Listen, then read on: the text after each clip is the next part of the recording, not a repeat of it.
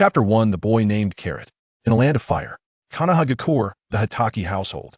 The tranquil night was abruptly shattered by the cry of an infant. Years swiftly passed. A small boy, with a head full of white hair clad in an orange martial arts uniform, was diligently training. 999, 1,000.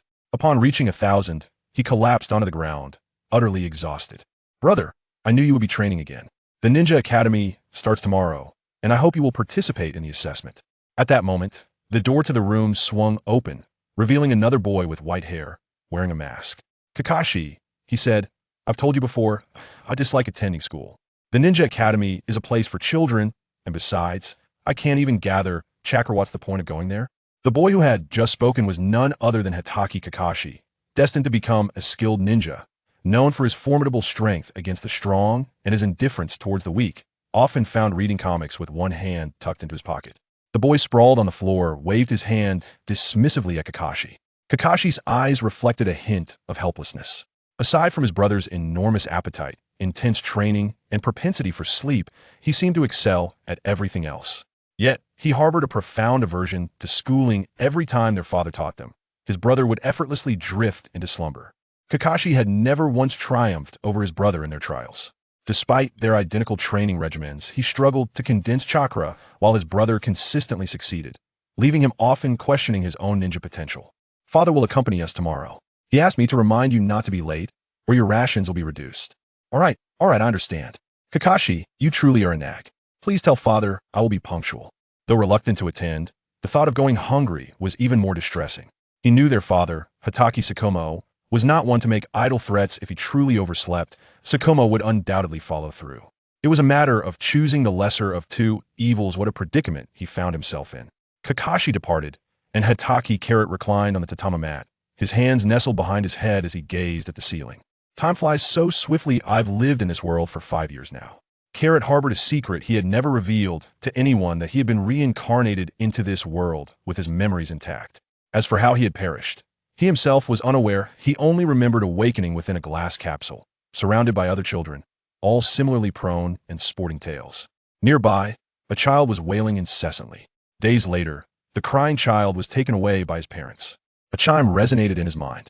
Welcome, host, to the Dragon Ball world, where you shall become a Saiyan and conquer the universe. Before he could fully comprehend the situation, another chime sounded. Oh no, incorrect timing. Planet Vegeta is under Frieza's annihilation. We are undergoing a second world jump. With a resounding boom, he opened his eyes to find himself in this world, with a weeping Kakashi beside him. He had become the elder brother of Kakashi, the firstborn son of Hatake Sakomo, a person who had never existed before Hatake Carrot. Not only did he possess the terrifying talent of Kakaroto, but he also came equipped with a system. His birth had caused quite a stir in Konoha, a little boy with a tail. Had his father not been known as the White Fang of Konoha, he would have likely been in grave danger. Despite having a system, it did not guarantee him a carefree existence. The system required Carrot sustenance. Ever since the system awakened a year ago, it had begun teaching Carrot the turtle school techniques. Yes, you read that correctly, teaching, not merely enhancing abilities. Every martial skill required the host to practice personally. The system merely opened the door, while the individual had to walk through it. It provided the training methods and crafted the training plan, but ultimately, how much one mastered depended on their own capability. Fortunately for him, Kakarato's aptitude for training was limitless. However, that was not the worst part. Throughout the year of training, 99% of the energy he accumulated was siphoned off by the system, which euphemistically labeled it as a system maintenance fee. To save you, my father was blown up, wouldn't you charge me? The system's demeanor was nothing short of infuriating. The sheer joy of accumulating energy was matched only by the torment of its extraction. Thankfully, being a Saiyan afforded him a certain resilience. After a year of training, sparring with Kakashi was hardly a challenge. It became one of the many joys of his training journey. The next morning, Carrot was surprised to see his father at home for breakfast, as sustaining a Saiyan was a tremendously costly endeavor. Hatake Sakomo, known in Konoha as a task fanatic, was perpetually accepting missions in a relentless pursuit of funds for milk money. His dedication was such that even the leader of the Umbu had been replaced to accommodate his workload. Perhaps this was the butterfly effect at play, and he wondered if he would face betrayal leading to his demise. "I'm starting," Carrot declared, and as he finished, he stacked plate upon plate, the height increasing with each serving. Every time Sakomo witnessed such a scene, he felt a twitch in the corner of his eye. "Sigh, It seems I'll have to take on even more missions. He could only console himself with the thought that a child with such an appetite was indeed a blessing. Kakashi could only lament, "You eat too much." Reclining on the tatami mat and rubbing his round belly, Carrot remarked, "I'm full." Seeing his son satisfied, Tsukumo said, "Carrot, if you do not wish to become a ninja, I won't force you. However, as my son, lacking any strength can be perilous." Tsukumo marveled at his eldest son's extraordinary talent, having witnessed the shocking emergence of ki during his training. It was a wholly new power. Yet, he was unable to guide him, left to watch as his son trained alone, feeling equally helpless about his son's progress. "Rest assured, father, I do wish to be a ninja. Being a ninja can earn money." The older he grew, the more he would eat. He couldn't voice the thought that he might become a burden to his father. "That's good to hear. Be sure to study diligently at school. Even if you cannot condense chakra, you can still be an exceptional ninja." Typically, one could not enroll in a ninja academy without the ability to condense chakra, but having a father like Tsukumo certainly opened doors. Tsukumo believed that it would not be difficult for his eldest son to surpass him. Having witnessed ki, he was firmly convinced of this. Moreover, as the elder brother, you must look after your younger sibling at school. "I can take care of him," Kakashi mumbled, standing behind the plate mountain. Neither Tsukumo nor Carrot were ordinary individuals. Kakashi's words reached their ears without a hitch. Yet, neither of them commented further. Tsukumo agreed with Kakashi's sentiment, and Carrot concurred as well. "Let's go to the ninja academy. We must not be late." "Yes, father," Carrot and Kakashi replied in unison. At this moment, Kakashi had yet to experience the harshness of war. He was still a proud child, harboring a fierce competitive spirit towards his brother. Though his strength paled in comparison to Carrot's, he felt superior in many other aspects. Such were the thoughts that occupied Kakashi's mind. Chapter 2: The Taijutsu Prodigy of Konoha. As Tsukumo and his two sons stepped out of the Hatake residence, the passers-by greeted Tsukumo with warmth and enthusiasm. Being a hero of Konoha, he had earned immense respect and admiration among the common villagers. Carrot watched the villagers with keen interest. They could be the most endearing of individuals or the sharpest of knives, later to pierce Tsukumo's heart. Kakashi, however, maintained a perpetual scowl, as if everyone owed him something, trying to project an air of coolness. Tsukumo greeted the villagers warmly, as the Hatake family, though a small clan, enjoyed harmonious interactions with the community. Upon reaching the academy's entrance, they were surrounded by parents accompanying their children. Indeed, the child of Lord Tsukumo. "What a fine-looking boy."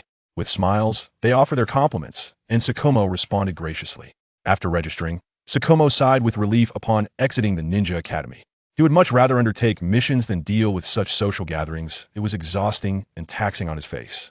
The academy's assessment primarily focused on physical prowess, a trivial matter for the Hatake brothers, who breezed through the evaluations with ease. In terms of ninjutsu and jinjutsu, most students managed to pass without difficulty, while Carrot, immune to jinjutsu and benefiting from the Hokage's endorsement, passed with flying colors. Kakashi, too, shone brightly, his brilliance as a genius evident during the entrance exams. However, there were some who faltered with physical talent, but lacking in ninjutsu and jinjutsu abilities. Just as they exited the school, Carrot and his companions encountered Might Guy and his father, their distinctive attire making them easily recognizable to Carrot. "Hello, it's a pleasure to meet you. I hope my son will be in good hands from now on." Tsukumo, aware of his son's personalities, initiated the greeting. Kakashi, puzzled by his father's words, wondered why he needed anyone's assistance. "Father," he said, exasperated, but Tsukumo ignored him and continued speaking to the others. "Please ensure you all get along well." "No, I cannot do that," Might Guy replied bluntly.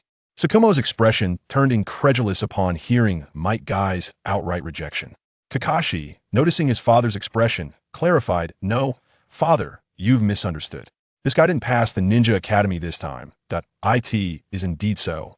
I sincerely apologize, as I was rather presumptuous at the school entrance," Konoha's Shikamaru awkwardly admitted, having committed the grave ninja error of inadequate information gathering. "Ha ha," Might Guy laughed nonchalantly. "Such is the situation. Is this matter truly amusing?" Kakashi inquired with a furrowed brow. "Hey, Kakashi, that is quite impolite," came the immediate reprimand from Shikaku. "Father, you are being even more impolite. This fellow is desperate to enroll in the academy, yet lacks any ninjutsu skills," Kakashi began, but paused upon recalling his elder brother's circumstances. His brother also lacked ninjutsu abilities, yet he found himself unable to surpass him. "Are you Kakashi?" Just as Shikaku was about to lead Kakashi and Kakarot away, Might Guy spoke up. "Hmm?" Kakashi replied, puzzled as he turned around. He saw the other man giving him a thumbs up, a broad smile illuminating his face, his white teeth sparkling brilliantly. "Thank you for remembering me." Upon hearing this, Kakashi's expression grew even more perplexed. "Haha, you're quite an interesting person," Kakarot chuckled as he approached Might Guy and patted him on the shoulder. This laughter left both Kakashi and Shikaku bewildered, though Might Guy and his father were accustomed to such reactions, having been the subject of mockery numerous times. "I believe in you. You shall undoubtedly become a remarkable ninja in the future. Your training will not deceive you." However, Kakarot's subsequent words left both father and son momentarily stunned and softened Might Guy's heart. Until now, he had only faced ridicule and disdain. This was the first time he received recognition from someone other than his father. "Really?" Tears welled in Might Guy's eyes. "Of course.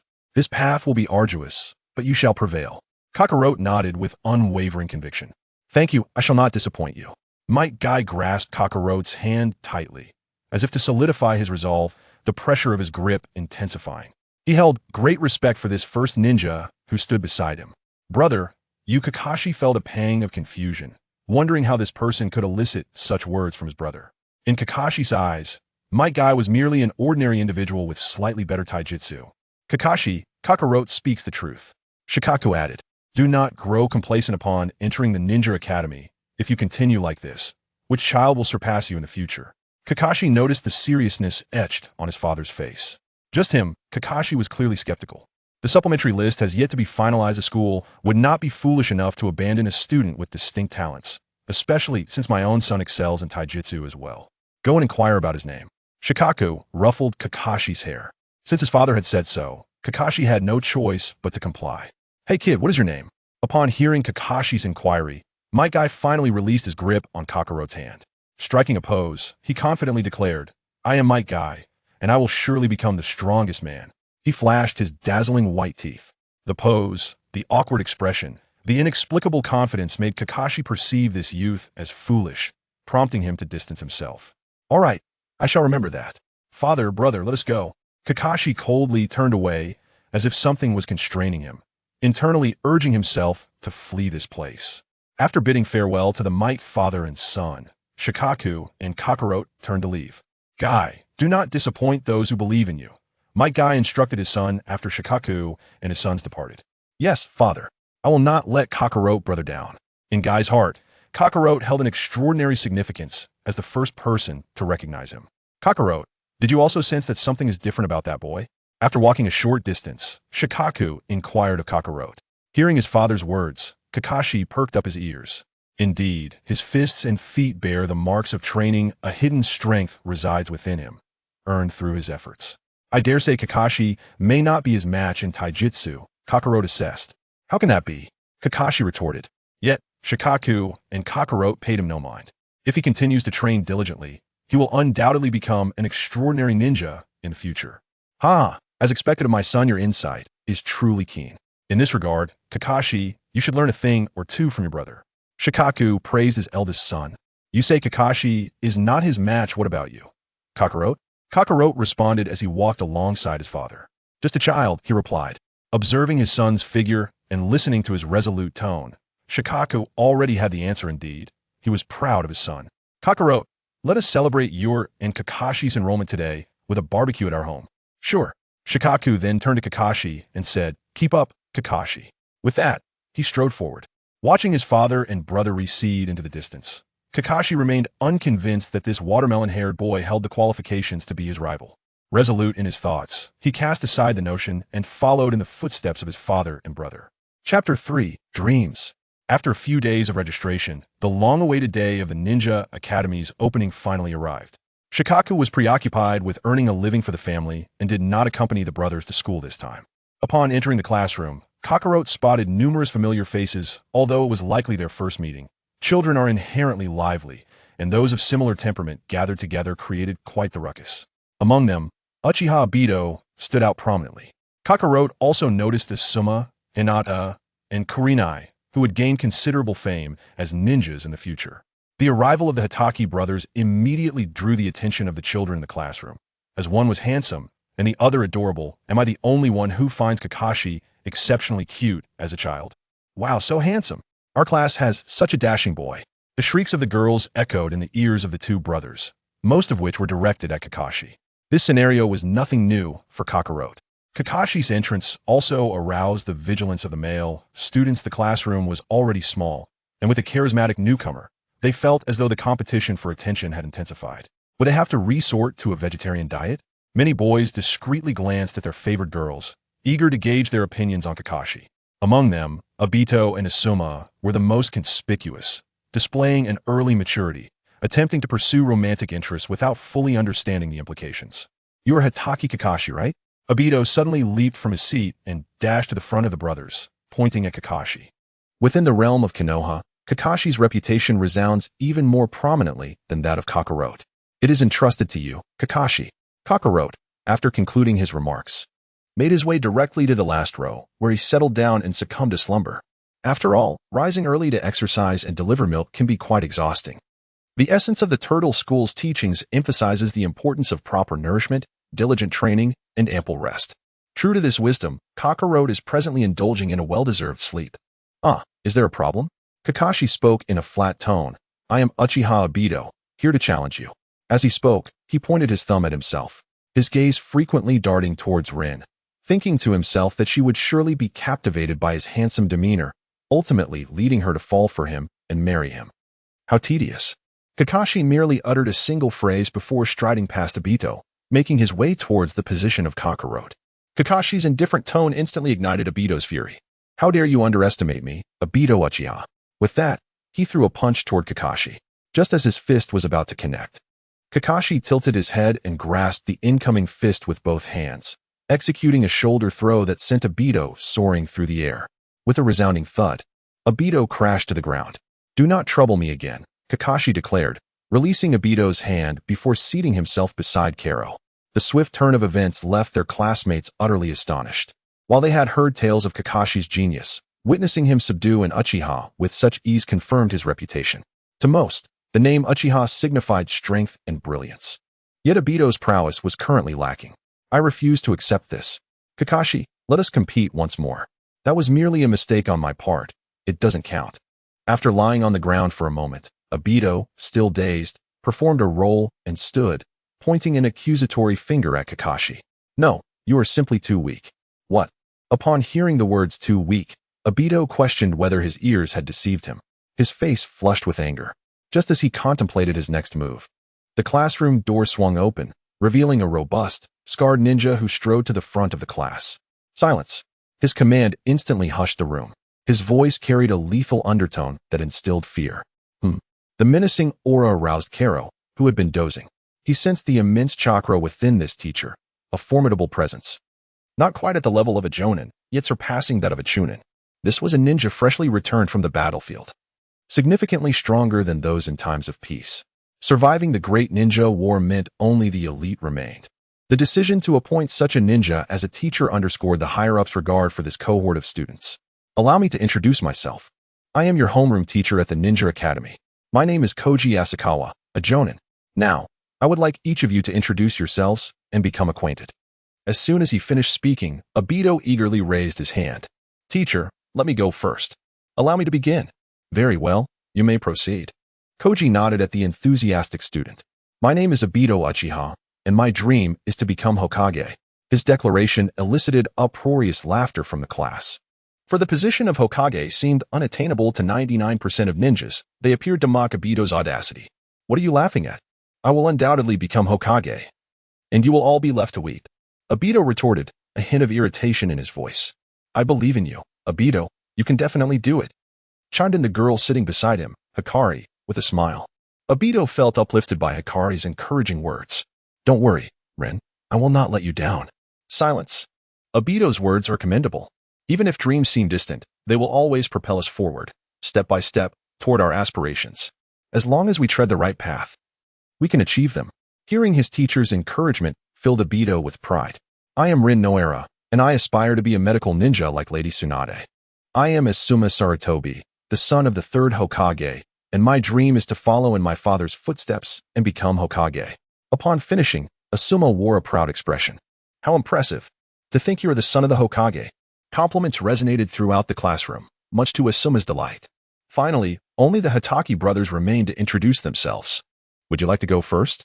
Carrot turned to Kakashi and said, "My name is Hatake Kakashi, and my aspiration is to become an exceptional ninja like my esteemed father."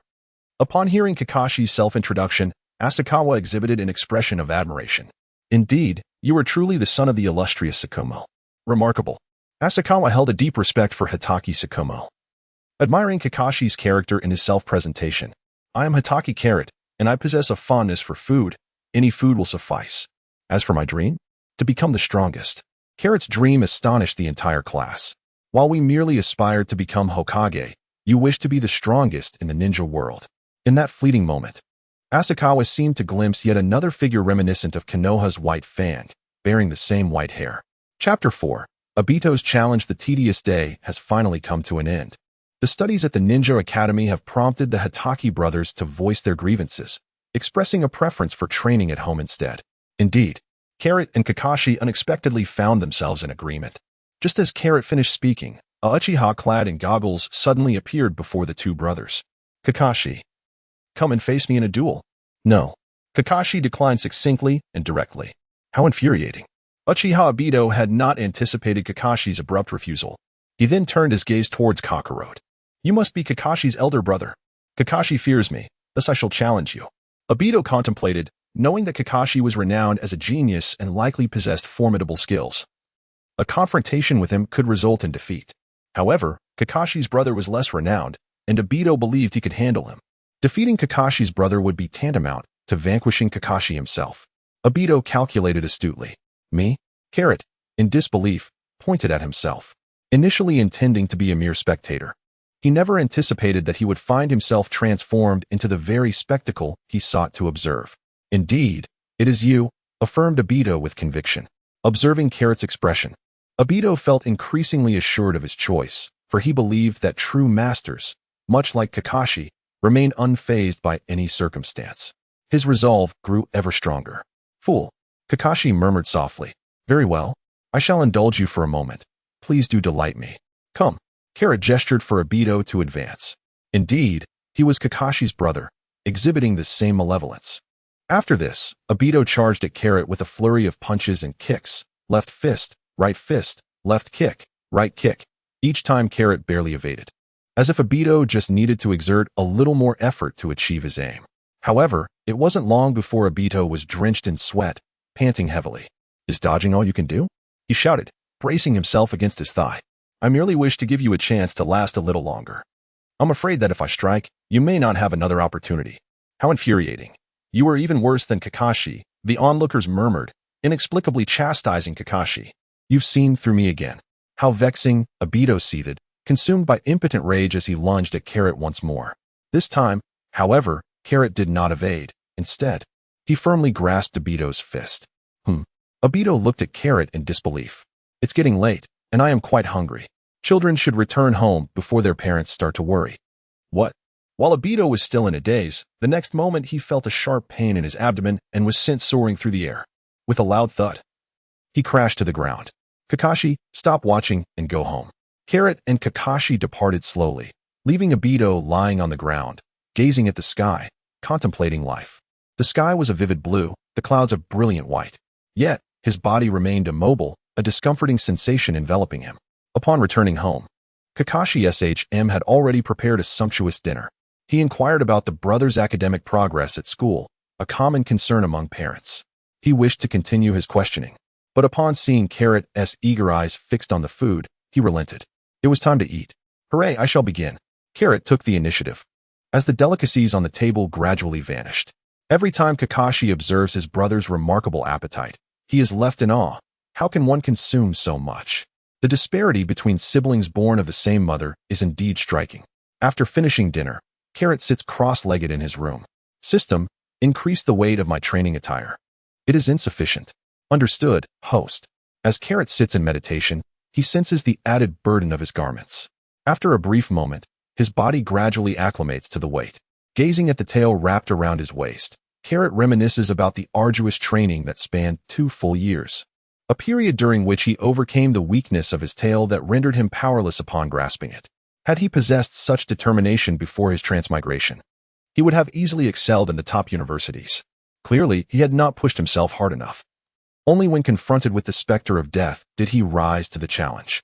Now, as he trains, his tail serves the additional purpose of providing a gentle breeze. Good night, system. Good night, host. Since his arrival in this new world, Carrot has regarded the system as a conversational companion. Although he often finds himself at odds with it, he appreciates its reliability. Thus, a tranquil and uneventful school life persisted for a week. Carrot did contemplate skipping class. Yet each time he entertained the idea, Kakashi would promptly retrieve him, admonishing that truancy would tarnish the honor of the Hatake family. Alas, his brother's authority is formidable.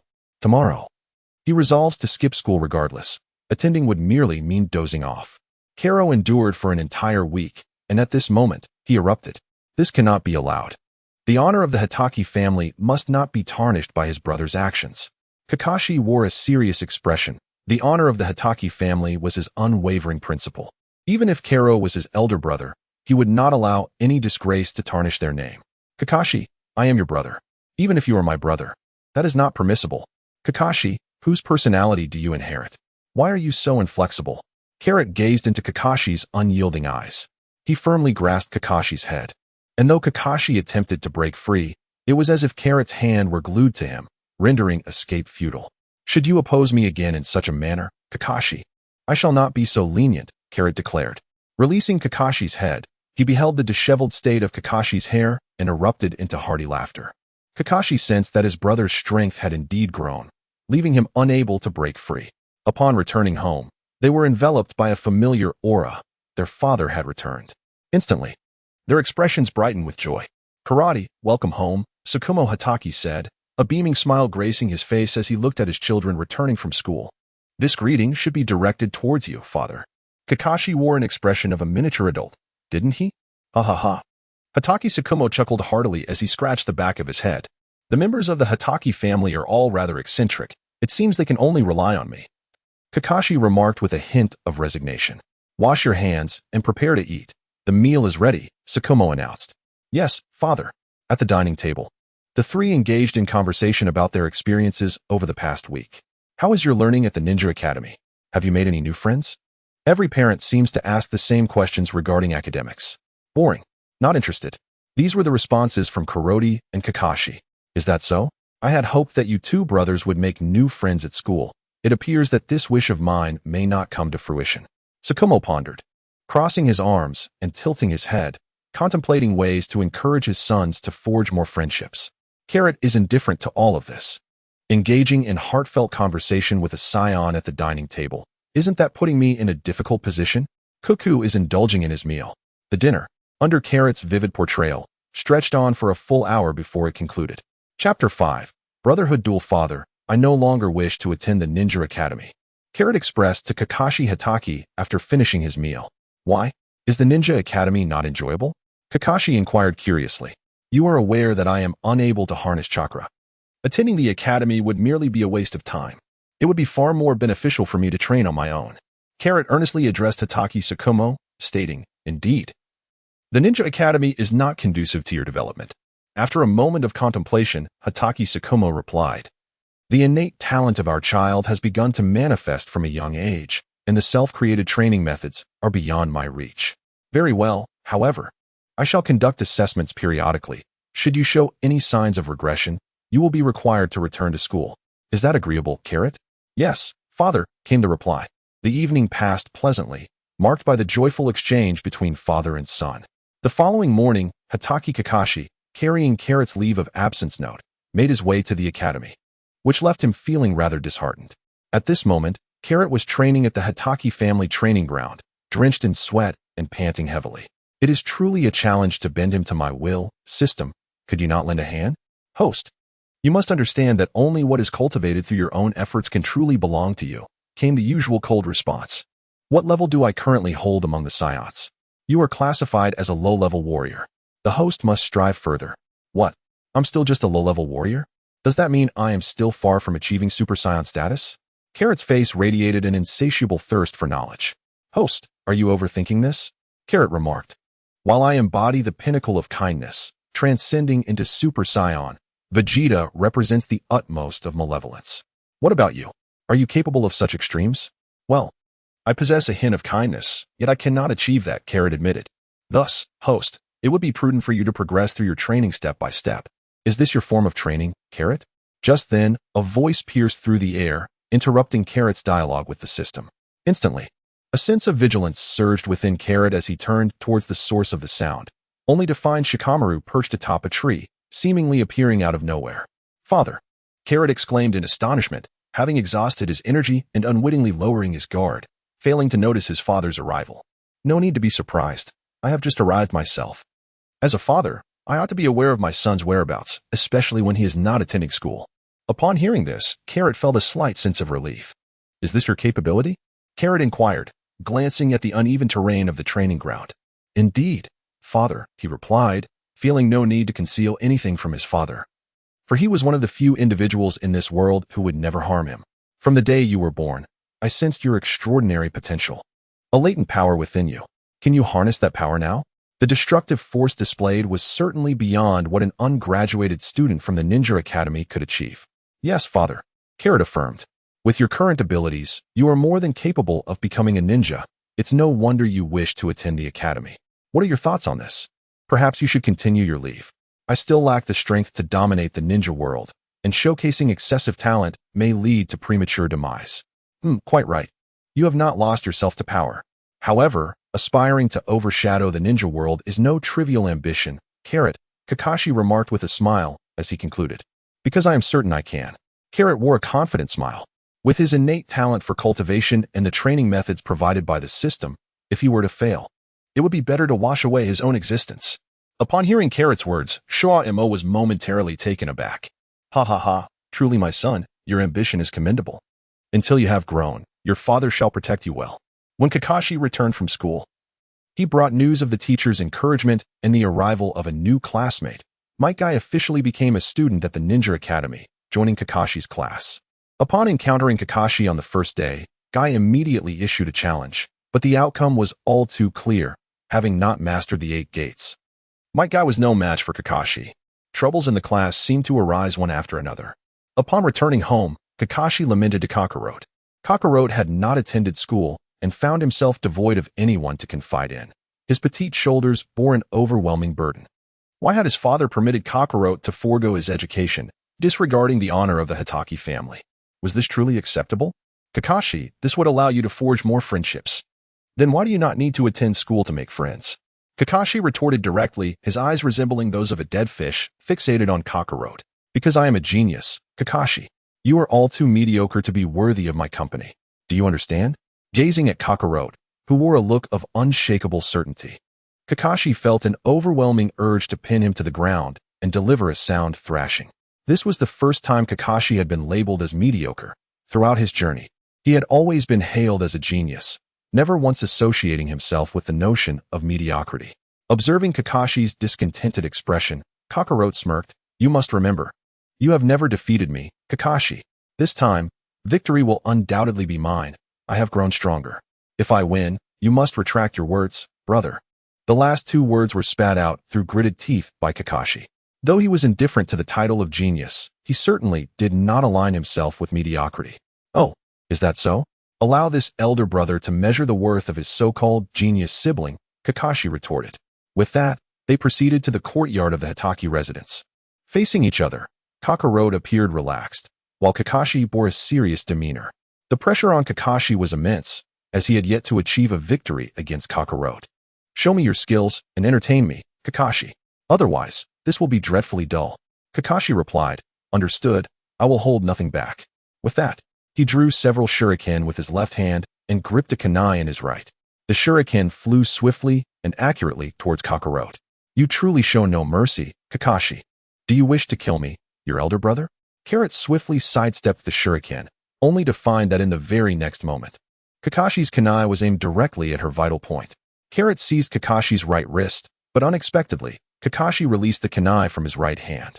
The falling kunai was deftly caught by his left hand, which then sliced upwards. Carrot, reacting with remarkable swiftness, released Kakashi's right hand and leapt backward. After brushing off his chest, Carrot remarked, Oh dear, you nearly got me there, Kakashi. Kakashi wore an expression of utter nonchalance. How infuriating. Be a bit more serious, brother. Otherwise, if you get hurt, I shall not be held accountable. Oh, is that so? Kakashi replied. Then I shall indeed take this more seriously. Do take care. Chapter 6. Early Graduation. How swift. Carrot dashed towards Carrot with astonishing speed. Kakashi's eyes were filled with astonishment. In an instant, Kuroti appeared before him, delivering a punch. Kakashi had only enough time to brace himself, crossing his arms protectively over his chest. Bang! Kakashi was hurled away by a tremendous force. Carrot's onslaught came in relentless waves. In the next instant, Carrot leaped into the air and delivered a powerful kick to the reeling Kakarot. Kakashi swiftly formed hand seals, and with a resounding bang, he transformed into a wooden log, which was subsequently shattered by Kuroti's kick. Kakashi had skillfully employed the substitution technique to evade the attack. Do you intend to kill me, you scoundrel? Kakashi gritted his teeth and exclaimed, how could that be? My brother is a genius of Konoha. He can certainly evade such an attack. Carrot spoke with an air of nonchalance. Kakashi gazed at the shattered wooden fragments, his lips twitching slightly. Will you come again? Of course, I have not been defeated, Kakashi replied. With that, he grasped a kunai in each hand and advanced towards Kakarot using a serpentine movement. The two kunai in Kakashi's grip danced through an ever-changing array of offensive maneuvers, thrusting, slicing, and darting forward. Yet, each time he was on the verge of striking Kakarot. The latter narrowly evaded the attack. Come on, Kakashi, your strikes are nearly upon me. Humph, your incessant chatter is truly irksome. Kakashi remarked with a hint of disdain that from a young age, Kakarot had displayed an extraordinary talent, which had always led his father to insist that Kakashi attend Kakarot's school, inciting a sense of jealousy within him. He pondered whether, had he been born first, Kakarot's gifts would have been his own. Within Kakashi's heart lay a tinge of jealousy towards Kakarot. I shall not yield, he declared, and with that, Kakashi intensified his onslaught, swift enough that Kakarot found himself struggling to keep pace. Truly, Kakashi thought, how admirable is my younger brother. The thought of being surpassed by him is a source of embarrassment for an elder sibling. In an instant, Kakarot vanished from Kakashi's sight, employing the body flicker technique. However, a fleeting thought crossed Kakashi's mind, only to be dismissed. His brother lacked chakra. Before he could fully comprehend the situation, Kakarot landed a powerful punch to Kakashi's abdomen, causing him to double over and kneel on the ground, cradling his midsection. Standing beside him, Kakarot proclaimed, You have lost, Kakashi. Kakashi clutched his stomach, retching once more. He had succumbed to his brother yet again. However, the manner of his defeat remained consistently humiliating.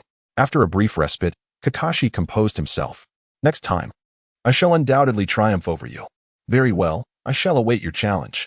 Karato chuckled, growing ever more spirited. Kakashi, how did you manage to vanish in an instant just now?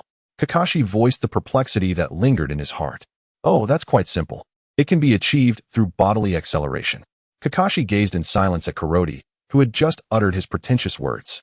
Time flew swiftly, and in the blink of an eye, 6 months had passed. Kuroti had taken a full year off, and today he made his appearance at school, drawing the attention of the entire class. Kuroti, your illness has finally subsided, allowing you to attend classes once more.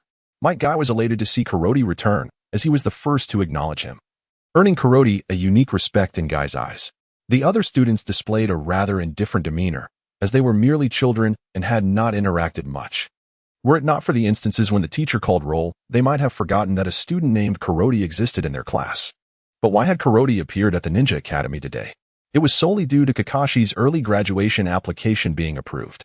Today marked Kakashi's graduation assessment, and as his guardian, Kuroti came to witness Kakashi become the fastest ninja to graduate from the academy. At this moment, the playground of the Ninja Academy was filled with onlookers. After all, Kakashi was the only student to participate in graduation assessments so soon after the semester began. Such an occurrence had never transpired before at the academy, with Kakashi paving the way as the first of his kind. Is today the day of Kakashi's graduation assessment? In the Hokage's office, the third Hokage was observing the scene at the Ninja Academy through his crystal ball. Indeed, Lord Hokage, how has the eldest son of Hatake Tsukumo performed? Yuan Fei Risen inquired further. The Umbu operative seemed somewhat hesitant in response. Yuan Fei Risen grew intrigued. The eldest son, Kuroti, has taken a year-long sick leave. That shouldn't be, he replied. If the son were unwell, Tsukumo's workload would decrease. However, it seems to have increased instead. Upon noticing the Hokage's misunderstanding regarding the illness, the Umbu quickly clarified, coughs, fevers, stomachaches, sprained ankles, and gastrointestinal issues, Kuroti has experienced an array of ailments throughout the year, without repetition. Upon hearing the Umbu's response, Yuan Fei risen momentarily lost focus, allowing ash from his cigarette to fall upon his robe. You may leave now. Yes, came the reply as the Umbu knelt before vanishing with a body flicker technique. Kuroti, who has been ill? Yuan Fei risen pondered. Observing Kuroti now present on the playground through the crystal ball, it seemed that Kuroti sensed someone watching him, for he lifted his gaze upward. That single glance astonished Yuan Fei risen. What remarkable perception! What secrets do you harbor, Kuroti? Is it the third Hokage? Carrot's expression was somewhat solemn at this stage. She preferred not to reveal her true capabilities, for attracting unwanted attention could lead to complications. The examination conducted by Kakashi Hatake has commenced, capturing Carrot's attention. Next comes the graduation assessment, led by Kakashi Hatake. Before the examination begins, I reiterate, Kakashi Hatake, are you certain you wish to undertake the graduation assessment early? The difficulty will increase due to your early participation. The homeroom teacher, Asakawa, inquired earnestly. Yes, I am certain, he replied. Kakashi spoke with a solemn expression. Kakashi, how handsome he is. The cheers and shouts echoed continuously. As a prodigious youth blessed with both looks and talent, he had numerous infatuated female admirers at the Ninja Academy. Kakashi, you must succeed. Rin clasped her hands together in prayer for him. In response to Rin's gesture, the first king of jealousy, Aito, felt an overwhelming envy towards Kakashi. If you fail, Kakashi, I will not forgive you. Due to Rin's influence, Aito shared a faint bond with Kakashi. Go for it. Kakashi, as my lifelong rival, only I can defeat you. Mike gave a thumbs up, cheering for Kakashi. The entire class rallied behind Kakashi, for if he succeeded, their own faces would shine with glory. Subsequently, Asakura outlined the content of Kakashi's assessment. Alright, since you are prepared, your challenge will be to endure 10 strikes from a Chunin. If successful, you will graduate as a genin. Do you understand? As Asakura's words fell, a wave of astonishment swept through the crowd. Whispers erupted below, questioning if this task was too formidable. Understood. Kakashi remained unfazed and replied calmly. Upon hearing Kakashi's response, Asuma began to feel a measure of respect for him. He could not maintain such composure in the face of a battle against a Chunin. Subsequently, Asuma took note of Carrot, a smile unconsciously forming at the corners of his mouth. Carrot, are you not the least bit concerned about Kakashi? Why should I be worried? It's merely a matter of enduring 10 strikes. Kakashi will manage it. Upon hearing this, Asuma could sense the unwavering confidence Carrot had in Kakashi. Chapter 7. Carrot's assessment at that moment. A ninja wearing a forehead protector approached Kakashi, appearing to be around 15 or 16 years of age. You are the genius Hatake Kakashi. A talent like yours should not be thrust into the role of a ninja too early. Surrender. The challenger addressed Kakashi with a hint of protectiveness, unwilling to see Konoha's genius face undue peril from rival villages. No need for that. I will prevail. Very well. Let me witness the prowess of the genius Hatake Kakashi. With both parties prepared, the assessment commenced. At the referee Ishikawa's command, Kakashi and his opponent charged at each other, their kunai clashing in an instant, creating sparks from the friction. Both combatants then simultaneously took a step back. Impressive. The onlooking students gasped in admiration, having witnessed Kakashi successfully defend against the Chunin's assault. Their praises were directed at Kakashi. He truly is the son of the White Fang. The observing ninjas and teachers regarded Kakashi with appreciative gazes. Most of the ninjas present were veterans of the Great Ninja Wars, having witnessed the White Fang's remarkable contributions to Konoha during the Second Great Ninja War, earning their heartfelt respect. Seeing the performance of the White Fang's son elicited their admiration. Truly, the apple does not fall far from the tree. Indeed, he is a prodigy. His speed is remarkable. From the earlier clash, it was evident that while Kakashi's strength might not surpass that of his opponent, his speed was on par. It was inconceivable that a 5-year-old child could possess such abilities. The title of genius was undoubtedly deserved. Gone was any previous underestimation. Failure was not an option now. Time was of the essence. The voice of Kakashi resonated, interrupting the contemplations of the Chunin, as several shuriken flew from his hand towards the Chunin. Upon hearing Kakashi's words, the Chunin snapped back to reality, reacting swiftly to deflect the shuriken with precise kunai strikes. Although Kakashi's shuriken skills were commendable, those who had survived the Great Ninja War were not easily harmed by this assault. Instead, it prompted them to take the situation more seriously. I retract my earlier suggestion for you to concede. I am now fully committed. Their gazes sharpened. The arena transformed into a contest of taijutsu, eliciting nods of approval from the surrounding ninjas. They observed that while Kakashi's strength was inferior to that of the Chunin, he held a slight edge in technique. However, given the duration of the battle, Kakashi was destined to lose. Yet, this was a ninja examination, constrained by time, a factor that could aid Kakashi's success, which the Chunin also recognized. Shadow clone technique. With a poof, a cloud of white mist enveloped the area, and the Chunin launched a 2-on-1 offensive against Kakashi. Witnessing the use of the shadow clone technique, Kakashi's expression grew more solemn. Though he could also employ this technique, his chakra reserves were limited. Utilizing it now would deplete half of his chakra, rendering it unwise. Be cautious, Kakashi, came a friendly warning as two figures charged towards him from different directions. What had initially seemed a slight disadvantage now turned into a precarious situation. This cannot continue. Otherwise, I will surely lose. Kakashi contemplated his strategy. Retrieving several shuriken from his ninja tool pouch, which he swiftly hurled towards his opponent while rapidly forming hand seals. The technique of shuriken multiplication manifested, instantly doubling the projectiles. The Nin, caught off guard, could have managed a few shuriken, but a dozen proved insurmountable. Utilizing the shadow clone technique, he exchanged positions with his clone, helplessly watching as it was obliterated. Mastering even the shadow clone technique, he truly exemplified the essence of a prodigy.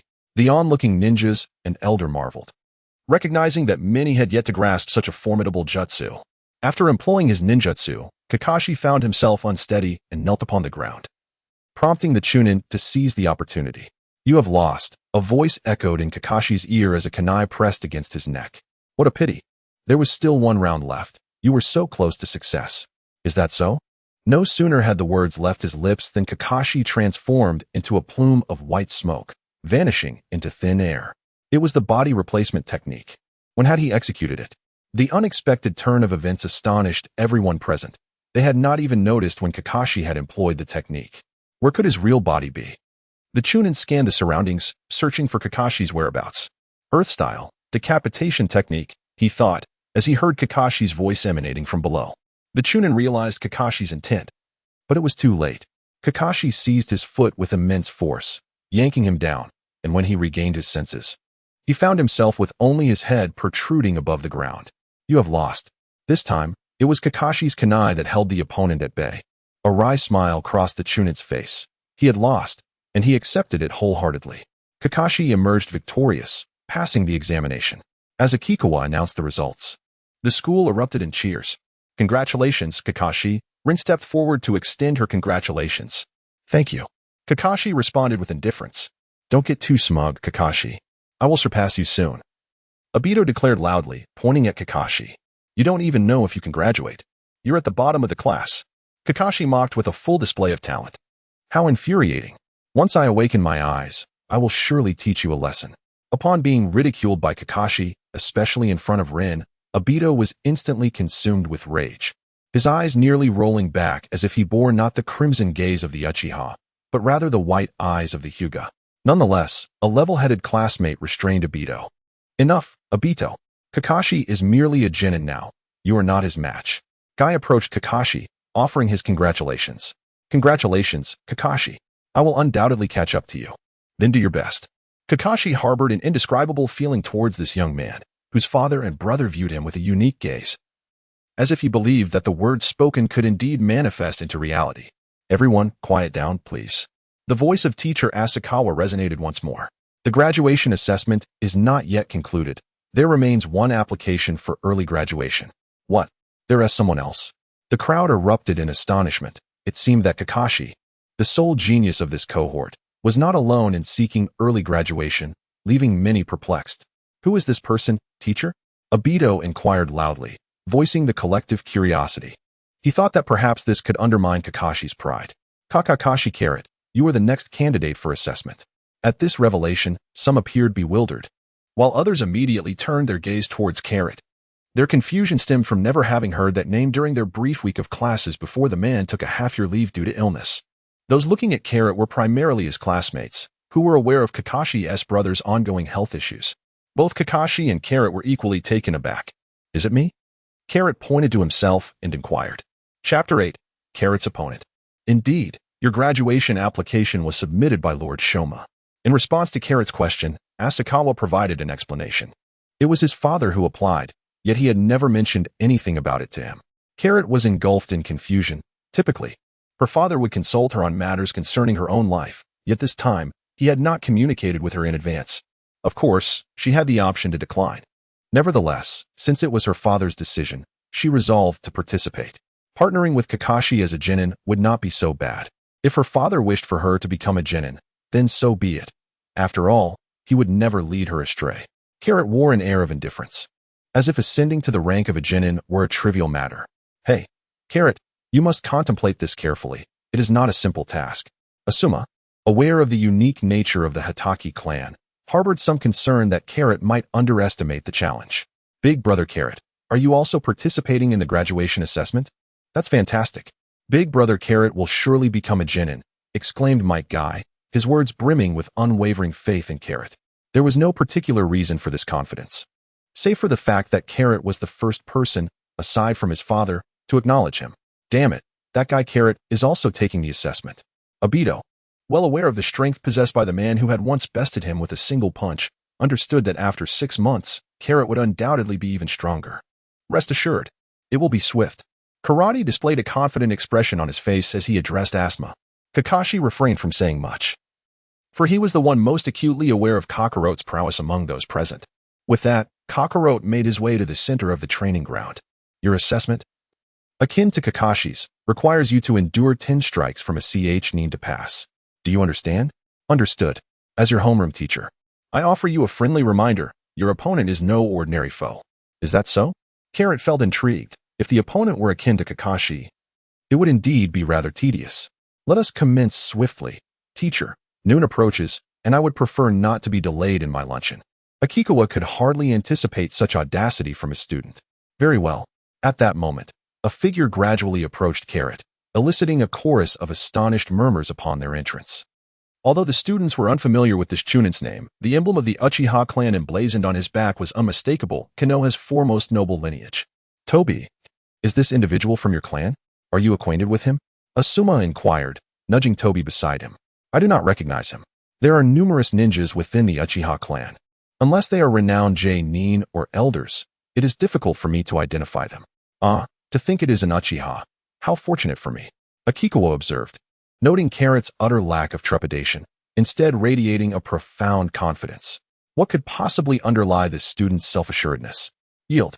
Though you are the son of Hatake Sakumo, you are far from my equal, the adversary declared coldly. This innate confidence stemmed from the Uchiha's formidable legacy. While Hatake Sakumo was indeed powerful, the Hatake clan boasted strength only in him. Is that so? Then allow me to witness the might of the Uchiha. Should I best you, it would indeed be a source of great embarrassment. Defeat me? A mocking expression danced across the opponent's face, only to be swiftly replaced by an icy demeanor. You shall pay the price for your ignorance. With that, a palpable aura of menace emanated from him. Carrot, keenly attuned to his surroundings, discerned that this ninja had traversed the battlefield and taken lives, far surpassing the strength of Kakashi's adversaries. Is that so? Then let us see what price you wish for me to pay. After Carrot spoke, his tone remained calm and unchanged. At this moment, Asakawa interjected, stating that since both parties were prepared, the assessment would commence. Asakawa's intervention stemmed from a concern that Carrot might provoke the opponent, leading to potential repercussions. After all, he had to look after his own student. He could not comprehend why Lord Hokage would designate a Uchiha as Carrot's adversary. In typical graduation assessments, it was common for ordinary genin to serve as opponents, with only exceptionally talented ninjas facing stronger examiners. It baffled Asakawa why a sickly individual like Carrot would attract such attention from the Hokage. He could only hope that the Uchiha would not be overly harsh. Please, make your move first. I fear that if I strike, you might lose immediately. Oh, then I shall comply with your request. In an instant, Carrot appeared before his opponent, despite the several meters that had separated them moments before. So swift. This sentiment echoed not only from the opponent, but also among the students, teachers, and ninjas present. Was this truly the extent of Carrot's prowess? Asuma, astonished, remarked that while he had sensed Carrot was extraordinary, he had not anticipated such a remarkable display. No. This is merely a fraction of his true strength. His abilities extend far beyond this. Kakashi stood beside Asuma and remarked, stronger than you? Asuma inquired. Aware that during their practice sessions at school, he had never lasted more than 3 rounds against Kakashi, which illuminated the chasm between him and the prodigy. I have never emerged victorious in battle against him. Upon hearing this, one couldn't help but gasp in astonishment, as if contributing to the greenhouse effect. Should such a phenomenon exist in the ninja world? Kakashi is widely recognized as a prodigy among ninja academies, yet this remarkable talent has never once triumphed over Carrot. This raises the question of just how extraordinary Carrot's abilities truly are. Previously, Carrot was known as the brother of the genius Kakashi. But now you imply that his talents outshine even Kakashi's. Is it not astonishing? When Carrot delivered a punch, his opponent raised both hands defensively before his chest. Although the punch was blocked, the force was so tremendous that it propelled the opponent backward several meters, leaving a distinct mark on the ground, an undeniable testament to the sheer power behind it. Truly impressive, the Uchiha clan was unexpectedly sent flying by my hand. Carrot did not pursue his advantage, but instead stood still, slowly articulating, "Very well, I concede that I beheld you first. However, your fortune shall not extend any further." With that, he produced several shurikens and hurled them directly at Carrot. When it comes to the art of shuriken throwing, none surpassed the Uchiha clan. The trajectories of the shurikens were unpredictable, encircling Carrot from all directions, leaving him no opportunity for evasion. Such trivial skills, Carrot mused. He too was familiar with shurikens, albeit without the same finesse as the Uchihas. After all, who would bother mastering such low-damage ninja tools when one could simply defeat an opponent with sheer force? Standing firm, Carrot bent his arms upward and exclaimed, "Ha!" to the astonishment of all present. The shurikens that had been aimed at him suddenly reversed course and embedded themselves into the ground. Chapter 9. The formidable strength of Carrot reveal your true capabilities. These petty tricks are hardly worthy of display. With that, he declared, "Allow me to demonstrate the genuine prowess of the Uchiha clan." As he spoke, the corners of his eyes shifted to a blood-red hue, 2 comma-like symbols swirling within. The Sharingan. Carrot gazed curiously into his opponent's eyes, experiencing the Sharingan for the first time. Indeed, the Sharingan exuded an ominous aura, inducing considerable discomfort. "Kakashi, do you see? This is the Sharingan of the Uchiha clan. Once I awaken my eyes, I shall surely defeat you." "Humph, you think you can even open your eyes? We'll see about that." Nevertheless, Kakashi's attention remained steadfastly on Carrot. Despite the opponent possessing the Sharingan, Kakashi's confidence in Carrot's ability to triumph remained unshaken. "Come at me, and let me demonstrate the might of the Uchiha Sharingan," he taunted, a smirk playing on his lips. Upon hearing his opponent's arrogant words, Carrot couldn't help but grin. "You truly have a short memory. Have you already forgotten the lesson you just learned? Is it the Sharingan that gives you the audacity to speak to me this way?" With that, Carrot threw a punch aimed directly at his opponent's face. However, this time, the adversary deftly sidestepped, utilizing the speed granted by the Sharingan. "You cannot escape my gaze. All your attacks are futile," the opponent declared confidently. Your speed has indeed increased slightly. This could pose a challenge." Carrot appeared to concur with her opponent's words, nodding in agreement. "As long as one can execute an attack faster than your reaction speed, it seems that even if you perceive it, it will be of no consequence." "Will it?" Carrot activated his body, as if preparing for a warm-up. "Now, I'm about to commence." In an instant, his opponent's Sharingan pupils constricted, completely losing sight of Carrot's figure, searching frantically. "I am right here." Suddenly, Carrot's voice resonated behind his adversary, who instinctively turned around, only to find Carrot standing directly behind him. Before he could react, a sharp pain gripped his abdomen as Carrot's fist struck true. He perceived the trajectory of Carrot's assault, yet his body failed to respond in time. Even with his eyes witnessing the attack, evasion was futile. "Had I intended to kill you just now, you would already be dead. Is this what you refer to as the formidable Uchiha?" This remark darkened his opponent's expression, the words he had just uttered now biting back with ferocity. A surge of fury welled up within him. How could he possibly swallow such indignation? "You shall not have another opportunity." The opponent's tone was laced with rage. This was not the first time he had heard such words. His ears were nearly calloused from repetition. Carrot made a gesture as if to clean his ears. How infuriating. Kuroti's words left him feeling quite embarrassed. This time, his opponent no longer underestimated him, regarding him as a true rival. The adversary opted for a proactive approach, swiftly charging towards Kuroti and launching a direct punch at him. Carrot did not remain passive. He deftly sidestepped, grasping his opponent's arm and preparing to execute a shoulder throw. However, it seemed his adversary anticipated his intentions. swiftly producing a shuriken with his left hand and making a swift slash in Carrot's direction. Faced with this peril, Carrot was compelled to release his grip and retreat a few steps. The Sharingan truly is troublesome. Now, let us see what you can do, little brat. As he uttered these ominous words, his hands did not remain idle. He swiftly formed hand seals. Shadow clone technique. With a series of explosive sounds, 3 shadow clones materialized, encircling Carrot.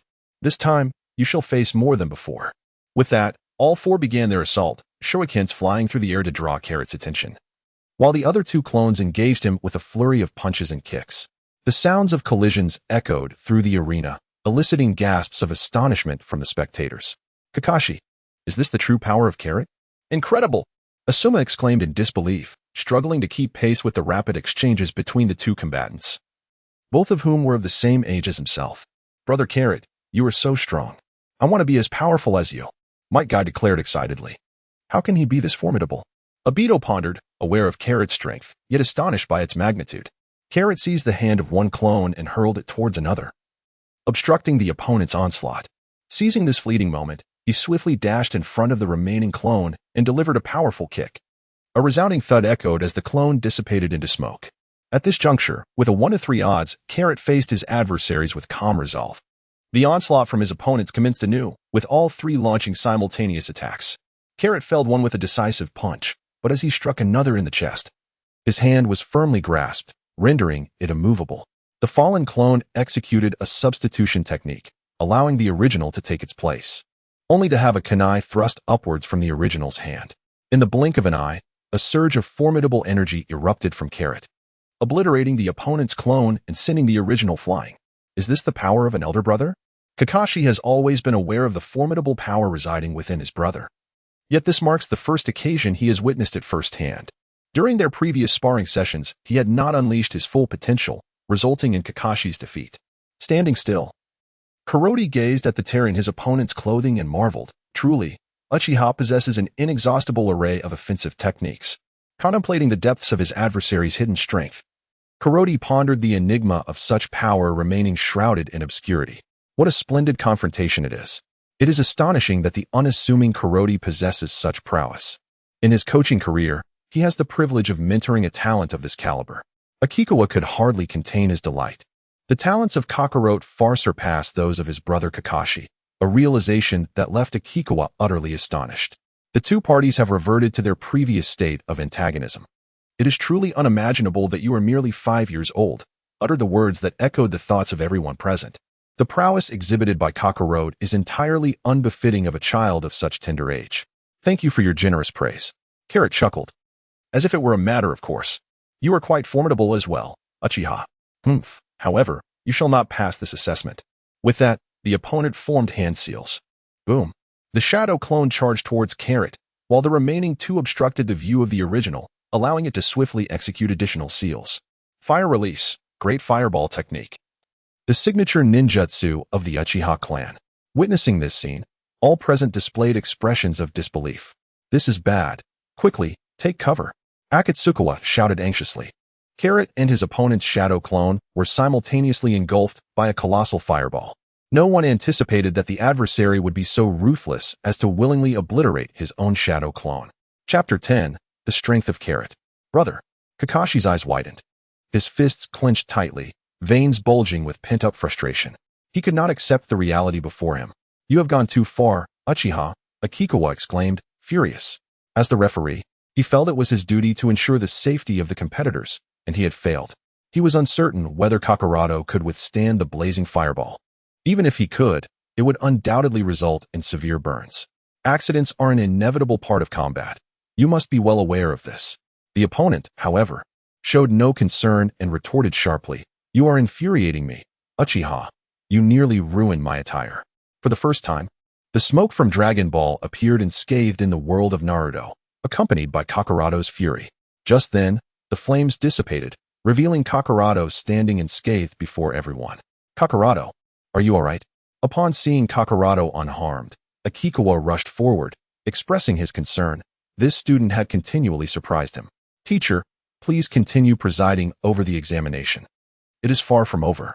Carrot's demeanor remained flat, suppressing his emotions like the calm before a volcanic eruption. You have endured 10 strikes. You have passed the assessment. Akagawa wished for Carrot to refrain from engaging in a duel with the perilous Uchiha. It was far too dangerous. May I request to continue the assessment? What do you intend to achieve? It would be wise to know when to withdraw. I simply have not had enough. I seek a release. No, Akagawa promptly declined. Then let us consider it a friendly exchange between a Genin and a Chunin. As soon as Akagawa's words fell, the Uchiha's voice echoed. Perfectly agreeable. With that, Carrot's figure vanished from Akagawa's sight, leaving only the sounds of fists and feet clashing.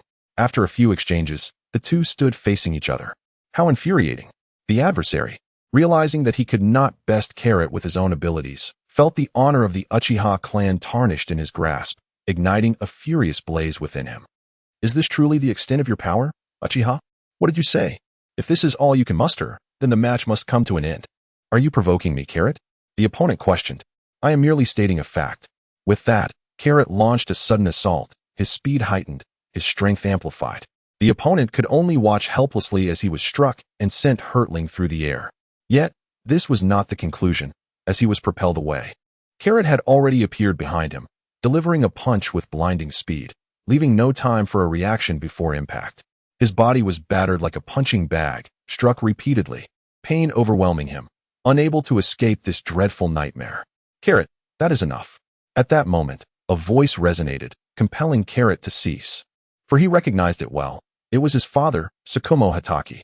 The Uchiha's body plummeted from midair, collapsing weakly to the ground. Although Carrot had spared his life, he had shattered several of his bones, ensuring that recovery would take no less than 6 months, accompanied by intense pain, for Carrot was somewhat petty. Carrot, refrain from inflicting such heavy blows on the villagers next time, Tsukumo Hatake advised as he approached his son.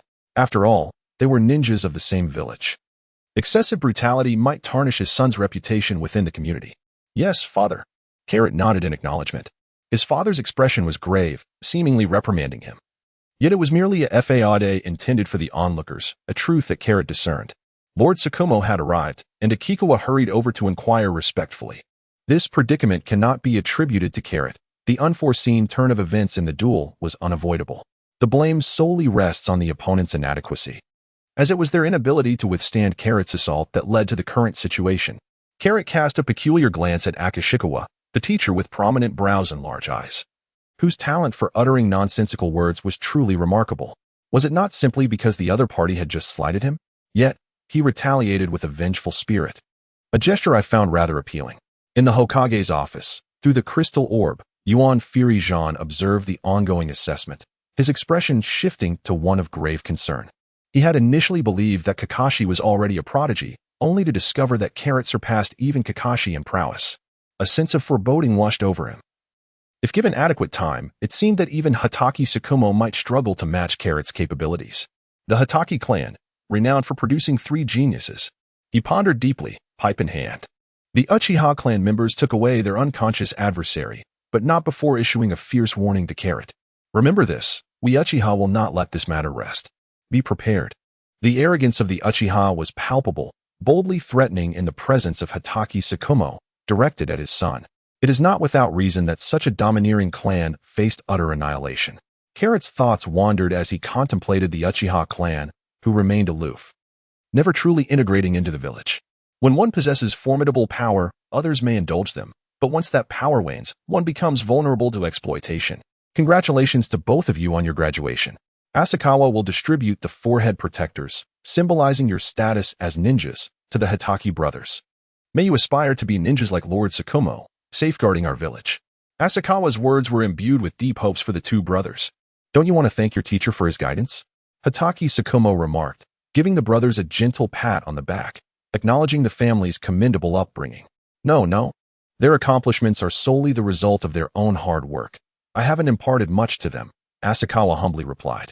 In truth, faced with such prodigious talents, Asakawa felt no need to teach. They would flourish on their own, devoid of any sense of fulfillment as a mentor. Kakashi, just you wait. I will defeat you once I become a Genin, Aito called out as they were about to depart. Let us see if you can even make it to Genin. You laggard, Kakashi retorted. Kakashi spoke coldly, damn it. Behind Kuroti, Might Guy declared, I will not let you down, brother Kuroti. I shall undoubtedly become a ninja. You can certainly achieve that. Guy, You possess more strength than you realize. Carrot responded, his voice imbued with an undeniable conviction. Upon hearing Carrot's reply, Mike Kai felt as though he had discovered the path forward, illuminating the future ahead. Inspired by this, his classmates, in this increasingly precocious world, became more dedicated to their training, questioning why the Hatake brothers could achieve such feats while they could not. A fervor for training surged through the ninja school. Back at home, the 3 male members of the Hatake family gathered together. Tomorrow, the 2 of you will be assigned to a seasoned Jonin and begin undertaking missions. Are we a team, father? Kakashi inquired. Not at all. Initially, I contemplated forming you into a team, but upon further reflection, I believe it is more beneficial for you to be separated. I share the same sentiment, came the reply. Kakashi nodded, genuinely reluctant to team up with Kakarot. Although Kakarot possessed formidable strength that would undoubtedly facilitate their missions, the burden of constantly standing beneath the shadow of someone more powerful proved to be quite disheartening. It was truly excessive. How could his younger brother harbor such aversion to joining forces with his elder sibling? Wasn't the world of Naruto supposed to favor brotherly bonds? Had he inadvertently stepped into a false rendition of the Naruto universe? Kakarot, step outside with me. I wish to witness your true capabilities, suddenly declared Shikaku Hatake.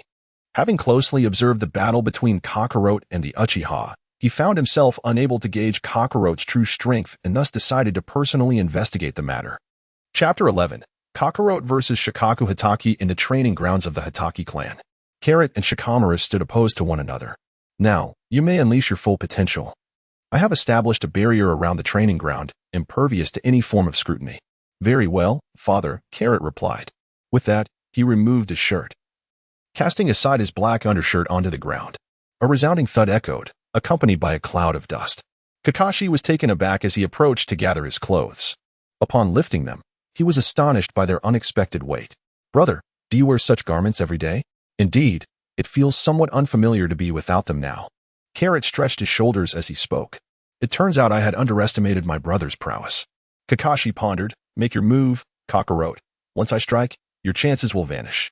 This was not mere arrogance from Hatake Tsukumo, but rather an extraordinary confidence in his own abilities.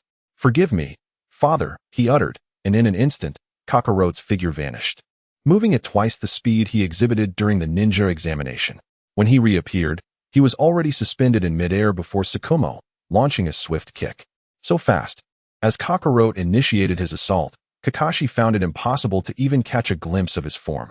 In this confrontation with Hatake Tsukumo, Kakarot unleashed his full power. Impressive strength. Kakarot. However, your speed still leaves much to be desired. With a deft motion, Tsukumo blocked Kakarot's attack with his right hand, swiftly seizing Kakarot's foot and tossing him aside. Kakarot spun in the air several times to dissipate the force before landing on the ground. Truly, he was worthy of being called father. His strength was formidable. The transition from defense to offense was executed with such flawless rhythm that it was nothing short of breathtaking. Yet, I shall not concede so easily. With that, Kakarot propelled himself forward, unleashing his wolf fang frenzy fist. Carrot shouted, as if transforming into a ferocious wolf, his fists like shadows of a storm, relentlessly striking towards Kakashi. Each move, each technique, his claws gleamed as they slashed toward Kakashi. Kakashi leaped backward, drawing his ninja blade. Clang, clang. The clash of claws against blade echoed with a piercing sound. The ground bore deep gashes from their confrontation, some from Kakashi's blade aura, others from the force of Carrot's punches. Is this the strength of my brother? Kakashi, watching from the sidelines, clenched his fists, filled with admiration for Carrot's prowess. The wind generated by the blade overpowered Carrot's punch, causing his hair to billow wildly, though aware that he was still no match for Kakashi at this stage. The thrill of battle invigorated Carrot. It was the first time he unleashed his full potential, awakening the Saiyan genes within him, true to their warrior lineage. The more Carrot fought, the more his spirit surged, rivaling Kakashi's formidable presence, honed through decades of relentless training. Yet, Carrot was merely at the beginning of his journey. With a powerful punch, he shattered Kakashi's blade encirclement. Kakashi dodged to the side, but a mighty tree behind him splintered under the force of Carrot's strike. Is this your trump card, Carrot? Kakashi inquired. Be cautious from here on, father. Carrot began to unleash her fury, her hands bending at her sides. As Carrot's voice grew louder, the stones around her were lifted, and even the leaves blown by the wind were shredded by the energy emanating from her being. Upon first encountering the formidable energy emanating from Kakarot, Kakashi's expression shifted dramatically. Previously, he had only been aware that Kakarot was incapable of training chakra. He had been oblivious to the existence of such a mysterious force within him. Kakashi felt his own chakra flowing sluggishly, as if it were being suppressed. At that moment, Shikamaru also experienced a similar sensation, his chakra no longer responding with its usual fluidity and ease. Finally, Kakarot's voice fell silent, and a gentle azure energy enveloped him, his tail no longer coiling around his waist. "Father, I am about to launch my attack." In an instant, he appeared directly before Shikamaru, who widened his eyes in surprise and instinctively recoiled. The chase began, a lively exchange as Shikamaru noticed Kakarot's impressive strength and felt a sense of satisfaction. Yet, as a father, he found it difficult to maintain his composure while being pursued by his own son. The blade techniques of the Hatake clan were showcased before Kakarot. In a mere flash, the sword's brilliance reached its zenith, and though Kakarot attempted to perceive the trajectory of Shikamaru's strike with his aura, he found himself lacking in power. His combat abilities were insufficient, and he could muster only a fraction of his energy to defend, causing him to be sent hurtling backward, crashing forcefully against the wall, his aura dissipating entirely. Such was the might of the Konoha White Fang, truly formidable. Carrot rose to his feet. "Father, you cannot truly wish to take the life of your own son." Upon hearing Carrot's words, Tsukumo Hatake was jolted back to reality. I am sorry. As he uttered his apologies, he retracted the blade. Just before the knife struck Carrot, Tsukumo had already diminished some of his strength. Otherwise, Carrot would have been a lifeless corpse by now. Carrot brushed off the dust from his clothes and inquired, "Is there more to come, father?" "No, not anymore. You now possess the strength of a Jonin and have the ability to protect yourself on the battlefield, which reassures me." Having tested Carrot's capabilities, Shikaka felt a sense of relief. Upon witnessing the conclusion of the battle, Kakashi rushed over, exclaiming, "Brother, are you unharmed?" Kakashi immediately expressed his concern. Having witnessed his brother collide with the wall, he was filled with a fervent desire to master his family's swordsmanship and yearned to defeat Kero to redeem himself from past humiliations. "Rest assured, I am unharmed." Father held back. Carrot replied, perceiving the profound concern in Kakashi's eyes. "Kakashi, you must strive diligently in your training. Otherwise, surpassing your brother will prove quite challenging." This posed a slight dilemma for Kakashi as he was making progress, yet Carrot's advancement would undoubtedly be even more significant. The potential of the Saiyans is immense. "Father, I wish to learn the art of swordsmanship." Kakashi spoke earnestly, having witnessed the swordsmanship of the Hatake family, his expression filled with admiration. "Ha ha ha, splendid. I had thought you two brothers were uninterested in my sword techniques. Now that you, Kakashi, wish to learn, I need not fear the art being lost. And you, Kakarot? I require no such training. It does not align with my combat style. A Saiyan warrior wielding a sword, am I to be likened to a great hero brandishing a blade? Father, I implore you to instruct Kakashi instead." "Very well."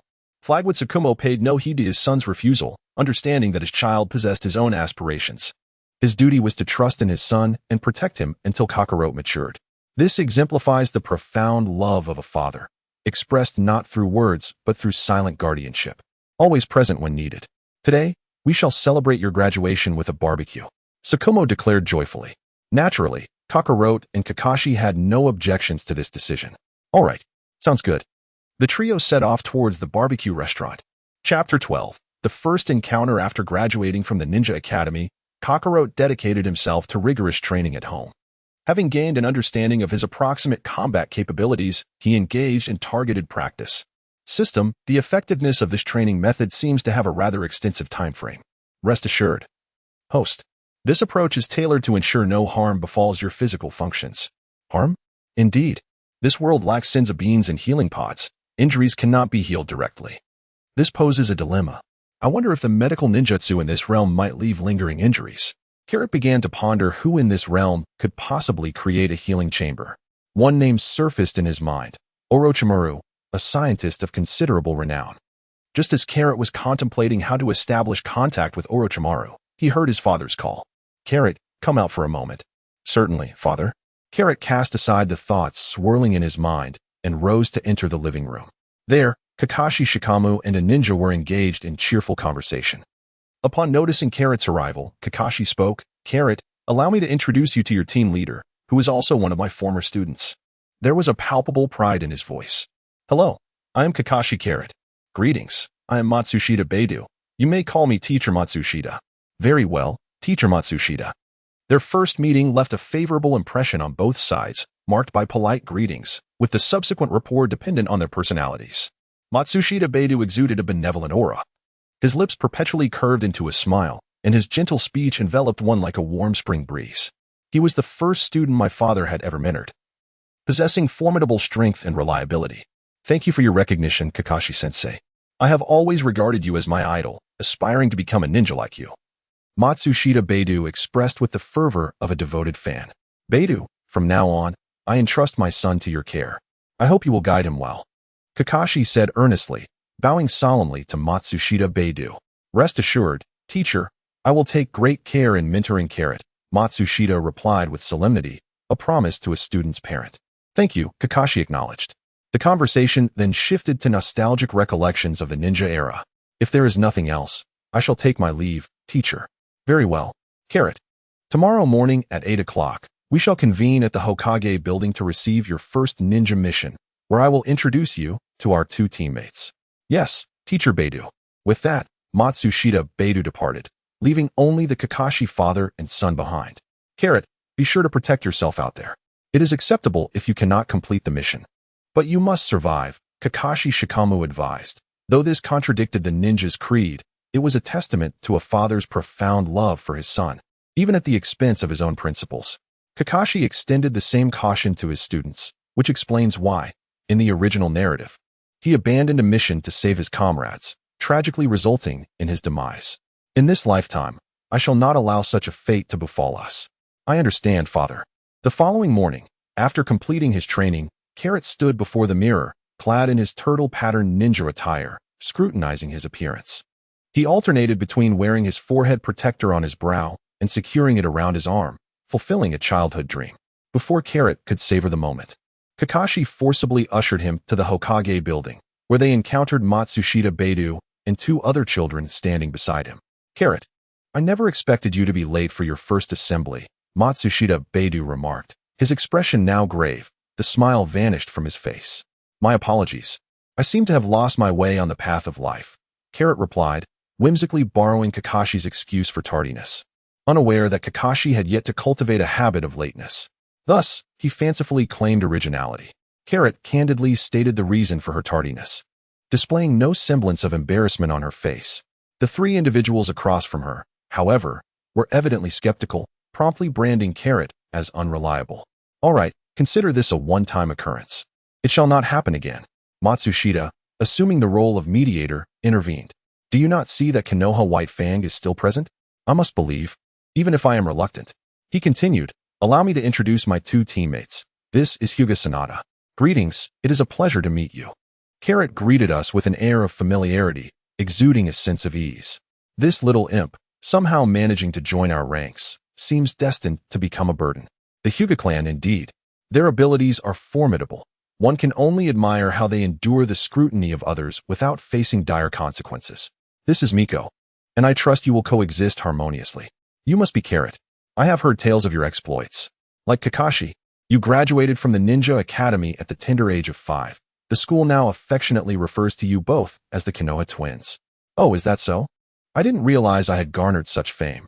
It seems I am held in high regard by all. Carrot happily accepted the other's compliments, for it was indeed the truth. There was no reason for embarrassment, especially with her confidence shining through. I look forward to your guidance, she responded. Who knows, in the future, I may rely on you for protection, as I am merely a medical ninja. A medical ninja, you say? How splendid. I shall never fear injury again. For Miyako will be there to heal me. Carrot lavished praise upon Mawako, expressing that, in his view, medical ninjutsu is the most challenging yet indispensable form of ninjutsu. Matsushita, I leave it in your capable hands, he declared. Yes, sensei, Matsushita responded, prompting Shikaku to vanish in an instant. Well, if we are to strengthen our bonds, let it be through the tasks that lie ahead, Matsushita interjected as Shikaku departed. Subsequently, Matsushita led Carrot and the others into the mission assignment area. It was Carrot's first visit here, and he gazed around in wonder, reminiscent of a child entering a grand spectacle for the first time. Is this fellow truly a genius? Hinata Sanada pondered, observing the seemingly foolish demeanor of Carrot, deeply concerned for the team's future. Hokage-sama, Matsushita, Hinata Sanada, and Miwako respectfully greeted as they entered the inner chamber, where they encountered Yuanfei Raizen. Only Carrot regarded the man, reputed to be the strongest Hokage, with keen interest. He could sense the immense chakra within this man, surpassing even that of his father, Shikaku. The one who succeeded the Hokage title after the death of the second Hokage was indeed not to be underestimated. Matsushita. It has been a while, Yuanfei Raizen remarked, feigning concern for his subordinate. Such a performance would deserve an Oscar, one might say. Forgive me, Hokage-sama. For the recent missions have been rather time-consuming. The third Hokage rarely occupied the mission hall, only choosing to come here for specific purposes. After exchanging a few casual remarks with Matsushita, his gaze fell upon Carrot. You must be Shikaku's son, Carrot, am I correct? Chapter 13. The first mission Yuanfei Raizen inquired, his tone certain despite the question. Yes, Hokage-sama, Carrot affirmed, marking their first face-to-face encounter. Yuanfei Raizen had seen Carrot as an infant, having resembled a little monkey with a tail. However, his attention had primarily been on Kakashi, renowned from a young age as a prodigy, while Carrot had faded into obscurity, lacking the ability to even gather chakra. The unexpected surprise of Carrot's growth now piqued his interest. A tiger's son does not become a dog, the third Hokage remarked, his face radiating approval. I hope you will grow to be a ninja like your father, safeguarding Konoha. Yes, Hokage-sama, I shall not disappoint you. Well, as this is Carrot's inaugural mission, we shall assign a simpler task, a C-rank mission to eliminate bandits. In these turbulent times, simple missions often entailed taking lives, unlike the era of Naruto, which involved cleaning sewers and catching cats. Carrot felt little stir within. Perhaps he had adapted to the realities of this world. Yes, Hokage-sama. I assure you the task will be completed. After the assurance, Matsushita received the mission details. An unknown band of mountain bandits had emerged outside Konoha, robbing and slaughtering passing merchant caravans, ravaging small villages, thus affecting Konoha's revenue. During wartime, displaced commoners banded together, left without income, resorting to desperate measures. Everyone, please return home to prepare. We shall gather at the village entrance at 2 this afternoon. Yes, Matsushita-sensei. Especially you, Carrot. Do not be late again. Rest assured, Matsushita-sensei.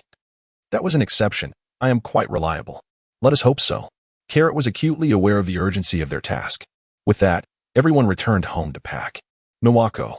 Wait a moment, Carrot called out as Miwako paused in her steps. Is there something you need, Carrot? She inquired. I have a small favor to ask. Oh. Miwako observed Carrot's somewhat timid demeanor, wishing to laugh, but stifling it. Was this the same Carrot who used to stir up trouble? Carrot felt a touch of embarrassment, having to ask for assistance upon their first meeting. I possess several space-time scrolls. Could you help me seal some items? Miko initially thought it was a significant matter, but recognizing it as a mere trifling task, she readily agreed to assist Carrot. Subsequently, with an incredulous expression, Miko and Carrot began to scour the food street, sealing an unending stream of delicacies. Amidst the farewells from each vendor, Miko was left bewildered as to how she had departed. She felt as though her worldview had been entirely reshaped. Have we completed the task? Upon returning home, Carrot discovered that Tsukumo Hatake awaited her in the living room. Indeed. Father, a C-rank mission, the eradication of mountain bandits. Mountain bandits? That should be quite simple for you. It shall provide you with a glimpse into the harsh realities of the ninja world. After dinner, he instructed, prepare yourself and set forth. I shall be here awaiting your return. Following a straightforward meal, Carrot embarked on her journey. Tsukumo gazed at his departing eldest son, his heart heavy with unease. At such a tender age, facing the specter of life and death was a burden he felt powerless to avert. Yet, this was an essential trial on the path to becoming a formidable warrior. Father, are you worried about my brother? Kakashi interjected at that moment. Rest assured, with his strength, he can manage. Yes, I hope so. Until Carrot returned, concern lingered in their minds, for even a C-rank mission could potentially escalate to an A rank or even an S rank. The outcome uncertain. At precisely 2 o'clock in the afternoon, Carrot arrived punctually at the rendezvous point, relieving Matsushita. Let us depart. With Matsushita's command, the trio exited the gates and plunged into the forest. During their journey, Carrot observed her companions with interest. Her body leaned forward, hands thrust behind her, maintaining an impressive pace, defying Newton's laws. The other 3 also regarded Carrot, noting her unique attire, her martial arts uniform adorned in a vibrant shade of green. Despite her formidable prowess, Carrot remained cautious, especially as her method of travel drew attention. Her running style was reminiscent of that from their ordinary world. Yet she kept pace with the group. Throughout the journey, Matsushita attentively monitored Carrot's progress, noting her ability to match his increasing speed. Truly worthy of being Tsukumo's child, he mused. Due to Carrot's graduation assessment, he had not witnessed her abilities firsthand, relying solely on hearsay and Tsukumo's accounts, which had prompted this trial. Carrot's prowess did not disappoint him. After a continuous trek, they finally reached the bandit stronghold. Let us rest here and replenish our strength before nightfall, Matsushita ordered. As everyone settled in, Carrot approached Miko, presenting her with the scrolls. I apologize for the trouble, Miko. Miko took the scroll, performed the necessary hand seals, and declared, release. With a resounding boom, a mountain of food materialized from the scroll. Indeed, it was enough to feed 50 people. This spectacle astonished Matsushita and Sanada.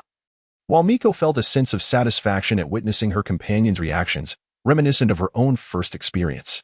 Carrot, what is this? Oh, this is my dinner, Matsushita-sensei. Is all of this for you? Isn't it expected? Observing the lavish spread of fish and meat before her, and then glancing at her own modest rations, she instantly felt a pang of envy. Indeed, without comparison, there is no suffering. Carrot picked up a portion and handed it to Miko, another to Matsushita, and then rose to present a serving to Hinata. Hinata was taken aback that Carrot would offer him a portion, especially since he had once scolded him upon his arrival. Taking the food, Hinata expressed his gratitude with a simple thank you. After all, no one can resist the allure of delicious cuisine. If anyone could, it would be due to their lack of hunger. Soon after, he witnessed Carrot's remarkable eating performance. Plates of food vanished into Carrot's stomach, yet his belly showed no sign of change. With deft movements, he skillfully wielded his chopsticks, transferring morsels from bowl to mouth in a seamless flow. Carrot's greatest satisfaction in this world was the existence of the time-space scroll, which allowed him to retrieve items in their original form. It was simply magnificent. Matsushita, Hinata, and Miko had never encountered someone who could consume so much. Before long, Carrot had polished off all the food on the ground. He patted his belly and declared, 7/10 full.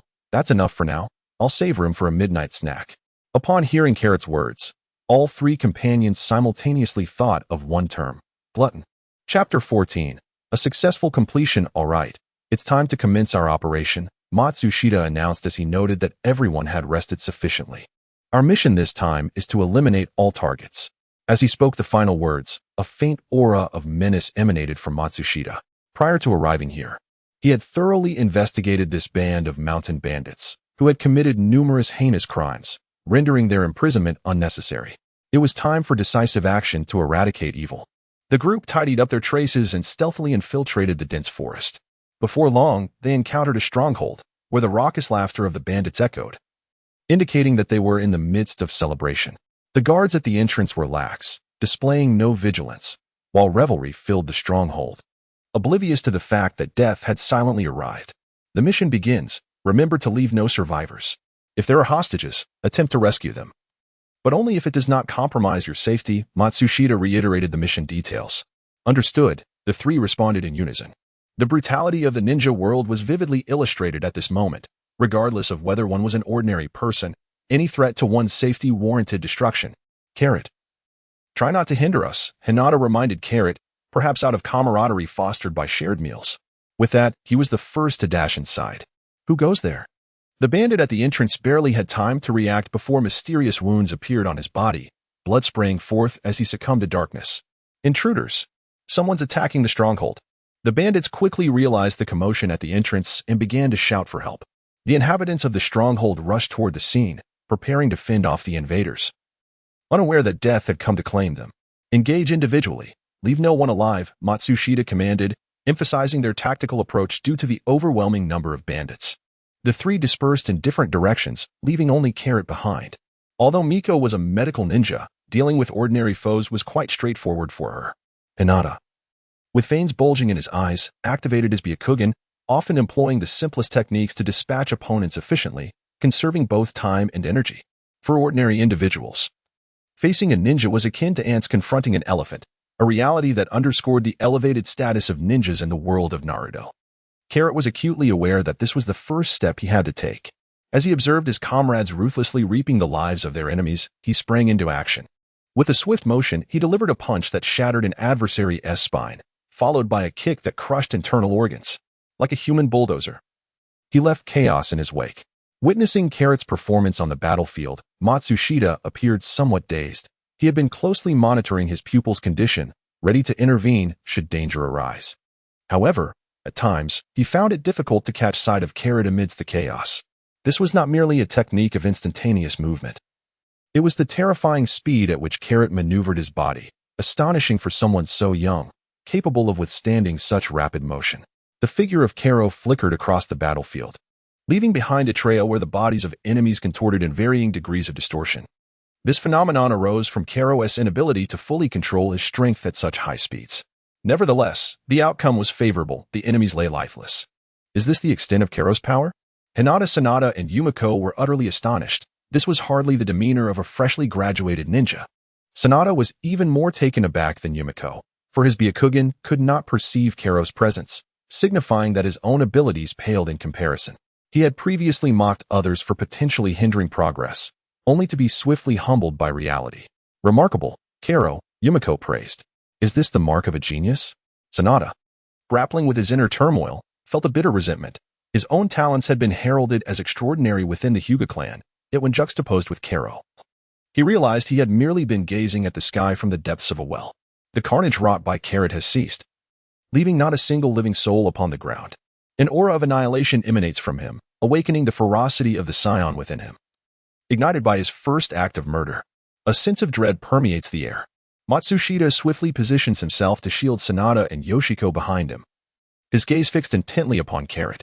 Such a presence he has only encountered in the seasoned warrior, Tsukumo Hatake, yet Carrot's aura surpasses even his, embodying a destructive force that Tsukumo lacks. Host, awaken. Just as Carrot revels in the euphoria of slaughter, teetering on the brink of becoming a mere instrument of death, the system intervenes, pulling him back from the precipice. That was close. What transpired? It is the Scion bloodline within you that has manifested. Scions are a warrior race, and the combative genes within you have exerted their influence. System, will this occur every time henceforth? Carrot inquired anxiously, as she certainly did not wish to transform into a mere machine of slaughter. Host, there is no need for concern. This is merely your first experience with taking a life. Your temperament has yet to adjust. With diligent practice, you will refine your disposition in due time. That is reassuring. Indeed. The system's response brought a sense of relief to Carrot. Thank you, system. Carrot expressed gratitude to the system, acknowledging their unity. Although their exchange seemed lengthy, only a fleeting moment had passed outside. Matsushita observed Carrot with apprehension, noticing the gradual dissipating aura surrounding him, yet he remained on high alert. It's all right now, Matsushita-sensei. Carrot reassured, prompting a sigh of relief from Matsushita. You scared me, Carrot. If anything were to happen to you, how would I explain it to your father? Matsushita Beidou approached Carrot, placing a comforting hand on his shoulder, brimming with concern. I am a prodigy of Konoha. Nothing could possibly happen to me. Carrot, with a confident smile and a thumbs up to himself, reassured everyone around him. Despite being on his inaugural mission, his strength had earned the recognition of the entire team. All right.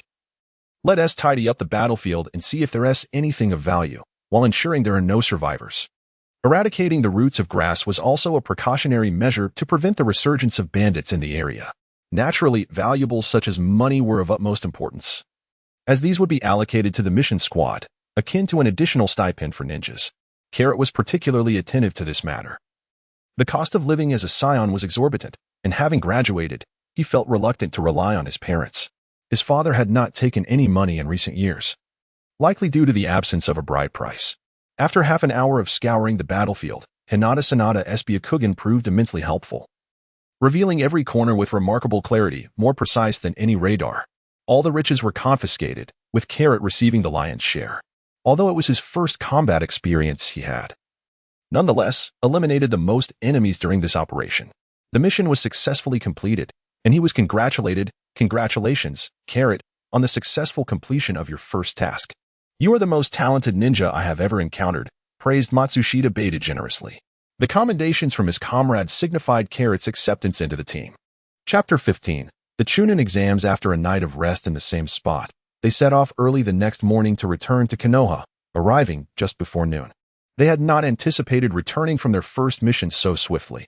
Carrot sighed, reflecting on the fact that the journey from departure to return consumed a total of 2 days. Enough of the lamentations. There will be occasions in the future when you are too occupied to return to the village for respite, Matsushita remarked from the side. Let us first hand over the tasks at hand, and then each shall return home to rest, awaiting my summons. Indeed, Sensei Matsushita. While reporting on the task details, Matsushita particularly praised Carrot's performance, which had garnered high accolades from the third Hokage. He expressed hope that Carrot would continue to strive diligently and contribute further to Konoha. Upon returning home, Carrot discovered his father waiting at the doorstep, eagerly anticipating his son's return. You're back. Was the mission successful? Kakashi Hatake inquired, after inspecting Carrot for any injuries. Although he had faith in Carrot's abilities as a father, he harbored a conflicting sentiment, wishing for his son to soar high while fearing the potential for harm in doing so. Yes, it went quite smoothly. Hearing Carrot's reassurance, Kakashi finally felt at ease. The father and son then settled in the living room, where Kakashi emerged from the backyard. Welcome home, brother. Time flew by. And in the blink of an eye, a year had passed. During this time, Carrot's strength had surged tremendously. His chakra sensing range now enveloped the entirety of Konoha. Although he was still not a match for Kakashi, when exerting himself fully, he could reach 70% of his father's prowess, making him more than capable as an elite jonin. Remarkably, Carrot was only 6 years old. In this timeline, Kakashi might still be chopping wood. Throughout the year, under Matsushita's guidance, Carrot and his team completed 20 A-rank missions, 35 B-rank missions, and 60 C-rank missions. The year was spent in a whirlwind of activity, with Carrot either training or executing missions, leaving no room for rest. Due to Carrot's exceptional abilities, Matsushita intentionally reduced the number of low-level tasks, rendering Carrot's team quite renowned within Konoha. Indeed, it was virtually unheard of for a team to have never undertaken a D-rank mission. However, the journey to success was fraught with challenges. During missions, they often encountered attacks from ninjas from other villages. Fortunately, with Carrot, this monster, on their side, they consistently transformed peril into safety. Carrot donned a vibrant orange martial arts uniform emblazoned with the turtle symbol. Meanwhile, Kakashi had been studying the Hatake family's traditional sword techniques for 6 months and joined another team for missions, excelling in his endeavors. This propelled the Hatake brothers' reputation to new heights within Konoha. Previously, the moniker of the Konoha Twin Stars was known only within the Ninja Academy. But as the brothers began to shine, this title was embraced by the ninjas of Konoha. Just as Carrot was training in his family's training ground, a hawk suddenly circled overhead. Are we to receive another mission? Carrot tidied up briefly and hurried to the usual meeting place. Teacher Matsushita, is there a mission this time? Upon Carrot's arrival, the other 3 were already waiting for him. No, this time it is not a mission. Matsushita Hokuto shook his head. If it is not a mission, then why have you summoned us? Carrot was enveloped in perplexity.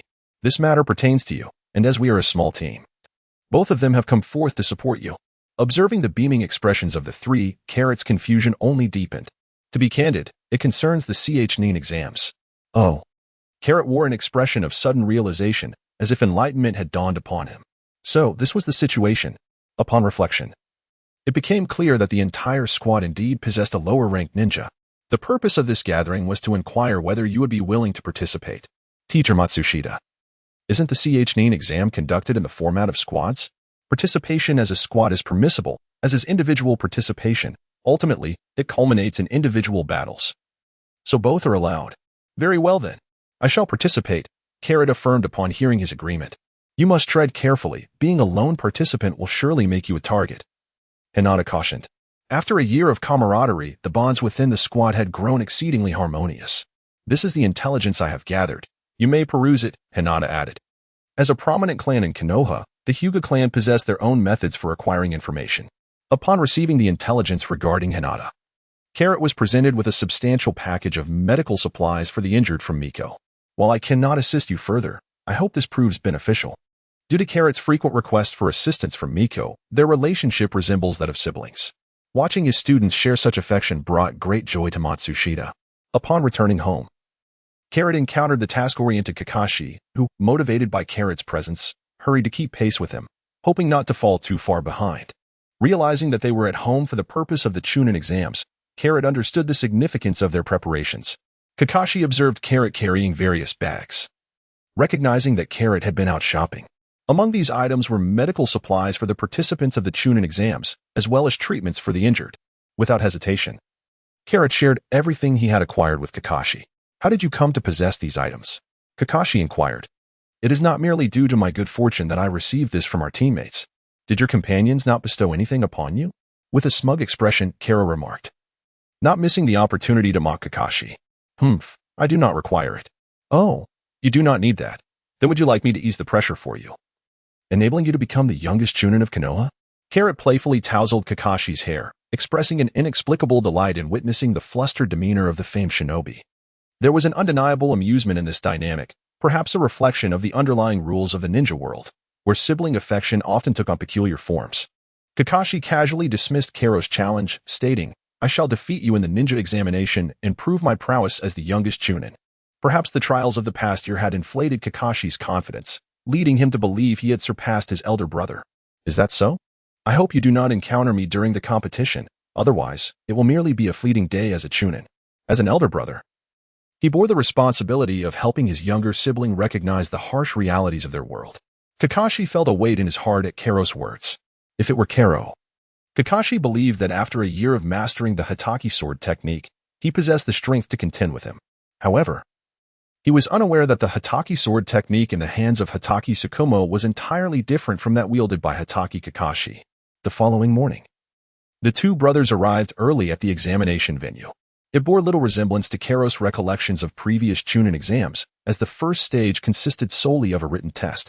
Notably absent were ninjas from other villages. Only those from their own village participated. This may have been a precautionary measure, considering the ongoing conflicts within the ninja world, as they feared that any misstep could lead to dire consequences. After all, those participating in the Chunin examination were precious assets to their village, and the loss of any would be deeply lamented. Chapter 16. Different Rules. The first stage, written examination. Carrot gazed at the examination paper in his hands, recognizing each character yet utterly perplexed by the questions that required comprehensive answers. For someone who had attended merely a week of classes, primarily spent in slumber, this was undoubtedly a formidable challenge. He contemplated the audacious notion of submitting a blank paper, akin to Naruto's defiance, but alas, he was not the chosen one and lacked the courage to do so. The prospect of receiving a failing grade was equally daunting, as it would subject him to Kakashi's relentless mockery for eternity. Host, do you require assistance? Behold, a timely intervention, an unexpected ray of hope illuminating his path. With the theoretical support of the system, Carrot set to work with fervor, aiming merely for passing marks. After all, excessive pride could prove detrimental, and holding a subpar score would be a source of shame. It was anticipated that all candidates would pass this written examination, as not every ninja had taken a leave of absence. As the room erupted in celebration of their first examination success, the classroom door swung open from the outside, and strode a man with long hair, a pallid complexion, and an aura that suggested he was not to be trifled with. Upon his entrance, the atmosphere fell into a hushed silence, for everyone recognized him. He was Orochimaru, one of the three legendary disciples of the Hokage. To be marked by his gaze felt akin to being ensnared by a venomous serpent. Orochimaru-sama, we entrust you with the second examination, said the Jonin responsible for the first test, bowing deeply with a countenance full of reverence. At this juncture, Orochimaru was regarded as a hero of Konoha, having saved numerous comrades on the battlefield, earning him profound respect. It was indeed unexpected that he would oversee the second phase of the examination. Carrot mused to himself, pondering the apparent importance that the third Hokage placed on Orochimaru, paving the way for his ambitions. As if sensing Carrot's gaze, Orochimaru cast a quick glance in his direction. What keen perception, Orochimaru. It seems that no one has been eliminated. The examination's content must indeed be rather simplistic. Nevertheless, it matters not. Once my own assessment concludes, there shall be fewer than 10 remaining. Orochimaru's words cast a heavy pall over the candidates present, for none among the gathered ninjas wished to face elimination. Coupled with his notorious reputation and ruthless demeanor, his declaration instilled a profound anxiety regarding the forthcoming trials. All participants were to make their way to the second examination site, and exceeding a 10-minute delay would result in automatic disqualification. With that, Orochimaru vanished in a puff of white mist, leaving the crowd in a flurry. The lower ninjas hurried towards the Forest of Death, the venue for the second examination.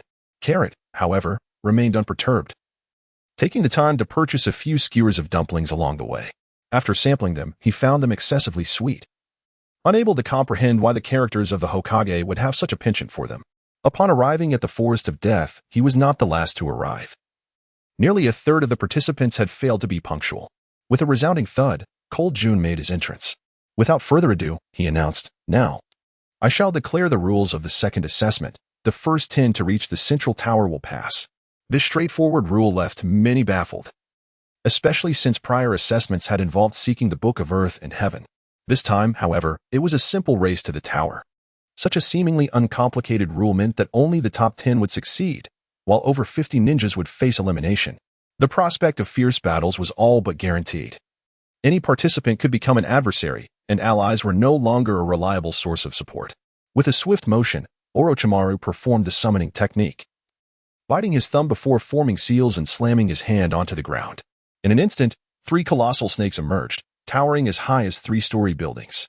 The ninjas on the ground appeared as lambs awaiting slaughter. To add a touch of excitement to this assessment, I have gone to great lengths, Orochimaru remarked with a playful expression. Injuries may occur, so do not let my efforts be in vain.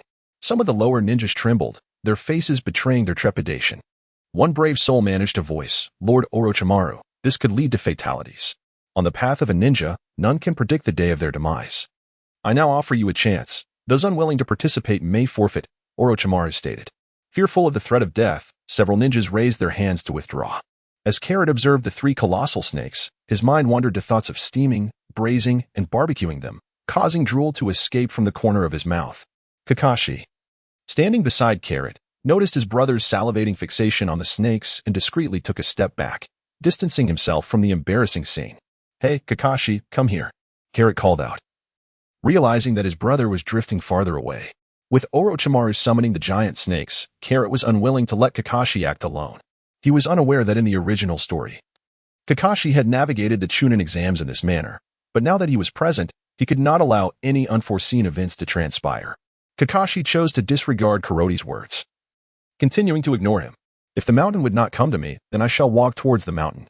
Meanwhile, within the Hokage building, the strongest Hokage of the ninja world, Yuan Fury, was observing the second stage of the exam through a crystal ball. Beside him stood Jiraiya, one of the legendary Sannin, along with his pupil, the future 4th Hokage Minato Namikaze, and the father of the protagonist, Konoha's White Fang, Tsukumo Hatake, as well as the dark figure of the ninja world, Danzo. The 5 of them gathered around the crystal ball, creating quite a lively scene. "Orochimaru, isn't this a bit excessive?" Jiraiya, who was known for his carefree demeanor, spoke up. "I believe this is a rather effective method. After all, only the capable should thrive, while the weak are eliminated.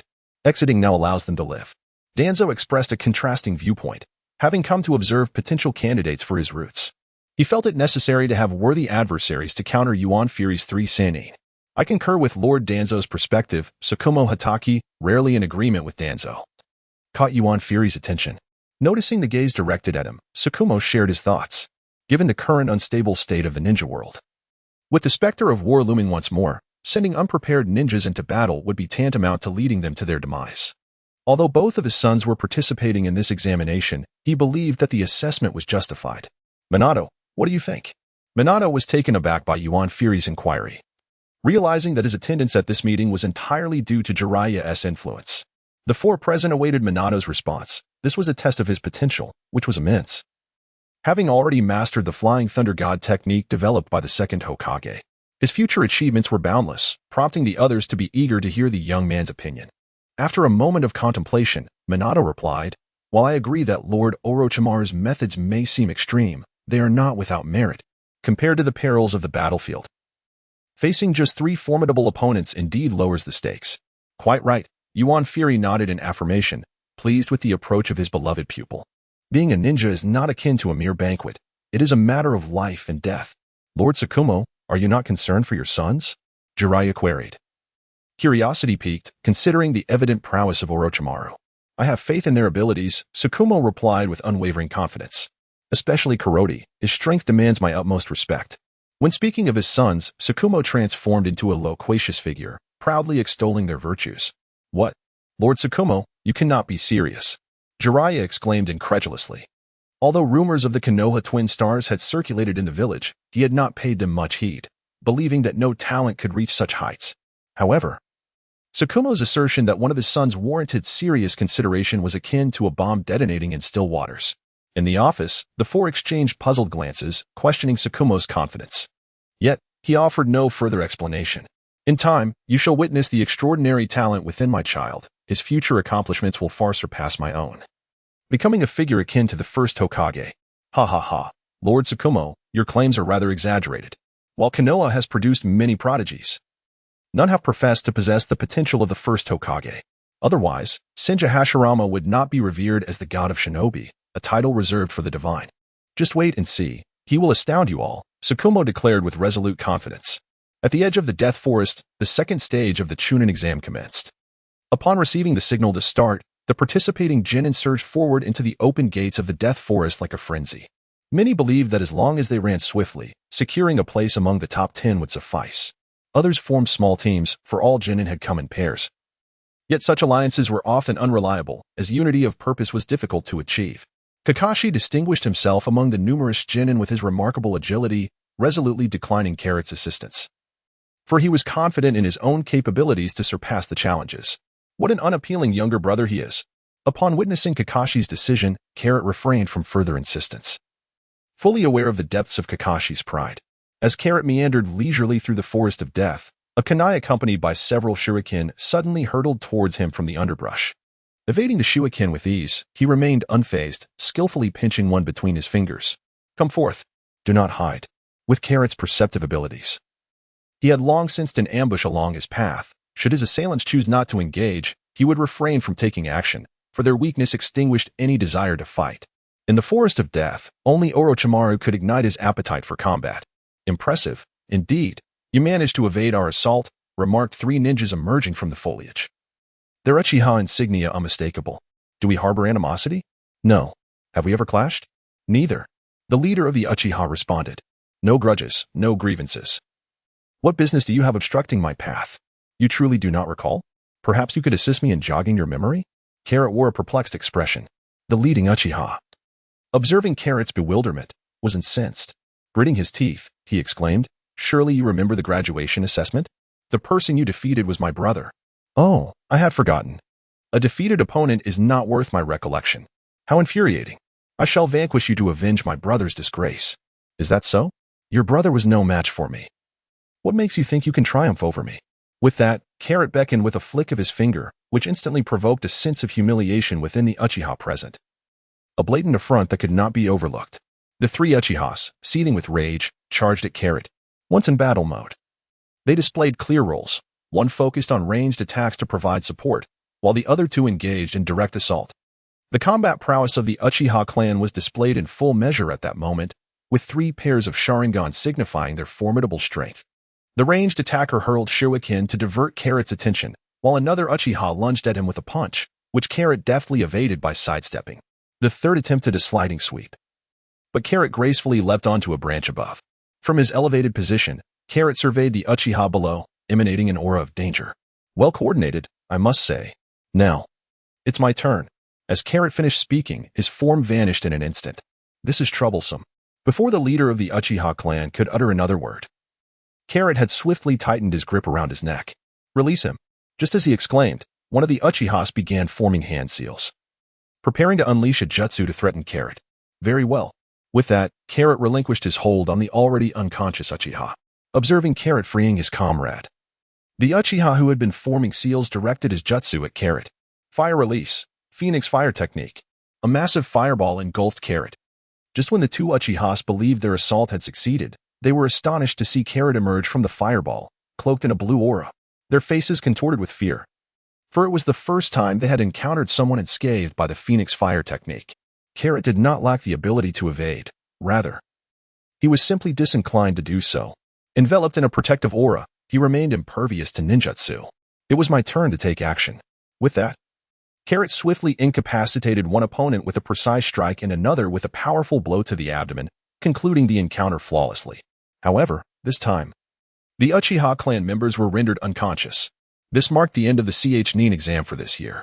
Effortlessly employing his taijutsu, he dispatched 3 Uchiha with such ease that they had no opportunity to unleash their techniques. It was not that they were weak, rather, their adversary was far stronger than they had anticipated. In the Hokage's office, the astonishment was palpable as they witnessed Carrot withstand ninjutsu without a scratch. Their primary concern revolved around the enigmatic blue power that enveloped him. Unbeknownst to them, A white serpent had observed the entire spectacle. It retreated and made its way to the second exam proctor, Orochimaru, infiltrating his body, allowing Orochimaru to perceive the battle as if he had experienced it firsthand. Such incredible speed. Just how formidable is your physical prowess? And what is this blue power? Carrot, you have certainly surprised me, Orochimaru murmured. Intrigued by Carrot ever since he had drawn his attention, he dispatched a snake clone to follow Carrot, unexpectedly acquiring unique information. The reason Carrot's heightened senses failed to detect the tracking was that the serpent did not exude any hostility. Carrot merely regarded it as an ordinary creature. Chapter 18. 10th place. The Hokage's office was enveloped in silence, still reeling from the shock of Carrot emerging unscathed from the Phoenix Fire technique. Tsukumo. What is the meaning of this?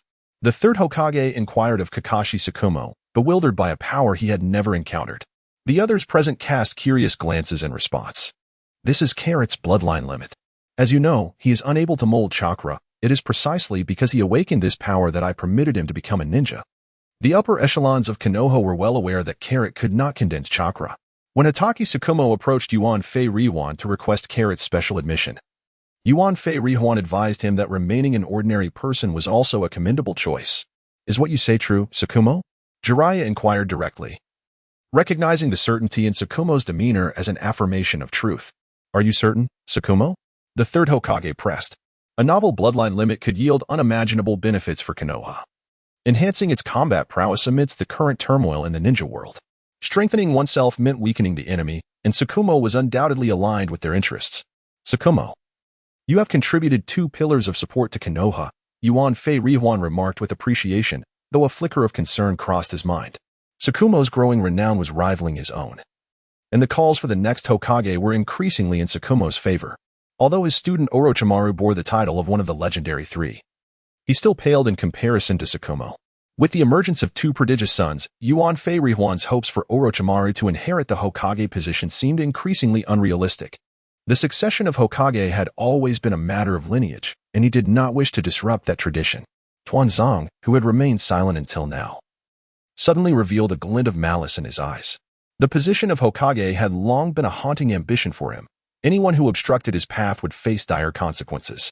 With Tsukumo now a formidable obstacle, Tuanzong would undoubtedly devise strategies to eliminate him. Yet, his facade was well-crafted, evading detection by those present.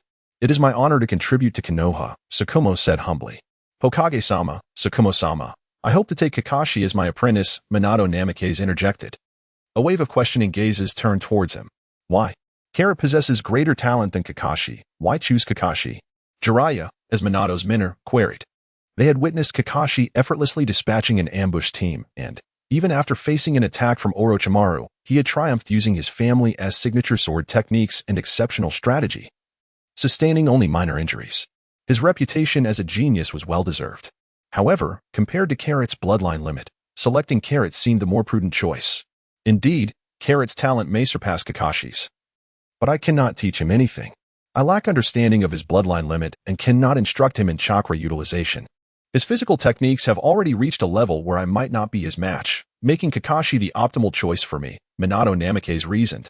He was astute, recognizing the necessity of gathering influence. By taking Kakashi as his disciple, Carrot and Tsukumo would indirectly bolster his own candidacy for Hokage.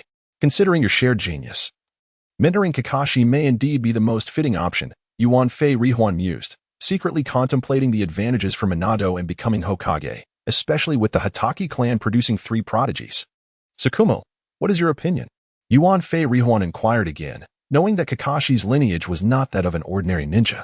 If Tsukumo opposed the idea, he could not impose it. That is acceptable. I have faith in Minato's abilities, Tsukumo replied. He was well aware of Minato's reputation as a genius ninja, having rescued the Jinchuriki of the Nine Tails even before graduating. Most notably, he had mastered the Flying Thunder God technique, the first to do so since the second Hokage's demise. Thus, Kakashi's apprenticeship under Minato would place him within the Hokage lineage, beneficial for Kakashi's future development. There was no reason for Tsukumo to refuse such an arrangement. Thank you, Tsukumo-sama, for your trust. I will ensure Kakashi becomes an exceptional ninja, Minato expressed with a bow, a promise and an expectation from a mentor to his student. Tuanzong watched the unfolding events with a sense of helplessness. While the others were jubilant, he alone bore the weight of disappointment in this world. Meanwhile, during the Chunin exams in the Forest of Death, Kakashi, after a simple bandaging of his wounds, arrived at the central tower, securing second place. As the third and fourth participants arrived, Kakashi remained anxiously awaiting Carrot's arrival, which never came. At that moment, Carrot was indulging in a feast. A massive python sizzling over the fire until golden brown. He could not bear to leave the creature to rot in the wilderness after it had foolishly confronted his fist. So he chose to use its innards for a proper burial, thereby accruing merit. Observing Carrot's actions, those in the Hokage office were incredulous. How could anyone possess such an appetite? Tsukumo thought to himself, now you understand why I so fervently complete tasks. Finished eating, time to move on. Carrot announced as he made his way to the central tower, his figure flickering in and out of sight with astonishing speed. Finally reaching the central tower. He secured the 10th position, acceptable, as he had not been eliminated. Excellent, congratulations on completing the second exam, Orochimaru said, emerging from the shadows to applaud. He then cast a lingering gaze upon Carrot and Kakashi, the two who had successfully vanquished his giant serpent. The final exam will take place 1 week from now.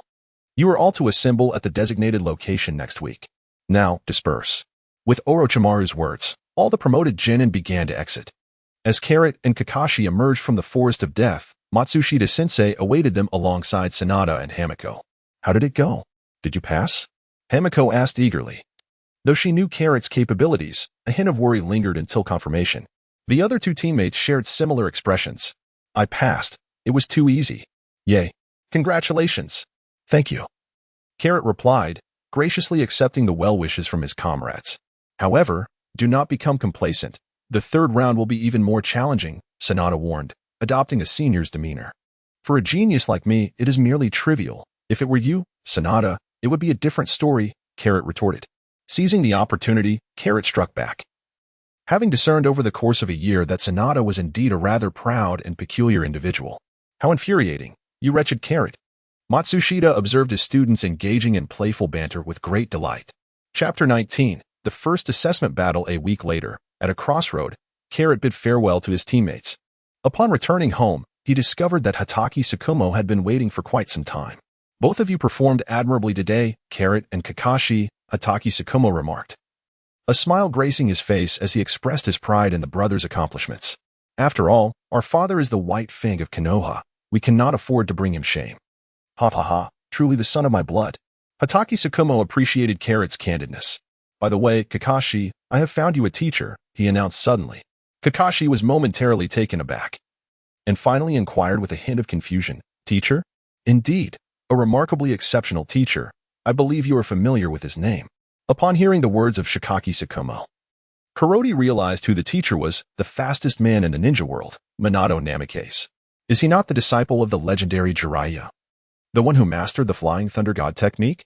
Kakashi, with his dull eyes suddenly gleaming, inquired with surprise. Indeed. However, if he intentionally competes for the next Hokage position, wouldn't that make him your rival, father? Then what about me? As Kakashi was still speaking, Hatake Tsukumo interrupted him. You need not worry about the position of Hokage. My relationship with Minato Namikaze is one of healthy competition. The reason I entrusted you to Minato is that he is well suited for you. You must have faith in your father's abilities. Thank you, father. Carrot found himself somewhat exasperated with Hatake Tsukumo, who was utterly clueless about politics. He interjected, come now, father. Without any backing, you cannot possibly become Hokage. Both father and son turned to Carrot with puzzled expressions, eager to understand the gravity of his words. The succession of Hokage from the second to the third was a transition between master and disciple. You, father, are merely the leader of a small clan. And your support pales in comparison to the power of the Hokage's factions. That is point 1. Point 2. When one's abilities surpass those of the current leader's heir, one becomes a target. This time, Minato taking on a disciple is a test from Lord Hokage for you, father. Having listened to Carrot's analysis, Hatake Tsukumo was left speechless.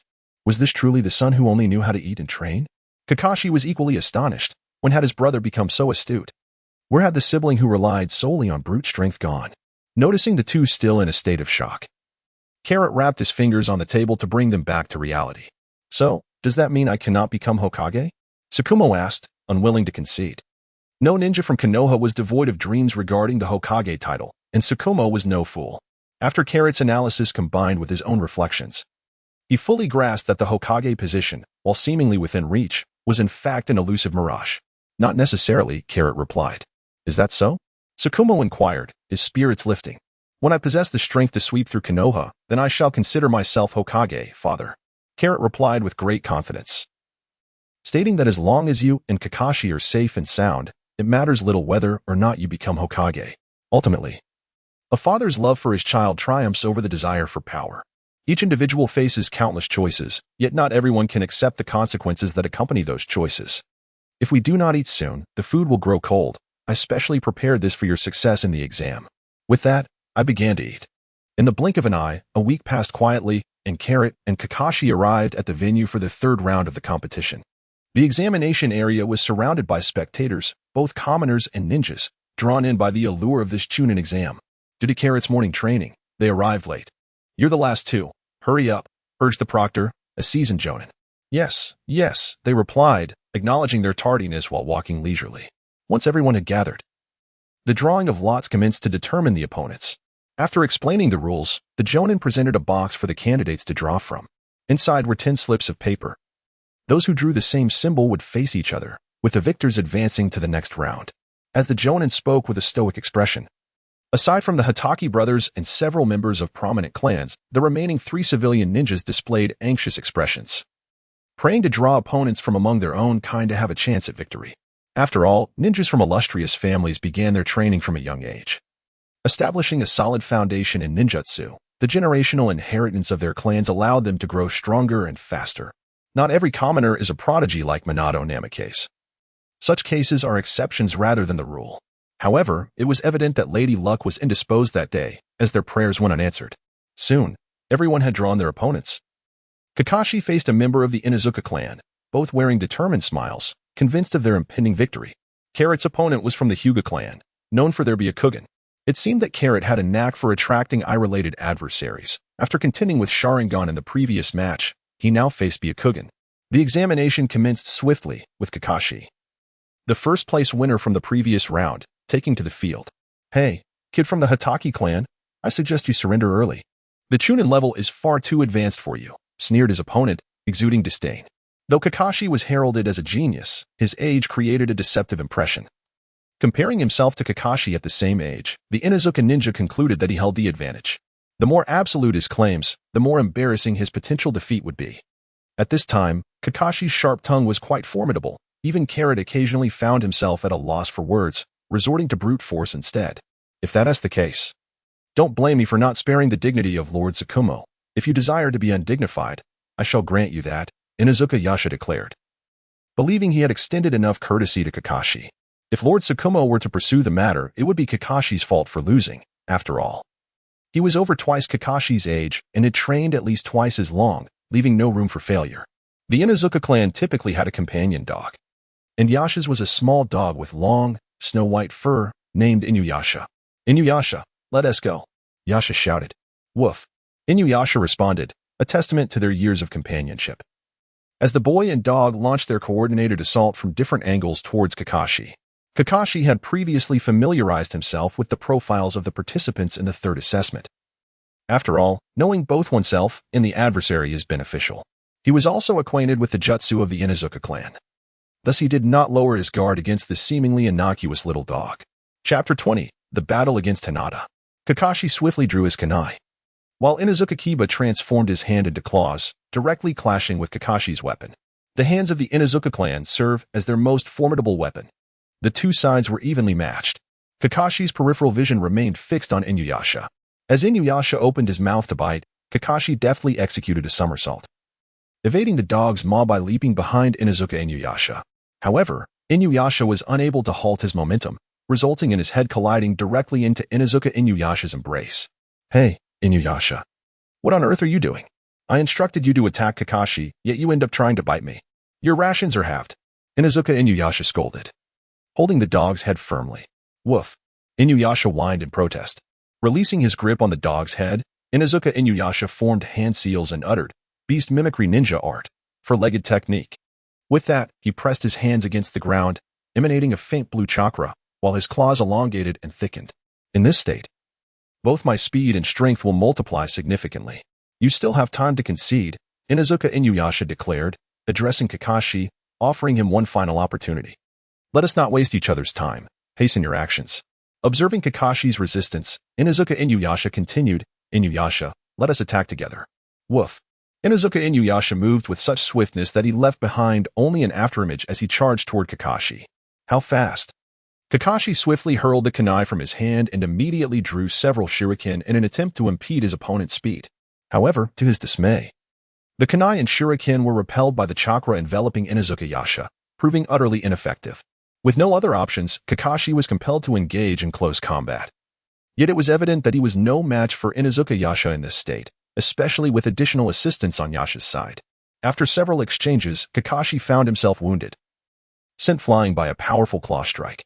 On the spectator's stand, Hatake Tsukumo watched in anguish as Kakashi was injured, despite his unwavering faith in Kakashi's abilities. The sight of his son in pain filled him with concern. "Yield, Kakashi. It is commendable that you have endured this long. The Nin rank is still beyond your reach." Inuzuka Yasha proclaimed his prowess, hoping to see Kakashi reconsider his course. The only response was Kakashi's calm and indifferent voice.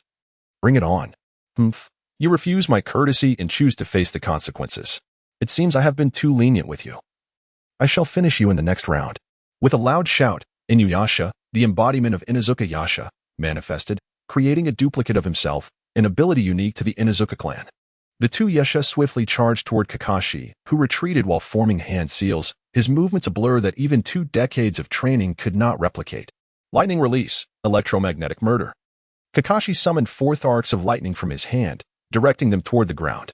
The electric currents surged outwards from his center, and the two Inuzuka Yasha, caught off guard, could not react in time. No speed could rival that of lightning. They were struck directly, their bodies tingling as their movements became sluggish. Kakashi would not let such a splendid opportunity slip away. He swiftly engaged in close combat, delivering a powerful kick to Inuzuka Yasha's abdomen, launching him into the air. Seizing the moment when Inuzuka Yasha could not leverage his strength mid-flight, Kakashi leaped gracefully into the air, aiming another kick at Inuzuka Yasha. With a resounding thud, Inuzuka Yasha crashed to the ground. Just as Kakashi prepared to press his advantage, Inuyasha intervened, positioning himself in front of Inuzuka Yasha to thwart Kakashi's onslaught. In that fleeting moment, the tide of battle shifted. Inuzuka Yasha seized the opportunity to regain his composure, rising from the ground, his previous arrogance dissipated.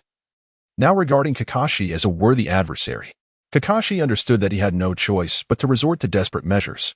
He swiftly threw several smoke bombs, then drew the kunai that hung at his side, charging directly at Inuzuka Yachiro, utilizing the fog to obscure visibility. The scent within the mist proved to be a formidable weapon against the Inuzuka clan. Upon catching a whiff of the odor, Inuzuka Yachiro hastily covered his mouth and nose. But it was too late. He could only cough uncontrollably, granting Kakashi the opportunity he needed. In an instant, Kakashi launched a flurry of punches and kicks at Inuyasha, who, being a K9, was even more adversely affected by the scent than Yachiro. He had no chance to retaliate. Before Yachiro could intervene, Kakashi delivered a powerful kick that sent Inuyasha crashing into the wall, rendering him unconscious. Now, only Kakashi and Inuzuka Yachiro remained in a one-on-one confrontation. Upon witnessing the treatment of his comrade, Inuzuka Yachiro was instantly consumed by rage, moving with a speed that surpassed his previous efforts. Kakashi struggled to withstand the onslaught.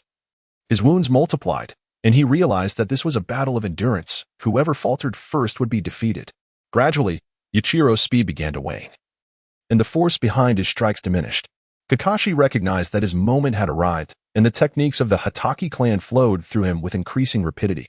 With a swift motion, he sliced through Inuzuka Yachiro's clothing, blood gushing forth. Kakashi, relentless in his pursuit of victory, intensified his assault upon witnessing the success of his attack. The wounds upon Inuzuka Kiba multiplied, and his chakra could no longer sustain the four-legged technique, reverting him to his original state. The prolonged strain of maintaining the four-legged form proved too much for Kiba's body to endure, leaving him unable to evade Kakashi's final strike. Kakashi's blade rested steadily against Inuzuka Kiba's throat. "I have lost," Kiba conceded, having paid the price for his own recklessness, before collapsing. Kakashi, exhausted, half-kneeled on the arena floor. At that moment, the proctor, a high-ranking shinobi, declared, "The victor is Kakashi Hatake." As these words echoed, the arena erupted in fervent cheers, bestowing a perfect blessing upon this match. Kakashi was also taken down for treatment. Fortunately, there were no significant issues, merely exhaustion from overexertion. Following this, 3 matches concluded, leading us to the final contest. In this match, we have the esteemed Kiki Kuroti facing off against Hinata Koji. Please welcome both competitors to the arena. Carrot and Hinata Koji simultaneously leaped into the arena. Hinata Koji wore a remarkably serious expression, a typical visage of the Hinata clan, in stark contrast to his teammate, Hinata Sanada, who was rather its Sundra oddball. The battle commenced as the examiner announced the start of the final round of the Chunin exams. "I shall show no mercy," declared Hinata Koji, his eyes bulging with fury as he activated his Byakugan. It was truly a sight to behold. As he scrutinized Carrot's form with his Byakugan, he was astonished to discover that there was not a trace of chakra within Carrot's body, which left him utterly flabbergasted. "Your body?" Hinata Koji inquired in disbelief. "You've noticed?" Carrot replied. "No wonder you are of the Hinata clan. Using that ability for X-ray vision is indeed a lucrative venture." Chapter 21. Chunin Carrot. "Given your state, it is remarkable that you can be a ninja," Hinata Koji stated solemnly. "Nothing is impossible. It merely depends on the direction of one's choices. Should I inform you that I cultivate chi, which is different from your methods?" Thus, Carrot retorted with a dose of wisdom. Hinata Koji ceased his idle chatter and, raising his hand, struck at Carrot. Carrot, not evading, met the blow with a palm of his own, and upon collision, a shockwave erupted outward. A person devoid of chakra managed to intercept my gentle fist? It is uncommon for anyone to achieve such ease. Hinata Koji was astonished. But the surprises were far from over. "Your gentle fist techniques are overly intricate. To me, they are utterly futile." Such words incited Hinata Koji further, his veins bulging in anger. "Then let me demonstrate the might of the Hinata clan. You shall pay for your insolence." Centering himself, he summoned a Bagua formation. Gentle fist. 8 trigrams 64 palms. In swift succession, he unleashed a barrage of strikes upon Carrot, the first palm connecting, followed by the second, the third, driving Carrot back until he had executed all 64 strikes. In this encounter, Koji emerged victorious. In the stands, Hinata Koji's father spoke to the other members of the Hinata clan, expressing that he had come to support his son. Upon witnessing his son's 8 trigram strikes landing on Carrot, he confidently predicted his victory. After all, the Hinata's 8 trigrams were renowned in the ninja world, specifically targeting chakra points. Once struck, the chakra would be sealed and rendered unusable. Regrettably, they had encountered an anomaly in Carrot. After completing the 64 strikes, Hinata Koji exhaled deeply, for executing such a series demanded considerable stamina. Just as he turned to depart, he heard Carrot's voice behind him. "Are you leaving just like that? Your strength is rather feeble." Hinata Koji turned back in disbelief. The might of his 64 palms should have been sufficient to shatter mountains, yet upon hitting Carrot, it seemed to have no effect whatsoever. "How can this be? You clearly endured my 8 trigrams 64 palms. You should be unable to muster any strength now. Why is this happening?" Hinata Koji found himself in a state of confusion, questioning the efficacy of his family's techniques. "Could it be that you never truly struck my chakra points?" Carrot explained, "It is impossible." As Hinata Koji was about to argue, but recalled that he had struck the Bagua palm against Carrot every time, unless Carrot's speed was extraordinarily swift. He had always dodged just as Hinata aimed to hit him, leading Hinata to believe he had successfully sealed all of Carrot's acupuncture points. Just how fast was this man before him? He exhibited power that was far beyond that of a mere genin. "Now it is my turn," Carrot declared, swiftly maneuvering behind Hinata Koji. Not good, Hinata thought, having lost sight of Carrot. He could not keep up with Carrot's speed.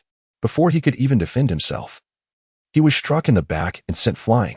Then, with another flash, Carrot appeared before him, delivering an uppercut that connected with Hinata's chin. Before Hinata could react, he lost consciousness. The spectators fell silent, initially anticipating a fierce battle, only to witness a one-sided affair, akin to a crushing defeat. Once the referee announced, "The victor is Hatake Carrot," the crowd erupted into thunderous applause.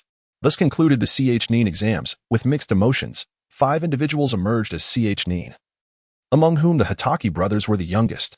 Kakashi achieved his goal of becoming the fastest ninja to attain CH9 status, while his brother Carrot narrowly missed this title. The Hatake brothers' renown grew significantly through this examination. Life returned to its usual rhythm, training, completing missions, becoming Carrot's daily routine. Each day brought progress, immersing Carrot in his craft. The day arrived once more for a mission, this time a B-rank escort task.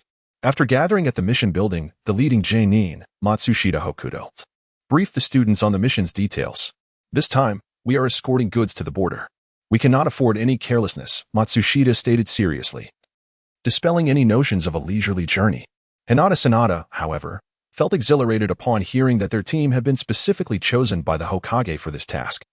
believing his name had reached the Hokage's ears. Ignoring Sanada's excitement, Matsushita instructed, "Let us collect the supplies and depart immediately. We cannot waste any time, understood?" "Yes," they replied in unison. After about 10 minutes, they reconvened at the village entrance, each carrying a backpack, with carrots nearly bursting at the seams. The greatest invention in the ninja world, the sealing scroll, allowed for the storage of various items, easily unsealed when needed. Once the students were prepared, Matsushita commanded, "Set off at the fastest speed towards the border. We will not rest unless absolutely necessary." With that, he plunged into the forest, with Carrot and the others following closely. Even at their quickest pace, reaching the border would take 3 days, assuming no unforeseen events occurred. Escorting such goods inevitably invited conflict, which could delay their arrival. Thus, maintaining a reserve of stamina was crucial throughout the journey. After a day and night of rigorous travel, the medical ninja, Hamiko, was the first to falter, her pace slowing. In escorting tasks, lagging behind often meant peril. Noticing his student's condition, Matsushita, considering they had not rested for over a day, ordered a break. As fate would have it, Carrot sensed an impending ambush. "Enemies approaching," he exclaimed, prompting Matsushita and the others to form a defensive stance, back to back, while keeping their eyes trained on the encroaching shadows in the underbrush. Matsushita had not detected the adversaries, but Carrot's perceptive abilities surpassed his own. Realizing this, Matsushita acknowledged that Carrot had significantly outstripped him. Matsushita formed hand seals. Fire style, great fireball technique. Since an enemy was upon them, Matsushita wasted no time. "If you want to reveal yourselves, I will force you out." A powerful explosion erupted, and from the smoke emerged 8 figures, adorned with the headbands of the Rock Village. Chapter 22. Overwhelming power. 2 teams of rock ninjas approached, intent on surrounding Carrot and his companions. "What is your intention in the Land of Fire?" Matsushita inquired, his expression wary. "Foolish Konoha ninjas, is it not obvious? We are here to send you on your way," the leading ninja from the rock responded, his final words laced with a menacing aura. "How did you know our route?" Matsushita questioned, realizing the secrecy surrounding their transport had been breached. With the rock ninjas seemingly lying in wait, had Carrot not sensed the danger, the consequences could have been dire. "Your wits are still intact. If you value your lives, drop the goods you carry, and I will allow you to leave safely," the rock leader proposed, attempting to lower their guard. Matsushita, however, responded resolutely, "That is impossible. Then you shall forfeit your lives." With that, the adversary unleashed a jutsu, transforming the ground beneath them into a treacherous swamp. Damn it! Matsushita felt his body begin to sink, panic rising within him. Carrot employed the technique of levitation, allowing himself to hover above the swamp and evade its engulfing grasp. He concealed his ability to fly, giving the impression that he was merely sprinting across the surface of the mire. With a swift motion, he plucked his comrades from the depths of the swamp, much like uprooting a radish, and cast them beyond its treacherous reach. Once back on solid ground, he addressed his students with a sense of urgency. "First and foremost, we must preserve our lives. Secondly, we must safeguard the supplies behind us. Leave the enemy's Jonin to me. I entrust the rest to your capable hands." Truly, he embodied the spirit of Kakashi Hatake's teachings, placing the lives of his comrades above all else. "Yes, Nakajima-sensei, I shall protect Sanada and Kazumiko," came the resolute response. Carrot displayed a confident smile. "Humph. I can handle this myself. You should be careful." With that, Hinata Sanada activated his Byakugan and charged towards the 2 Awagakure shinobi.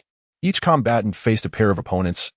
Yet Sanada's prowess among the Nin was formidable enough to manage 2 Iwa Nin without difficulty. However, the time required to defeat them was considerable. And time was precisely what they lacked. The crux of the battle lay in eliminating the 2 Iwa Nin. Meanwhile, Carrot kept 3 of the remaining 4 Iwa shinobi occupied, leaving the last one for Momoko to practice her skills. Carrot stood resolutely against the 3 rock ninja Nin. "You truly are arrogant, little brat, thinking you can take on all 3 of us by yourself," one of the rock ninjas scoffed at Carrot. No. "It is I who shall eliminate you," Carrot retorted. Carrot waved his index finger before him. Yenrin felt insulted and declared, "I shall not kill you. Instead, I will torment you thoroughly, making you regret ever coming into this world." With that, he charged at Carrot, intending to deliver a powerful blow to his face. In response, Carrot took a step back with his right foot, slightly bending his body, and with his right hand clenched into a fist, he swung it forward. Bang! As the fist of Carrot and the rock ninja collided, a sharp crack echoed through the air. The rock ninja's arm was brutally shattered by Carrot's strike, the joint exposing bloodied bone. Even the finest medical ninjas in the shinobi world would be unable to mend such a grievous injury. It could only be deemed irreparable. Frankly, if you were skeptical before, it is time to believe now. Carrot's face bore an expression that beckoned belief. At that moment, the rock ninja gazed at Carrot as though confronted by a demon, and with a single punch, he lost a third of his strength. "I have no time to play with you," Carrot declared. Upon hearing this, the two rock ninjas were engulfed by an intense sense of impending doom, though they could not discern its origin. Suddenly, Carrot raised his hand, and a sphere of yellow light began to coalesce in his palm, with two sharp sounds. The two mid-ranking rock ninjas were obliterated before they could react. Carrot lamented, "If it weren't for the task at hand, I would have relished a game with you. Alas, you simply chose an inopportune moment." The Saiyans' penchant for opportunism was perfectly inherited by Carrot. Just as he prepared to depart, he heard a groan from above. Turning his head, he remarked, "Oh, I almost forgot you. The road to the underworld isn't far. You might still catch up with them." A wave of light sent him on his way. "Thank you, but who would willingly embrace death when life remains? You didn't even inquire about my thoughts before hastening my departure. Is there no concept of human rights or law in the ninja world?" This was the final inner monologue of the rock ninja, though Carrot was oblivious to it. The battle commenced and concluded in less than 3 minutes, heralding the emergence of a formidable figure in the ninja realm. For Hinata, Sanada, and Hamiko, however, it was merely the beginning. Shortly thereafter, Carrot instantaneously arrived at Hamiko's battlefield. She was the healer, her culinary scrolls were indispensable, and she must not sustain any harm. As for Sanada, survival was paramount. A true man bore scars as badges of honor. Hamiko's combat effectiveness was virtually non-existent, and despite being a mid-ranking ninja, her chakra manipulation should have surpassed that of her opponents. Yet, she found herself overwhelmed and battered, sustaining numerous injuries. Without Carrot's assistance, she would surely have perished, having previously been overly protective of her. Just as an enemy kunai was about to pierce Hamiko's flesh, Carrot swiftly manifested, expertly intercepting the weapon with a technique reminiscent of the Hokage's signature move. "What?" The mid-ranking ninja's eyes widened in disbelief at the unfolding events. "Carrot!" Hamiko exclaimed joyfully upon seeing him, wondering if the age-old trope of a hero rescuing a damsel would indeed come to pass. "Vanish!" An energy sphere struck the rock ninja, and in the aftermath of the explosion, nothing remained. "What is this?" Hamiko gazed in terror at the scene, unable to fathom the reality before her. "This is the ability of my bloodline limit, recently developed," Carrot stated, relaying the excuse his father had prepared for him. Hamiko nodded in understanding, pledging to keep the secret of devastatingly powerful ninjutsu that left no trace of its victim. If other ninja villages were to learn of it, they would surely seek to eliminate him. Had Carrot been privy to Hamiko's thoughts, he would have reassured her that such concerns were unwarranted. "Hide for now. I will check on Sanada's situation." Understood. Hamiko was aware that given her current state, accompanying Carrot would hinder his efforts. Sanada, meanwhile, lay exhausted upon the ground, having gained no advantage over the rock ninja, who were now either dead or injured, leaving them all incapacitated in defeat. Carrot approached Sanada, examining the wound. He patted the injury and reassured, "It's nothing. You won't die." Sanada gasped in shock and cursed Carrot. "Damn you, Carrot, taking this opportunity for revenge." In response to Sanada's verbal defiance, Carrot silenced him with an action, threatening to poke his wound, which proved immediately effective. After dispatching the rock ninja, Carrot brought the injured Sanada back to Emiko for treatment before heading to support Bodo Matsushita. Chapter 23. A change in plans. The battle among the Jonin was exceedingly fierce, and Carrot's presence went unnoticed. Although teacher Matsushita was relatively strong among Chunin, those dispatched for covert missions were not lacking in strength either. The key factor was their numerical advantage. Is this the true measure of strength among Jonin? Carrot's face revealed a look of disappointment. He failed to consider that his previous training partners were all of shadow-level prowess, a stark contrast to the strength of elite Jonin. "Carrot, you have finally arrived," said Matsushita Beidou, his previously furrowed brows now relaxing. He had been stalling for time against the rock shadow, waiting for Carrot's support. Having a student of comparable strength was the greatest asset of this team.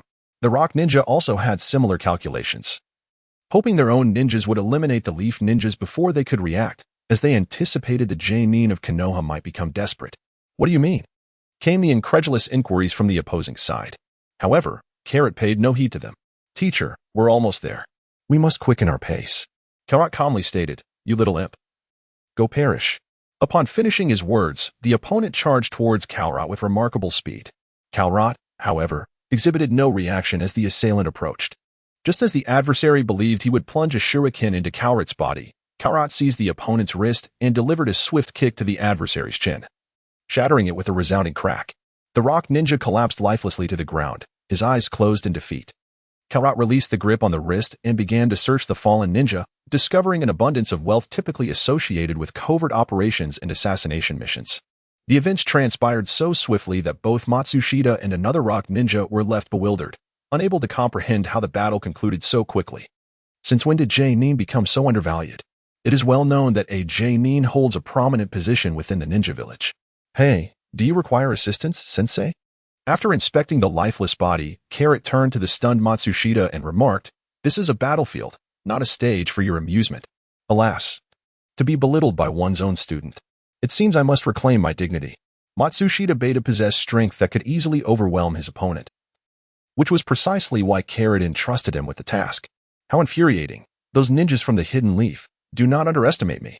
The rock ninja, in a fit of anger, swiftly formed hand seals and, under Matsushita's vigilant gaze, turned to flee. This scene left both Karat and Matsushita Beidou in disbelief. What of your will of rock? They pondered. He runs, and yet he is pursued. There is nowhere left for him to escape. Initially, Karat had no intention of engaging, but now that he has chosen to flee, it is a clear sign of his disdain for me. Allowing you a head start of 39 meters, my little cafe knife is already eager for action. Karat brandished a shuriken, channeling his energy into it, enveloping the weapon in a pale yellow aura before hurling it towards the fleeing rock ninja. With a sharp whistle, the projectile soared through the air, striking its target. The escaping rock ninja felt something was past his chest. Glancing down, he discovered the shuriken embedded in his torso, and he promptly plummeted from the tree. Matsushita stood aghast at the scene before him, having barely registered the unfolding events before they concluded. Was it truly so effortless to eliminate a Jonin? He pondered the depths of Karat's formidable prowess. After resting for an hour, the team resumed their journey. However, due to Sanada's injuries, their pace was considerably hampered. What should have been a single day's travel extended to 2. Upon reaching the border, an oppressive atmosphere loomed, with every individual bearing a grave demeanor, akin to a powder keg poised to ignite at the slightest spark. Entry and exit were stringently regulated. Even Matsushita and his companions had to undergo rigorous scrutiny to gain access to the camp. Thank you for your efforts, Matsushita. The Jonin in charge of the mission said cheerfully, embracing Matsushita, who was a friend. Encountering a companion in such a place invariably uplifted the spirit. Not at all. The real burden lies with you. Without your vigilance at the border, our village would be far from peaceful. By the way, allow me to introduce you to my comrade. This is Hatake Karat. Karat, my dear friend, this is Inoue, a disciple of Master Hatake. Hatake, you say? The welcoming Jonin turned to Matsushita, who nodded, affirming his suspicions. Indeed, the son of Master Hatake is as distinguished as expected. Your reputation from the Chunin exams has even reached this far. The Hatake family truly boasts a prodigy. Oh, is that so? Karat, feeling somewhat bashful, gently rubbed the back of his head, for it is indeed quite awkward to be addressed as a genius in front of others. After a brief exchange of pleasantries, Inoue took his leave. Little did we expect that our mission would be classified as A-level. The team was elated. An upgrade signifies an increase in commission, and no one would begrudge a rise in their earnings. However, this is merely the beginning, and one must not become complacent. Each A-level mission carries significant peril, and a moment's inattention could lead to dire consequences. Matsushita earnestly cautioned, unwilling to see his team members suffer losses. Especially with Karat on the verge of departing from the group, he felt it imperative to alert his comrades, having reported the intricate details of the mission. Knowing that such an exceptional ninja as Karat would undoubtedly have other plans within the village. Rest assured, teacher, they replied. We did not heed your advice that time. Nor when it came to Karat. That last statement, however, I could not feign ignorance of. Karat unexpectedly appeared behind Sanada and softly remarked, even if you hear me. What of it? I am merely speaking the truth. Sanada's most formidable asset is his tongue.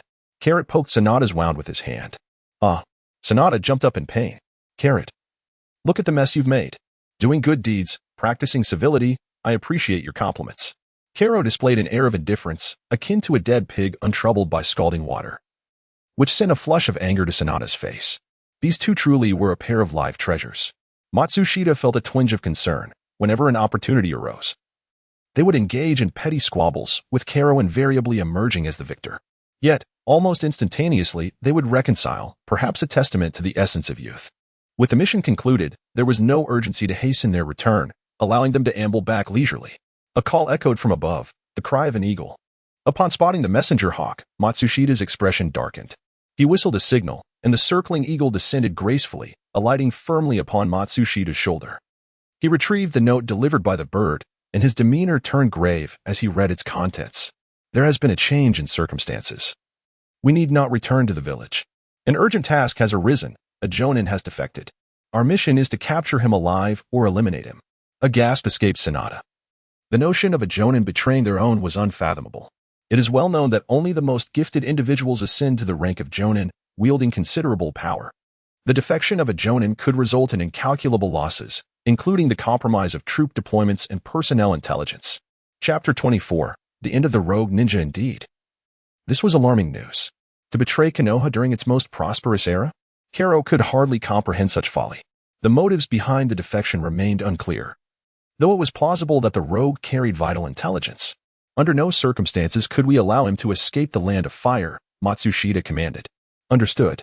According to the intelligence, the rogue ninja was making his way towards the borders of the land of Earth, suggesting a potential alliance with IWA Ninja. We must not only be cautious of the defector but also remain vigilant against possible reinforcements from the Tsuchikage. The group slowed their pace, heightened alertness evident among them. After all, it was no simple task for a Jonin to conceal themselves from detection. The dynamics of hunter and prey could shift at any moment, and one could never be too careful. After nearly 4 hours of searching without success, the team's vigilance began to wane. At that moment, Kero halted, sensing an individual of considerable strength hastily approaching their direction. What is it, Kero? Matsushita inquired, aware of his student's capabilities. Kero conveyed the perceived situation to Matsushita. No need to search further. The target may be approaching us. Are you certain? Indeed, I am. All right. Everyone conceal yourselves and set up traps around. Let us ensnare them like fish in a barrel. Subsequently, Matsushita Beidou instructed Carrot to protect Sanada and Yasuko while he dealt with the rogue ninja. Explosive tags. Kunai traps. These are essential skills for a ninja. Unfortunately, our Carrot is not adept at these techniques. Approximately 10 minutes later, a figure appeared within their line of sight. In the haste of the moment, the rogue ninja rushed headlong into the center of the trap, triggering a flurry of sparks and lightning. The once-even ground erupted into a 50-meter-wide, 5-meter-deep pit. Truly, the elite ninja displayed remarkable reflexes. Upon realizing it was a trap, he swiftly employed the versatile substitution technique. Evading to safety. Come out. After narrowly avoiding an ambush, although he was unaware of the opponent's precise location, he felt an unsettling sense of being watched. At that moment, Matsushita emerged from behind a tree. Watanabe, why are you here? Matsushita Beidou recognized him instantly, and the expression on his face indicated a deeper familiarity. I never expected to be confronted by you. Watanabe wore a conflicted expression. Why betray the Leaf Village? This is our home, Watanabe. Matsushita Beidou's face was etched with sorrow. Both he and Watanabe had graduated from the Ninja Academy together, once the best of friends, never imagining they would one day find themselves at odds. Betrayal? What betrayal? I have always been a rock ninja. How can one speak of betraying the leaf? Do you not understand, Matsushita? You are exceedingly naive. In this cruel world, we have no real choices. Watanabe exclaimed with a manic gleam in his eyes. Caught between friendship and village loyalty, Matsushita had no choice but to reveal his kunai. You will not escape today. Killing you will suffice. The stage was set for battle. Fire release. Great fireball technique. Matsushita charged forward while forming hand seals, unleashing a massive fireball aimed directly at Watanabe. Earth release. Earth flow wall. Watanabe reacted swiftly, conjuring a sturdy earthen wall that successfully blocked the enormous fireball. The two forces collided with a resounding crash, shattering the earth wall into a cloud of dust. Matsushita immediately dashed into the swirling debris, the sounds of kunai clashing and sparks flying resonating through the air. Moments later, both combatants emerged from the haze. Impressive, Matsushita. Your abilities have advanced swiftly. You are formidable as well. Both acknowledged each other's prowess, yet neither held back in their assault. Matsushita pressed forward while Watanabe defended and retreated. Originally, their strengths were balanced. But after a long chase, Watanabe's stamina had waned, while Matsushita rested in anticipation. This shift in dynamics gave Matsushita the upper hand. Remarkable!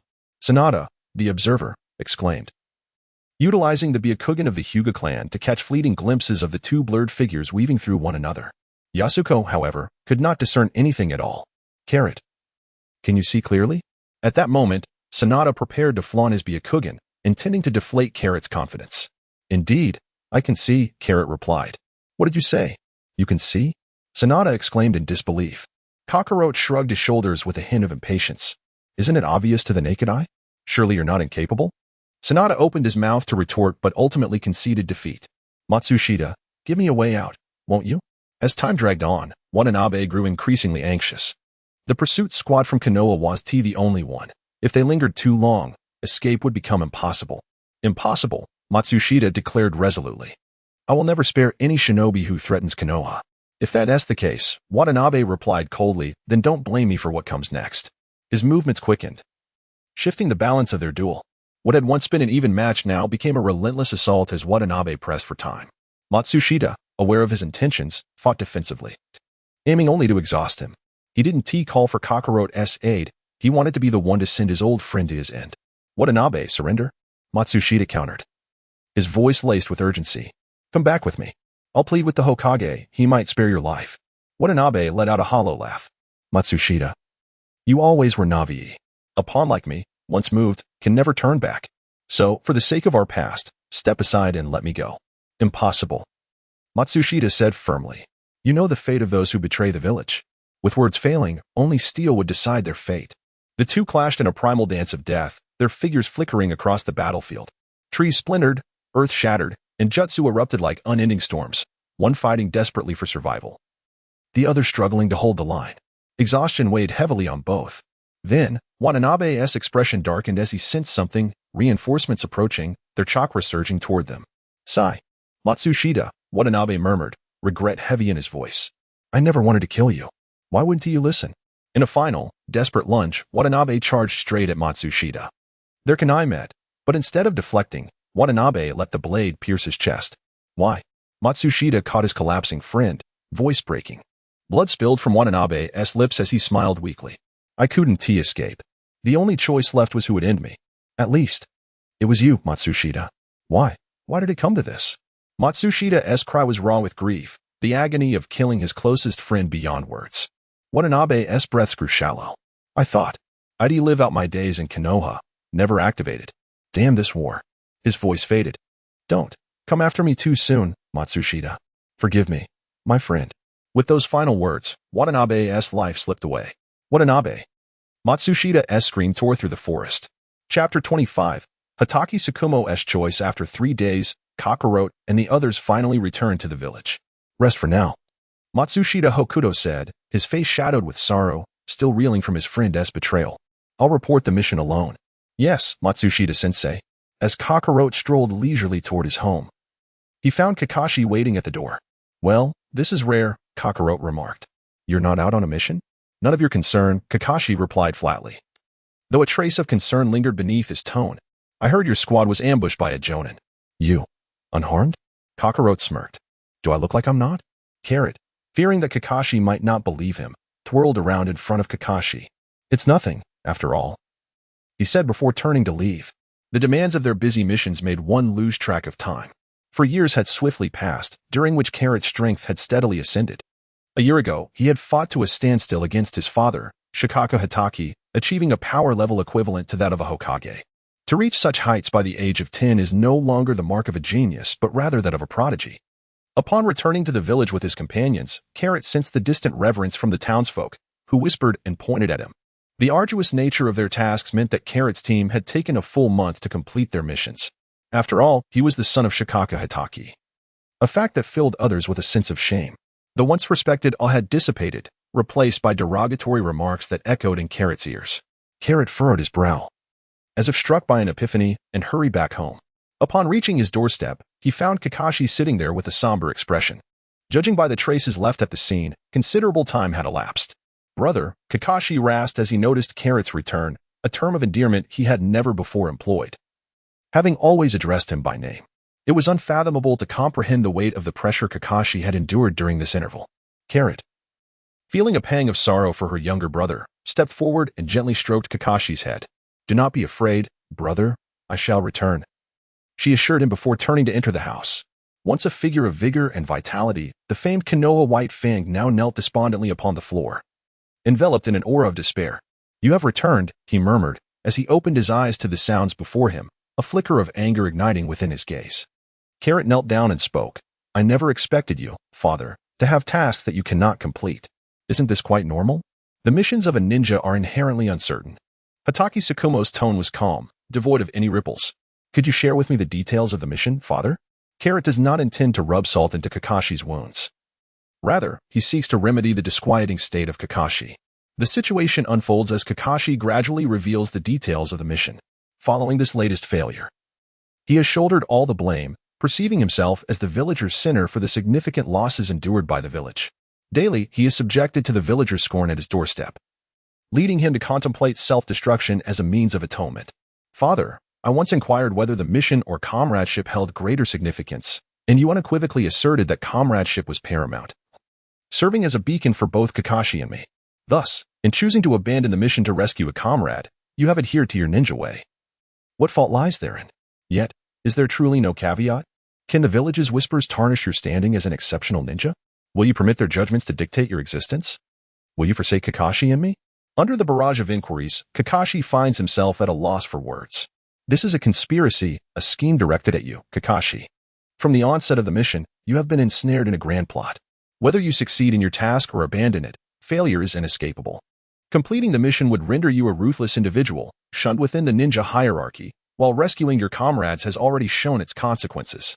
Through Carrot's frigid tone, Kakashi comprehends the gravity of the situation. He radiates a fierce aura, dispelling the earlier despondency. This embodies the true essence of Konoha's White Fang, a god of war upon the battlefield. Why? Why must you treat me thus? Kakashi's voice, filled with fury, reverberates through the room, shattering various pieces of furniture with his terrifying presence. Outside, Kakashi hears the commotion and inquires, what is happening? Just as he is about to enter, Carrot urgently interjects, Kakashi, do not enter. Stand guard at the door and allow no one to pass. Because you shine too brightly, father. You obstruct the paths of others. What? Is this the reason? That is sufficient. Kakashi's face reflects disbelief, grappling with the notion that the immense losses were merely a pretext for his entrapment. He struggles to comprehend this political maneuvering. For them, achieving their desires justifies the sacrifice of everything. Kakashi's worldview shatters and reconstructs. Very well, father understands. Please step outside. Allow me a moment of solitude. Karo's words left Hatake Tsukumo profoundly astonished. He needed to contemplate the path that lay ahead with utmost seriousness. Very well, father. Carrot stood up, her hand reaching for the doorknob. Just as she was about to pull it open, she turned her back to Shikamu and spoke. I hope you make the right choice. Otherwise, I cannot be held accountable for the consequences. Although Carrot had articulated her thoughts clearly, a mature individual would not easily alter their decisions. Her final words seemed to threaten Shikamu, implying that should his choices diverge from her expectations, she would resort to reckless actions. Upon seeing Carrot emerge, Kakashi hurried to greet her. Rest assured, father is fine. He just needs some time alone. Let us spend more time with him during this period, and he will recover. All right, brother. Kakashi nodded solemnly. Sarutobi, Danzo, you had better hope that my father remains unharmed. Otherwise, both the Uenfei clan and the Kimura clan will face dire consequences. After Kakashi's departure, Kuroti's expression darkened considerably. He understood that this matter was orchestrated by Danzo, with the third Hokage observing coldly from the sidelines. However, Kuroti paid little heed to these intricacies. Should something befall Hatake Tsukumo, he would not spare anyone involved. On the third day following Kuroti's return home, Hatake Tsukumo finally emerged from his room, appearing as though he had shed a great burden, exuding an air of tranquility. After exchanging greetings with Kuroti and Kakashi, he proceeded to the Hokage building, where he engaged in a confidential discussion with Hokage Yuan Firijan for an hour. The content of their conversation remained a mystery to all. It was only known that the following day, Hatake Tsukumo resigned, and Yuan Firijan made no attempt to dissuade him. Chapter 26. The dawn of war. The uproar surrounding Hatake Tsukumo's resignation subsided after a week. Within the village, the murmurs regarding him were silenced, as if nothing had ever transpired. At this moment, the retired Tsukumo sat kneeling before a tea table, boiling water and preparing tea, reveling in the tranquility of the moment. Father, your choice has truly taken me by surprise. After Carrot finished speaking, he lifted his teacup and drank it all in one go. What a fine tea, he mused. You little rascal, who else savors tea like you do? How can one truly appreciate the flavor of tea when drinking it in such a manner? You resemble your father. Each has their own method. How can you claim my approach is incorrect? The obstinate words of his son left Hatake Tsukumo both amused and perplexed. Yet you still have not answered my question, father. If a choice must be made, then I choose you and Kakashi. Hatake Tsukumo replied with a smile. To relinquish his current position is not a decision everyone can make. But for Hatake Tsukumo, family holds greater value. Time passed quietly until an unexpected piece of news shook the entire shinobi world. The third Kazekage, hailed as the strongest wind shadow throughout history, had mysteriously vanished. Although Sunagakure made great efforts to conceal this information, secrets cannot remain hidden forever. The village was rife with spies from other nations, and with the Kazekage missing, Sunagakure naturally sought to uncover the truth. In the land of lightning, Raikage AI, upon hearing this intelligence, sensed an opportunity. A chance for the land of lightning to dominate the shinobi world had arrived, and it was high time Konoha reassessed its position. War is imminent, AI declared, leaning back in his chair. Is this true, Raikage-sama? Are we to go to war with Sunagakure? One of his advisors exclaimed, excitement evident in his voice. The Cloud Village had always favored conflict, as war meant plundering resources, especially against a weaker opponent like Sunagakure. Humph. I have no regard for the mere Sand Ninja Village. Not only will we declare war on them, but we shall also take on Konoha and Iwagakure. What? The advisor was taken aback by the Raikage's audacity. Isn't this a bit excessive? Sunagakure alone would hardly be our match. And there's really no need to offend Konoha and Iwagakure. The advisor, in his capacity, offered his thoughts for AI's consideration. What is there to fear? Our Cloud Village possesses 2 perfect Jinchuriki. Dealing with other shinobi villages will be a mere trifle, AI proclaimed boastfully. The Cloud Village was ruled by the Raikage whims. And soon, his orders were issued, igniting the war machine of the Cloud Village. The disappearance of the third Kazekage threw the entire shinobi world into turmoil. Smaller villages aspired to seize a share of the looming chaos, yet they overlooked the fact that only 5 were the true players, while the rest were mere pawns. In the Land of Fire, within the Hokage's office in Konoha, Danzo of the Root Organization fervently insisted, this is a once-in-a-lifetime opportunity to take down Sunagakure. For him, instigating war meant accruing countless merits, which would serve as a ladder for his ascent to Hokage. He had come prepared, bringing 2 additional advisors to appeal to Hiruzen's feelings. Indeed, Hiruzen's, the war reparations from a shinobi village would be substantial, Akimichi CHG chimed in, supporting Danzo's argument. Konoha's dealings with Sunagakure would be effortless. We wouldn't even need to step onto the battlefield. It would be foolish not to capitalize on such an opportunity. Mito Minion remained silent. Yet his presence at the meeting suggested he shared a similar sentiment as Danzo. Do you understand how many shinobi will perish once war begins? How many families will lose their pillars of support? Do you comprehend this? Hiruzen's, still the bear of the shinobi world, had yet to become a ruler of politics. For the future of Konoha, some sacrifices are inevitable, Danzo asserted resolutely, emphasizing that the war was not merely for the village, but for his own ambitions. Just as Hiruzen's was preparing to argue further, a member of the Umbu suddenly appeared in the Hokage's office, whispering urgent words into Hiruzen's ear. Hiruzen's expression shifted to one of disbelief. What has happened? The mere few words that could alter his demeanor piqued Danzo's interest. The third great ninja war has commenced. The Cloud Village has declared war on us, as well as on Sunagakure and Iwagakure. What? That madman from the Cloud Village dares to provoke us. Mito Minion exclaimed incredulously. To wage war against 3 nations? Has he lost his mind? The gathered individuals wore expressions of concern, except for Danzo, who could hardly contain his excitement. A shinobi world war. The last conflict birthed Hokage Hiruzen's. This time, I shall take the mantle. Danzo was already envisioning himself ascending to the position of Hokage. If he dares to come, I shall not hesitate to strike. A murderous aura emanated from Danzo. Recall Jiraiya, Tsunade, Orochimaru, and Minato, convene a war council. All missions are to be temporarily halted, and all shinobi must return. With the inevitability of war dawning upon them, Hiruzen's resolve was laid bare as he ordered all measures to adapt to the coming conflict. How curious. To gather us all here, Orochimaru remarked, surveying the room filled with Konoha's high-ranking officials. I bring bad news. The third great ninja war has begun. Once all the high-ranking members had assembled, Hiruzen's delivered the shocking announcement. A wave of murmurs erupted as the ninjas exchanged whispers, stunned by the sudden revelation. What now? What actions must we take? In the midst of the confusion, Orochimaru had already begun seeking solutions, demonstrating the foresight expected of a potential Hokage. I cannot even conduct my experiments in peace. Must I be forced to act? He proposed deploying strategies tailored to the various borders of the shinobi world. Urging unity among all. Jiraiya, retrieve Tsunade. We need her. Understood, old man. The tides of shinobi strife surged, from the Kazakage's disappearance to the Cloud Village's instigation of war, leaving everyone breathless. None anticipated the Cloud Village's audacity to challenge 3 nations simultaneously. They merely deemed them insane. What shall we do? With the Kazakage missing, can we withstand the Cloud Village's assault? The third Kazakage, regarded as the strongest wind shadow, had served as a stabilizing force in the hearts of the Sand Ninja. His disappearance now sowed seeds of retreat and surrender among them. Indeed, we possess but one tailed beast, while the Cloud Village boasts 2 and 8 tails. How can we defend ourselves? The Elder Council engaged in fervent discussions, failing to present a feasible plan. At that moment, Chiyo stepped forward. We are not without opportunity. Raza is our chance. Raza, a ninja capable of manipulating sand, could serve as a replacement for the third Kazakage, becoming their new wind shadow. But can one person truly withstand the Cloud Village? An elder questioned, perplexed. No, Raza alone cannot suffice, but we are a collective. United, we possess formidable strength. We hold 2 advantages over the Cloud Village. The council's attention turned to Chiyo, eager to hear the Sand Ninja's advantages.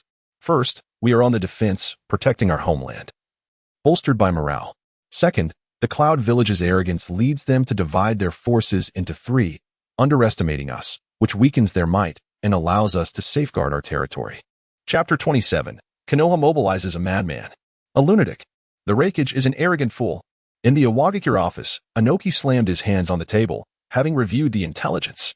Since that scoundrel Reikage has dared to declare war on my Iwagakure, we cannot sit idly by. Dispatch a team to resist the Cloud Village, while also setting our sights on Konoha. Upon hearing Naka's words, the Elder Council was left momentarily speechless. Noki aspired to achieve a dual objective, not only contending with the Cloud Village, but also seeking to extract a portion of profit from the Leaf Village. Such ambition, though audacious, raises questions of recklessness. Is this strategy not excessively perilous? Engaging solely in war with the Cloud Village would inevitably lead to significant sacrifices, coupled with the challenge posed by the Leaf Village. Do we truly possess a viable chance of triumph? Indeed, the Leaf Village is brimming with talent. White Fang and the legendary 3 ninjas, all renowned figures in the ninja world, are formidable adversaries. An elder from the council posed this inquiry. Sacrifices are an undeniable aspect of war, and the might of the Leaf Village, with its plethora of skilled ninjas, makes it a daunting opponent. The Cloud Village is orchestrating a grand strategy, with the third great ninja war specifically designed to target the Leaf Village. What? The elders found this notion astonishing. The Cloud Village aims to ensnare us, intending to distract the Leaf Village from engaging fully in battle, forcing them to allocate troops to guard against us. They are aware that I will not forfeit this rare opportunity. Inevitably, I will partake in the campaign to erode the Leaf Village's strength. This is an overt plot. Noki fervently outlined the Cloud Village's plan, and the Elder Council soon grasped the gravity of the situation. I shall personally oversee the rear lines and appoint Loam as the commander of the offensive. Indeed, Lord Suchikage. The countries of lightning, earth, wind, and the Leaf Village commenced troop mobilization, and the atmosphere within the ninja world grew increasingly tense. Jiraiya, you are to lead a squad of ninjas to secure the borders of the Wind Country. Not a single sand ninja must trespass into the Land of Fire. Understood. Jiraiya's expression was grave, his tone resolute as he accepted his mentor's command. Originally, the most suitable candidate for the command at the Wind Country's borders was Kakashi Hatake. However, with Kakashi having withdrawn from his ninja duties, it fell to Jiraiya. Orochimaru, you were tasked with repelling the Cloud Village's assault. Annihilation is not required. Simply prevent the enemy from crossing our borders. Certainly. The border of the Earth Country is entrusted to you, Minato. That old coot Noki will undoubtedly seize this opportunity to benefit from us, the Leaf Village. I will safeguard the borders, Lord Hokage. As for the Mist Village, who shall be sent to address that? Yuan Fei Rijan inquired. Once the Great Ninja War commences, no ninja village can remain aloof, whether actively or passively. They will be drawn into the maelstrom of conflict. Let us assign the Uchiha and Hyuga clans to that task, suggested Danzo, who, while seeking promotion, aimed to suppress the Uchiha clan by any means necessary. The environment of the Mist Village is ill-suited for the fire element of the Uchiha, rendering them virtually invisible in this context. In his eyes, only the deceased Uchiha are deemed worthy. Yuan Fei Rijan pondered briefly before agreeing with his comrade's proposal. Danzo, ensure your routes are well prepared for intelligence transmission. We cannot afford to become blind on the battlefield. I understand. Very well. May victory be with you all. Under the Hokage's command, the war machine of the Leaf Village revealed its fangs, as squads of ninjas meticulously transported supplies toward the borders. Both Carrot and Kakashi received the news, yet they were not part of the same team. Minato Namikaze served as Kakashi's mentor, overseeing the borders of the Land of Earth. Thus Kakashi naturally belonged to his team, while Carrot was assigned to a squad under one of the legendary Sannin, Orochimaru. Kakashi was advised to remain vigilant regarding his safety on the battlefield. Tsukumo Hatake cautioned his son, emphasizing that in the chaos of war, blades are indiscriminate, and an individual is as inconspicuous as a mere drop of water, unaware of when their brilliance may fade. This is the final gift I can bestow upon you as your father. Tsukumo presented his beloved sword, a companion from his numerous battles, to Kakashi, hoping it would serve as a safeguard during the turmoil of war. Father, this is too precious. Kakashi wished to decline, but Hatake Tsukumo offered him no opportunity. The swordsmanship of the Hatake clan can only be inherited by you. Should you refuse this blade, it would merely gather dust. Accept it. Kakashi solemnly clasped his hands behind his back, resolutely determined not to betray his father's intentions. Karate, I have nothing more to convey to you, he stated after much contemplation. There seemed to be little left to impart, as his strength had long surpassed that of his father, leaving no further words necessary. Karuto was taken aback. Father, Kakashi advised so much, and this is all I receive? Have you ceased to love me? Carrot now resembles a jealous child. Ultimately, Kakashi Hatake expended a significant amount of money to appease Carrot. Kakashi, the war has commenced. Please ensure your safety. Karo gazed at Kakashi, his countenance betraying a grave expression as he earnestly admonished, ever since he arrived in this world and wholeheartedly embraced the roles of father and brother. He could scarcely fathom the reckless actions he might undertake should Kakashi encounter any misfortune. Brother, you too, please exercise caution. I would not wish for the war to conclude with the loss of a brother. Carrot was amused by Kakashi's jest. After the war concludes, I will undoubtedly return to give you a thrashing. The two brothers exchanged a final glance before joining their respective teams. The mobilization of Konoha could hardly remain a secret from its inhabitants. All villagers were aware that the Third Great Ninja War had commenced. Countless parents, spouses, and loved ones fervently prayed for the safe return of their kin. Carrot, over here, boomed Sanada, whose voice drew Carrot's attention. You're truly slow. It's always the same. Sanada complained. After all, the main characters typically make their appearances last. Besides, Lord Orochimaru hasn't even arrived yet. What's the rush? Hey, Matsushita interjected. Noticing the impending quarrel between the two disciples, he hastily intervened, mindful that this gathering encompassed an excessive number of ninjas, and he did not wish to lose face. This battle was markedly different from previous ones. It would not be conducted in small teams, as those would be dispersed. Hamiko, you are to accompany the medical unit. And you, Sanada, have been assigned to the reconnaissance team. Exercise utmost caution, as the reconnaissance unit is the first to engage with the enemy. As for you, Carrot, there is little I need to caution you about. With your strength, as long as you avoid trouble, self-preservation should pose no issue. Teacher, I am the most rule-abiding individual. I never cause trouble, Carrot replied. As long as I eliminate all parties involved in an incident, what trouble could possibly arise? Chapter 28. Ambushed Orochimaru led the troops on schedule, aiming to reach the border with utmost speed, traversing through the Land of Hot Water. This land lay in the buffer zone between the Land of Fire and the Land of Lightning. Should war erupt, the flames of conflict would swiftly engulf it, epitomizing the plight of small nations. Upon entering the territory of the Land of Hot Water, 6 days had elapsed. The slow pace of the large army hampered their progress, resulting in a peculiar atmosphere upon arrival. An unsettling silence prevailed. Though in a state of war, it was unusual for the streets to be devoid of life. Reconnaissance unit, advance, ordered the command staff. Yes. The reconnaissance team promptly dispatched, with the Yamanaka clan releasing insects and the Hyuga clan activating their Byakugan to gather intelligence. Trouble. A hidden cloud ninja, observing the emergence of the Hyuga clan within the Konoha ranks, realized their ambush might be in vain. Attack directly. The numbers are not vastly different. Who will prevail is still uncertain. The commander of the Cloud Ninja, initially aiming for a stealthy ambush to inflict damage on Konoha's vanguard and gain an upper hand, now saw no need for subterfuge upon the appearance of the Byakugan. Prepare yourselves.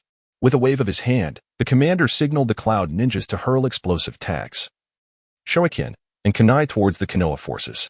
We're surrounded. The reconnaissance team bore the brunt of the initial assault. Eliminating them was akin to blinding Konoha. Panic-stricken, The remaining ninjas witnessed a flurry of kunai bound with explosive tags hurtling towards them. Summoning technique. Seeing the chaos, Orochimaru bit his finger, drawing a line across his palm. Then pressed his hands to the ground. With a thunderous crash, 3 colossal serpents emerged, encircling the Konoha troops. All the explosive tags detonated upon the serpents' bodies, showering the battlefield with gore and staining the earth crimson. Orochimaru has made his move, cheered the surviving Konoha ninjas, unable to contain their exhilaration. Yet, the Cloud ninjas would not grant them respite. Witnessing their plan falter, they immediately launched an offensive, hundreds of ninjas charging towards Konoha's position. The Konoha ninjas quickly reacted to the initial onslaught, engaging fiercely with the Cloud forces, showcasing the prowess of their village's ninjas. The entire land of hot water was rife with the clashing of ninjas, ninjutsu wreaking havoc, relentlessly demolishing surrounding structures and forests. Some ninjas fell in defiance, while others took their foes with them, detonating explosive tags in a mutual demise. Death became the prevailing theme, the fragility of life starkly evident amidst the carnage. Is this war? Many freshly graduated genin found themselves grappling with the scene before them. Lives, vibrant and full, withered away before their eyes. Blood blossoming in a grim reminder of mortality. Overwhelmed by the stench of blood, some bent over to vomit. As the commander of the ninja forces, Orochimaru was under intense scrutiny from the Cloud ninjas. For elite Cloud ninjas surrounded him from all directions.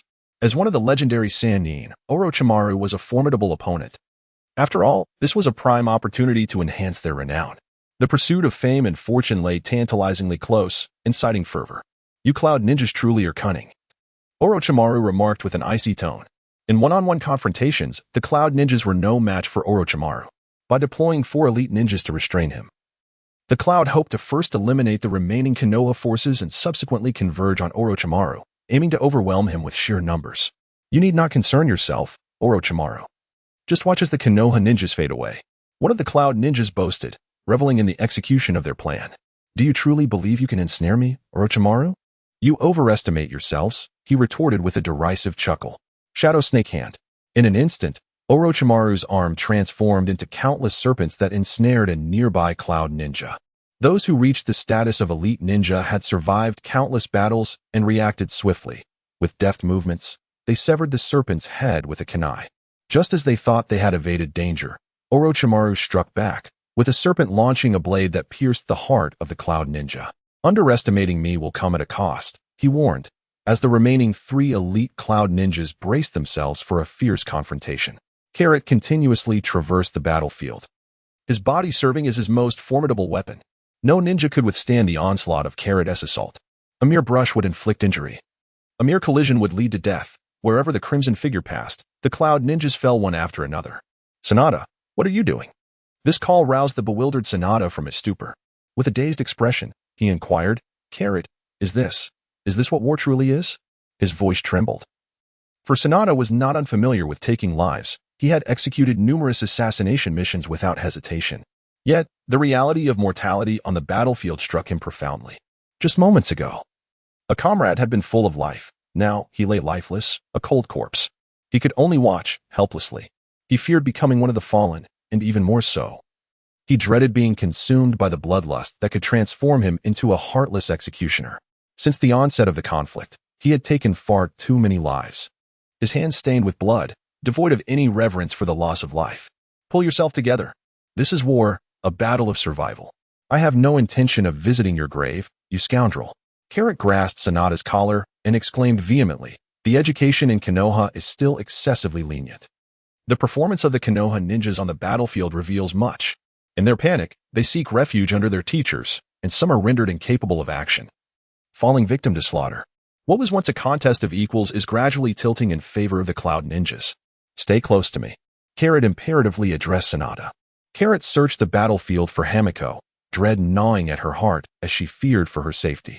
As Carrot traversed the chaos, the throng behind her grew steadily, coalescing into a formidable force. You are far too arrogant, little brat, sneered the elite ninja from the Cloud village, witnessing Carrot's unchecked rampage across the battlefield. As the souls of the fallen multiplied around him, his fury intensified. With a kunai poised to strike at Carrot's vulnerable flank, he had lain in wait for this decisive moment, believing there was no reason for failure. A cruel grin adorned his face. The prospect of claiming a genius's downfall filled him with unparalleled delight. just as Carrot, still unaware of the impending danger, was about to receive a warning from Hyuga Sanada. The words barely escaped his lips. "Return home," he commanded. Carrot had long anticipated the situation. With a swift rotation, he delivered a powerful kick to the head of Yunrin, shattering the skull and sending the individual hurtling backward. Carrot remained acutely aware of the dynamics of the battlefield, the ambush of the Jonin glaringly apparent to him. Akin to a glaring light bulb, he deliberately feigned a vulnerability. Chapter 29. Carrot's exposure. The Jonin of Yunrin took note of Carrot's formidable prowess. He could not be allowed to continue his rampage unchecked. "We must confront him," one Jonin remarked to his companions. "If one cannot handle him, we shall simply add more." Understood. Utilizing their most adept techniques, lightning release, fire release, and earth release, 3 Jonin aimed to obliterate Carrot entirely. The trio of techniques struck simultaneously from 3 directions, targeting Carrot at the center. However, when the effects of the techniques faded, Carrot stood unscathed, showing no signs of injury whatsoever. "Impossible. I sensed that my techniques had taken effect." The Yunrin Jonin wore a look of disbelief, fully aware that his perception could not be mistaken. It was as if he had encountered a ghost. Carrot smiled slightly. "You are not mistaken. Is it possible that there is smoke without fire?" The 3 Cloud Shinobi did not comprehend Carrot's reference to Dragon Ball. Relying solely on taijutsu to eliminate the Cloud Shinobi would indeed take a considerable amount of time. It seemed that revealing a fragment of one's true strength was inevitable. Carrot contemplated within. She extended her right hand, palm facing the heavens, and a circular slice hovered delicately above her palm. As she executed this motion, her adversaries were immediately engulfed by an overwhelming sense of dread, their hair standing on end. Acutely aware that failure to intervene would yield dire consequences. "Quick, stop her," the lead ninja exclaimed. "Chi circle slash," Carrot called out. And with a swift motion of his hand, the chi round slash flew forth from his palm. The moment Yunrin took a step forward, he was caught off guard, and his entire body was cleaved in 2. Instantly, the other 2 Yunrin halted in their tracks, their eyes wide with disbelief. Carrot would not grant the opponent any respite, deftly manipulating the energy sphere to continue the onslaught. "Be cautious, quickly evade," the leading Cloud Ninja cautioned his companions. Yet it was a moment too late. One of his arms was severed. "Ah!" The Cloud Ninja pressed against the bleeding limb, his visage contorted in agony. "Oh! You managed to dodge, but that was anticipated. However, what follows will not be so simple for you." As Carrot extended his hand, a sphere of energy manifested. 2 energy spheres hovered above his head. With a flick of his fingers, the 2 energy spheres surged towards the Cloud Ninja. The Cloud Ninja unleashed his ninjutsu in defense. But alas, it was severed effortlessly. Left with no choice but to rely on sheer speed to evade, he found himself in a perilous predicament. The specter of death loomed ominously above him. Without a resolution to his current dilemma, demise was merely a matter of time. As he retreated, thoughts raced through his mind, seeking a solution. The battlefield echoed with cries of anguish. There was no need to inquire, for it was the formidable power of the energy spheres at play. Carrot wielded the energy spheres with deadly precision, wreaking havoc upon the battlefield, while the number of ninjas gathering around him swelled, and the ranks of the Cloud Ninja dwindled rapidly. Escape was futile. The leader of the Cloud Ninja stood before Carrot, attempting a series of countermeasures against the energy spheres. All in vain. His chakra reserves were nearly depleted, and hope for escape was fading. "May I leave my name behind, so that I may depart without regret?" The Cloud Ninja gasped, his breath labored as his body struggled against the backlash of overexerted chakra. "Kakashi Carrot."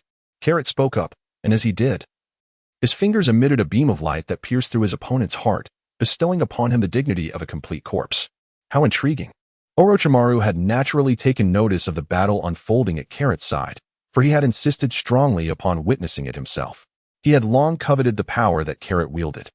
Since the veil had been lifted, why not reveal even more? With this thought in mind, Carrot extended his hand. Carrot unleashed a torrent of energy waves from his fingertips. The scene before them was mesmerizing, as countless energy blasts surged forth with perfect homing ability, leaving all present on the battlefield in stunned silence. It was a massacre. Each explosion signified the obliteration of a Cloud Ninja, with firepower saturating the entire area. Over 100 ninjas, Genin, Chunin, and Jonin alike, perished in a single stroke from Carrot. The assembled ninjas could scarcely believe their eyes as they beheld Carrot's dazzling display of prowess. Was this an illusion? All the Cloud Ninjas instinctively considered this spectacle to be beyond their comprehension, challenging their very understanding of ninjutsu. Meanwhile, the morale among the Leaf Ninjas soared. They would not let such a splendid opportunity slip away. Under the leadership of the Leaf Jonin, they commenced their counterattack. "Well done, Carrot," exclaimed Matsushita Beidou, who stood beside Carrot, offering unreserved praise for his exceptional student. "The rest is up to you, my students. I am feeling rather fatigued." Carrot's complexion was pale as he weakly collapsed to the ground, appearing as though he had exhausted himself from overexertion. This was the first time he had utilized such an immense amount of chakra, and he found it difficult to manage. His current strength still lay predominantly in his physical techniques, as he needed to conserve chakra for the system's demands. "You should rest well, Sanada. Keep an eye on Carrot," he instructed, before once again rejoining the fray. Thanks to Carrot's display, the morale of Konoha's forces surged, which also slightly enhanced their combat capabilities. Under the pressure of life and death, the ninjas of Konoha adapted to the battlefield atmosphere, skillfully wielding their powers. The Cloud Ninja began to retreat, suffering increasing casualties. "My competitive spirit has been ignited by all of you," Orochimaru remarked with a sense of relief as he observed Konoha's rising morale. This encounter was also a means for him to train his soldiers. Elite warriors must endure the trials of battle. If they were eliminated here, it was simply fate. One could not blame Orochimaru for his ruthlessness. Real battlefields were far more brutal than this. This was merely child's play. Having been cornered by the Cloud Ninjas for too long, Orochimaru decided to get serious. Summoning technique. A massive cloud of smoke erupted, revealing a gigantic serpent adorned with purple patterns. The legendary serpent, Manda, had arrived on the battlefield. "Orochimaru, you are aware of the cost of summoning me. Where is my offering?" Manda inquired, immediately demanding a tribute, a delicacy absent from the snake's lair. You can feast on the Cloud Ninja's headbands as a bonus," Orochimaru replied, as Manda's eyes glinted with greed. "However, we must first deal with the J-Nin before us." Manda flicked his tongue and added, "Just these three? Simple enough." With that, Manda opened his jaws wide and dove towards the Cloud Ninja. Upon witnessing the summoning of Manda, the Cloud Ninjas felt a sense of foreboding. Such a colossal summoning beast, with formidable offensive power, was beyond their capability to confront. All the Cloud Ninjas opted to retreat. They understood that once war commenced, ending it was not a simple task. The Cloud forces were tightly ensnared by Konoha, and the idea of retreat was no longer feasible. "If you wish to flee, you should consider whether Lord Manda approves." Manda continued his assault, his gaping maw eagerly devouring the obstructing Cloud Ninja, resulting in heavy casualties. Recognizing the hopelessness of escape, the Cloud Ninjas resolved to make a stand, each one braving the inevitable demise as they charged towards the Konoha ninjas, momentarily halting Konoha's advance and buying time for their comrades' retreat. Manda, unwilling to let such a rare opportunity slip away, swung his massive form, crushing the explosive tags of the Cloud forces, merely a tickle to him. The remaining Cloud Ninjas were engulfed in despair, their escape routes severed. "Ha ha ha, you cannot escape," Manda taunted, lunging toward them. Damn it! The J-Nin of the Cloud was frantic. Manda's destructive power was overwhelming, shattering their defensive line. They attempted to organize against Manda, but Orochimaru would not grant them the opportunity, ever watchful beside them. "Help me! Save me!" The cries for help from the Cloud Ninjas only served as seasoning for Manda's feast. With the more pitiful their pleas, the more exhilarated Manda became. Yet, at that moment, a colossal octopus tentacle descended from the heavens, striking Manda and driving him into the earth. The impact caused Manda to falter, leading him to the depths of the dragon's cave. This sudden turn of events astonished everyone. "Lord Karabi!" The Cloud Ninjas' faces lit up with joy. Their savior had arrived. "You bastards, what are you waiting for? Retreat at once!" Karabi proclaimed with a unique flair, donning sunglasses and striking a pose, his 8 octopus tentacles blocking the Konoha ninjas. "The 8 tails Jinchuriki, Karabi," Orochimaru noted with a grave expression. Karabi also recognized Orochimaru. "Oh, cold Lord Orochimaru. Now is not the time for a decisive battle. We shall take our leave for now." Orochimaru had not anticipated that the Cloud would deploy their Jinchuriki to the battlefield, unlike Konoha, which treated them as strategic weapons, rarely allowing them to venture beyond the village. With the appearance of the Jinchuriki, the necessity for this battle dissipated. The power of a Jinchuriki was immense. Once unleashed, Konoha's ninjas would inevitably suffer tremendous losses, an unwise proposition. "So, this is the 8 tails?" Carrot observed the abundant chakra emanating from Karabi, comparing it to the vast ocean in contrast to a mere pond, a stark difference from an ordinary J-Nin. If the 8 tails possessed such boundless chakra, one could only imagine the sheer magnitude of the 9 tails, although they belonged to the same ninja village. Carrot had never encountered the Ninetales Jinchuriki due to his monotonous life of missions and training, leaving him only to hear of them without ever seeing them. As all ninjas rested and medical personnel tended to the wounded, Konoha's forces finally exhaled in relief once the cloud had fully retreated. The pressure exerted by the Jinchuriki had been overwhelmingly taxing. "You did well, Carrot," Orochimaru commended as he approached Carrot, generously praising him. "My efforts to bring you here to the front lines have not been in vain. You are indeed a valuable asset. Thank you for your kind words, Lord Orochimaru." Carrot responded.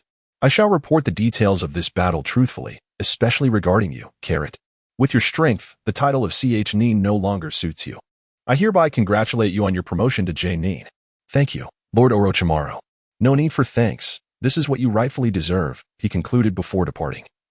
As the entire battlefield required his decisive leadership, Carrot had not anticipated such strength from his ally. Sanada had been closely observing Carrot since the war began. Fully aware of his prowess, a realm beyond his own. When one's strength surpasses their imagination, jealousy becomes an irrelevant sentiment. "You saw through my disguise. I had concealed it for so long, yet you still discovered it." Carrot remained his playful self, reveling and teasing the proud Sanada. "Carrot, we may have to part ways soon. Take care of yourself," he heard from Orochimaru. Carrot's promotion to Jonin meant he would be leaving the team, becoming the youngest Jonin in the history of Konoha. Reflecting on the past, Sanada recalled how he initially dismissed Carrot, only to see him surpass everyone in the blink of an eye. Haha, does a temporary farewell need to feel like a life and death separation? I still prefer the carefree Sanada. Damn you, go to hell, Carrot. This was the lifelong pain of Hinata Sanada, who, after a night of revelry, was tricked by Carrot into dancing publicly. Though he would forget the incident upon sobering up, an acquaintance ensured he vividly recalled the embarrassing moment, leaving him unable to hold his head high afterward. The glances from other ninjas towards Sanada were tinged with envy. Carrot's strength had earned him their respect, and many had become his admirers. The details of the battle were relayed back to Konoha through secret techniques. Yuan Fei Raizen opened the scroll spat out by the white snake, his face twitching at the sight of the thick substance it contained. Each encounter with Orochimaru's secret arts left him feeling uneasy. Upon unrolling the scroll, he was struck with shock at the content, a luminous orb emanating from one's hand, responsible for the demise of over 100 ninjas. Yuan Fei Raizen inhaled sharply. "Was this the bloodline limit you referred to, Shoamo?" Deep in thought, Yuan Fei Raizen contemplated Carrot's performance, pondering the possibility of acquiring him to bolster the Hokage's power.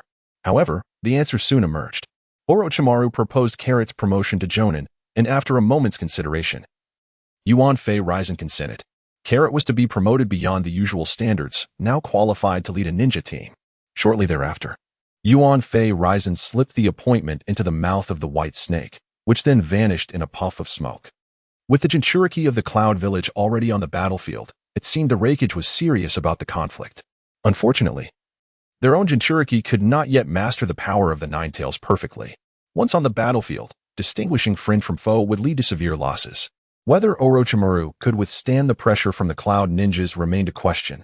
Yuan Fei Raizen could only place his trust in him.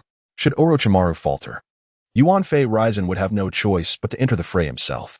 His thoughts drifted further, and he resolved to observe the lives of the people of Konoha through a crystal ball, pondering if spies had a penchant for bathhouses. As the third Hokage was known for his impartiality, before long, Orochimaru received a reply from the Hokage, affirming his accomplishments in commanding the battle and approving his suggestions.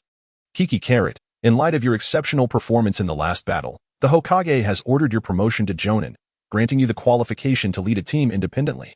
It is hoped that you will not disappoint the Hokage and contribute to Konoha's prosperity." Orochimaru publicly announced Carrot's promotion, and all present ninjas were undoubtedly in awe of his prowess. Chapter 31, The Mission. Carrot, I have a mission for you. Orochimaru summoned him. "Lord Orochimaru, may I inquire what the task entails?" Carrot asked, still fresh from receiving his promotion, sensing the capitalist undertones of the sudden assignment. "I need you to lead a small team to flank the Cloud Ninjas, harassing and severing their supply lines to increase our chances in this war. You may refuse. This mission carries significant risks, positioned behind enemy lines without any support. If you find yourself surrounded, escaping may become a dire challenge. Do you still wish to accept? I relish challenging missions. Guerrilla warfare is my forte." Guerrilla warfare? It was the first time Orochimaru had heard the term used to describe combat. Engage when the enemy advances, retreat when they press, disrupt their encampments, strike when they tire, and pursue when they falter. Very well. Upon hearing Carrot's words, Orochimaru could not help but exclaim his approval. I now harbor greater confidence in your ability to execute this mission. Prepare yourself. You shall embark shortly. Understood. Time is of the essence in military affairs. Given that this mission entails infiltrating the enemy's territory, Carrot's team must be limited in number. Thus, the chosen allies are the Hyuga clan along with the Inoshikacho trio from the branch family. Our primary objective is to penetrate the land of lightning and disrupt the supply lines of the Cloud Shinobi, rendering the frontline ninjas devoid of essential resources. We shall engage in harassment and destruction of their strongholds, unyielding in our resolve to diminish the combat capabilities of the Cloud Shinobi at any cost. After Karo summoned the team, he communicated the specifics of the mission to everyone. Hinata Koji, your role is particularly crucial. Your vision will serve as our compass, and the safety of our surroundings rests upon your shoulders. Understood. Hinata Koji nodded solemnly. Nara Jubiai, Yamanaka Nanjur, Akid Tezuka, are you prepared?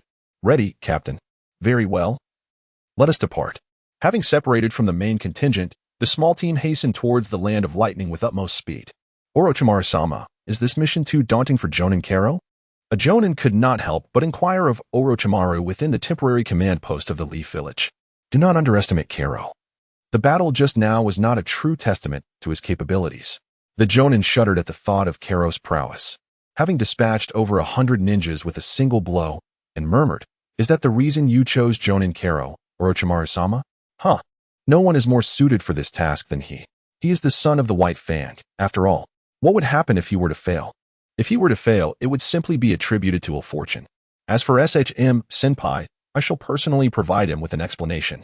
And you, as my advisor, are here to execute my will, not to question it, Orochimaru stated coldly. The advisor, aware of having overstepped, fell silent. The Carrot Squad marched tirelessly for an entire day, traversing through the land of soup, until they reached the border. Ahead loomed a multitude of ninjas, obstructing their essential path. If they pressed forward, they risked falling into a trap.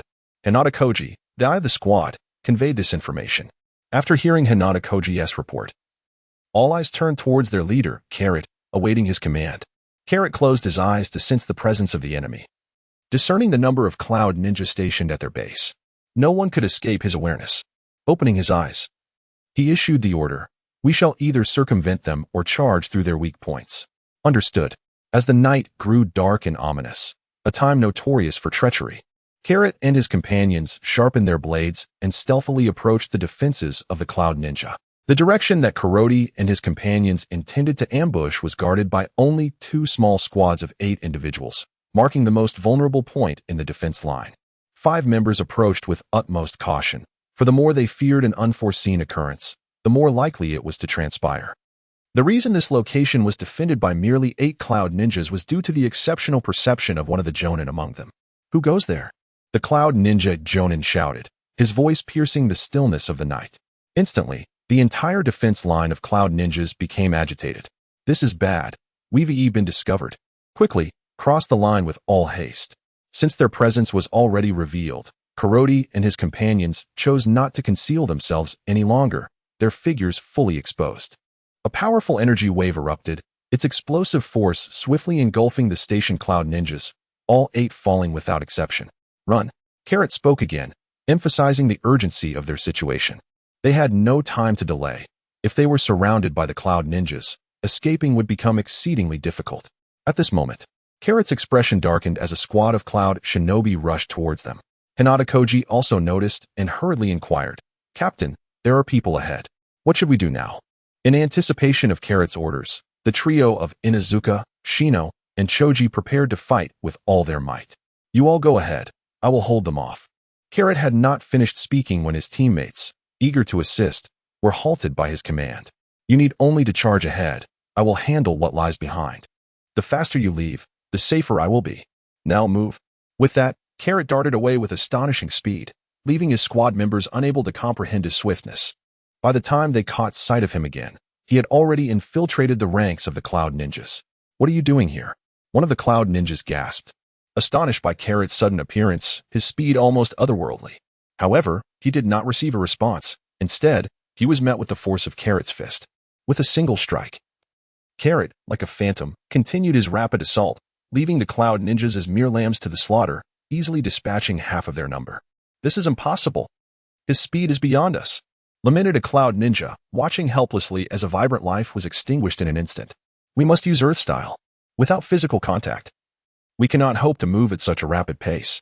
Several cloud ninjas pressed their hands to the ground, instantly causing the earth to soften and decay.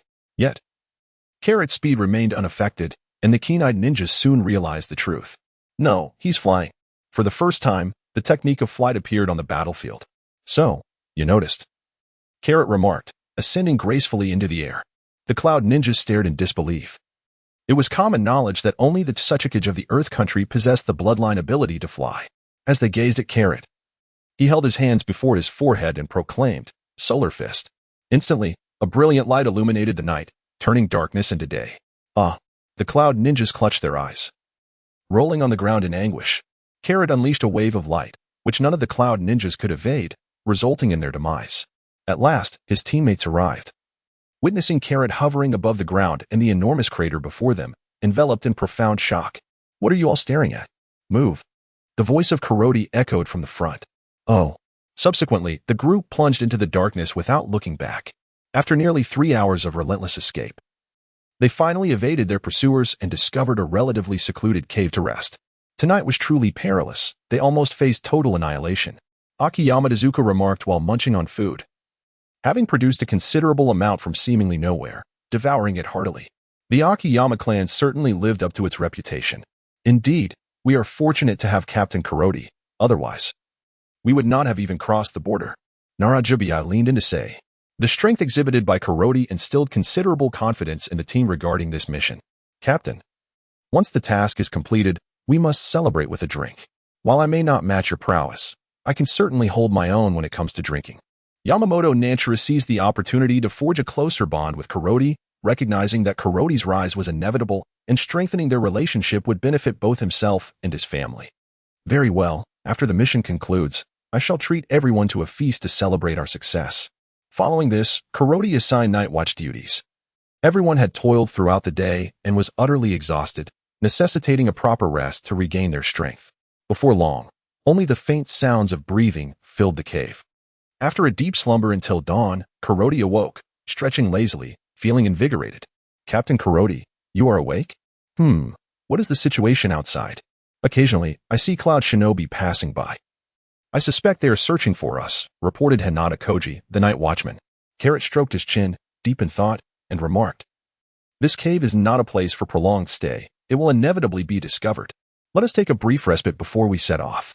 With that, Carrot awakened, and the responsibility of vigilance naturally fell upon him, allowing Hinata Koji to finally rest, for the excessive use of his Byakugan had left his eyes strained and painful. To the left ahead, there was a squad, to the right, another. The Cloud Shinobi truly showed no signs of giving up, repeating their efforts time and again. Since you have come to us willingly, not devouring you would be a disservice to the Cloud Shinobi. Carrot has resolved to spare them no mercy. As the others gradually recuperated, Carrot elucidated the current state of affairs regarding our adversaries.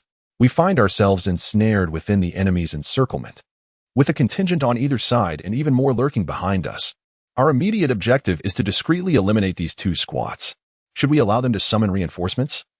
Our predicament will become increasingly dire. Carrot sketched a rudimentary map on the ground with a branch, indicating the location of the Cloud Ninja Squad. We shall split our forces. I will confront one team while you address the other. Is that agreeable? The 4 individuals all possessed bloodline limits. The trio of Inuzuka, Nara, and Akimichi was far from a mere sum of their parts. Their combined combat prowess multiplied exponentially, which was precisely why Carrot had chosen to include them in the team. Furthermore, with the Byakugan of the Hyuga clan, victory seemed elusive for our opponents. We have no objections, trusting in Carrot's strength. Facing a single Cloud Ninja squad in one-on-one combat posed little challenge. Very well, let us commence our operation. Carrot issued her command. The 4 individuals vanished before her eyes. Thereafter, it was time to engage in a delightful game with the Cloud Shinobi. At that moment, the roles of hunter and prey began to interchange. In an instant, Carrot teleported to the location of the Cloud Ninja, unnoticed by anyone. Meanwhile, the members of the Cloud Ninja team were grumbling about their assignment. Why are we here on a search mission? We should be on the battlefield, making a name for ourselves and vanquishing foes, complained a junior Cloud Ninja. Likely overwhelmed by the prospect of their first war, their mind filled with thoughts of glory and promotion. You know nothing. The battlefield is a place of unimaginable brutality, where life is exceedingly fragile. Death can come in the blink of an eye. We are fortunate indeed to be entrusted with such a mission, chastised an elder cloud ninja, whose years suggested he had endured the Second Great Ninja War. For him, the focus was not on achieving fame, but rather on the imperative of survival amidst conflict. Such lofty rhetoric, yet it merely masks your fear of death, the junior retorted dismissively. The elder ninja chose not to engage further, understanding that it is futile to counsel the foolhardy. He felt he had fulfilled his duties as a mentor and thus turned away from the conversation. From his pocket, he retrieved a photograph, a family portrait of three, his devoted wife and their adorable daughter. Each time he gazed upon this image, a blissful smile would grace his face. Yet, he had made a grave mistake, a blunder that is oft portrayed as a harbinger of doom in dramas. Gazing at photographs on the battlefield is a perilous folly, as is vowing to return unscathed after the conflict. Apologies for intruding upon your moment of happiness, he mused. The voice of Carrot echoed in Yun Ren's ears as his arm constricted around Yun Ren's neck. Desperate to alert his companions, Yun Ren struggled fiercely, his hands flailing aimlessly. As time gradually passed, the vigor of his struggles waned, until at last, he could no longer maintain a grip on the photograph in his hand, which fell to the ground, his breath escaping as his eyes rolled back. Carrot released his grip, and Yun fell to the ground. Take it away. Carrot discreetly placed the photograph into the pocket of the Cloud Ninja and then vanished from sight. The Cloud Ninja, walking ahead, remained entirely oblivious, engrossed in his own search. After a flurry of flashing blades, one Nin and two Genin lay lifeless upon the ground, a poignant testament to the brutal realities of war. Carrot is devoid of compassion, his hands stained with the blood of Konoha ninjas. Moreover, it was the Cloud Ninjas who instigated the war. Upon Carrot's return to the resting area, Hinata and the others had yet to arrive. However, he felt no excessive worry, for with the strength of Inuzuka, Nara, and Akimichi, they could certainly cope. Now, he merely needed to wait. Although the wait proved arduous, the outcome was ultimately favorable. The trio sustained only minor injuries, which would not hinder their subsequent journey. After half an hour of recuperation, the team set forth once more. Meanwhile, Orochimaru received news of Carrot and his companions successfully breaching the Cloud Ninja's defensive line. Truly, he is the son of the White Fang. Achieving such a breakthrough in merely one day, a testament to the formidable potential of the younger generation, remarked a Konoha Jonin, his tone imbued with admiration for Carrot. If their mission succeeds, our front lines will undoubtedly experience a significant alleviation of pressure. This thought brought an involuntary smile to the faces of the ninja at the command center, envisioning a battlefield with far fewer casualties. Orochimaru, however, paid them no heed, intently studying the map laid before him, deducing the current location of Carrot and his team. Once they dismantle the Cloud supply line, it shall be time for us to launch our offensive. I now command you to remain vigilant and prepared for battle. Yes, Lord Orochimaru, came the resolute response from the command center. Chapter 33. Mission accomplished. After a period of rest, Carrot and his companions resumed their activities. This time, their objective was to obliterate the Cloud Ninja's vital transport route, the Thunder Moon Bridge. At that moment, Carrot and his team lay in wait atop the cliff overlooking the bridge, poised to strike decisively. Below, 6 Cloud Ninja squads guarded the bridge's entrances with formidable vigilance. One Jonin among them exuding a potent and aggressive chakra, creating an immense pressure merely by his presence. Hinata Koji, utilizing his Byakugan, meticulously relayed information regarding the Thunder Moon Bridge, particularly highlighting the Jonin who piqued Carrot's interest. So it is he, Carrot mused. Carrot did not anticipate encountering the future fourth Raikage in this location. Suddenly, AI furrowed his brow and glanced in Carrot's direction. This action caught the attention of the Cloud Shinobi, who cautiously inquired, Lord AI, is something amiss? We are being watched. Could it be them? A few days ago, intelligence from the front lines reported that a Leaf team had breached our defenses, causing disturbances in our rear.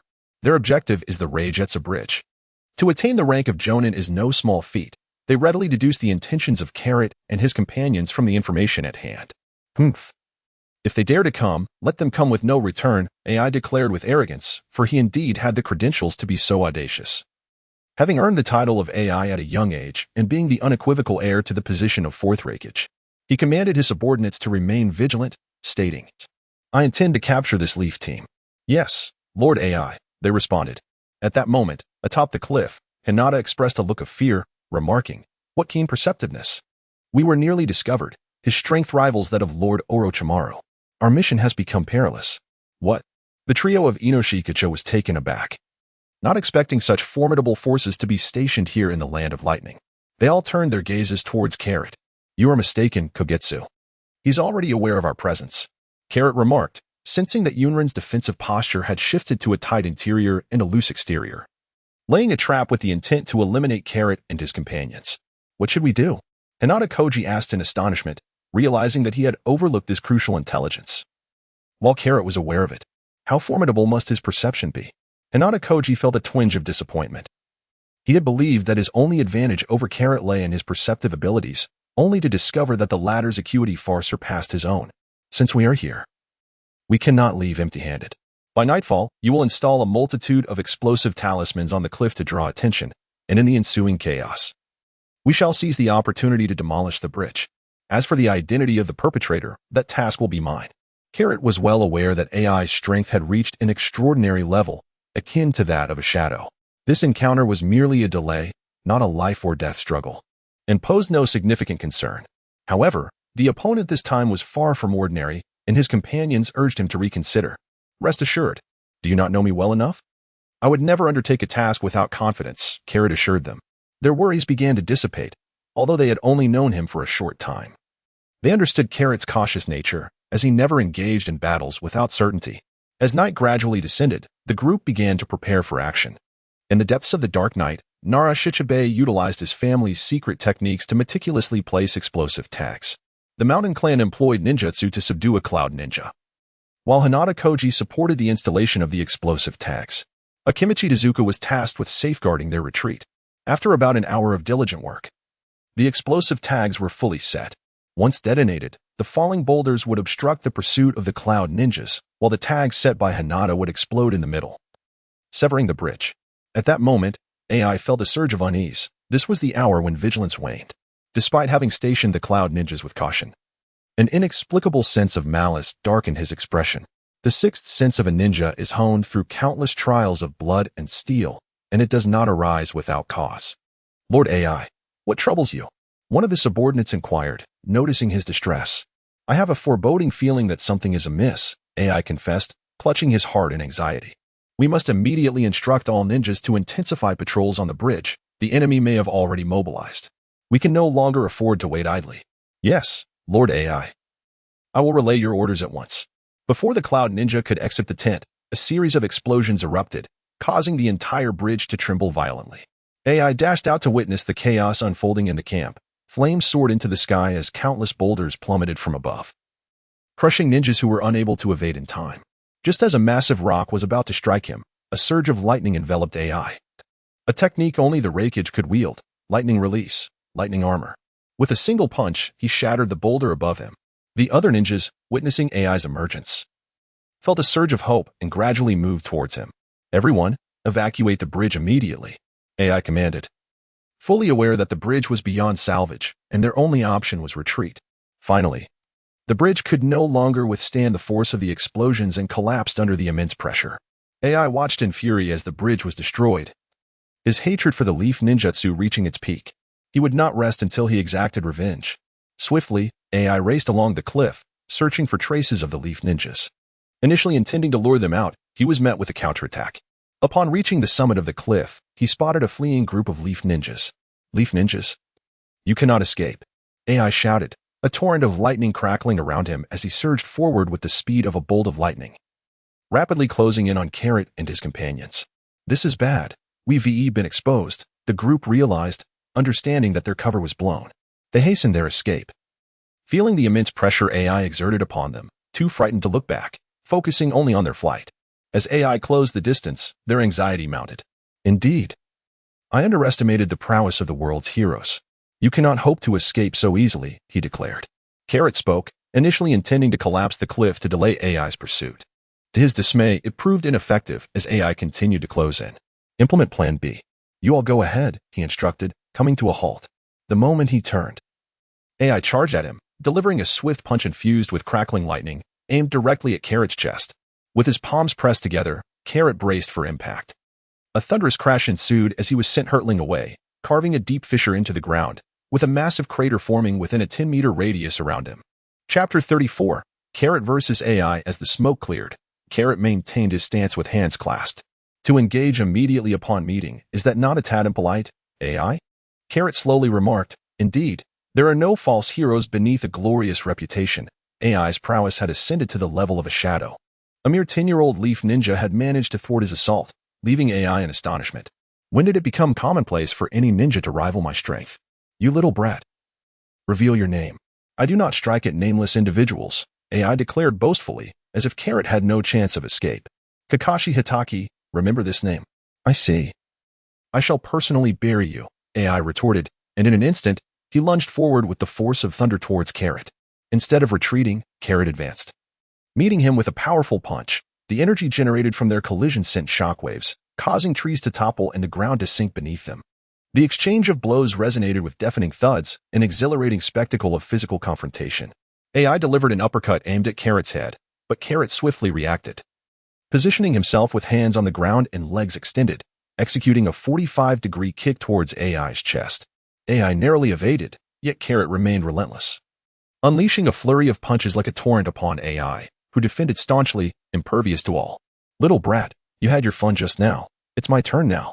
Suddenly, a more intense surge of lightning enveloped AI, his entire being seemingly cloaked in electric energy, enhancing his speed and strength. In the blink of an eye, the roles of offense and defense had reversed. The speed of his strikes was astounding. This time, although Carrot perceived them, he could not evade.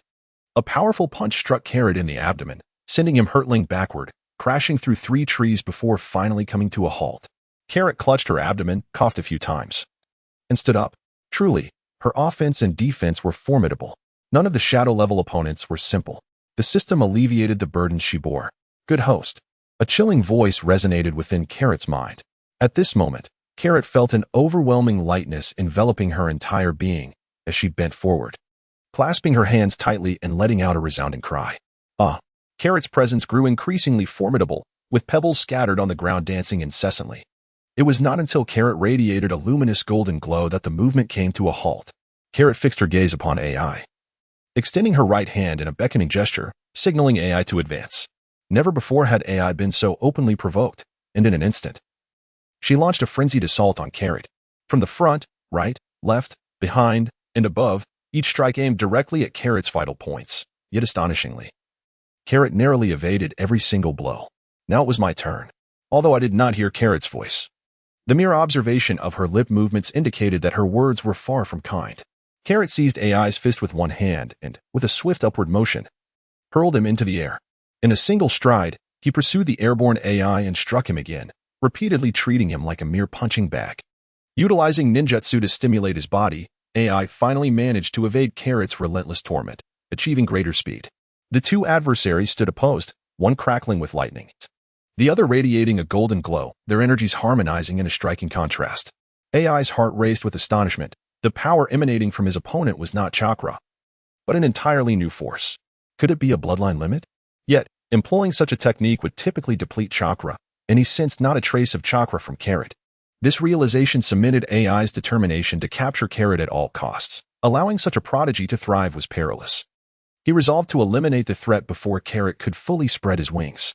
Hey, AI, a voice interrupted. It's getting late. Let us call it a day. Carrot's mission was merely to hinder the enemy.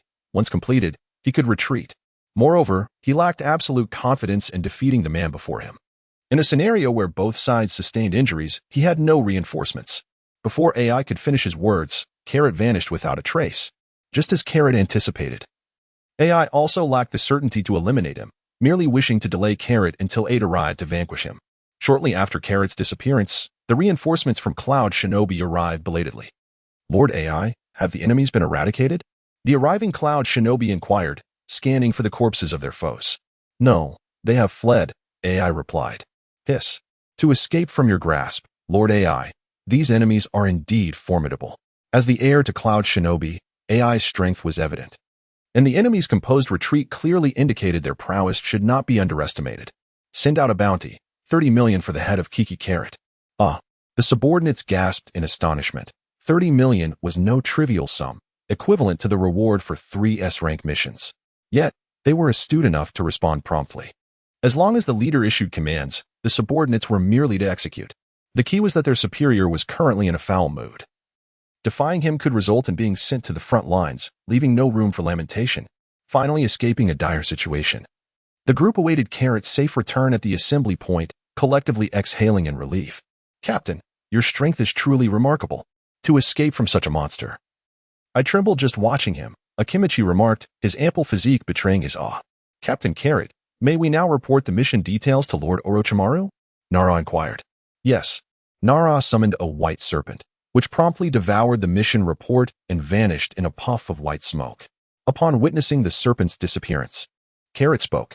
Now we must consider how to retreat. Nara, do you have any strategies? For matters requiring intellect, one must consult the most cunning individual, in Konoha. No shinobi surpassed the Nara clan in wit. We have sabotaged the Thunder Moon Bridge. The enemy will undoubtedly search for us fervently. Our only course of action is to outpace them. Outnumbered, we must break free from the enemy's encirclement to ensure our safety. Nara's analysis was astute, and ultimately, Carrot concurred with his decision, swiftly heading toward the land of fire. Meanwhile, AI was fuming, his record tarnished. Send out orders for a thorough search, especially for a small boy with white hair. Upon locating him, do not act recklessly. Notify me immediately, understood? Yes. The kneeling cloud shinobi vanished in an instant. AI rested his chin on his hand, contemplating strategies to deal with Carrot. His demeanor suggested a philosophy of action over deliberation. Why waste time on contemplation when a swift resolution was at hand? Carrot and her companions traversed through the enemy's blockade, weary yet resolute. Returning to the camp of the Land of Soup, Konoha. Carrot, you performed admirably. I have heard of your exploits in the reports. Single-handedly confronting the enemy and providing cover for your comrades, managing to retreat unscathed. Your abilities surpassed my expectations. Orochimaru lauded her with unreserved praise. The successful mission was a testament to Orochimaru's discerning eye, and it would undoubtedly elevate the morale of the troops at the front lines. Chapter 35, Kamapai A Storm is Brewing, Carrot. Since the completion of your mission, the forces of the Cloud Shinobi at the front have been steadily increasing. War is imminent. Within the tent, Orochimaru recounted the recent developments to Carrot. Her prowess displayed behind enemy lines had captured his attention. After all, in the world of ninjas, power reigns supreme. With strength comes status. Carrot's formidable abilities are indeed a crucial cornerstone for Orochimaru's campaign. What must I do, Lord Orochimaru? Carrot inquired calmly. There is no such thing as a free lunch. Leaving Carrot alone must surely harbor some ulterior motive. I need you to intercept AI once the war commences. According to reliable sources, the Eight-Tails Jinchuriki has also arrived on the battlefield. I am exhausted from creating clones. Orochimaru revealed his intentions. Very well, this is indeed my duty. Unless there are further instructions, I would like to take my leave now. As Carrot emerged from the tent, he was met by Hinata, Sanada, and Yoshiko, who had been waiting for quite some time. Carrot, you rascal, it is truly wonderful that you have returned safely, Yoshiko exclaimed, embracing Carrot with tears in her eyes. The thought of Carrot undertaking such a perilous mission had weighed heavily on her heart, filled with an overwhelming fear of losing her dear brother. Now, with Carrot returned unscathed, she finally felt a sense of relief. Sanada observed Yoshiko rushing to embrace Carrot before him, feeling somewhat awkward with his hands raised. Come on, what are we waiting for? Carrot extended his arms, patiently awaiting Sanada, and as they embraced tightly, the bond of brotherhood was palpable, rendering all else insignificant. Matsushita observed his student, wishing that the scene could remain frozen in time, devoid of war, devoid of death, filled only with sincere friendship. Congratulations, Carrot, on completing the S-rank mission. Matsushita felt an authentic joy for Carrot. Unbeknownst to him, Carrot's growth had surpassed his wildest expectations. Thank you, Teacher Matsushita. I will continue to strive. Yet, the war did not relent.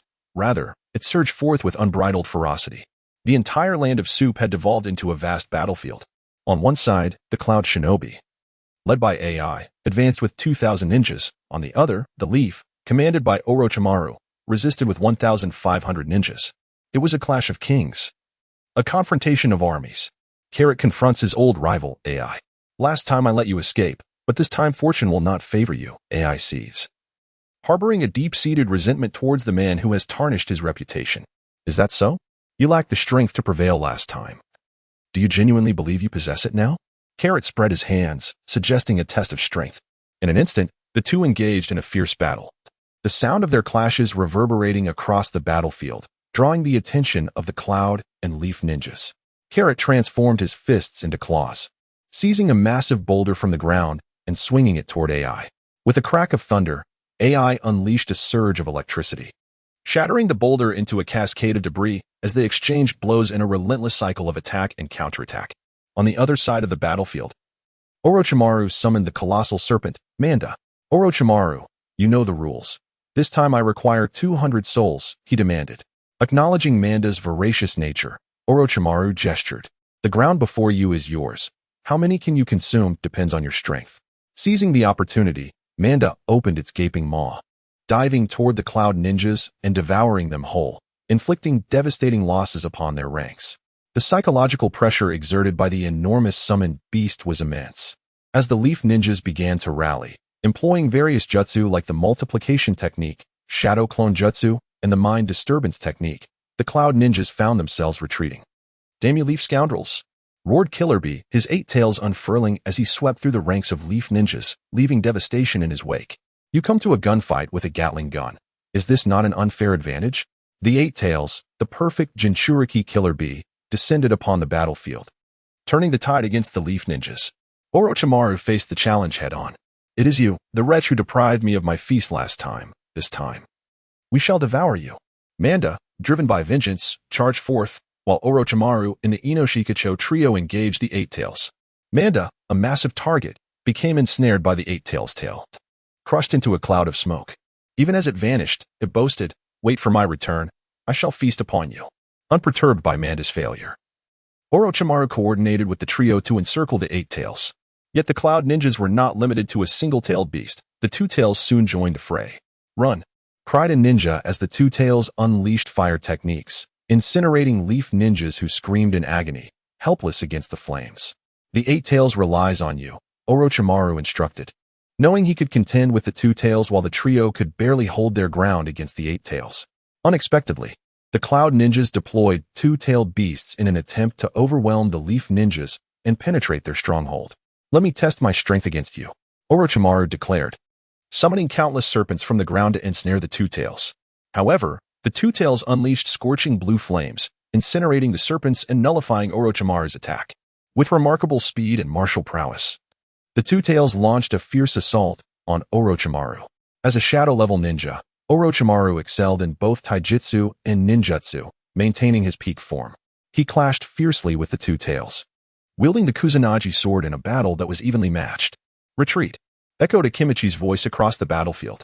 Orochimaru turned just in time to see the 8 tails charging a massive tailed beast bomb.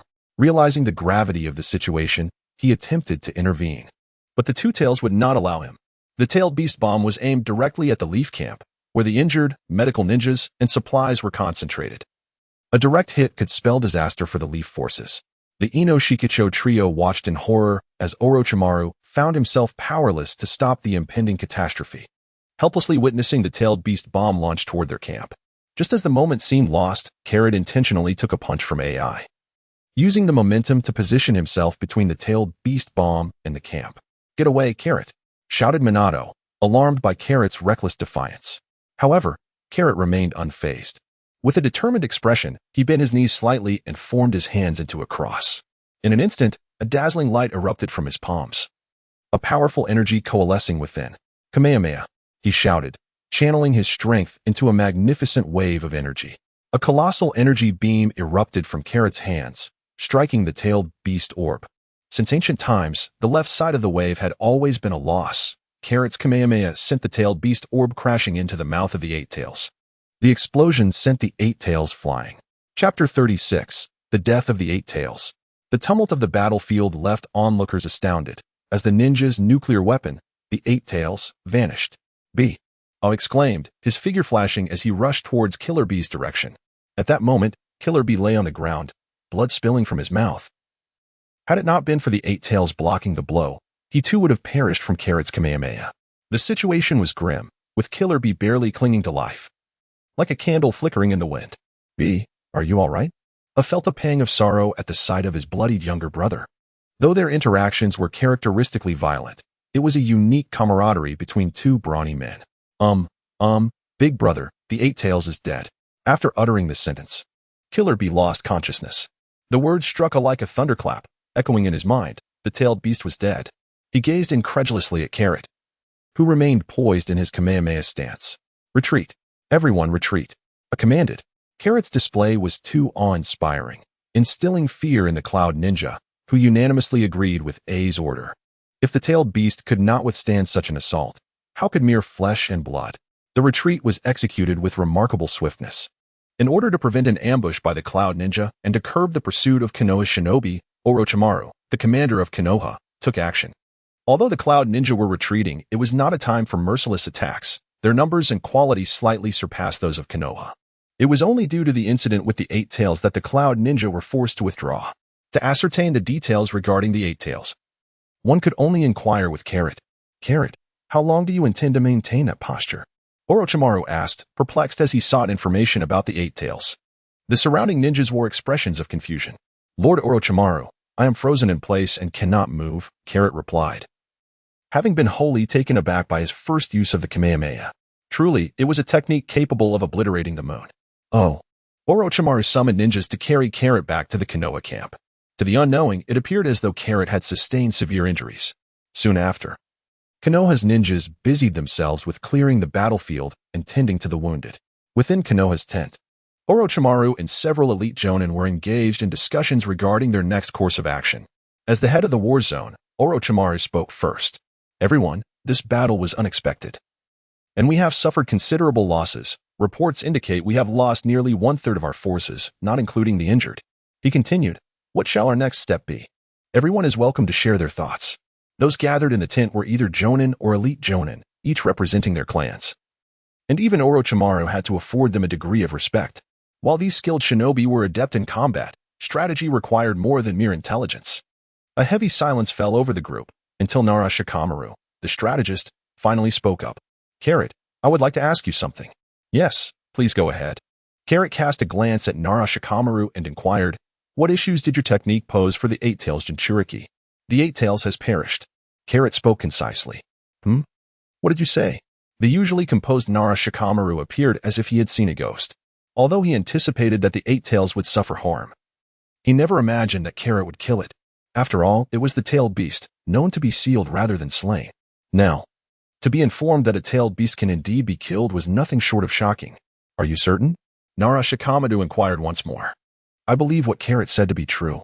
After the Eight Tails was struck away, I sensed no trace of its chakra. The only explanation is that the Eight Tails has perished, which is why the Cloud Ninja chose to retreat, Orochimaru interjected. A collective gasp arose among the assembled ninjas. Orochimaru's perception was infallible. Indeed, Carrot had truly slain a jonin. This was a living legend, and fortunately, he was a ninja of Konoha, echoing the sentiments of all the jonin present.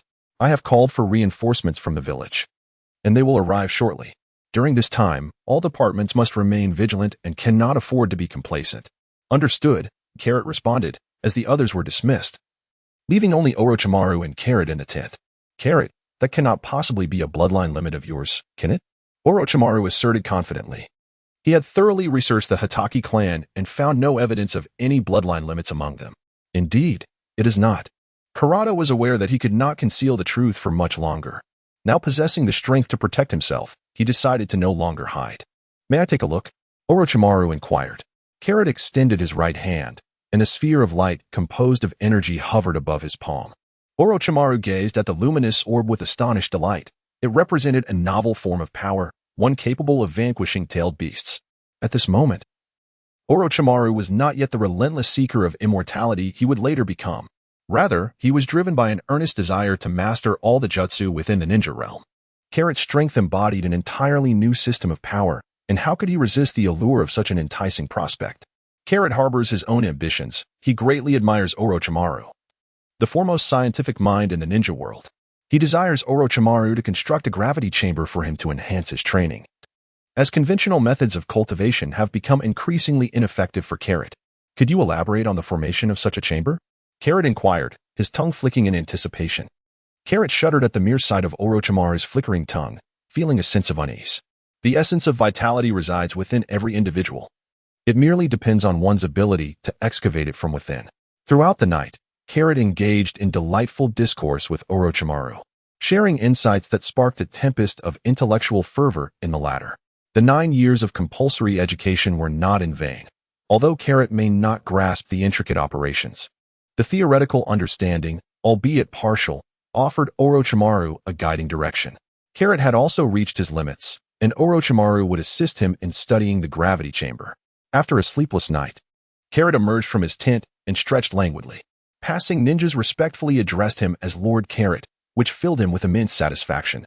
As he had ascended to the status of a lord, life at the front was rather monotonous, with sporadic skirmishes occurring, leading to mutual victories and defeats.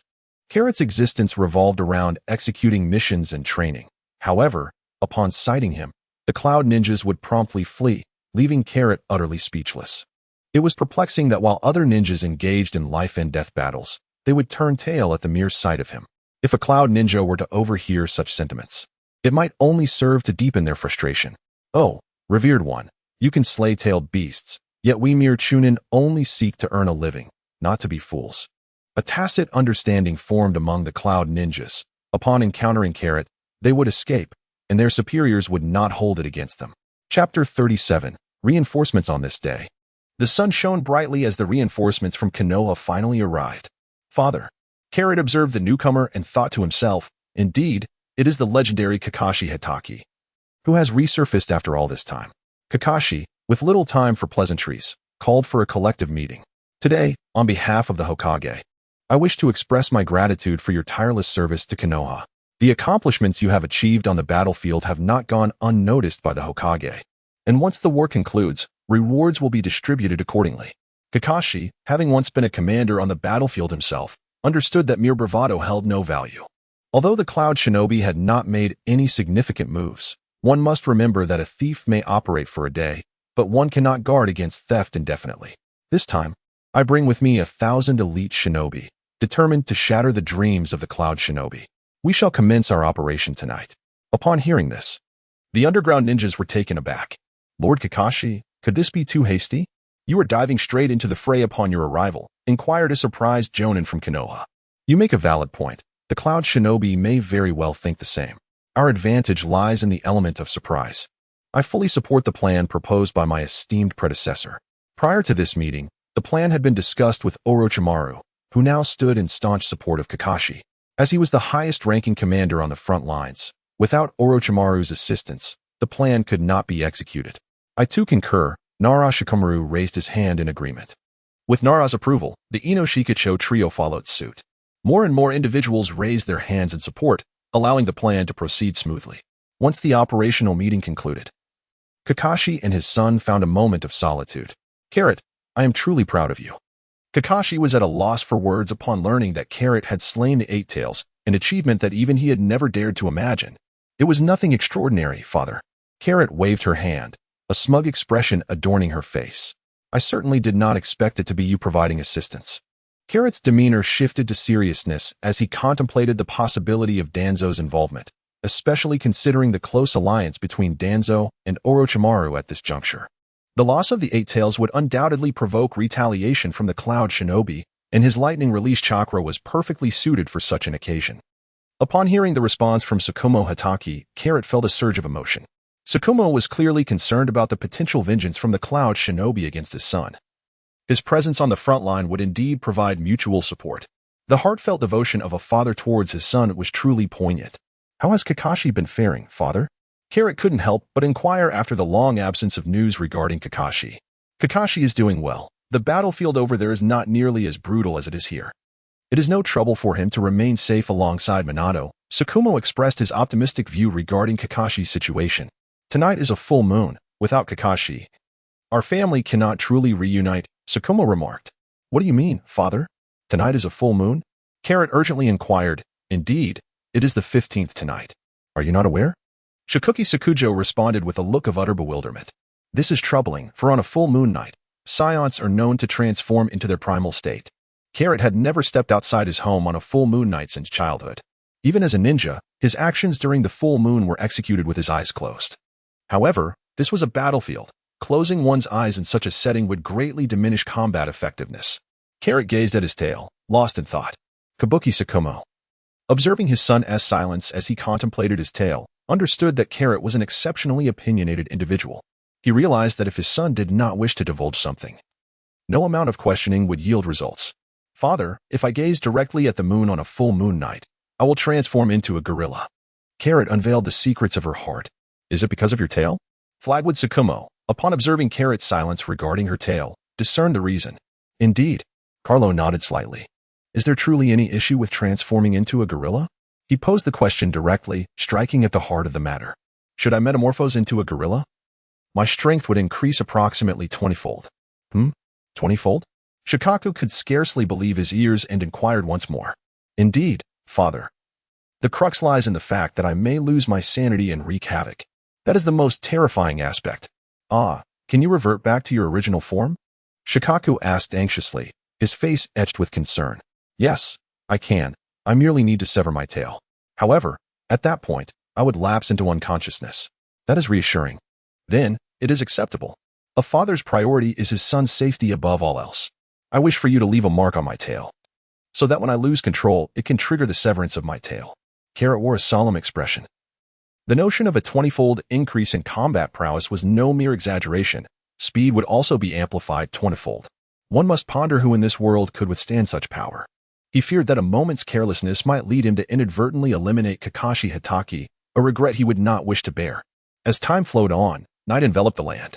Orochimaru and Kakashi Hatake each led a contingent, advancing towards the Cloud Ninja encampment from the east and west.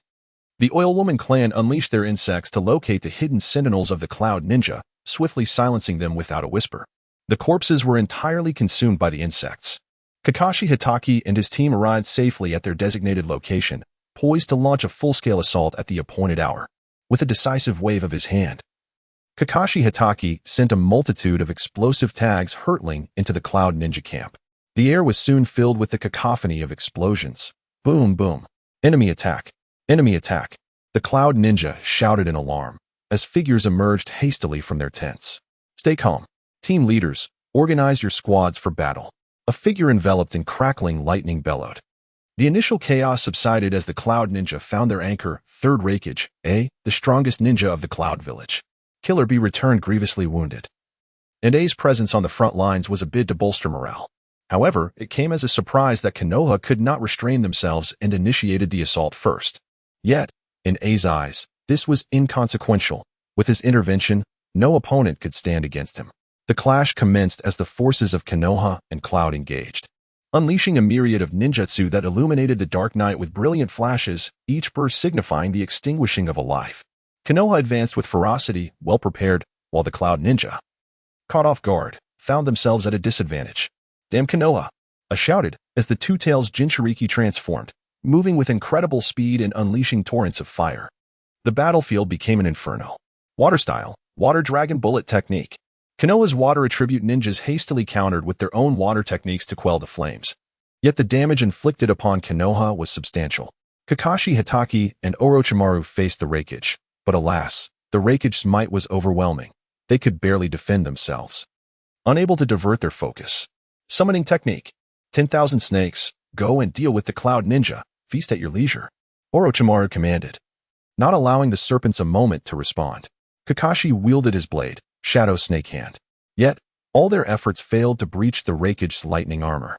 A testament to his formidable strength. Chapter 38. Carrot transforms. Now that your assault has concluded, it is my turn. The Raikage surged forward with the speed of lightning, delivering a powerful blow aimed at Kakashi, intending to capture the king by defeating him first. Kakashi raised his sword to intercept the Raikage's fist, but with a resounding clash. His weapon trembled in his grip, revealing the disparity in their strength. Relentlessly, the Raikage pressed his advantage, throwing punch after punch at Kakashi, who could only retreat while parrying with his blade. Nara Shikaku invoked the family's secret technique, Shadow Imitation Jutsu. A shadowy figure sprang forth from his feet, swiftly connecting with the Raikage's shadow. It's done. Nara Shikaku exclaimed joyfully. The Raikage's onslaught faltered, allowing Kakashi to shift from defense to offense. His blade sparkled with blinding lightning, each strike aimed at the Raikage's vital points. The Meatball Needle Battle Cart. Akimichi Choji curled his head and limbs into a spherical form, rolling towards the Raikage with astonishing speed and destructive power, crashing into the Raikage's lightning armor. Eight-headed serpent technique. Orochimaru, unwilling to be outdone, transformed into the mighty eight-headed serpent, striking fiercely at the Reikage. As anticipated, the Reikage's armor shattered under the combined force of their attacks. Now bereft of his strongest defense, the Reikage faced Kakashi's blade, sustaining wounds as he was firmly ensnared by the trio, unable to escape, the triangular formation proving to be the most stable. With his extraordinary perception, Kuroti navigated the battlefield with remarkable ease, unaffected even when his eyes were shut. Just as he dispatched the final member of the obstructing team, Yunrin, AI made her appearance. "Kuroti, I shall claim your life," she proclaimed, her tone imbued with the familiar arrogance that had always characterized her. "Then come and see for yourself," he retorted defiantly. The echoes of battle reverberated as the two combatants had clashed numerous times, each gaining insight into the other's capabilities. AI unleashed a fierce punch, its force akin to a relentless tide, accompanied by crackling lightning and the ominous growl of thunder, aimed directly at Carrot's chest. Embracing the philosophy that the best defense is a potent offense, Carrot advanced, delivering a punch of his own. The collision of their fists conjured a tempest, uprooting trees and sending stones soaring, causing the very ground to tremble. In the aftermath of their initial exchange, both warriors swiftly altered their tactics, engaging in a flurry of blows that struck with ferocity and precision, each responding to the other in a relentless dance of combat. AI's fists cut through the air with a fierce wind, each strike more brutal than the last, targeting Carrot's vulnerabilities. Conversely, Carrot maintained a harmonious balance of strength and poise, their martial prowess seemingly equal. In the shadows lurked a serpent, patient and perilous, biding its time for that singular, lethal opportunity. The diligent practitioner was rewarded for his efforts. As from the darkness emerged a blade that pierced true, striking home as Hatake Tsukumo was caught off guard. Blood erupted from his abdomen as he gasped in shock. The assembled Leaf Ninjas were left in stunned silence at the appearance of an unexpected figure on the battlefield, Killer Bee. Wrapped in bandages, his wounds still fresh and seeping, he had delivered the decisive blow that disrupted the unfolding conflict. Panic surged through Orochimaru and the Inuzuka clan, realizing that the triangle of defense had been compromised, unleashing a ferocious tiger into the fray. Reikage, emboldened and enraged, surged forth, delivering a devastating punch that sent Hatake Tsukumo sprawling, his shadow clone technique shattered, leaving him vulnerable and crashing through a dozen trees, unconscious on the forest floor. The tide of battle shifted dramatically. Lord Hatake, Sensei, Orochimaru and others rushed to assess Tsukumo's condition, only to be halted by the fierce presence of Reikage. "Do not fret, your turn will come soon," he proclaimed, instilling a palpable tension in the air. Carrot, acutely aware of the scene where Hatake Tsukumo was sent flying by Reikage, understood that the outcome of the battle hinged on restraining the formidable opponent. His focus remained steadfast until Killer Bee's ambush transpired, leaving Tsukumo's fate uncertain. "Father," Carrot exclaimed in a voice filled with astonishment. Seizing the opportunity presented by the flow revealed in Carrot, Aito would not let this splendid moment slip away. With a deadly flurry of kicks, each strike landed squarely on Carrot's chest, causing her to expel blood with every blow. The card was kicked away, landing face up on the ground. What a predicament! As Carrot involuntarily opened his eyes before soaring into the sky, he fixated on the luminous moon above, his body trembling uncontrollably. A chilling instinct emanating from the depths of his soul urged AI to distance himself from this place. AI observed in astonishment as Carrot's form expanded and swelled, his garments bursting under the strain of his growing physique. Carrot's visage underwent a profound transformation. With hair sprouting from his body, AI stood in shock, witnessing the metamorphosis of Carrot from a human into a colossal gorilla. A roar echoed through the air. Carrot, transformed into a colossal gorilla, pounded his chest and bellowed, thump, thump, thump. Each resounding echo grew louder than the last, leaving the ninjas on the battlefield awestruck by the sudden appearance of this monstrous creature. Stunned into silence, the battlefield descended into an eerie calm. With a mighty roar, the gorilla Carrot faced the equally immense Yulu, recognizing the formidable chakra within him as a potential threat. Unwilling to back down, Yulu responded with a fierce roar of his own, and the atmosphere crackled with the imminent thrill of battle. Carrot sprinted with remarkable swiftness, each stride causing the earth to tremble beneath him. He uprooted a colossal tree from the roadside, wielding it like a club. Indeed, it seemed that all primates had an affinity for such implements. With astonishing speed, he leapt and aimed the makeshift weapon at Yolu's head, resulting in a thunderous collision between the tree and Yolu. The entire branch shattered into splinters, not due to the resilience of Yolu's skull, but rather because Carrot's strength was so overwhelming that he could not fully contain the force of his blow. Yolu stumbled, swaying precariously from side to side, consumed by rage. Yolu roared, his fury ignited. Never before had he endured such indignity. Was it merely because he possessed great strength? Should his prowess warrant an assault upon him? In that moment, Yolu was bereft of reason, driven solely by a desire to obliterate the creature before him and quell his simmering resentment. He unleashed a torrent of flames, employing his most adept technique, fire release, in an attempt to incinerate Carrot. Yet, he underestimated Carrot's resolve.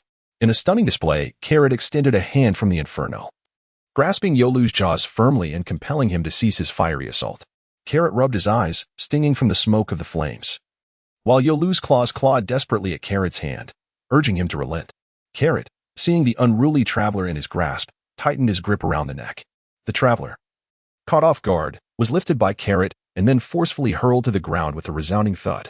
The tremendous impact reverberated, causing the earth to tremble.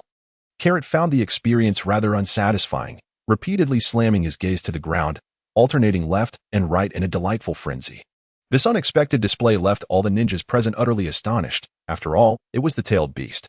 When had it ever been subjected to such treatment? The sturdy and robust creature hung limply from Carrot's arms, compelling him to cease his playful tossing. In a sudden bite, the creature inflicted pain upon Carrot, who instinctively released his grip, allowing the beast to escape. Turning back, it bared its teeth at Carrot, its hind legs rhythmically pounding the earth as it sought an opportunity for revenge. Chapter 39, The Defeat of the Cloud Ninjas. Carrot shook her bitten hand, as if disdainfully discarding the saliva that lingered. Both the Yun shinobi present and the ninjas of Konoha instinctively chose to cease their actions, for an unexpected guest had appeared on the battlefield, leaving both parties uncertain of its allegiance. Roar. Boom, boom, boom. As Carrot shouted, he struck his chest with both hands, venting his emotions. However, Yolv misinterpreted this display as a provocation directed at him, and thus a misunderstanding arose. With a thunderous roar, Yolv charged at Carrot, moving swiftly on all fours. In response, Carrot stomped the ground, causing massive boulders to rise from the earth. He delivered powerful punches, akin to a submachine gun in the ninja realm, while Yolv deftly evaded the onslaught. The spectators, all ninjas, found themselves in a precarious position. Those who were slow to dodge would find themselves buried in the ground. Yolv clawed through a boulder, his sharp talons aimed at Carrot's face. Yet, Carrot refused to afford Yolv any opportunity to inflict harm. He lunged forward, delivering a solid punch to Yolv's chin. Almost instantaneously, Carrot vanished and reappeared above Yolv, delivering a crushing slap that sent him hurtling downward once more, making contact with the ground in a resounding thud. Carrot descended from the sky, celebrating his triumph with a resounding clap upon his chest. Hiss. The ninjas present gasped in unison, their eyes filled with apprehension as they regarded Carrot, poised and alert, awaiting his next move. Carrot did not keep them waiting for long. His intent was to obliterate every living creature before him. With a resounding roar, the battle horn sounded, and in an instant, Carrot teleported, striking down a cloud ninja who was unable to react to the sudden appearance of the beast. The cloud ninja, in a state of panic, fled, for no one wished to meet their end in such a manner. They fled swiftly, yet Carrot was swifter still, hurling logs with tremendous force at the retreating ninjas, resulting in significant casualties among them. In the midst of chaos, they dodged and scattered, witnessing Carrot's ferocity. The cloud ninjas immediately relayed the information to their comrades, and their losses began to diminish. Father, which monster is this Kiki Carrot? AI approached his father, revealing the identity of the creature before them. What? The Reikage asked incredulously. I am uncertain of the details. I only saw him transform before my eyes. What shall we do now, father? AI inquired anxiously, for every moment spent in hiding translated into further losses. The cloud ninjas could scarcely endure such devastation. At this juncture, retreat was their only option. The Reikage gritted his teeth. The hard-won advantage had been squandered in an instant, leaving him with a deep sense of dissatisfaction. However, would Konoha allow their departure unscathed? Upon hearing his son's question, this was also the Reikage's greatest concern. Unbeknownst to them, Carrot had ceased to distinguish between friend and foe, prioritizing the attack on the cloud ninjas due to the residual chakra of the cloud ninjas lingering on his body. Truly, thank you. Even as I am embedded in the earth, you wish to drag me out and desecrate my remains. With that, the Chunin began to retreat, while the Jonin united with the Reikage to confront the enemy. The Reikage decisively commanded, a testament to his prowess as a leader, aware that survival often necessitated cutting ties in perilous times. With a roar, Yue leapt from the pit, shaking off the dust from his body, and bellowed at Carrot, as if this could somehow quell his fury. Attack. With the Raikage's command, the Jonin unleashed their jutsu with reckless abandon. Lightning release, lightning body flicker technique, fire release. Great fireball technique, earth release, earth dragon bullet technique. Yuyue joined the fray, employing fire release, dragon fire technique. Carrot unleashed an energy blast from his mouth. Unlike the tailed beasts that required time to gather their strength, with a swift twist of his neck, he swept away all the jutsu of the Cloud Ninja, rendering even the slower ones utterly vanquished. The traveler was instantly reverted to his original form, retreating into the host's body, who lay on the ground, teetering between life and death. A wail pierced the battlefield. "Monster, you wretched beast!" The beleaguered Cloud Ninja could not restrain his fury, cursing aloud. His beloved was gone, and his dearest friend had perished in a desperate bid to save him. In that moment, love and friendship were irrevocably lost, and his spirit was utterly crushed. His eyes devoid of life, he numbly brandished a kunai, charging at Carrot in search of liberation. "No, think," his fellow ninja implored. Yet, the outcome remained unchanged. Carrot's fist descended, blood erupted, and he was eternally silenced. "You all must leave," the Raikage declared, stepping forward, acutely aware that if he did not intervene, the elite forces of the cloud would face annihilation. "Father," AI wished to voice a word of caution, but the words faltered on his lips. This was a burden that a leader must bear. "If I do not return, let AI inherit the mantle of Raikage." "Yes, Lord Raikage." With resolve, the Raikage leapt into action, positioning himself before Carrot. Raikage, Hell's Thrust, for penetrating hands. The mightiest spear and the most formidable technique of the third Raikage materialized on the battlefield, moving with a speed that defied description. The Raikage surged towards Carrot, pride in his unmatched swiftness. Carrot raised his hand and clapped. With a resounding bang, the Raikage transformed into a cloud of white mist, vanishing from sight. Substitution Jutsu. Even a fool as valiant as the Raikage was compelled to employ one of the three techniques of substitution against Carrot. Hell's Thrust, for penetrating hands. The Raikage bellowed, striking Carrot squarely on the nose. A roar erupted. Carrot retreated repeatedly, covering his nose, as if fearing that Raikage would strike it once more. It was rather endearing. Once Raikage seized the opportunity, he was unwilling to let it slip away, launching another assault towards Carrot's visage. Although Carrot shielded his nose with both hands, he still possessed a tail. Just as Raikage soared towards him, Carrot's tail swept across, and Raikage felt a tremendous force collide with his waist, sending him flying horizontally. He tumbled several times before finally coming to a halt. Fortunately, thanks to Raikage's protective measures, his waist was spared. The pain in Carrot's nose dissipated as he fixed his gaze upon Raikage, the very little one who had inflicted such suffering upon him, and he was indeed quite vengeful.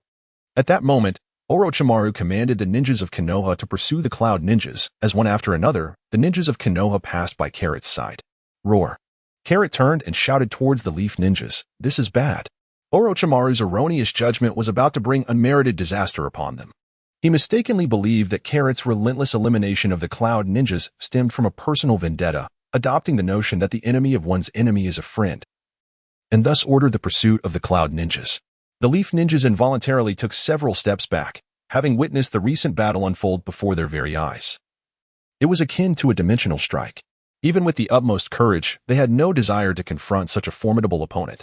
Seeing Carrot divert his attention, the Raikage decisively chose to flee, adhering to the adage that a friend's life is worth more than one's own. Chapter 40. After the battle, Carrot. Cease your actions. Kakashi Hatake, supported by Shikaku Nara, stepped forward. While Carrot was mercilessly vanquishing the Cloud Ninjas, Shikaku immediately attended to Kakashi, managing to pull him back from the brink of death. The first sight of Carrot's transformation left Kakashi astounded, had it not been for his sensory abilities. He would scarcely have believed that the figure before him was his once obedient son. Indeed, you heard correctly, obedient. Every son is perceived through a lens of parental affection. Carrot, seemingly unfazed, launched an immediate attack, startling the ninjas of Konoha, who vividly recalled the recent calamities faced by the Cloud Ninjas.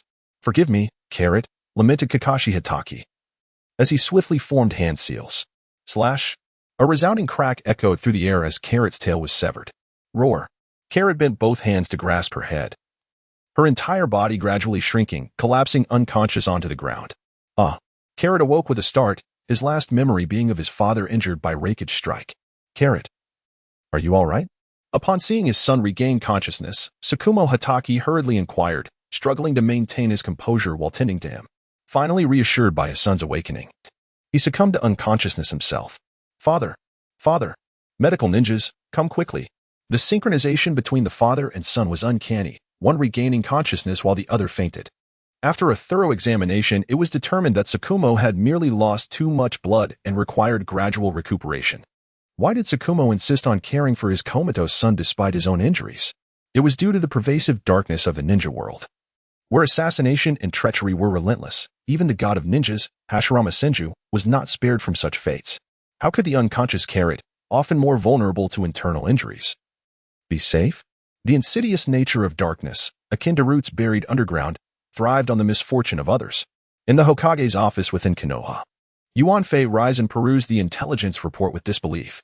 What do you mean? The 8 Tails was slain, and the 2 Tails Jinchuriki was assaulted? Not to mention the transformation into a rampaging gorilla. Had it not been for the fact that the informant was my disciple, I would find it utterly implausible. The age of warring states had long passed. Such audacity was unfathomable. Raizen, leave Carrot to me. I will train him to become Konoha's sharpest blade, implored Danzo earnestly. When he received the report, he too was incredulous. How could a 10-year-old ninja possess such formidable power? At that time, Danzo was still struggling with trivial matters. As long as he could secure Carrot, the position of Hokage would no longer be a distant dream.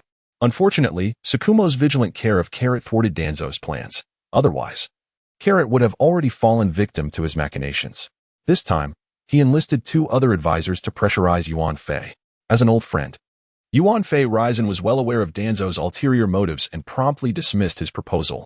Danzo, can we still dictate his fate? Raizen remarked. The strength Carrot displayed captured Yuanfei Raizen's attention. It was formidable indeed. As long as Carrot remained loyal to Konoha, Raizen was prepared to grant him freedom. He still held Kakashi in his favor, a connection that ensured Carrot would at least show some respect. In that moment, Raizen felt grateful that Minato had taken Kakashi as his apprentice. Danzo was left speechless. Indeed, the current Carrot was a force to be reckoned with. Now, the front lines against the Cloud Ninja would enter a brief period of peace, allowing the injured ninjas to return to Konoha for recovery, while 500 ninjas would remain stationed, the rest returning for recuperation. Yes, Hokage-sama. The ninjas of the Umbu, having completed their missions, vanished without a trace. Danzo, any updates from Hans? All is secure. I will personally oversee that Hans remains compliant. Danzo was confident that Hans would not cause trouble, but he himself was another matter. Mito, Koyuki, ensure that the supply of resources does not falter. Jiraiya and Minato are under immense pressure. Understood, Raizen. The duo of advisors was acutely aware of the gravity of the situation. They were in command of the front lines, and thus would not allow supplies to be interrupted. As for the Uchiha and Hyuga clans on the Mist Front, they were not familiar with them, and since the Hokage had not mentioned them, they would proceed according to protocol. Carrot wandered through the camp, feeling the fearful gazes of passing ninjas upon him. The ignorant often regard the unknown with trepidation rather than curiosity. Hey, Carrot, Sanada called out, waving as he spotted Carrot ambling about the encampment. I never expected you to nearly annihilate all the Cloud Ninjas by yourself. How impressive. Sanada's face radiated envy. The prowess of his comrade brought him joy. For it was only those of great skill who could survive the ravages of war. He could no longer bear to witness his companions fall in his embrace. Yesterday, my teacher and I intended to see you, but we were halted by Lord Kakashi. Thankfully, you're unharmed. Sanada chattered incessantly, as if his words would never cease. Carrot listened quietly. For as long as he could protect those dear to him, the opinions of others mattered little. As he strolled through the camp, Carrot sensed their distant reverence towards him. Inwardly, he mused that, having safeguarded them, a modicum of gratitude, or at least a polite greeting, would not have been too much to ask. Yet, there was nothing, which only deepened his melancholy until he encountered Sanada, who jolted him back to reality. I've been so busy caring for Miko, and teacher Matsushita has gone on a mission. I just returned from overtime, Sanada lamented, voicing his dissatisfaction with the frequency of their assignments and his desire to return to the village. That night, Orochimaru convened all the Jonin for a meeting. His visage appeared even more pallid, the toll of sleepless nights weighing heavily upon him. He announced the orders from the Hokage. Much to the delight of the assembled ninjas, they would finally be able to escape the wretched battlefield and cease their constant state of alert. Under the leadership of Kakashi, the injured and those needing rest would return to the village, while Orochimaru remained stationed at the border. Carrot, however, was not among those permitted to go home, which left him somewhat disheartened. Yet, among the announced names was Sanada, and Carrot knew the exuberance that would bring him. As dawn broke, Carrot stood at the camp gate. bidding farewell to his father and friends. The heartfelt counsel of his father and the well wishes of his companions lingered in his heart. After undergoing a transformation, Carrot's strength has once again surged, allowing him to defeat his former self with merely half of his power. Each day, he diligently trains to better control the sudden influx of strength within his body. Every night, he engages in scientific discussions with Orochimaru, and both parties glean valuable insights from these exchanges. This is also a favor Carrot owes, as one might wonder how a wounded Kakashi Hatake could intimidate the shadowy figures lurking within the roots of Konoha. Orochimaru has also played a significant role in this endeavor. Chapter 41. The Battlefield of the Mizukage. Carrot. If I aspire to become Hokage, would you support me? This evening, Orochimaru finally broached this subject. The Hokage supports you. My presence would hardly make a difference, would it? Oh, Lord Orochimaru. Carrot glanced around and spoke. Teacher? His insatiable thirst for power made him fearful of my potential challenge, compelling him to use the fourth Hokage as a rival against me. Orochimaru's critique of Yuan Fei's daily strikes was astutely on point. Yuan Fei, a man who values power above all, clung tenaciously to his authority after the rise of the fourth Hokage, indirectly leading to the tragic events of the Nine-Tails assault on the village. As for the Hokage position, I believe, Lord Orochimaru, you are far more suited than the esteemed fourth Hokage. Kuroda expressed his perspective, asserting that Minato's foundations are still too shallow. Without grasping power, it is exceedingly difficult to implement his policies. Although Minato inherited political resources from Jiraiya, he ultimately is not Jiraiya himself. Among the legendary Sannin, Orochimaru possesses advantages over Minato in terms of connections, resources, and status. Had it not been for the machinations of Yuan Fei and Danzo, which exposed Orochimaru's human experimentation, Orochimaru would have undoubtedly secured the position of Hokage. Oh, what price must I pay for you to stand by my side, Kuroda? The fear lies not in the demands of the opponent, but in outright rejection. Negotiation begets collaboration. The strength that Kuroda has demonstrated is worth a significant investment from Orochimaru. Gravity Chamber, once you create it, I will fully support you. Carrot explicitly stated his bottom line, as he had no need for anything else. And he was curious to see whether Orochimaru's ascension to Hokage would alter the trajectory of the ninja world. Furthermore, among the legendary Sannin, Orochimaru was the one Carrot admired most, rising from a mere commoner to a formidable ninja who instilled fear across the ninja realm. The hardships he endured were beyond the capacity of ordinary individuals. His diligent pursuit of knowledge, mastery of ninjutsu, and comprehensive understanding of various forbidden techniques, coupled with an insatiable thirst for knowledge, ultimately led Orochimaru to his achievements. In contrast, Jiraiya sought peace, tirelessly searching the ninja world for the destined child to bring tranquility, forsaking his beloved, his disciples, and even neglecting to adopt the young Naruto. Did he truly remain oblivious to the darkness that shrouded Konoha? Was he unaware of Naruto's plight? Yet, in his eyes, all of this paled in comparison to the notion of the destined child. Why entrust your ideals to another? Could he not strive for peace in the ninja world himself? Tsunade, too, was regarded with disdain by Carrot. She remained oblivious to the need for vengeance after the murder of her loved ones, instead choosing to cower in fear, cloaked in the guise of a so-called blood phobia. Let us collaborate joyfully, Carrot declared as Orochimaru extended his right hand in invitation. A pleasure to collaborate, Lord Orochimaru. Carrot grasped Orochimaru's right hand, signifying the establishment of their alliance on that fateful night. The implications of this union for the ninja world remained shrouded in mystery.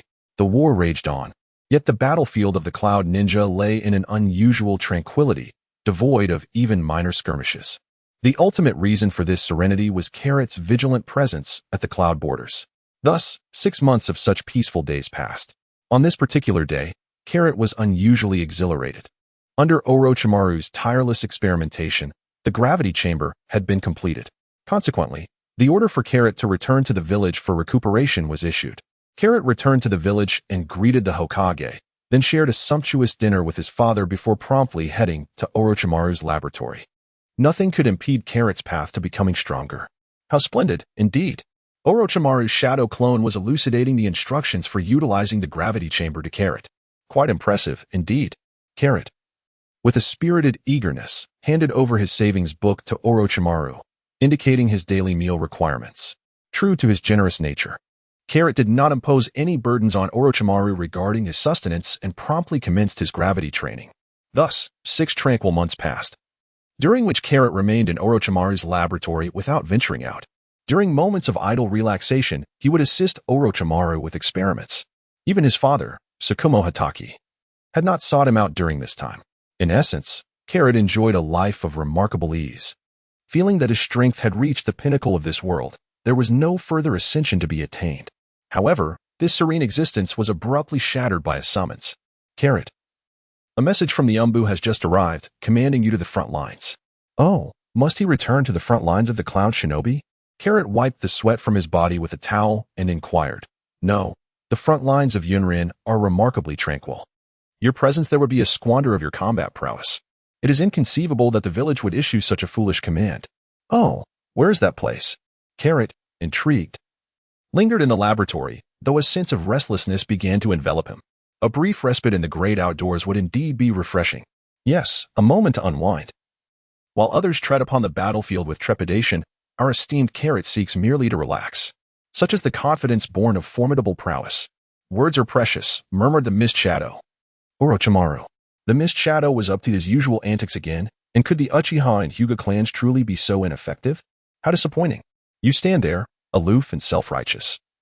While my Sharingan is suppressed in this place, easier said than done. Had there been any Uchiha present at that moment, they would undoubtedly have berated Carrot. The losses among the Uchiha on the front lines were considerable, and they had been pleading for reinforcements. After such a prolonged struggle, with you now on a break, it seemed fitting to send you forth. The emphasis on that word struck a chord with Carrot. Ah, so that was it. Clearly, they would not miss the opportunity to weaken the Uchiha. Carrot mused to herself. When shall we embark? Now. My position? Supreme Commander. Orochimaru expelled the decree from his mouth and tossed it to Carrot. She caught it between her fingers, shaking off the saliva that adorned it. Have you ever been informed that such behavior is rather unsanitary? Carrot, filled with curiosity, inquired. They dare not say. You were the first. The reasoning was compelling, prompting Carrot to give Orochimaru a thumbs up. Between the land of fire and the land of water lies a vast expanse of ocean. Carrot meandered for 3 days before finally reaching the seaside. Why such a leisurely pace? After all, the elders of Konoha had delayed him for so long. A few extra days did not matter. Wasn't it delightful to savor the culinary pleasures along the way? Now, facing the immense sea, Kakashi felt a poetic verse bubbling to the surface, only to be transformed into a simple exclamation. Ah, the sea, how grand you are. Stealing a glance around to ensure no one was watching, he sighed in relief. That was close, his image nearly tarnished. Carrot retrieved a signal flare and launched it into the sky. After a few minutes, 3 figures materialized before him. Are you Kakashi, the Jonin? The leading ninja inquired. Though he was relatively young, his ability to assume the role of leader suggested he was no ordinary individual. Indeed, Carrot responded affirmatively. At last, we have awaited your arrival. Kakashi Hatake, please, lead us. Under the guidance of the foremost shinobi, Carrot arrived at the Leaf Village encampment. Chapter 42. The moment has arrived. Who are you? Carrot gazed at the leading Uchiha, inquiring, May I ask your name? I am Uchiha Shursui, came the reply. Upon hearing this name, Carrot couldn't help but steal a few more glances. The tragic tale of Uchiha Shursui echoed in his mind. Possessing the most formidable genjutsu, he ultimately met a sorrowful fate, plummeting to his demise from a cliff. How lamentable. Uchiha Shursui perceived the sympathy reflected in Carrot's eyes and pondered, though they were not well acquainted, why this man before him regarded him with such compassion. Is there something troubling you? Shursui inquired. Carrot regained his composure and spoke. I never anticipated that it would be you greeting me with the renowned Uchiha's body flicker technique. Oh, no, I cannot compare to you, the Red Demon of Konoha. Ah, who is the Red Demon? With a look of confusion, Carrot inquired, do you not know, Kakashi Hatake?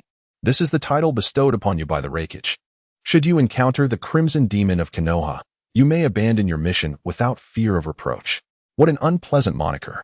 Just because I wear a red martial arts uniform, I am unjustly labeled thus. It is truly a case of superficial judgment, lacking any cultural depth. Achoo. Far away in the land of lightning, the Raikage sneezed. Who is speaking of me? And how goes the situation with the Mist Village?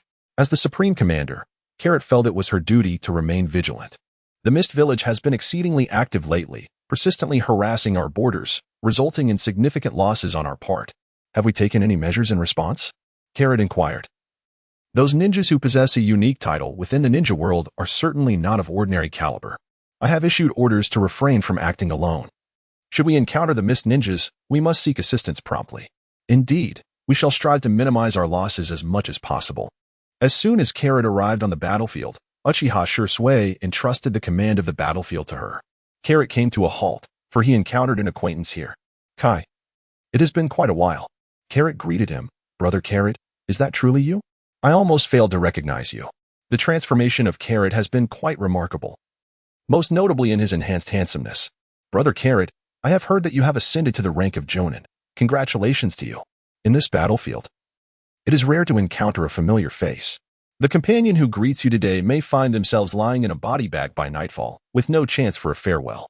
This reality presents immense pressure for Kai, who has just emerged from the confines of academia, having witnessed the brutalities of war. He fears that he may be the next victim. Thank you. I too am delighted to meet you here. Oh, so you have become a Chunin now, have you? Carrot feigned surprise and remarked, Indeed, it is all thanks to the encouragement of my elder brother Carrot that I have gained confidence. Kai happily responded to Carrot. You two are not bad either. You have both already become Chunin. Inazuka and Ebisu, hearing Carrot's praise, lowered their heads bashfully. They were not well acquainted with Carrot, as he had only attended school for a week before disappearing from their midst, making any familiarity impossible. Had it not been for Carrot's initial greeting, they would not have approached him at all. The hierarchy within the ninja world is quite stringent. It seems the toll on ninjas is substantial. Kai and his companions had just graduated from the Ninja Academy and were swiftly promoted to Chunin. The fourth great ninja war nearly depleted their resources, Carrot lamented. You may proceed with your patrol. I have other matters to attend to. Very well. See you later, Brother Carrot. Kai waved goodbye. Kai, are you well acquainted with Kakashi-sensei? Ebisu adjusted his glasses and inquired. You mean my elder brother Carrot?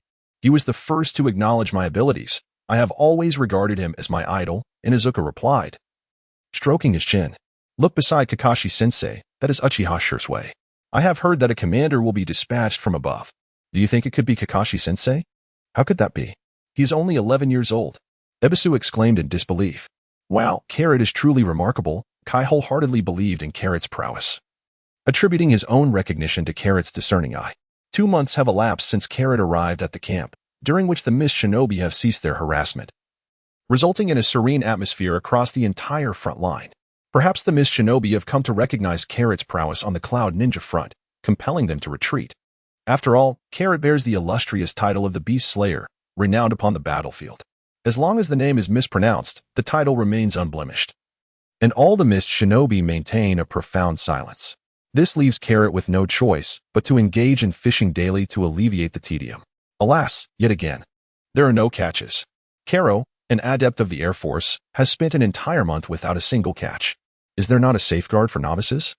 Has arriving in the world of Naruto stripped away such privileges? The crux of the matter is that there is a skilled angler nearby, with deft movements. Jishui skillfully reels in his catch and casts his line again. Karo-senpai, he advises, fishing requires a calm demeanor, otherwise, the fish will not bite.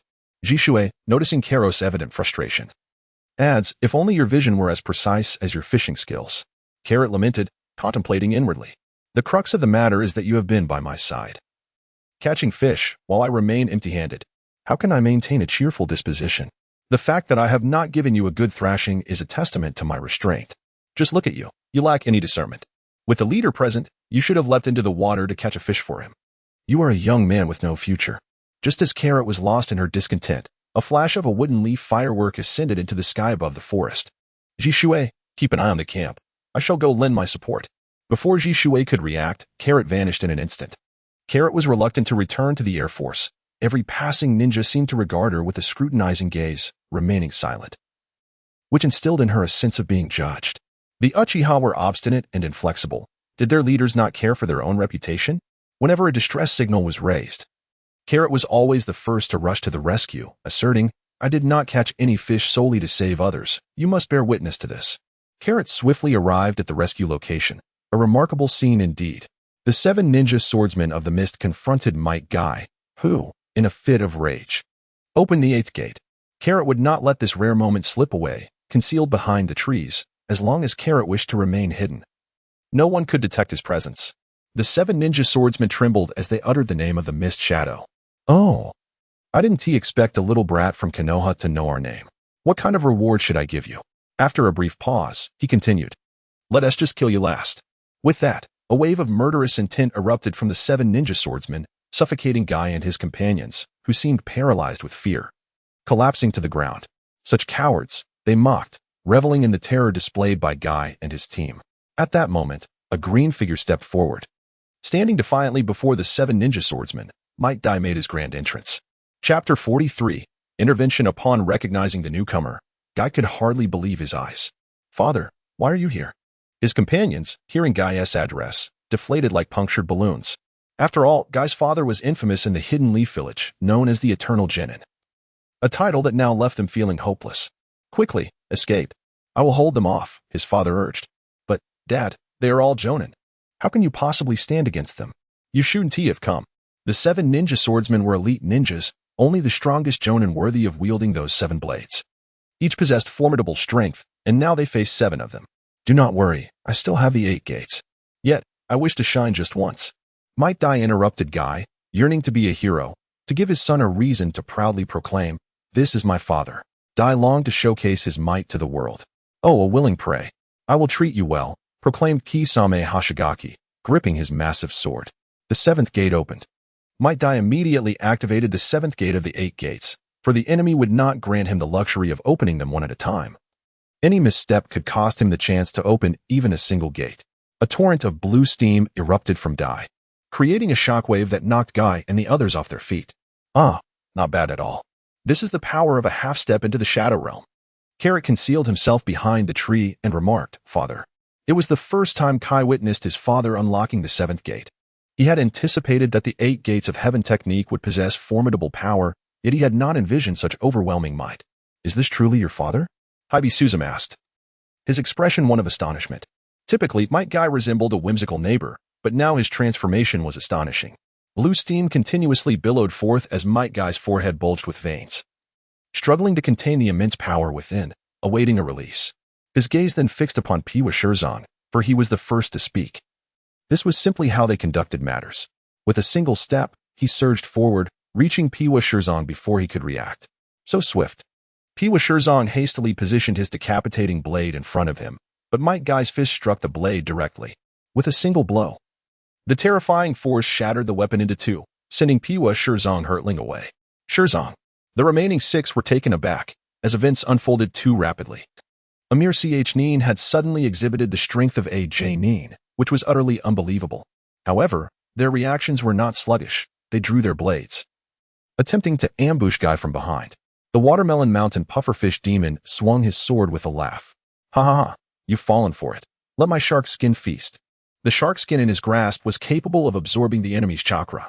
Yet, he was destined for disappointment, for Might Guy's blue steam was not chakra. Here it comes. Kai seized the shark skin and yanked, leaving the Watermelon Mountain Pufferfish Demon no time to withdraw, propelling him toward Might Guy. They Tiger. The heavy, dominating fist connected squarely with the Pufferfish Demon's chest, resulting in his demise. 7 down to 6. Towards the peacock, Might Guy swiftly unleashed a flurry of punches. Flames erupting with each strike, raining down upon the 6 shinobi. Each could only clumsily evade, allowing Might Guy to charge at Piwa Shirzong, whose strength had waned without his decapitating blade. They Tiger. They Tiger. He narrowly avoided the first strike but could not escape the second, ultimately. Only the hilt of the decapitating blade remained in Piwa Shirzong's grasp as he collapsed to the ground. 6 down to 5. A clear cough echoed across the battlefield as Might Guy wiped the blood from the corner of his mouth, contemplating, it seems I cannot avoid the 8th gate. Kai. Observe closely. This is the 8th gate of the 8 gates of heaven, the death gate. Suddenly, a hand clasped around Might Guy's wrist. Senior Guy. They are not worth it. Let me handle the rest. The sudden appearance of Carrot astonished all the ninjas present, for none could perceive his swiftness. Oh, it is indeed Carrot. Your arrival is most fortuitous. Might Guy refrained from making the final transformation, for who would willingly embrace death when life remains? Father. Might Guy rushed forward to support his father. Now, it is my turn. The 7 ninja swordsmen gazed at the newly arrived Carrot. With his flowing white hair and crimson attire. You are the Crimson Demon, Carrot, declared Kurozai Reiga. You guessed correctly, though there is no prize for your acumen. Will it be you who strikes first, or shall I? Carrot gazed mockingly at the 7 heroes and declared, damn it, Let me teach you a lesson, you little brat. With that, the dark shovel Thunder Tooth swung his weapon and unleashed an energy orb. The orb passed through Carrot's body, leaving him in disbelief. Impossible, this is utterly inconceivable. The scene before him surpassed all realms of his imagination. Carrot's speed was so astonishing that Black Korea, struck by the energy sphere, realized that it was Carrot who had evaded the impending impact at the last moment. Now it was my turn. With that, Carrot vanished, and Black Korea turned in desperation, searching for him. Suddenly, a hand rested upon his shoulder. "I am right here," came Carrot's voice, and just as Black Korea prepared to react, Carrot forcefully pressed him into the ground, leaving only his head above the surface. Black Korea succumbed, blood spilling from his mouth. 7 remained, now reduced to 4. The remaining souls hastily retreated, distancing themselves from the grinning Carrot. In a 1 versus 4 scenario, Carrot was undeniably in command. "Weren't you here to confront me? Why are you retreating?" The 4 trembled as if plunged into an icy abyss, their bodies shaking uncontrollably. Carrot's strikes were executed with such swiftness that they barely registered. And Black Korea was already dead. The question was no longer how to confront Carrot, but rather how to survive. Carrot's formidable strength instilled fear in Mist Shadow, leaving even the Might Dai father and son utterly astounded. In a mere few seconds, the ninja who had forced them into a hasty retreat was effortlessly dealt with by Carrot. Their gazes toward him were filled with admiration. "Come on." Carrot beckons with a finger. The disdain exhibited by Karoti thoroughly incited the wrath of the quartet, each hailing from the Blood Mist village. Having endured a brutal selection process to earn their place among the 7 ninja swordsmen, to be so scorned now was intolerable. Without hesitation, one of the Mist ninjas formed hand seals, and a thick fog instantly enveloped Karoti. The technique of Mist Shadow was unleashed, obscuring Karoti's vision with a blanket of white mist. The 4 members of the 7 ninja swordsmen coordinated seamlessly to launch an assault on Karoti. Their attacks were powerful and executed from cunning angles, yet Karoti effortlessly evaded each strike. How could this be? They mused, feeling as though they were on the verge of victory. "Is he toying with us?" one person incredulously remarked. "Indeed, it's not too late to figure it out now." The voice of Carrot echoed behind him. Chapter 44, The Challenge of Stagnant Water. "What?" Misty Shadow turned to see Carrot gazing at him with a beaming smile. He quickly leaped aside, leaving a trail in the ground. "Not a bad reaction," Carrot remarked thoughtfully. "Inhaling excessive white mist is detrimental to one's health. Thus, let us disperse it." With that, Carrot waved his hand, and the thick fog shrouding the forest was swept away. Could this truly be accomplished by a mere human? The remaining ninjas were astonished. The Mist of Shadows promptly discarded their weapons. A large question mark emerged in Carrot's mind. "We have surrendered." The 4 of them resolutely laid down their arms. They were not foolish. Against Carrot's formidable ability to disperse mist, any resistance would be futile. Surrender thus became the most prudent choice. There was no escape, nor could they hope to win in combat. Aside from the desire for self-destruction, surrender was their only option. "Otherwise, you may continue to resist." With a sincere expression, Carrot earnestly advised. The 4 individuals tied their hands together, standing before Carrot to demonstrate their unwavering resolve. Karoti, recognizing the irreversibility of the situation, ordered Might Guy and his companions to escort the captured foes. He also took care to secure the 7 ninja blades, for they served as valuable leverage in negotiations with the Mist Village. They must not fall back into the hands of the enemy. Subsequently, Karoti led Might Guy and the others back to the camp, where the Leaf Village ninja rejoiced upon learning that Karoti had captured the 7 ninja swordsmen of the Mist. The entire encampment was enveloped in a jubilant atmosphere, dispelling the gloom that had lingered in recent days. In the battlefield against the Mist, the Leaf had faced numerous setbacks, but Karoti's successful capture of the 7 dealt a severe blow to their adversaries. Thus, the ninja of the Leaf formed 2 lines to welcome their triumphant hero. "Lord Karoti! Lord Karoti!" The Crimson Demon.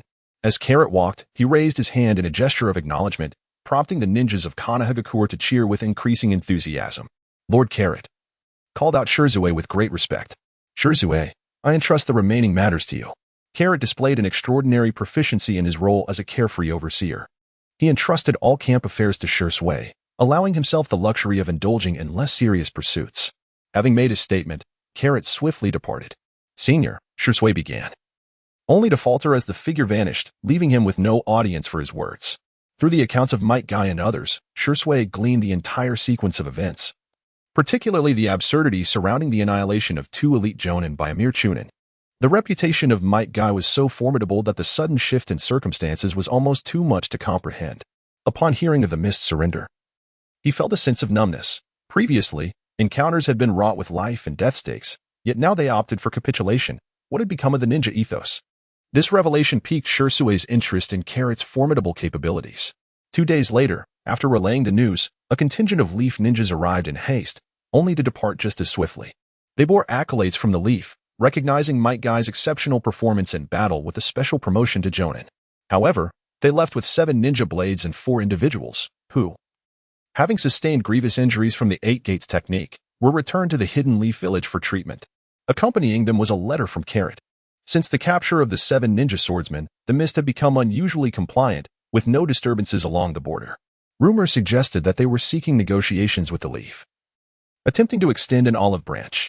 However, such matters bore little relevance to Carrot, who continued to fish and stroll about, embodying the demeanor of a retired elder. And one could imagine him holding a thermos for added effect. "Senior Carrot, I wish to challenge you to a duel," Shirsue finally proclaimed after enduring for half a month. "Oh? And what compels you to challenge me, Shirsue?" Carrot inquired openly, yet his thoughts lingered. Could it be that I have been too reckless in my gestures? Shirsue wishes to resign. Should I temper my approach, perhaps engage in some bureaucratic niceties to placate him? After all, a child can be soothed with relative ease.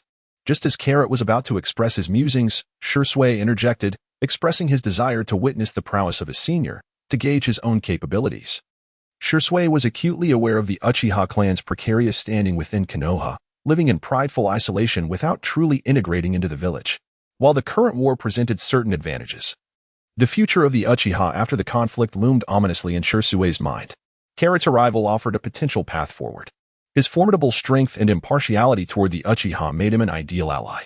Thus, Shirsue yearned to probe the depths of Carrot's abilities to bolster his own convictions.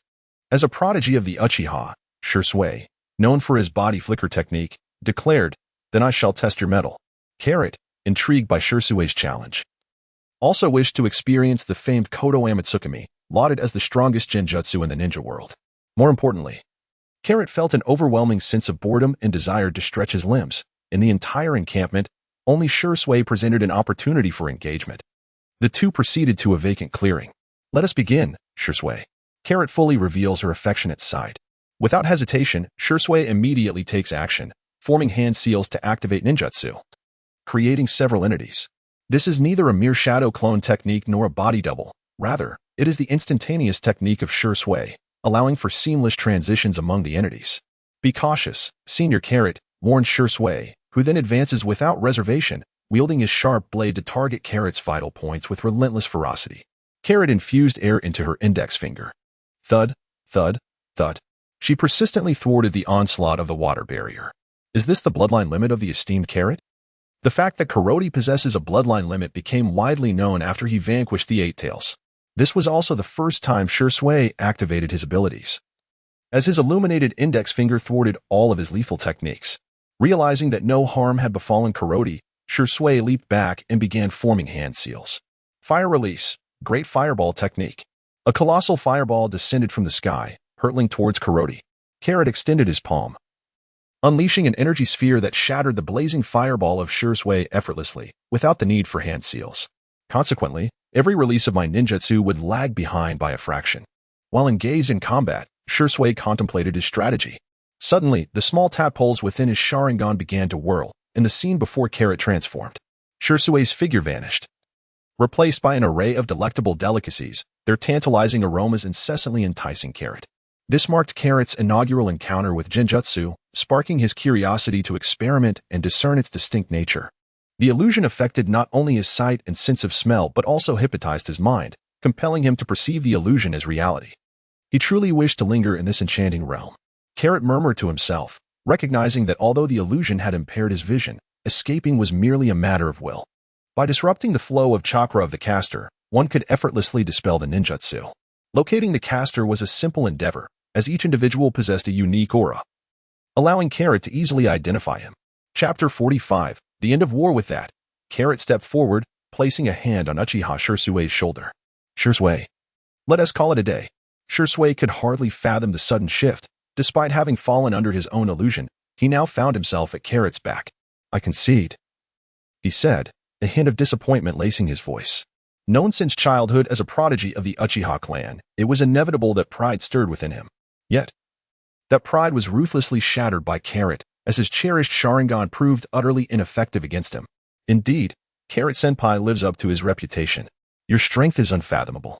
Oh, I didn't expect you, with those thick brows and big eyes, to be such a flatterer. It seemed as though Kuroti had just come to a profound realization regarding Shursui. Shursui appeared to have made a significant decision, kneeling on one knee. Senior Kuroti, I implore you to assist the Uchiha clan. The sudden act of kneeling by Shursui left Kuroti utterly perplexed. Shursui, what does this mean? Senior, you must be aware of the plight that the Uchiha clan is facing. Kero nodded thoughtfully. The Uchiha clan was marginalized by all the families in Konoha, with the most significant pressure stemming from the influential four-man faction, which relentlessly suppressed the interests of the Uchiha. Danzo, in particular, was fervently active, believing himself to be the heir of the second Hokage's ideology. Harboring both fear and animosity towards the Uchiha clan, constantly contemplating their annihilation. Comprehending the pivotal dynamics within the group, Kero spoke up, then you should not have chosen me. Your clan leader shares a profound connection with Minato, who is a formidable contender for the next Hokage. I surmise that Fugaku has placed his hopes squarely upon Minato. Indeed. Our clan leader has exhausted all options, entrusting his hopes to Senior Minato. Yet, the latter's foundation is rather shallow, and his prospects for success appear bleak. Jishui's analysis was not flawed. Had Kero not been privy to the script, he too would have arrived at a similar conjecture. Had it not been for Orochimaru's explosive revelation, it remained uncertain whether Minato could ascend to the position of Hokage. What, then, is your reason for choosing me? Kero inquired. Revealing neither an aspiration for the position of Hokage nor any official title, leaving his authority ambiguous. Thus, it remained unclear why Shursui had chosen him. Senior Kero. Your father is the legendary White Fang of Konoha, with countless followers and an esteemed reputation. You and your brother Kakashi are both prodigies of the village. Most importantly, your strength is unparalleled. There is no cause for concern regarding the Uchiha clan rebelling against you, much like how Hashirama never feared insurrection from the Uchiha. As he could quell any dissent with ease, Shursui asserted with conviction. This unexpected allegiance took Kero by surprise. The Uchiha clan could serve as formidable allies. Should he manage to win them over, their loyalty would be unwavering. However, the crux of the matter was that Kero had no desire to become Hokage. Currently, he was collaborating with Orochimaru merely to observe the changes Orochimaru's ascension to Hokage might bring to the ninja world. The monotonous trajectory of the Hokage's world had ceased to satiate Kero's ambitions. Are you representing the Uchiha or Shursui? There is a significant distinction between having one subordinate and commanding a legion. If the Uchiha were to support Orochimaru's candidacy, the chances of success would increase dramatically. Kero mused to himself with a sense of satisfaction. Well, Shursui hesitated, pondering whether he could disclose that this decision was a spur-of-the-moment choice. Would it tarnish Kero's image as unreliable? Observing Shursui's reaction, Kero discerned his thoughts. He had anticipated that his imposing demeanor would attract allegiance from all corners. Yet it seemed he was merely amusing a child. You are aware that I support Lord Orochimaru, correct? Kero inquired. Do you understand? What does your choice signify? Indeed, came the reply. It signifies the severance of ties between the Uchiha clan and the world of water, a betrayal of family. Well then, said Kakashi Carrot, I, Kakashi Carrot, accept your allegiance. Carrot solemnly declared his intention to alter the fate of Uchiha Shursui, a character steeped in tragic undertones. Thus, Carrot welcomed his first subordinate. One fateful day, news erupted throughout the ninja world. The third Raikage had fallen in battle. Upon hearing this revelation, Carrot realized that the third great ninja war was nearing its conclusion. Iwagakure had paid a grievous price, dragging down the third Raikage, compelling them to withdraw from the battlefield to nurse their wounds in isolation. While Kumogakure had lost its mightiest warrior and could no longer sustain the fight, Kirigakure, having lost the 7 ninja swordsmen, was now solely preoccupied with the thought of reclaiming them. In short, chaos reigned supreme. Yet, none of this troubled Carrot. He frolicked daily, delegating affairs to his subordinates and savoring a life of ease. However, Carrot's days of leisure were abruptly interrupted by an edict from Konohagakure, summoning him back to the village. The ceasefire at the borders of the mist had been declared, and the extensive deployment of ninja had proven too taxing, necessitating Carrot to lead his team home. When Carrot announced this order, a resounding cheer erupted from the crowd, for they understood that the war had concluded, and Konoha had emerged victorious. They were no longer burdened by the anxiety of guarding the borders and could return to reunite with their families. As they approached the village entrance, they were warmly welcomed by the spontaneously organized villagers. When Carrot led them into the village, the air was filled with jubilant cheers celebrating the hero's return. This was the respect earned by every ninja of Konoha, while villagers searched the throng for their children, husbands, and wives. Carrot immediately spotted his father. Their eyes met, filled with a sense of comfort and satisfaction. A childhood dream of soaring freely through the skies had finally come true. All departments may disband. I shall head to the Hokage building to report the situation. Yes, Lord Kakashi. Lord Carrot, once you have completed your tasks, let us share a drink. It is truly regrettable that we could not toast together on the battlefield. Now that you have returned, you must not let us down. Indeed, Lord Carrot. At the Mist Shadow border, Carrot's prowess was acknowledged, earning him great respect. Coupled with his amiable nature, relationships flourished. After all, they had stood together in the heat of battle, a bond forged in the crucible of conflict. Hokage-sama, I have returned.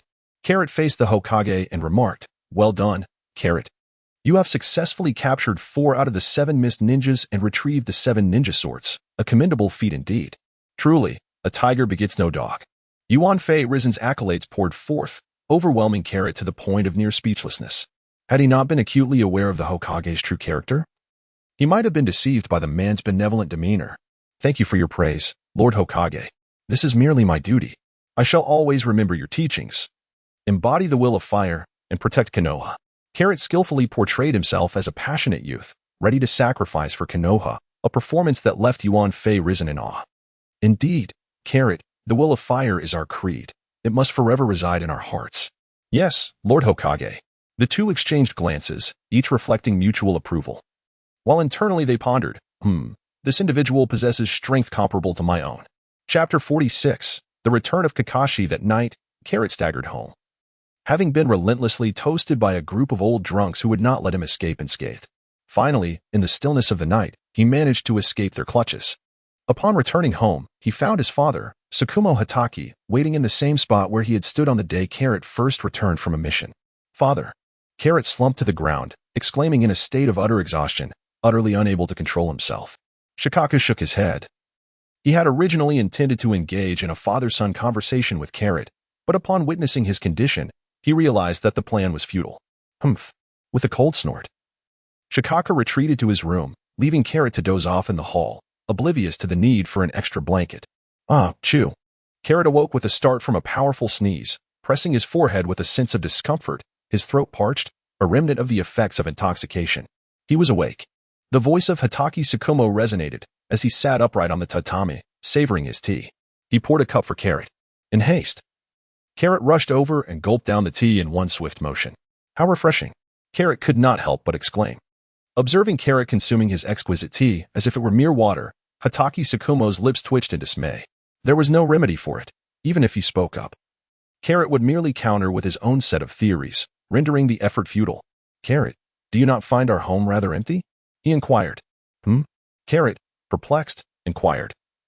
Hasn't our family always been this way? Observing that his son did not grasp his words, Kiki Shuoju could only speak candidly. Should I discuss the matter of marriage with you, Carrot? Carrot stared wide-eyed at Kakashi Hatake, the tea in her mouth spraying forth. Cough, cough. Carrot patted his chest. Startled by Kiki Tsukumo. He was merely 13 years old, still a minor. Father, you're not ill, are you? I'm so young. And you want me to take a wife already? Young? When I was your age, your grandfather had already arranged for me to marry, Kiki Tsukumo replied. It was not entirely Kiki Tsukumo's fault. Carrot was indeed quite the catch. Last night, a throng of old friends and comrades had invited him to dinner. Incessantly boasting about their daughter's exceptional qualities, eager to forge a familial alliance with Kiki Tsukumo. He had intended to discuss this with Carrot, but the boy had become inebriated. Father. I'm in no rush. What about Kakashi? He spends all day indulging in those Riska novels. I worry about his health. Perhaps marrying early would be prudent. Better to have a dead comrade than a dead priest. Kakashi is merely looking out for your best interests. Kiki Tsukumo was evidently intrigued by Carrot's suggestion. After all, his son was a prodigy, and they would have little objection. Hearing someone call from outside, Carrot quickly rose to flee, muttering, Father, please consider it carefully. With that, he vanished from sight. Hinata Sanada attempted to shout after him, but Carrot had already covered his mouth, dragging Sanada away. Kiki Tsukumo was too intimidating. They might need to retreat for a while. Sanada struggled in Carrot's grasp, his eyes rolling back. Had it not been for Sanada's diminishing resistance, Carrot would not have realized. He hastily released his hold. Sanada doubled over, coughing desperately until he finally regained his breath. Damn it, Carrot. Were you trying to suffocate me? Sanada glared fiercely at Kakashi. Spewing vitriol, Carrot, aware of his misstep, quickly sought to soothe him. By the way, what brings you to me? Carrot inquired. I almost forgot the important matter. It's been quite a while since we last met, and now you have returned. Teacher Matsushita suggested that we all gather together. Who will be treating? This was the question that weighed most heavily on Carrot's mind. Having served as commander for over a year without any income, he had been awaiting the Fog Ninjas to pay the ransom, and now his finances were quite strained. Sanada dared not take on too much responsibility. Carrot's formidable prowess was twofold, his strength and his capacity for feasting. Teacher Matsushita will be treating, they affirmed in unison after a brief exchange of glances. With that, they linked arms and made their way toward the restaurant. From a distance, they spotted Matsushita Beta standing at the entrance. Carrot and Sanada bowed first, saying, Teacher, you were too generous. The sudden impact of such kindness was the most profound. With that, Carrot and Sanada flanked Matsushita Beidou and entered the restaurant. Hello, Hamiko. It has been far too long. You have become even more beautiful. Carrot greeted warmly, while Mimiko had consistently taken care of Carrot's daily needs within the team. Here we are, she said, her sweet smile bringing a sense of comfort. The four of them sat around a table, sharing stories about their experiences over the past year. Mimiko is currently employed at a hospital, while Sanada was promoted to Special Jonin a year ago and is now leading a small team. War inevitably shapes and hones individuals. Moreover, this rascal is about to marry into the Hyuga branch family. Teacher Matsushita has successfully joined the Umbu, a dream he has long aspired to. And you, Carrot? What are your plans? Inquired Matsushita Beidou, with Mimiko and Sanada equally intrigued, their eyes fixed on Carrot. I'm not sure, Carrot replied. The Hokage has given me any assignments. I would like to take some time off to focus on my training. As Carrot spoke while swallowing his food, he remarked. You still need to cultivate your skills. You are already quite formidable. Sanada inquired, for he was well aware of Carrot's prowess demonstrated on the battlefield of the Cloud Ninja. The pursuit of knowledge is boundless. Should you ever become complacent, your abilities will inevitably wane. Only through perseverance can one achieve true progress. Indeed, Carrot, you speak wisely. Sanada. You have been somewhat lax of late. Matsushita Beta commended Carrot while urging Sanada onward. Both instructors, proud of their pupils, aspired for their success. Yes, teacher, I understand. Sanada replied, taking to heart the words of Matsushita Beidou and Carrot. He cherished the bonds of teacher-student and brotherhood, for in the world of ninjas, the uncertainty of tomorrow and the specter of death loom ever close. As the weighty conversation dissipated with the wind, the four friends reveled in their merriment. Carrot remained focused on cooking, with Maisie adeptly assisting him by passing dishes. The waitstaff tirelessly brought forth food, striving to keep pace with Carrot's voracious appetite. His companions were accustomed to this spectacle, while other patrons looked on in astonishment, witnessing someone with such an extraordinary capacity for consumption. After indulging in their feast, they each returned home, leaving only Matsushita Beidou to bear the burdens of the world alone. Upon arriving home, Carrot encountered Kakashi, who bore bandages over his eyes, clearly indicating an injury. What has transpired, Kakashi? Are you all right? Queried Tsukumo Hatake, expressing concern for his son. Aito is dead. He sacrificed himself to save me. Tears streamed from Kakashi's eyes, as emotions that had long been suppressed erupted in a tumultuous outburst. Shikaku fell into silence upon hearing this, for he too had endured the loss of a dear friend. This was a journey that could only be traversed alone. Only Kakarot, who possessed a clear understanding of the narrative, was aware that Aito was not dead. Since Kakarot was stationed at the border of the mist, Rin had not become the host of the Three Tails. Now still alive, this could be seen as a disruption in the timeline of events. However, the cunning Madara Uchiha would not spare Rin. For the sake of his beloved younger brother, Kakarot had no choice but to confront Madara Uchiha. Chapter 47, Instant Transmission. Aito is not dead. Carrot spoke astonishingly, leaving Kakashi, who was still shedding tears, utterly shocked. It was inconceivable. Aito had clearly been buried beneath the colossal boulder, leaving no possibility for survival. Kakashi reminisced about the scene of his dear friend's demise, tears streaming down his face uncontrollably. Hatake Tsukumo was acutely aware that his son would not speak without reason. Do you possess any evidence? He inquired of Kakarot. At that moment, Kakashi, awakening from his reverie, gazed intently at Kakarot, yearning for the favorable tidings he hoped to hear. He is still alive, his spirit remains strong. Is that truly the case? Indeed. Karo offered Kakashi an affirmative response. Kakashi, overjoyed, promptly relayed the news of Obito's survival to his teacher, the swiftest ninja of the shinobi world, Minato Namikaze. In an instant, Minato arrived at the Hatake residence. Kakashi conveyed Karo's words to Minato, who was instantly filled with joy. Is it true, Karo? It's not that I doubt you. But it seems too extraordinary to believe, Minato inquired, incredulous. He had personally visited Obito's burial site, where survival seemed utterly impossible. Each individual possesses a unique aura. If one is unfamiliar with the concept, it can be likened to chakra. As long as one is alive, this aura will not dissipate. Carrot elucidated to them the reason he was certain that Obito had not perished. You mean to say that Obito's spirit has not dissipated, correct? Inquired Minato Namikaze. Indeed. That is precisely the implication. Minato gasped in astonishment, abruptly rising to his feet, eager to effect a rescue. But he is no longer where? What? Then where is he? This revelation sent Minato into a frenzy, akin to an ant on a hot pan, entirely devoid of his usual composure. He nearly dashed about the living room. A testament to the profound bond he shared with Obito, although Obito had always assumed a comical role within the team. It was precisely this lack of guile that made him so endearing. In the Land of Fire, how did he escape? After his return to the Land of Fire, why did he not return to Konoha? Regaining his composure, Minato began to methodically analyze the situation, demonstrating the keen insight befitting one destined to be Hokage, even in death. Legends of his exploits have persisted. Kakashi, on the other hand, appeared considerably less astute, wearing a perpetually bewildered expression. Perhaps he had yet to come to terms with the astonishing revelation that Obito was indeed alive, after all. Discovering that a deceased individual still breathes would undoubtedly leave one in shock. Have you deduced the truth, Minato-senpai? Carrot gazed at Minato and inquired. To have rescued Obito from beneath a heap of rubble, leading us to believe he had perished, there must be a profound secret behind it. After such an extended period, Obito has yet to return. He may be held captive.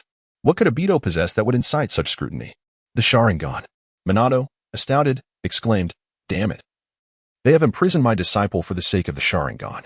Upon learning that Obito was in the Land of Fire, Minato deduced the adversary's intentions. Realizing that even a slight miscalculation could lead to monumental consequences. With Carrot's divine perspective, the situation appeared exceedingly straightforward. I shall immediately report to Lord Hokage and request that he dispatch ninjas to investigate.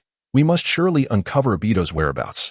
As Minato prepared to seek out the Hokage, Carrot interjected, "There is no need for such complications, Minato-senpai." Huh? What do you mean, Carrot? I shall go and bring Obito back myself. Carrot spoke with unwavering certainty. Do you know where he is? Do you think I would know of his whereabouts in the Land of Fire? The fourth Hokage, Minato, was equally concerned. Since Carrot possessed information about Obito, it was only natural that he would also know his precise location. Then let us go together. Minato and Carrot echoed in unison. Your pace is far too slow. With a serious expression, Carrot remarked, this is something that even Minato cannot tolerate. You may deem him weak, but one cannot claim he is slow. Ever since he mastered the Flying Thunder God technique. This is the first time someone has said he is slow. Minato-sensei, your Flying Thunder God is undoubtedly effective in combat, making it nearly impossible for anyone to evade. Yet when it comes to travel, it is indeed rather sluggish. I possess a technique known as instant transmission. As long as I can sense the opponent's energy, I can reach their side in the blink of an eye, regardless of the distance. Previously, I refrained from using instant transmission because my physical strength could not withstand it. Do you doubt it? With that, Carrot pressed 2 fingers to his forehead and vanished in an instant, only to reappear less than a second later. As if he had never left his seat, except now he held a copy of The Tale of Ninja. Minato-sensei, is this book yours? Upon receiving it, Minato noticed Jiraiya's signature, and his astonishment grew. Indeed, this is mine. Minato was profoundly shocked. His home was at least a kilometer away. And Carrot had managed to traverse that distance in the blink of an eye, something even his Flying Thunder God could not achieve. In the kitchen, Kushina rubbed her eyes. Could it be that I am seeing things? Was there someone here just now? After saying this, she dismissed the thought and continued her culinary endeavors. Minato had recently lost his beloved student and was in a poor state. She aimed to uplift him with her cooking. Having received Minato's affirmation, Shikaku and Kakashi were both taken aback. Shikaku, after his initial surprise, wore a look of contentment, proud that his son was becoming increasingly remarkable. Kakashi, however, was left in shock, realizing that his brother had grown stronger, now surpassing even his own teacher. How can I possibly catch up to him? And with that, Carrot bid farewell. Kakashi waved his left hand in greeting, while his right fingers pressed against his forehead. In an instant, he vanished in the land of fire.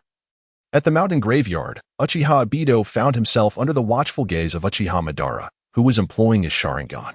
An uninvited guest made an unexpected appearance. Hello, Obito.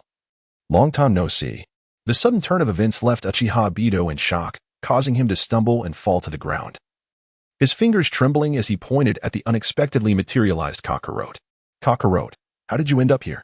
Obito was all too familiar with Kakarot, Kakashi's brother, who had notoriously imparted a harsh lesson in social studies during Obito's first week at school, leaving an indelible mark on his memory and igniting a desire for revenge that his current abilities could not fulfill. I am here, of course, to bring you back. Carrot wore an expression of unadulterated confidence, paying no heed to the circumstances unfolding before him.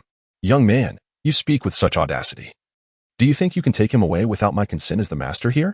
From the shadows emerged a frail, stooped elder, leaning heavily on his cane, his back adorned with several tubes, an embodiment of a once great hero now in decline. It is difficult to fathom that the formidable Uchiha Madara, who once commanded the dance of battle, now presented such a feeble visage. Chapter 48. Carrot versus Madara. I trust you will acquiesce to my request, esteemed elder, Carrot asserted. And what if I refuse? Then we shall see what transpires beneath the weight of our confrontation. I am eager to test the mettle of one who was once unparalleled in strength. Do you even know who I am? Madara replied in a low, haunting tone. Ever since his feigned demise, it is likely that no one in the shinobi world could recognize him now, particularly not a mere child still reeking of immaturity. Indeed, your reign alongside the Senju was nothing short of magnificent. How unfortunate that your endeavors were cut short and the unification of the shinobi world remained unachieved.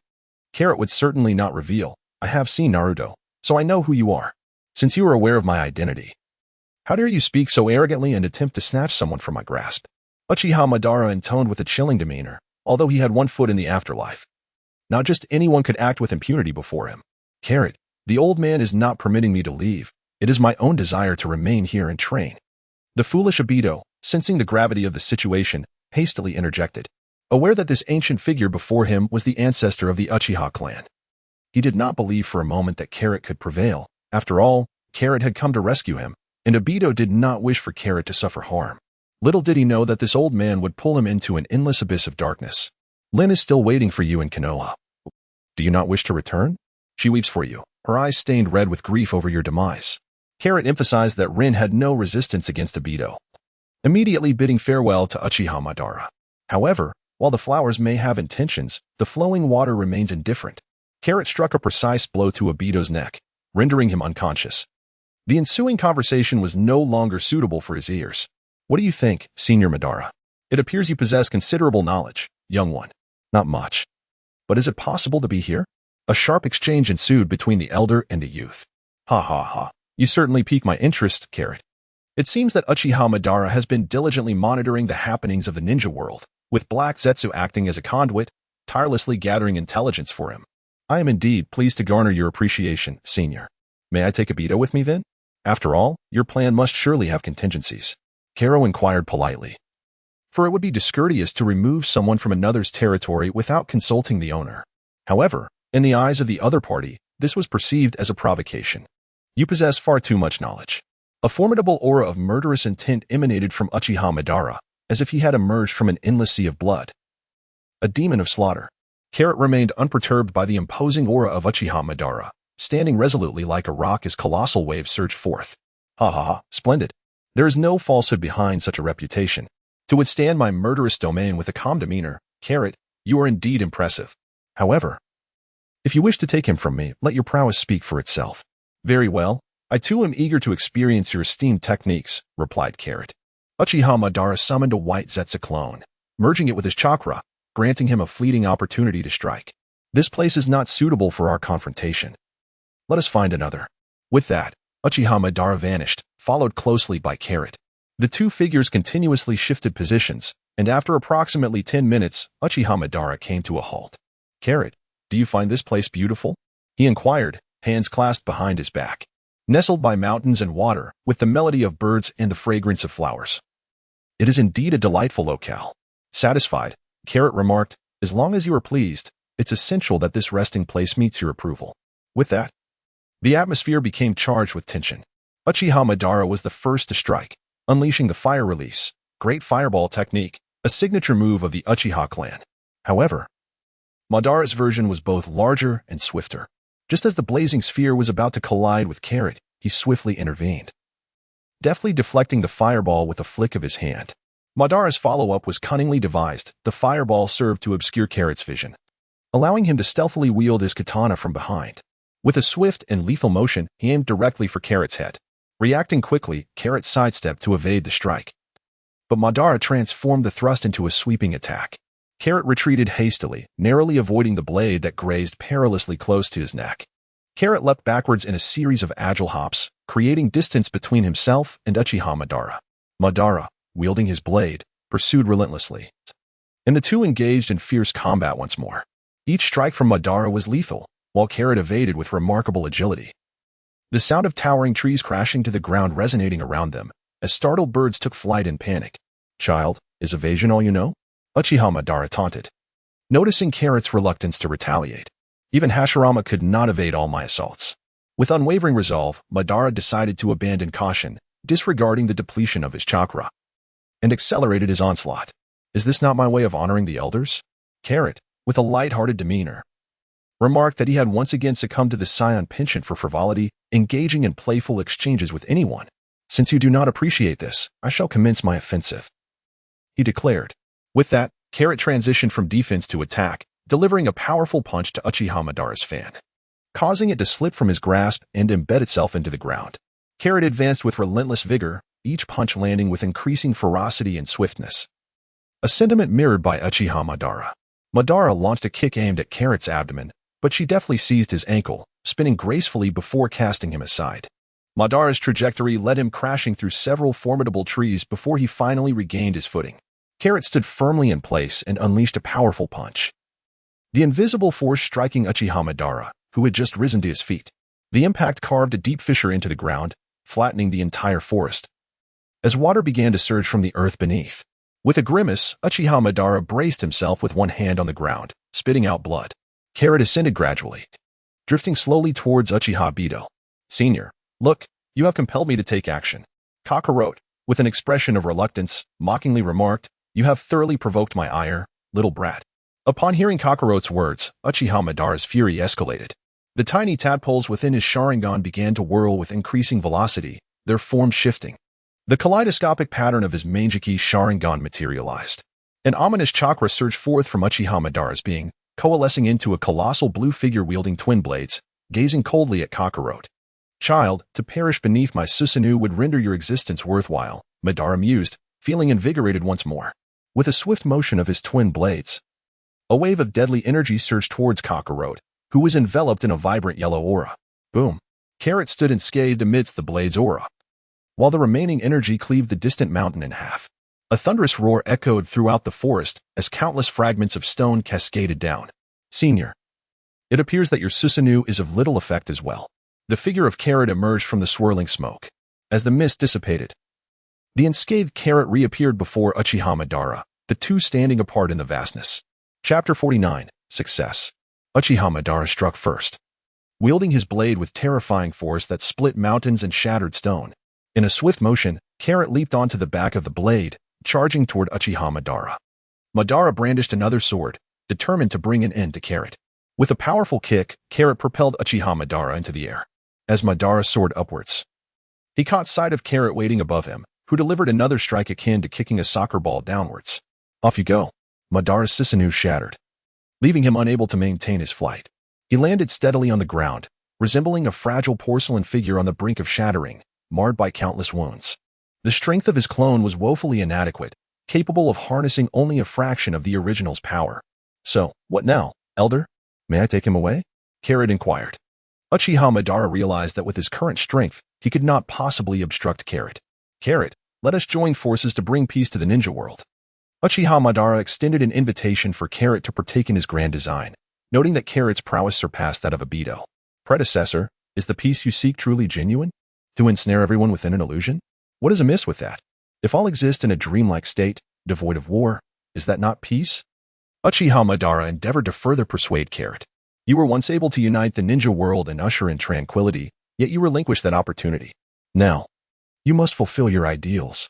I harbor no desire to impede you. However, should you threaten my friends, do not blame me for turning the tables. Carrot firmly expressed his stance, saying, I too wish to engage in a battle with the mightiest version of you. Very well, Uchiha Madara promised. As long as your friends do not obstruct my path, I shall not lay a hand upon them. Thank you, esteemed elder. I shall take my leave now. Although Madara's strength presently pales in comparison to Carrot's, he remains a formidable presence at the pinnacle of the ninja world.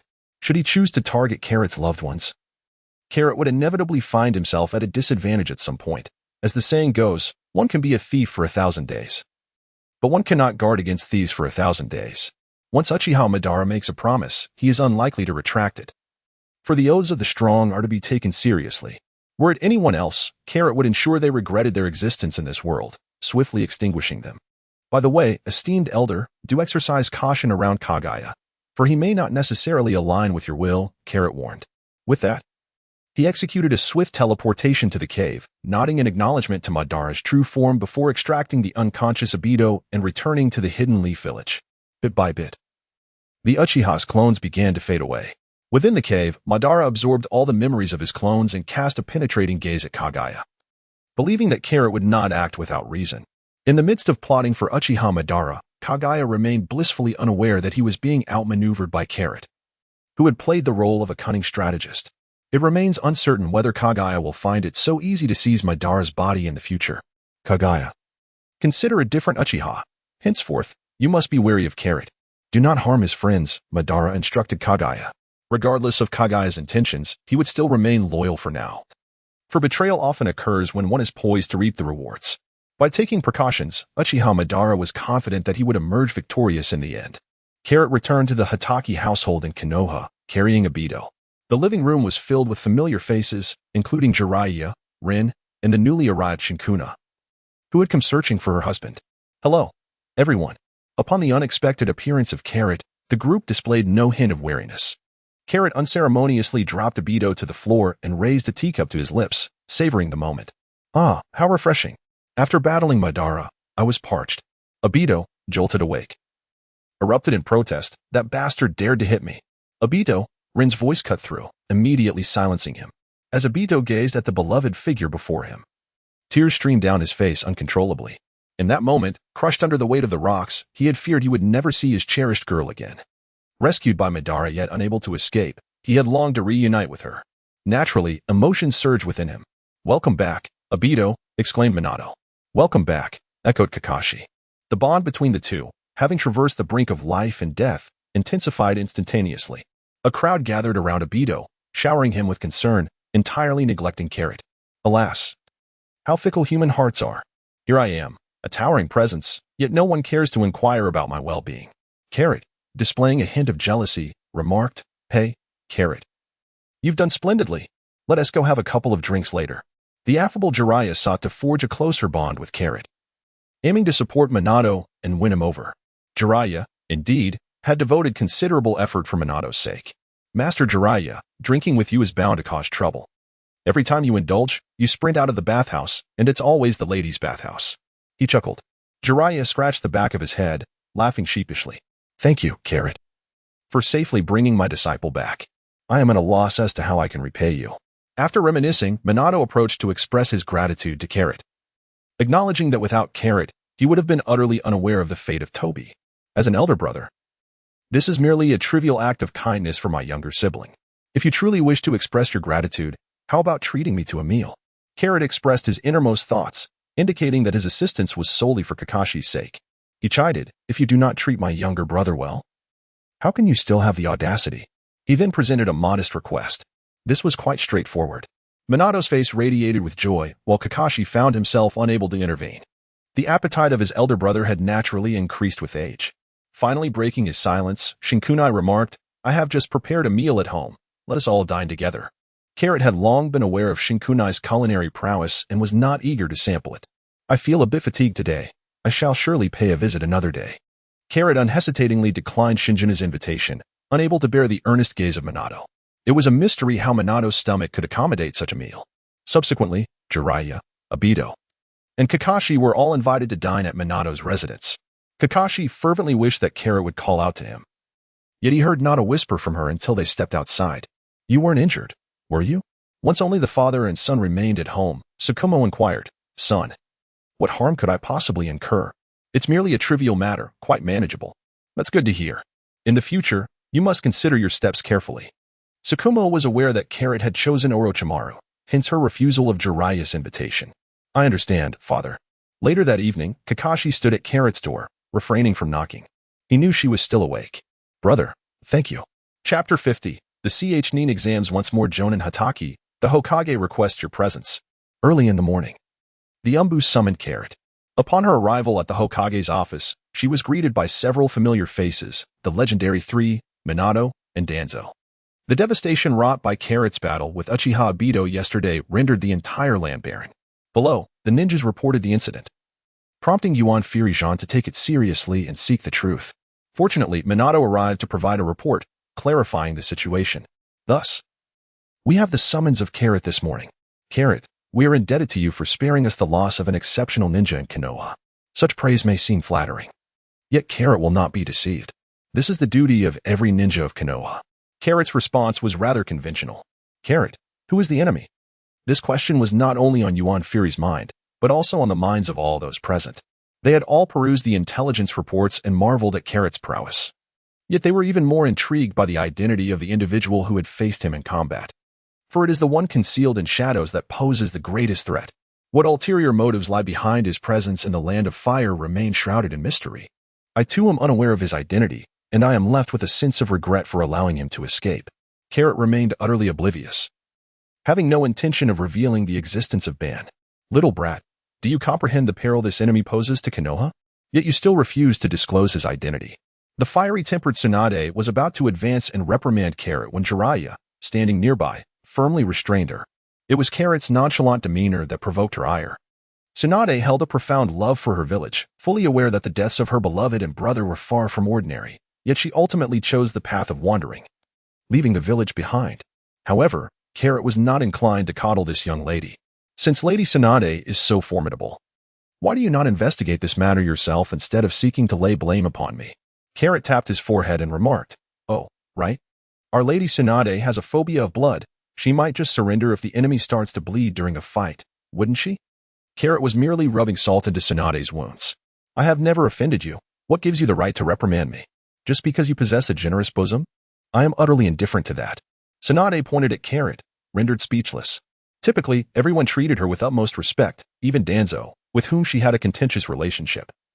Outwardly showed deference due to her esteemed lineage as the granddaughter of the first and second Hokage, which granted her a unique status in Konoha.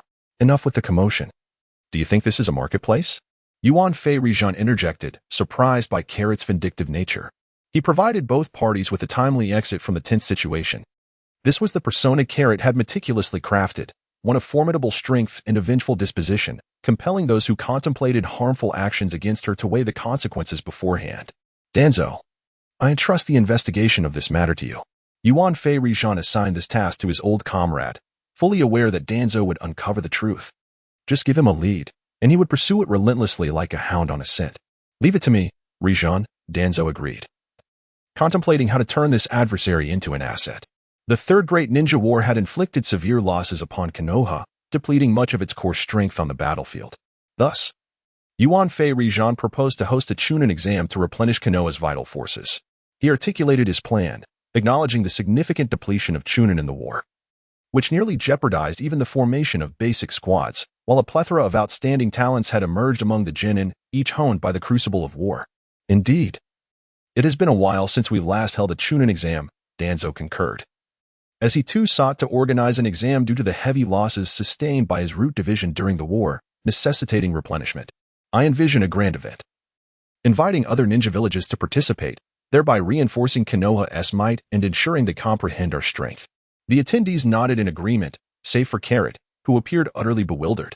You all may make the decisions. What need do you have for me? An upper ninja without authority, merely to witness your charade. This is entirely unnecessary. The first examiner will be Orochimaru, the second will be Minato, and for the third, it shall be you, Kakashi Carrot. Me? Carrot wore an expression of utter bewilderment. Why was he chosen for this role? All he desired was to be a mere spectator, witnessing the competition between Orochimaru and Minato. Now, Yuan Fury's arrangement had thrust the rivalry of the two Hokage candidates into the spotlight. However, the inclusion of Carrot in this scenario felt rather peculiar, especially since everyone in Konoha was well aware of his close collaboration with Orochimaru. The Mizuki's visit was intended for negotiations and participation in the Chunin exams, and Carrot, being well acquainted with the Mizuki, was tasked with the responsibility of hosting. Furthermore, he was to oversee their negotiations. This piqued Carrot's interest. After all, negotiations could yield lucrative kickbacks. The surplus would be a testament to his capability. Without hesitation, Carrot agreed, fully cognizant that this was a means for Yuan Fury to exact revenge. Yes, Lord Hokage, but I will require an assistant. At an opportune moment, Karote proposed a condition.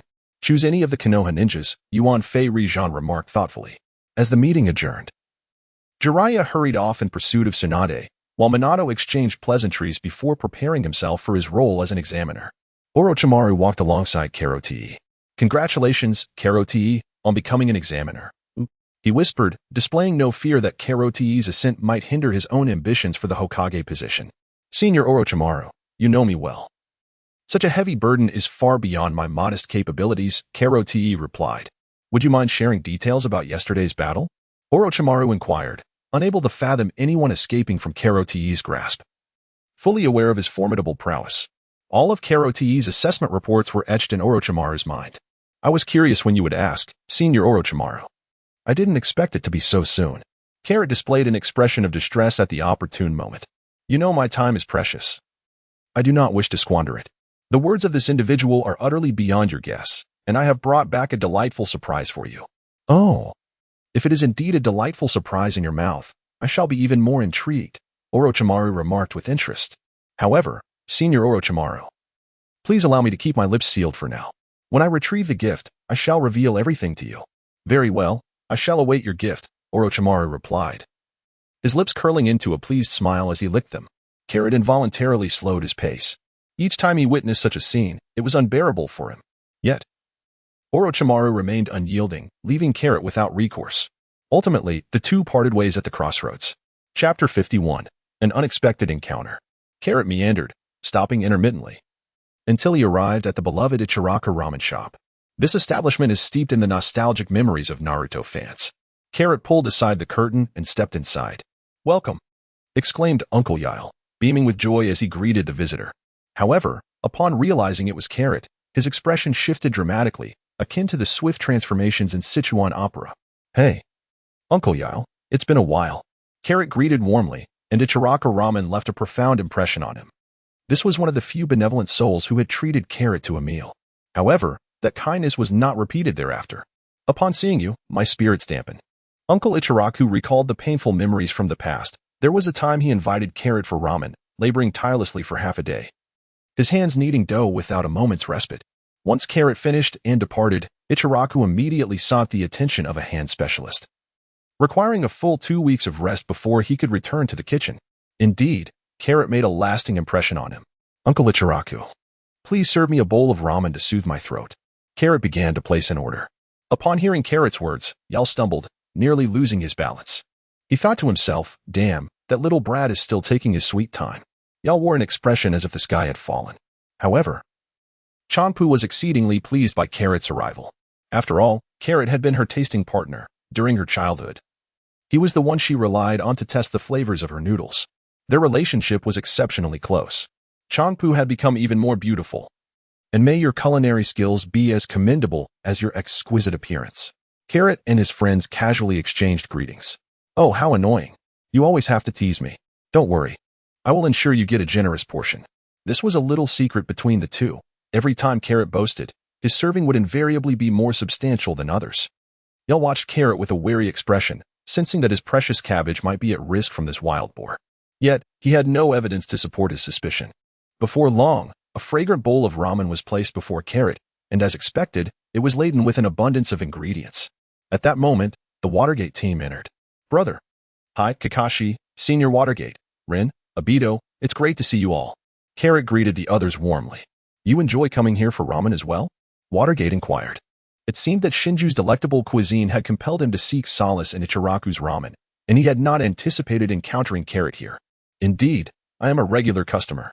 I am always the first to sample any newly introduced ramen, Carrot replied, a look of pride adorning his face as he relished the advantage of his connection with Iam, which allowed him access through the back door. Soon after, Ichiraku served the four of them their bowls of noodles. Uncle Ichiraku, why does Carrot's bowl contain more than ours, even though they are all the same dish? Aito asked, confusion etched across his face. The expressions of Watergate's team mirrored his bewilderment. Pointing to his daughter, Uncle Ichiraku offered an explanation. Watergate understood, as did Rin and Kakashi, but only the foolish Aito remained oblivious, still arguing his point. It's because I can eat more than you, Aito. With a cunning strike, Carrot delivered a critical blow, leaving Aito with no opportunity to counter. I sprang into action. Upon finishing his statement, Carrot promptly entered a state of consumption. With a deft flick of his chopsticks and a swift inhalation, he lifted the bowl to his lips, savoring the soup with remarkable fluidity. In the blink of an eye, the colossal serving of ramen was depleted. The quick-witted SHBU was right there to replace Carrot's bowl. Aside from Kakashi, the rest of the members of Team Minato merely gazed in astonishment as Carrot indulged in his meal. Bowl upon bowl stacked high. He soon reached a staggering total of 50 bowls. Having satisfied a modest appetite, he declared himself content. Carrot spoke up, leaving Watergate utterly astonished. Is this really only a third full?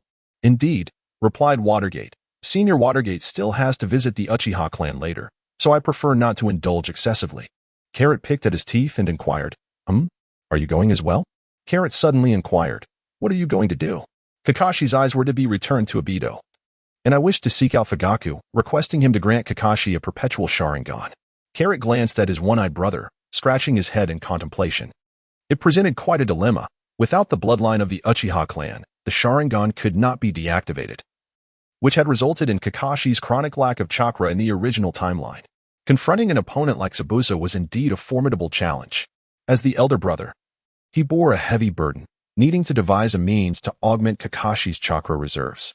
However, with Orochimaru's expertise, this issue could be resolved. Carrot had always held unwavering faith in Orochimaru's scientific prowess. Then let us embark on this endeavor together. Carrot spoke, and soon a lively group made their way towards the Uchiha clan.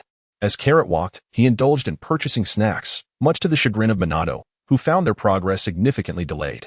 Finally arriving at their destination, Minato noted that Carrot had not paused for a moment. Halt! Who are you seeking? The Uchiha guard blocked Carrot and his companions. I am Minato Namikaze, and this is Kiki Carrot. We have come to pay a visit to your clan leader. Please wait a moment, I will go inform him. With that, the guard vanished in an instant. Senior Carrot, what brings you here?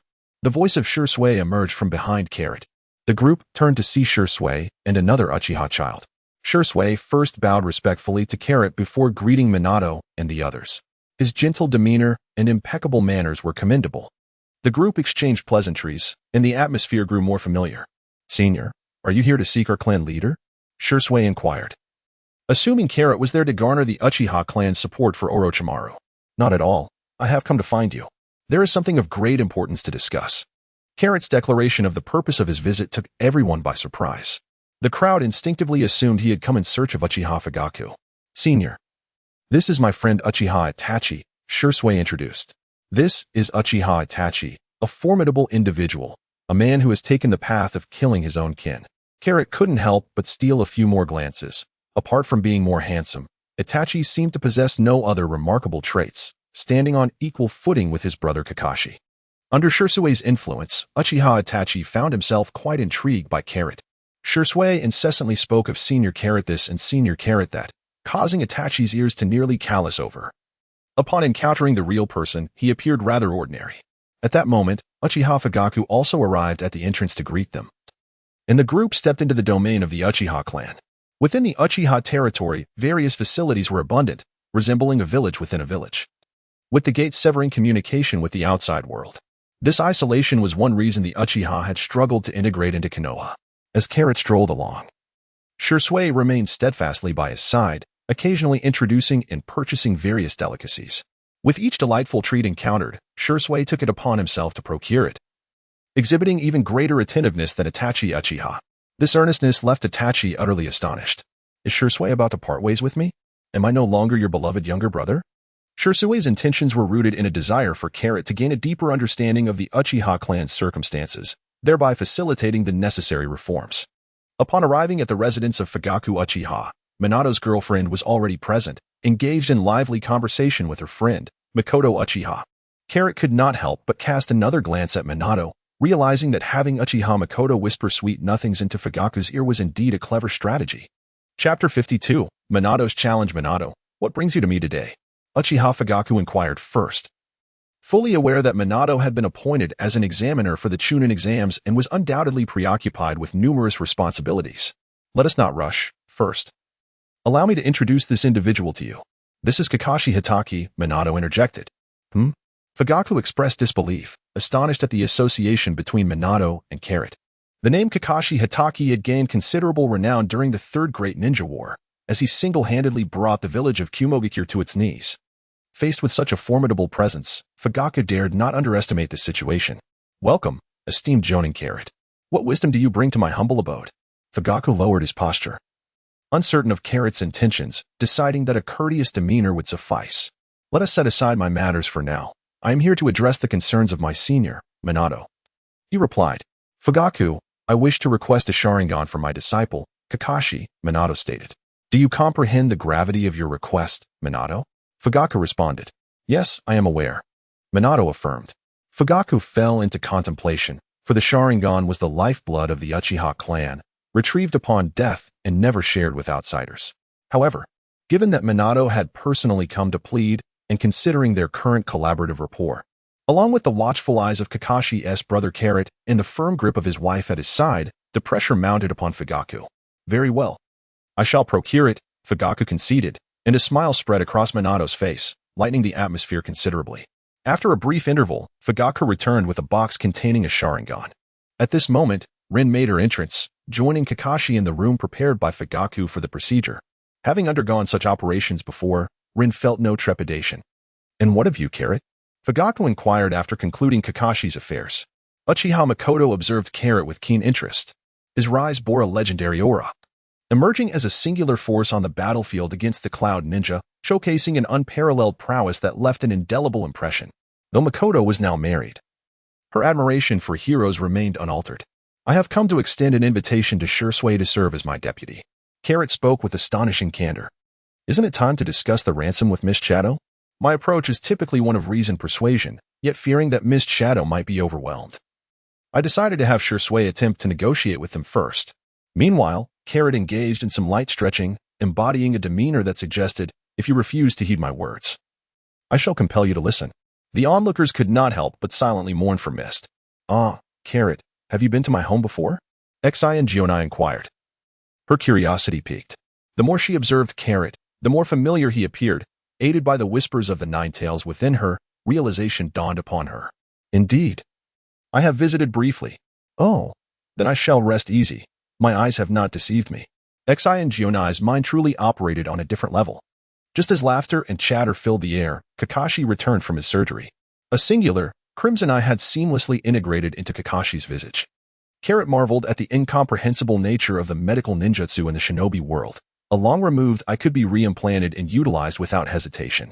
Uchiha Madara's exploits seemed even more outrageous. He could simply claim another's eye and use it without fear of infection. One could only exclaim, impressive. Kakashi, this eye possesses 3 tomo. I trust you will not bring shame upon it, Uchiha Fugaku stated generously. Initially, Carrot had assumed it was merely a standard Sharingan, but he was pleasantly surprised to find himself the recipient of a veritable treasure. He needed to hasten the accumulation of chakra, as the 3 tomo demanded a significant amount. Thank you, clan leader Fugaku. I understand. In the end, the outcome was one of universal contentment. However, among those departing was an additional Uchiha Shisui. Carrot, may I challenge you to a duel?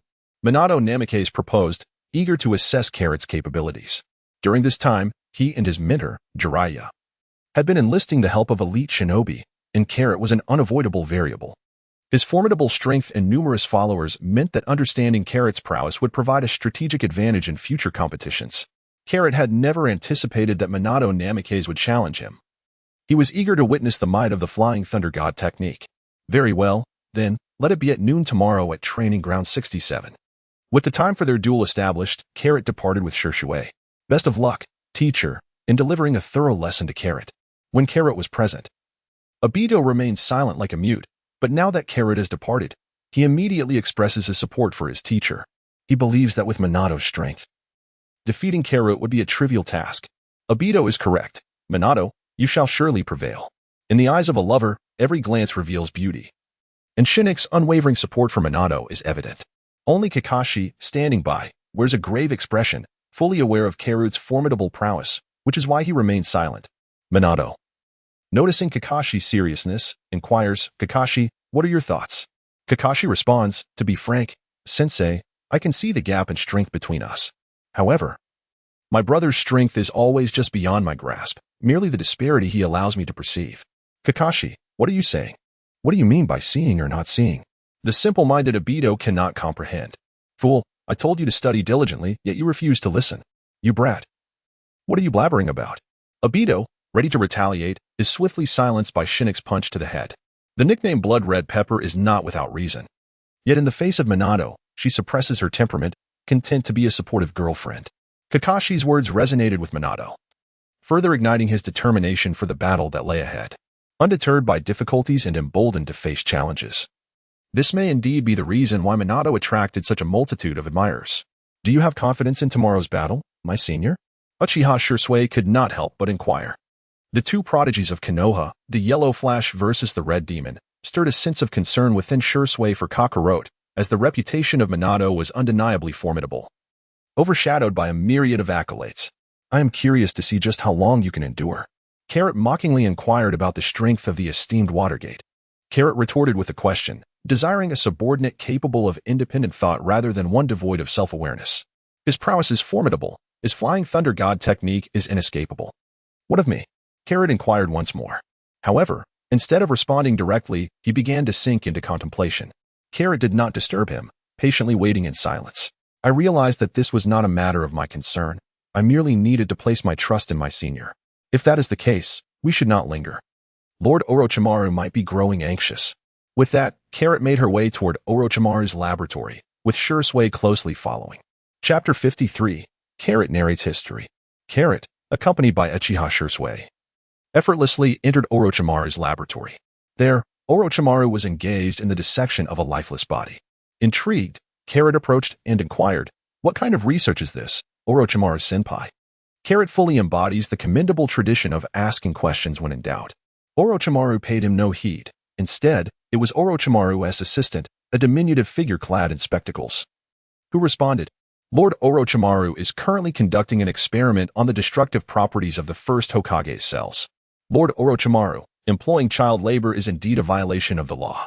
Carrot appeared utterly astonished. Orochimaru understood that if he allowed Carrot to continue her antics, he would be unable to complete his experiment. Thus, he had no choice but to pause. This is a promising specimen I have discovered. D. Greetings, Lady Carrot, the young D said politely, bowing to her. Carrot gently patted the head of Do, contemplating the wild summoning of spirits in the ninja world that lay ahead. Just as Carrot was lost in thought, Orochimaru spoke up, directly inquiring, speak, what brings you to me? Carrot snapped his fingers, signaling Shizen to approach. Shizen stepped forward and unfurled a scroll on the ground. With a swift hand sign, a corpse of white Zetsu materialized before them. This was a gift that Carrot had procured for Orochimaru, having not only retrieved Aito from Uchiha Madara's territory, but also a white Zetsu. He had previously arranged for Shizen to seal the body within the scroll. Noticing the inquisitive gaze from Orochimaru, Carrot spoke, Orochimaru-senpai, this body was cloned using Hashirama cells. What? There are others who have mastered Hashirama cells? Orochimaru exclaimed, his disbelief evident. The cells possessed a formidable absorptive nature, making them difficult to control. He had invested significant resources alongside Danzo to create a flawed specimen, which would eventually become Yamato. He could hardly fathom that Carrot had returned with a specimen even more exceptional than his own. It was no wonder that Orochimaru was astonished. However, true to his nature, he quickly regained his composure, meticulously examining the white Zetsu's body. Do you like it, Orochimaru-senpai? Carrot inquired. Indeed, I find it quite satisfactory. The activity of the Hashirama cells has been significantly diminished, yet this very quality allows for better control. While it may not rival the original Senja Hashirama, this body possesses a superior recovery rate and chakra capacity compared to the average individual, making it more suitable for cultivation. It has also provided me with some intriguing insights. Orochimaru's sharp intellect shone through as he swiftly deduced valuable information from his brief examination. From which adversary did you acquire this? Is he from Konoha? Orochimaru inferred from the presence of Hashirama's cells that Carrot's opponent was indeed a Konoha ninja, yet, no matter how astute he was, he could not fathom the identity of that individual. He was Uchiha Madara. As soon as Carrot finished speaking, the three individuals present were left utterly astonished. This name was well known to every ninja of Konoha, the Shura of the ninja world. Whenever Senja Hashirama was mentioned, Uchiha Madara became an unavoidable topic.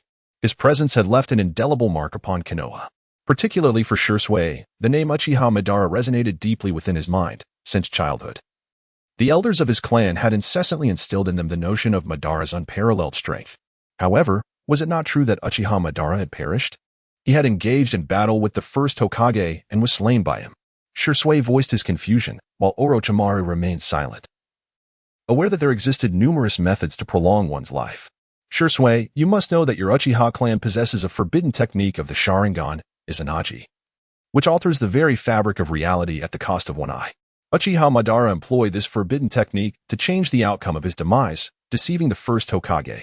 The gathering was captivated by Carrot's account of how Madara had evaded the grasp of the first Hokage, marveling at the cunning of the Uchiha, which had eluded everyone. Senior, does that mean he is still alive?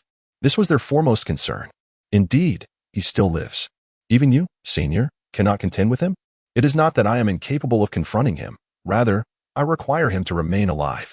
Carrot recounted his collaboration with Aito, revealing to Orochimaru and Shursui the true intentions of Uchiha Madara. What a formidable adversary he is, attempting to unleash such a forbidden jutsu, this madman, Uchiha Madara. Even the typically composed Orochimaru could not refrain from exclaiming in exasperation. Uchiha Madara is also a pitiable figure, deceived in his own right. At this moment, Carrot continued, why? Upon hearing this, Orochimaru's interest was piqued, for it is indeed human nature to be captivated by the intrigues of others. Carrot did not remember to respond. After glancing at the pouch, his eyes flashed, and he promptly fainted. An aura emanated from him, forming an energy shield that isolated the four from the outside world. Observing Carrot's series of actions, Orochimaru and Shursui became increasingly aware of the gravity of the situation. Now, no one would be able to overhear our conversation. To speak of Madara as a wretched being, we must start from the very beginning, the origin of chakra. Orochimaru-sensei, you must be aware of this, right? Orochimaru nodded in acknowledgement. Indeed, I have perused various documents, and it appears that the power once wielded by ancient humans was not chakra. It seemed to have materialized abruptly within the ninja world, with no traceable origin. What you say is indeed correct. It appeared out of nowhere. It was brought by the Sage of Six Paths' mother. What? Both Orochimaru and Shursui were astonished by Carrot's revelation, completely unprepared for the source of chakra to be so. Kaguya Otsutsuki, the mother of the Sage of Six Paths, hailed from the Otsutsuki clan of another world. She arrived on this planet to absorb its energy to enhance herself. Somehow, Kaguya fell in love with the prince and bore 2 children, one of whom was the Sage of Six Paths. Kaguya planted a divine tree of the Otsutsuki clan on the planet, continuously absorbing its energy. When the planet's energy was nearly depleted, the divine tree would bear a fruit, and consuming it would further evolve the Otsutsuki. What about this planet? Shursui inquired, but Orochimaru's expression darkened, as he had already surmised. It would turn into a dead star, devoid of any life. How cruel it is to trade the life of an entire planet for the evolution of a single being. Both Shursui and Orochimaru reflected. Although they had taken many lives on the battlefield, they still possessed humanity and conscience, while the Otsutsuki clan exemplified true inhumanity. Chapter 54. The duel begins. Ignoring the two, Kuroda continued, the conspiracy of Kaguya Otsutsuki was uncovered by the 3 great sage lands. The Sage of the Toads incited the Sage of Six Paths and his brother to seal their mother on the moon. During the sealing process, Kaguya gave birth to a 3rd son. This 3rd child sowed discord between the Sage of Six Paths and his sons, leading to a bitter enmity that plunged them into a cycle of suffering. Hashirama Senju and Madara Uchiha are the reincarnations of the Sage of Six Paths' sons. This revelation left Jishuei and Orochimaru astounded. The immense strength of the first Hokage and Madara Uchiha stems from the fact that they reincarnated with the chakra of the Sage of Six Paths. No wonder, Orochimaru realized, concluding that no one in the ninja world has since reached the level of the first Hokage due to this very reason. Moreover, Madara was deceived by Kaguya's 3rd son. Kagaya Otsutsuki, leading to a bitter rivalry with the first Hokage, thus repeating the cycle. But what was the purpose of Black Zetsu's actions? If it was merely for revenge for his mother, the Sage of Six Paths is already dead. Jishui questioned in confusion. Black Zetsu seeks to save his mother. Who claims that the Sage of Six Paths is dead? The revelation from Karato is utterly shocking. This time, not only Shursui but even Orochimaru gasped in astonishment. Do you both think I have nothing better to do than to set up an energy barrier? This is all to prevent the Six Paths Sage. The Six Paths Sage has persisted in the shinobi world in a spectral form. This earth-shattering news caused a drastic change in the expressions of Orochimaru and Shursui. A mythological figure has been silently observing the evolution of the shinobi world. Black Zetsu deceived Uchiha Obito into collecting the tailed beasts, resurrecting the Ten Tails, and becoming its Jinchuriki.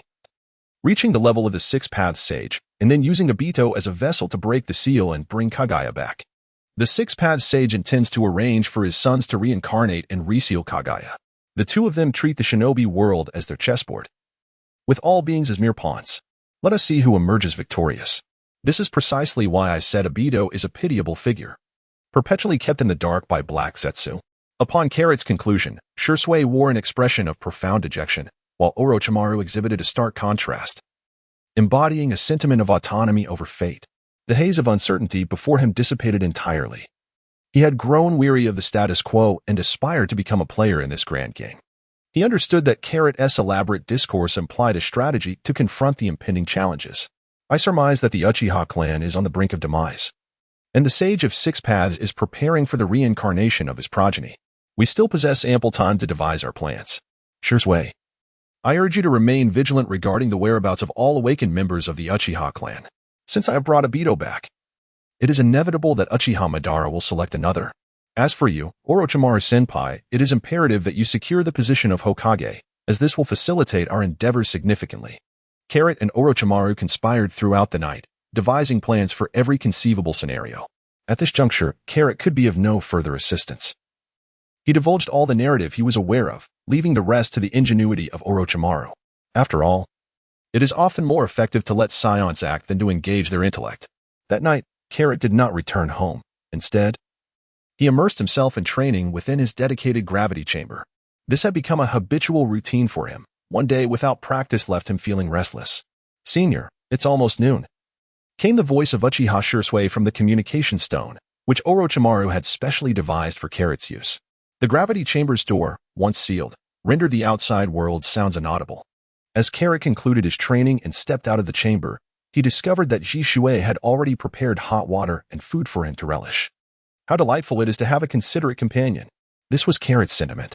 I hear you are to duel with Minato? Orochimaru, who had just completed his experiment, approached and inquired. He produced a tea set and began to brew tea, a rare interest of Orochimaru that Carrot was well aware of. Indeed, it's an invitation from Senior Minato. To decline would be to show a lack of respect. As Carrot indulged in his meal, his words became somewhat indistinct unless one listened attentively. I shall take a look as well, for I am eager to witness your prowess. Carrot, Orochimaru remarked, sipping his tea, his expression devoid of any concern for Carrot's potential defeat. Perhaps, it is possible that Orochimaru-senpai may be disappointed, such is my hope. Aware of the clandestine secrets of the ninja world, Orochimaru naturally wished for Carrot's strength to be formidable. On a sun-drenched afternoon, the trio emerged from Orochimaru's laboratory, one following the other. The blazing sun was so intense that it rendered one unable to open their eyes, and the pedestrians hurried past. Only Carrot leisurely savored his popsicle, a sight that elicited no surprise from his companions, as anyone else would have long succumbed to discomfort. They genuinely admired Carrot's remarkable appetite. Before long, they arrived at Training Ground 66, which was bustling with activity. Notable figures were present. His father, Tsukumo Hatake, Hokage Wyan Hai, Danzo, Jiraiya, Tsunade, the fourth Hokage Minato, and notably, the Nine-Tails Jinchuriki, Shinjina. The perimeter was teeming with Umbu and rude operatives. One might mistakenly assume that an ambush was being set for Carrot and his companions. What a lively scene. So many spectators. If I had known, I would have charged an entrance fee. It would certainly provide some remuneration for our efforts. Karo expressed his frustration as he approached his father, Kiki Tsukumo. Father, what brings you here? He inquired. You did not return home last night, and it was only after asking Kakashi that I learned you had a duel today. I have come to lend my support. Are you certain you are not here to witness my embarrassment? Karo could immediately discern the ill intentions of Hatake Kakashi. Hey, Kakashi. Once I defeat your teacher, you better not shed any tears. Carrot, as always, cherishes Kakashi, albeit this sentiment is merely a unilateral perception of Carrot. Kakashi, known for his sharp tongue, has consistently experienced the brunt of Carrot's wit. Realizing he is no match, he chooses to remain silent. Come, Shimizu. Carrot summoned his subordinate, beckoning him to come forth and greet their esteemed guests, ensuring that no one would act thoughtlessly. Greetings, Lord Hokage and Elder Danzo, Carrot finally announced after exchanging pleasantries. The two stood resolutely, and without further ado, the battle commenced. Minato flicked his fingers, launching 4 kunai toward Carrot, each embedding itself into the ground with precision. He then drew another kunai, gripping it tightly as he charged at Carrot. In an instant, Minato seemed to vanish from Carrot's sight, the kunai aimed directly at Carrot's back. Reacting swiftly, Carrot pivoted, deflecting the kunai with a powerful kick, only to find another kunai from Minato aimed at his rear. With danger looming from both sides, Minato's combat instincts were formidable. He utilized a shadow clone to distract Carrot. The kunai he had thrown had already marked the location for the Flying Thunder God technique, allowing him to initiate an attack. When the first strike failed, the clone quickly compensated, creating a dual assault that left Carrot in a precarious position. Chapter 55. The uncontrollable Jinchuriki. Carrot turned once more, her hands forming a steady grip around the kunai of Watergate, rendering him unable to advance even a single step. As Carrot lifted his foot, a resounding thud echoed, transforming into a cloud of smoke, causing the clone of Namake's Minato to vanish entirely. Suddenly, from behind the veil of smoke, Minato's figure emerged, his hand gripping the Rasengan, hurtling towards Carrot with astonishing speed. Carrot reached out and grasped the Rasengan held by Minato, producing a dull thud as Minato was sent flying, while a wisp of green smoke merely escaped from Carrot's hand. What transpired? Jiraiya, well aware of the Rasengan's formidable power, could scarcely believe that anyone could withstand it unscathed.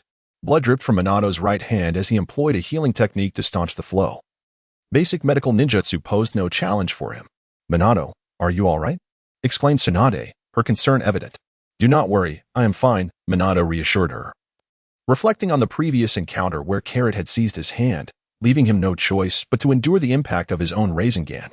In this world, one must eventually pay the price for their actions. In an instant, Minato entered Sage Mode, not the half-baked version that Jiraiya possessed, but the perfected form. Has he entered Sage Mode so swiftly? Jiraiya murmured in astonishment. Tsunade, familiar with Sage Mode due to her connection to the first Hokage, found Minato's version comparatively lacking.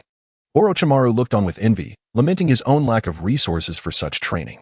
Kakashi, it's my first time witnessing this side of Teacher Minato. He looks so impressive, exclaimed Obito, focused solely on his appearance rather than strength. Meanwhile, Carrot gazed at Minato with a hint of concern, as the current state of Minato was inscrutable to him, representing an elevation of life quality where natural energy surpassed chakra. Ah, so this is Sage Mode? Truly reminiscent of a Toad's gaze. Carrot's focus diverges from that of others. As Watergate launched a powerful punch, imbued with a formidable energy and fierce momentum, Carrot anticipated the attack. With swift precision, he struck at Watergate's arm just as the blow was about to connect. In a split second, Watergate activated the Flying Thunder God technique, vanishing behind Carrot, leaving an enigmatic mark at his back. Yet, speed was on Carrot's side. Before Watergate could react, he delivered a swift blow to his face. Watergate immediately retaliated. Their forms flickered in and out of visibility, accompanied by the thunderous sound of their colliding fists. The exchange was evenly matched. A frenzied display of raw energy that consumed everything in its vicinity, compelling onlookers to retreat. Employing the Shadow Clone technique, 2 Watergates pursued Carrot relentlessly, unleashing a torrential barrage of punches that tore through the air, shattering the ground beneath. Despite the relentless onslaught of 4 fists aimed at him, Carrot remained unflinching, deftly blocking and evading, untouched by their ferocity. Alas, the landscape bore witness to their clash, with charred trees and fractured earth standing testament to the intensity of their battle. The warm-up for the esteemed Watergate had concluded. Carrot declared, delivering a solid punch to Minato's abdomen. With a grunt, Minato was sent sliding several meters away. Seizing the opportunity, Carrot pursued him relentlessly, unleashing a flurry of punches that rained down upon Minato. The chakra within Minato was severely depleted, rendering him incapable of sustaining his clones any longer. Now, the battlefield was dominated by Carrot's relentless assault on Minato. Each attempt Minato made to defend himself was effortlessly anticipated by Carrot, leaving him with an increasing number of wounds. Carrot relished the visceral thrill of this combat. After all, it was not every day that a sage served as a punching bag. Each strike Carrot delivered was imbued with tremendous force, yet he always tempered his blows, wishing for Minato to endure a bit longer. This was, in a sense, a way to extract some interest for Naruto's painful childhood. Had it not been for Minato's own choices, would Naruto have had to endure such hardships?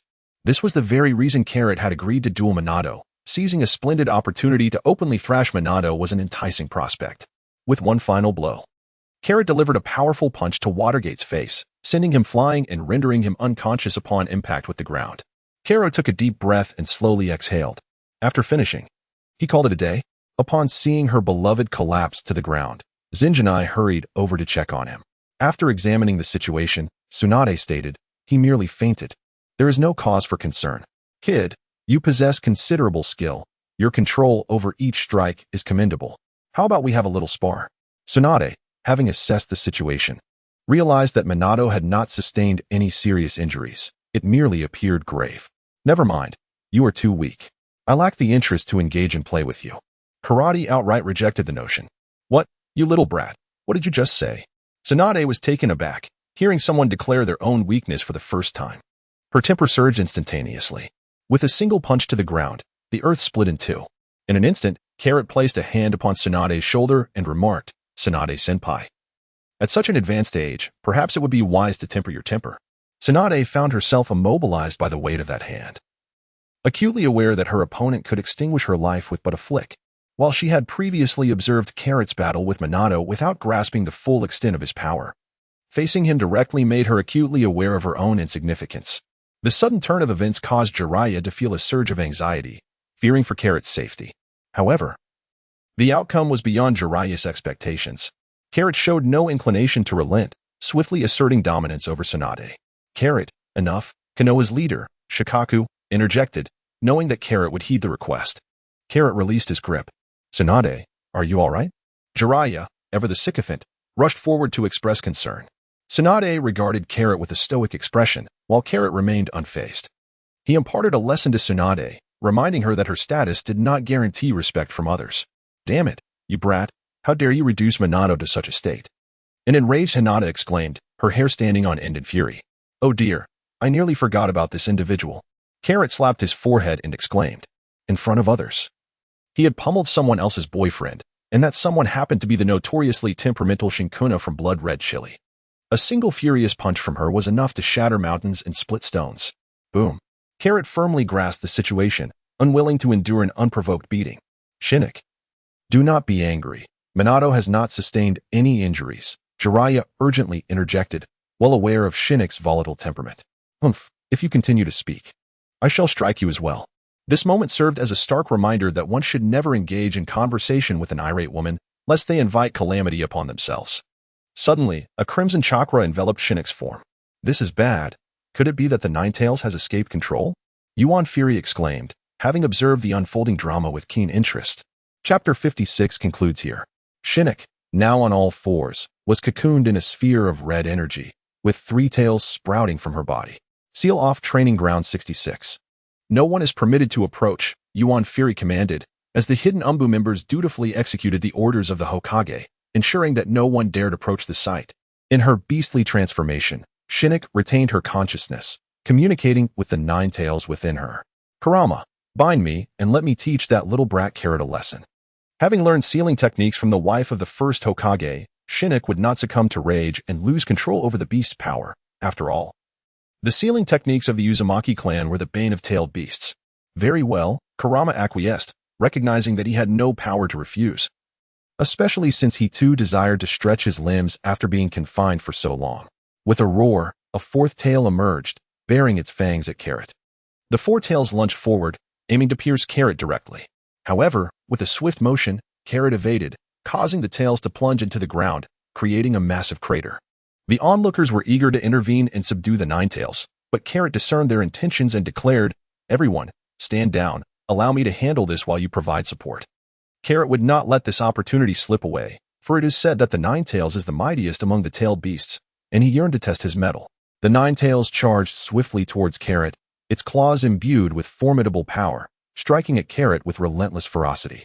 However, Carrot, relying on his swift movements, deftly evaded each assault, which in the eyes of the Ninetales appeared as a provocation. How dare a mere insect toy with Lord Kurama? The fifth and sixth tails emerged in succession.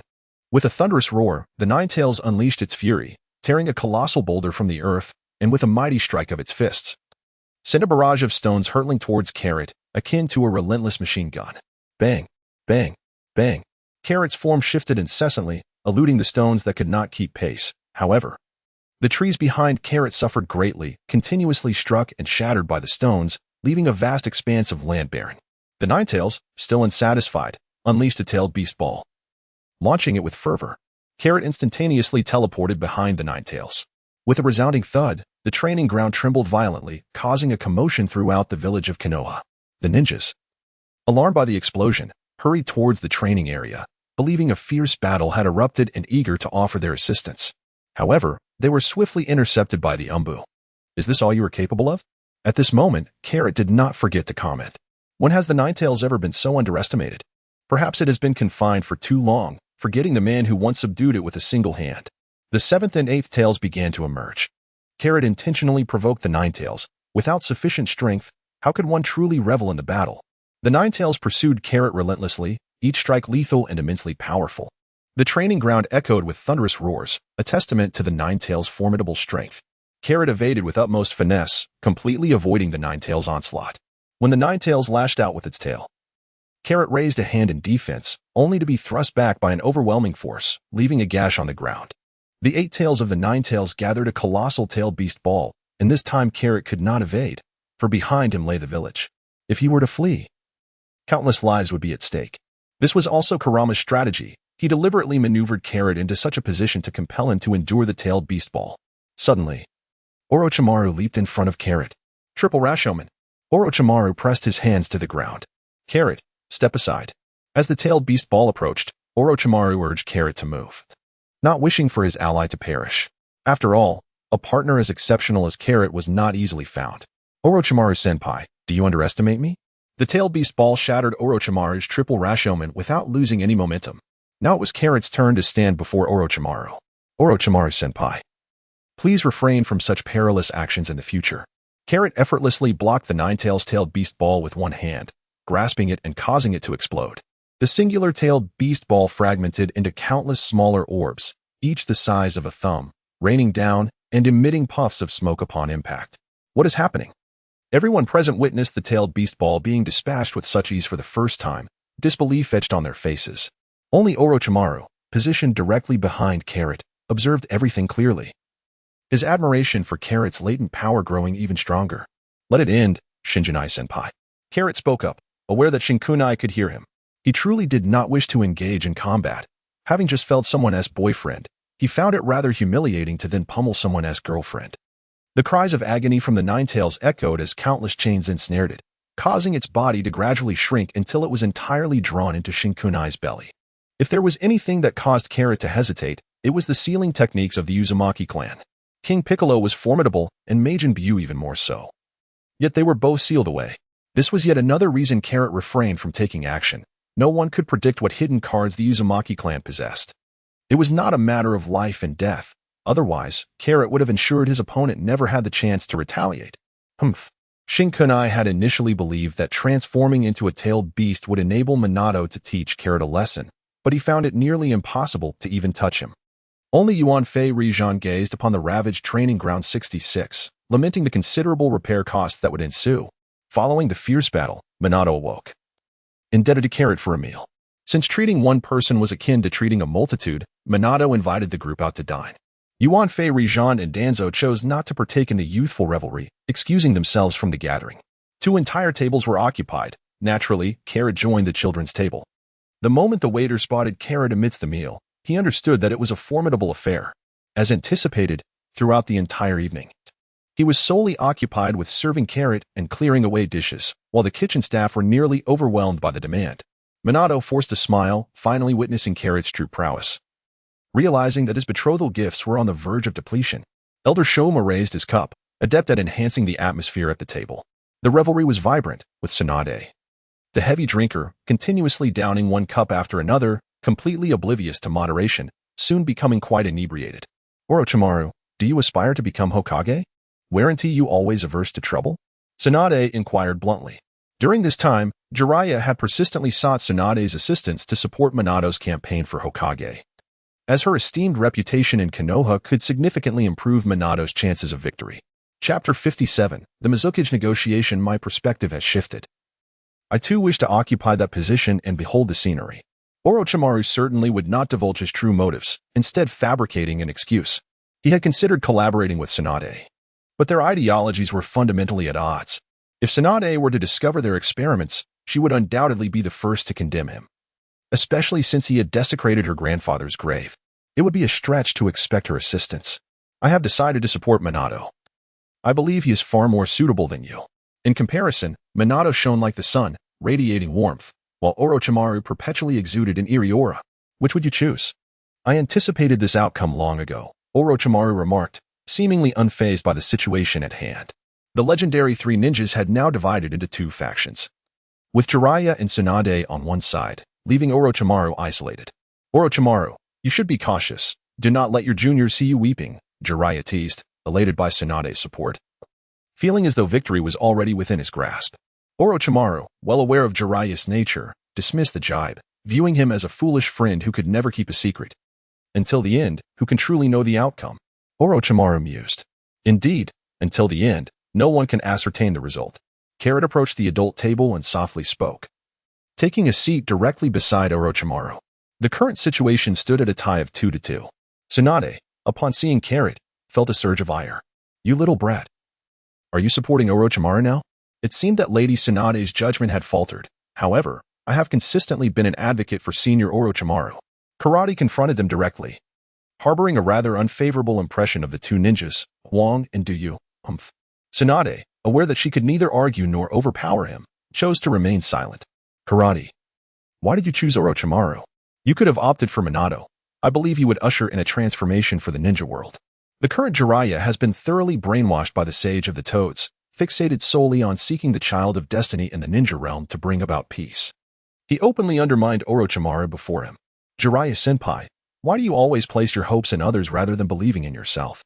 Carrot directly inquired, questioning why Jiraiya, a figure of both strength and status, persisted in wandering aimlessly within the ninja world, neglecting his responsibilities. This was a query Jiraiya had never encountered before. As if his destiny were solely to seek the child of prophecy, he had relinquished love and departed from the village that required his protection, leaving behind footprints in the vast expanse of the ninja realm, all for the mission entrusted to him by the Sage of Toads.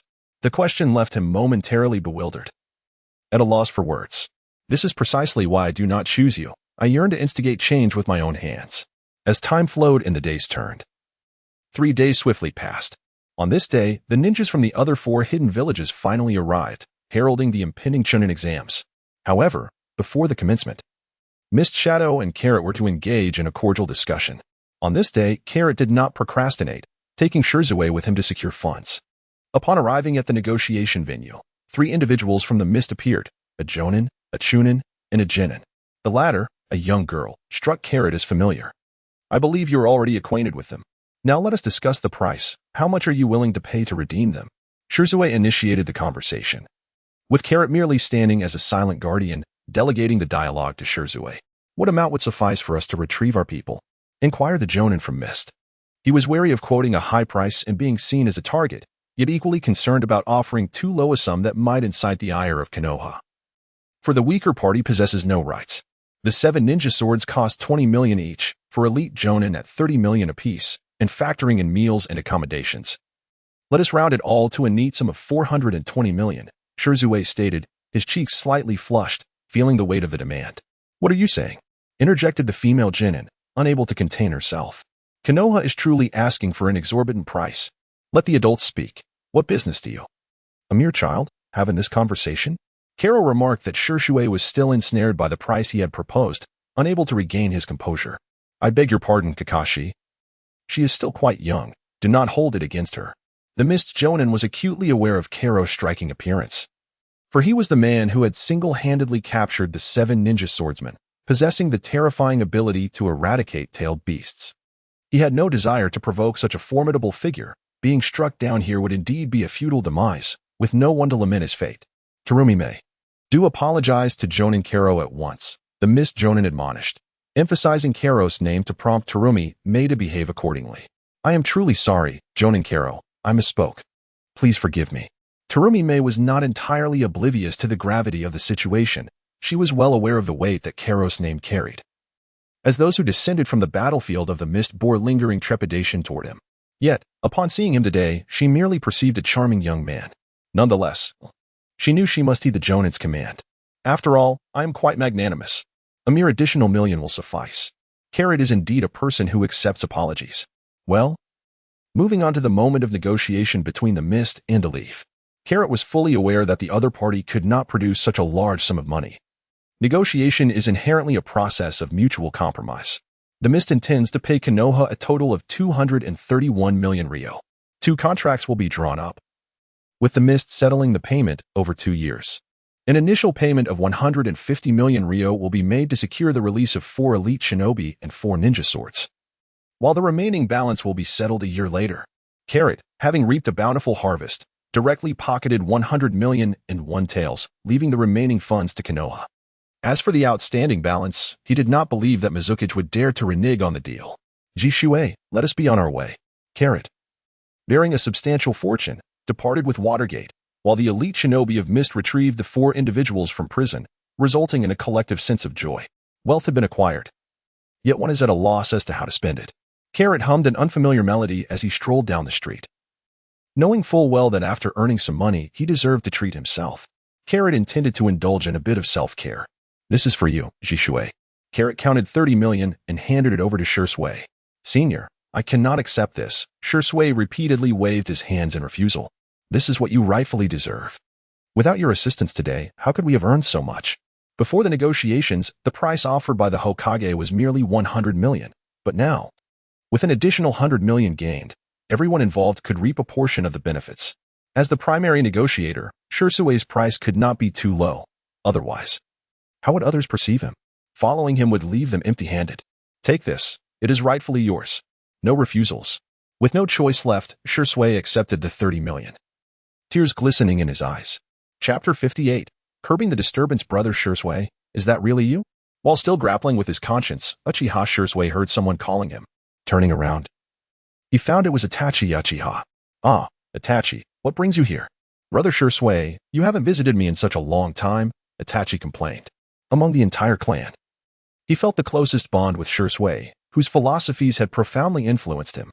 Yet, as he sought to delve deeper, it seemed as though Shui had transformed into an entirely different person, perpetually preoccupied and elusive. Witnessing the closeness between Shui and Carrot left Itachi feeling as though something precious had been taken from him, causing him emotional distress. I've been quite busy lately. I will come to find you in a few days, Shui replied, feeling somewhat embarrassed. Encountering a superior like Carrot was akin to being treated like a mere workhorse. Had it not been for the generous final gesture, Shui would have contemplated fleeing. Oh, isn't that Itachi Uchiha? Out shopping with his girlfriend? The untimely interjection of Carrot echoed through the air as he brandished a string of tricolored dumplings, an extravagant display indeed. Ah. Both Uchiha Itachi and Uchiha Izumi found themselves blushing at Carrot's inquiry. No, I merely asked Itachi to assist me in selecting the supplies for tomorrow's competition. That is all. The straightforward man, devoid of a romantic partner, inquired, would you care for some? Kurado presented a skewer of tricolored dumplings to Uchiha Itachi. Although he yearned to indulge, he found it difficult to set aside his pride to accept them. Eventually, he took hold of the offering. Carrot did not allow Itachi a moment's hesitation and directly placed the item into his hands. I won't disturb you any longer. Shui, make sure to keep Itachi company. You have half a day off. Don't be late tomorrow. Yes, Senior, I will be punctual, Shui assured.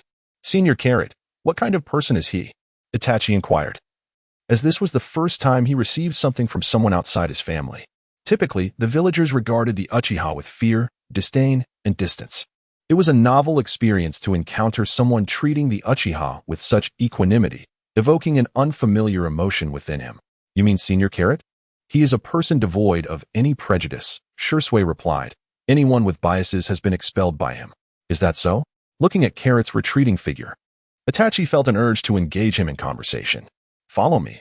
I know precisely where to find the finest weapons, Shursui insisted, completely oblivious to the feelings of Uchiha Izumi, thus squandering a rare opportunity for a private moment with Itachi. Due to the recent influx of unfamiliar faces in the village and to prevent disturbances, the Umbu had intensified their patrols. However, this was of little avail. The Third Great Ninja War had just concluded, and ninjas from every village eyed each other with suspicion. What is the meaning of this, Konoha? Inviting us to participate in the Chunin exams while keeping us under such strict surveillance? Are we prisoners? A furious Cloud Ninja shouted. Indeed, why are we being treated this way? We can't even eat without being monitored.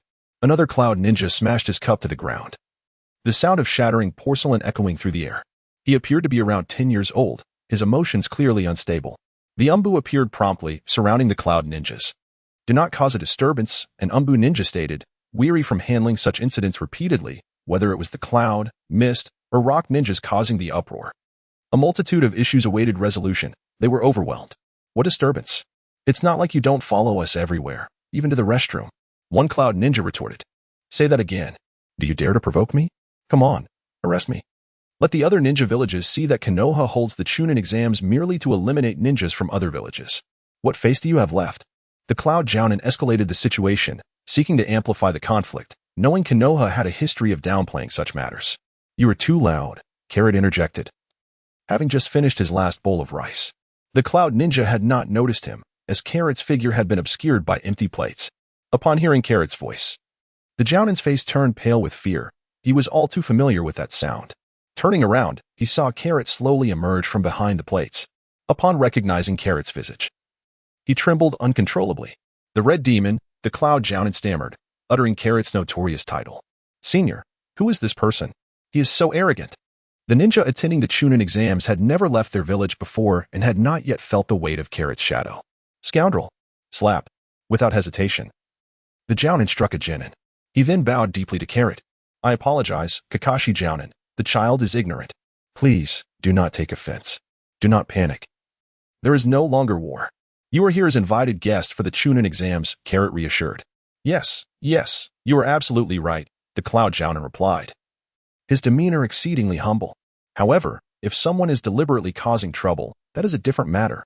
At the mention of but, the Cloud Jounin's heart leapt into his throat. Konoha had never shied away from confrontation. Any act of defiance would be met with severe repercussions. I command that anyone who dares to cause a disturbance shall be executed on the spot. This declaration sent shockwaves through the crowd, whether in plain sight or hidden. The gazes of the other ninjas towards Carrot were filled with anger and hatred. Yes, Lord Carrot, an Umbu ninja acknowledged, understanding that the Hokage's orders were far too lenient. He had not considered that to keep a group of executioners in check, one needed to enforce harsh policies. By the way, you owe for the cup you broke earlier. Understand? Yes, Kakashi Jounin. I will cover the cost of replacing it. I apologize for the trouble. Carrot was thoroughly satisfied with Yunrin's demeanor and gently patted his shoulder to indicate his understanding. However, this seemingly innocuous gesture had an unexpected consequence, causing the upper ninja Yurin to collapse onto the ground. Carrot's hand lingered in the air. Hey, are you trying to pull a fast one on me? I have no money to spare. No, it's simply that my leg has gone numb, and I can't stand steadily. It has nothing to do with the esteemed Kiki. It seemed that the only thing Yunrin possessed was a rather obstinate tongue. That's good to hear. Everyone must bear witness to this. Carrot is innocent and must not be wrongfully implicated. I leave the remaining matters to you. If there are any disobedient individuals whom you cannot handle, come to me. I wish to see who is so obstinate as to fear no consequences. Carrot commanded, and after finishing, he took the package and left.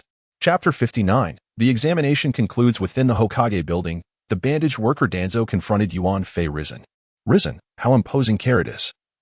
He has issued orders in your name as Hokage, Danzo provocatively instigated, fully aware of the pressure Carrot had exerted on him. He desperately sought to undermine Carrot's arrogance. Enough. Danzo. Carrot's actions are for the good of the village. The other ninja villages have been excessively indulgent. It is time for them to learn a lesson. Yuan Fei Risen remained as unmoved as a monk in deep meditation, providing no response. The momentum of Carrot's influence was undeniable, and the transition of power was imminent. Risen desired to depart with dignity. You will regret this, Risen. Noticing Risen's lack of cooperation, Danzo could only resort to idle threats. Danzo, conceal your ulterior motives this way. You may still hold onto your power, Risen advised. Both Carrot and Orochimaru are intolerant of insubordination. Should you provoke them now, when they seize power, they will eliminate you. In truth, Risen miscalculated. Carrot indeed harbored intentions to eliminate Danzo. At that moment, while on his way home, Carrot was unexpectedly surrounded by 3 ninjas. Kakuki Carrot. Prepare to die. Without further ado, their intent was clear. Carrot's life was the target. Carrot had never anticipated encountering enemies seeking his demise. It seemed he had not succeeded in ensuring their entire family was united in the Pure Land. Carrot swiftly released 3 strands of chakra from his fingertips. Pew, pew, pew. The 3 ninjas did not even have the opportunity to launch an attack before they perished, leaving no remains. Only 3 small craters marked their passing. Who could be behind this? It could only be Danzo. This thought flickered through Carrot's mind for less than a second before he pinpointed the mastermind. In any case, when it came to the darkest figure in Konoha, it was undoubtedly the worker Danzo, regardless of whether he was responsible for this incident. Placing the blame on him was an easy choice. After all, an additional problem or a reduced one would not tarnish Danzo's reputation. Resolving the 3 obstructive ninjas did not dampen Carrot's spirits. After all, one cannot hinder the self-destructive behaviors of others. The command of Carrot received the endorsement of Hokage Yuan Fei Risen, leading to the execution of several troublemakers. This ironclad stance from Konoha instilled a sense of caution among those contemplating unrest, resulting in an improvement in the village's security. The Chunin exams soon approached, and Carrot showed little interest in the first and second rounds, choosing instead to remain at home as a recluse. It was not until the 3rd round that Carrot finally made his appearance before the public. Is this the famed Crimson Demon of Konoha? Just a mere child, they thought. Feeling unimpressed, observers, particularly from Sunagakure and Iwagakure, noted that Carrot had not graced their battlefield, leading them to dismiss him as merely a prodigy promoted by Konoha. Especially given his lineage to the renowned Konoha White Fang. The ninjas from Kumogakure and Kirigakure exchanged glances of pity. Seemingly unaware of the 3 cardinal rules of the shinobi world, never underestimate a child, a woman, or an elder. As the competition commenced, Carrot elucidated the rules to the participants, firmly stating that no casualties were permitted. After all, these were the elite from various villages, who had come to showcase their prowess in Konoha. Failing to ensure their safety would tarnish Konoha's reputation. This was precisely why Yuan Fei Risen entrusted Carrot with the responsibility of overseeing the event. His formidable strength would prevent the candidates from becoming overly aggressive. Once outside the confines of Konoha, their conflicts were their own. The first match featured the Mizuki's representative, Terumi Mei, clashing with the Tsuchiki's contender. Upon their entrance, Carrot could already discern the outcome. Both were above the Chunin level, each a potential star among ninjas seeking to make their mark. As anticipated, Terumi Mei triumphed, utilizing her unique bloodline limit to best her opponent. Before exiting the stage, she cast a defiant glance at Carrot, evidently recalling his earlier audacity during negotiations. In the second match, a Konoha ninja faced off against a Kumogakure contender. As soon as the Konoha ninja appeared, Carrot noted the absence of any familial insignia. A commoner. Perhaps? He appeared quite capable, having advanced to the 3rd round without any notable lineage, an indication of considerable talent. The Kumogakure participant displayed a more formidable presence compared to his Konoha counterpart, nearing Jonin levels of strength. After exchanging blows for over 10 rounds, the Konoha ninja found himself on the ground, devoid of any capacity to fight back. However, the Kumogakure ninja showed no signs of stopping. Instead, he charged at the unconscious Konoha ninja with a kunai in hand. Witnessing this scene, Carrot swiftly interposed himself before the Kumogakure ninja, pinching the kunai between 2 fingers and addressing him coldly. Did you not hear my rules? Death is not permitted, or do you wish to challenge my authority? With that, an imperceptible aura of menace emanated from Carrot. The Kumogakure ninja, feeling the weight of Carrot's killing intent, snapped back to reality, recalling the horrors he had witnessed during the 3rd Shinobi World War. A chill of sweat enveloped him as he crumpled to his knees before Carrot, utterly spent. It was his fellow ninja from Kumogakure who ultimately assisted him away from the arena. Carrot announced the victor of the 2nd Cloud Ninja match. The 3rd and 4th matches followed in quick succession. This time, the participant was a familiar face, Uchiha Izumi, whose opponent was a ninja from the mist. The two engaged in a fierce battle, neither willing to yield. Uchiha Izumi adeptly employed the body flicker technique to evade a lethal strike from the mist ninja. This maneuver seemed reminiscent to Carrot, echoing the prowess of Shursui. Having spent years on the battlefield of the mist, Shursui possessed an intimate understanding of the mist ninja's combat style. Out of regard for his devoted admirer, Uchiha Itachi, he imparted his wisdom to his good friend, Uchiha Izumi. Ultimately, Uchiha Izumi secured a narrow victory, though he bore a wound that bled profusely. Finally, the last match arrived, featuring Uchiha Itachi against a Sand Ninja. This encounter lacked any dramatic tension, as the Sand Ninja was thoroughly dominated by Uchiha Itachi, who effortlessly emerged victorious.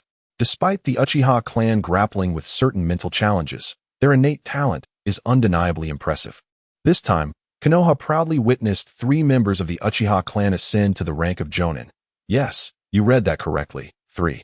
Among them was Uchiha Aito, who humorously navigated his way through the competition. Under the tutelage of Uchiha Madara, Aito had developed strength befitting a Jonin. With the activation of his Manjiki Sharingan, he would be elevated to a level akin to that of a Hokage. It remains uncertain whether Rin's survival would allow Aito the opportunity to awaken his eyes. Carrot's career as an examiner concluded perfectly, having stood in a position that made him the object of amusement for an entire day. He vowed never to engage in such endeavors again. Chapter 60, Teaming Up with Watergate. As the ninjas departed from the Hidden Leaf Village, the fervor surrounding the Chunin exams began to wane. However, Carrot found himself in a less than leisurely predicament. His dear friend, Hyuga Sanada, sent him a wedding invitation, explicitly requesting Carrot to be his best man. This put Carrot through considerable turmoil. Naturally, he could not shoulder the burden alone, so he called upon his comrade, Uchiha Shursui, for assistance. Due to the branch family status, Sanada's wedding was not particularly grand. Only a few friends and relatives were invited. Sanada's parents had tragically perished on the battlefield in their youth, and the role of the elder was assumed by Matsushita Beidou, who shared a bond with Sanada that was both mentor and friend. This was particularly taxing for Matsushita, who remained single while his own disciple was getting married.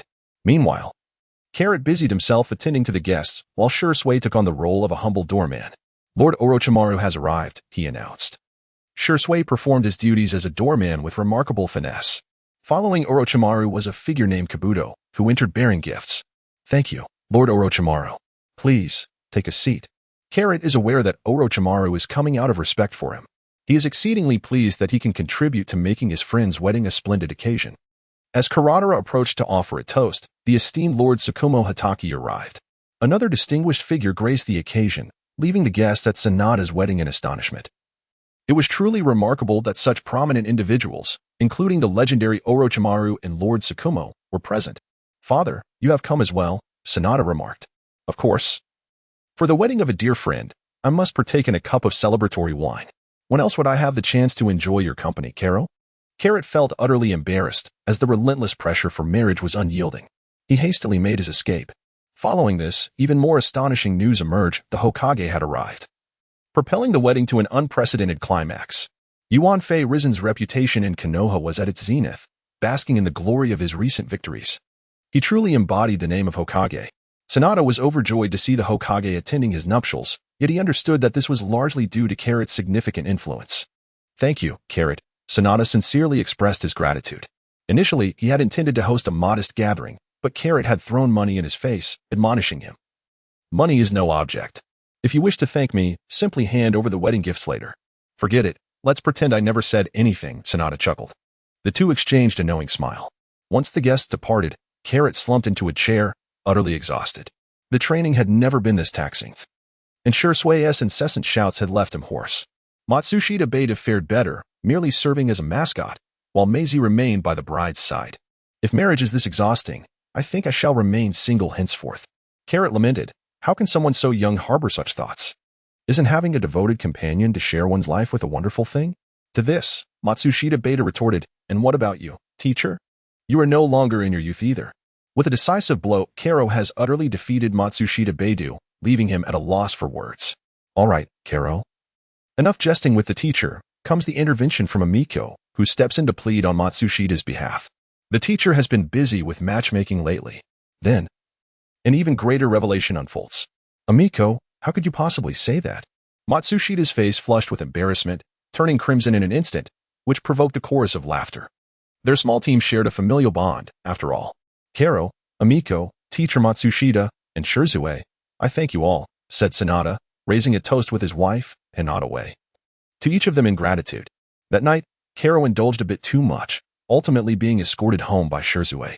Since Karo's arrival in the Naruto world, he had been on high alert, honing his skills and engaging in fierce battles.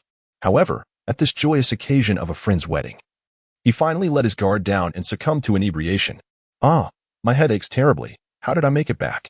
Carrot massaged his temples and pondered aloud. You were brought back by Jishui. At that moment, a second voice echoed through the room.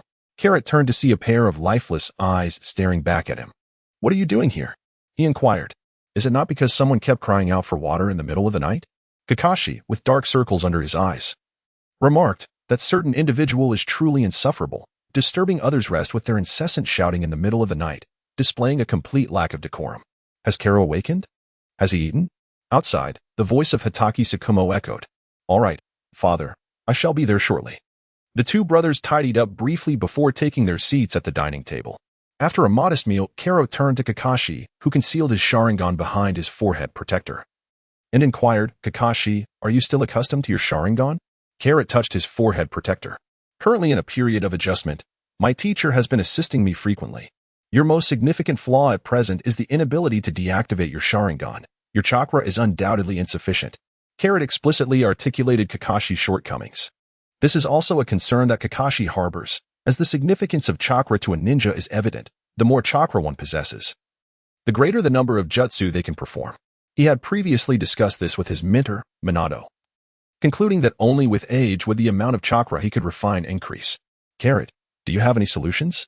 Tsukumo Hatake is aware of his eldest son's cleverness. We could resolve this issue by sealing a tailed beast within Kakashi's body.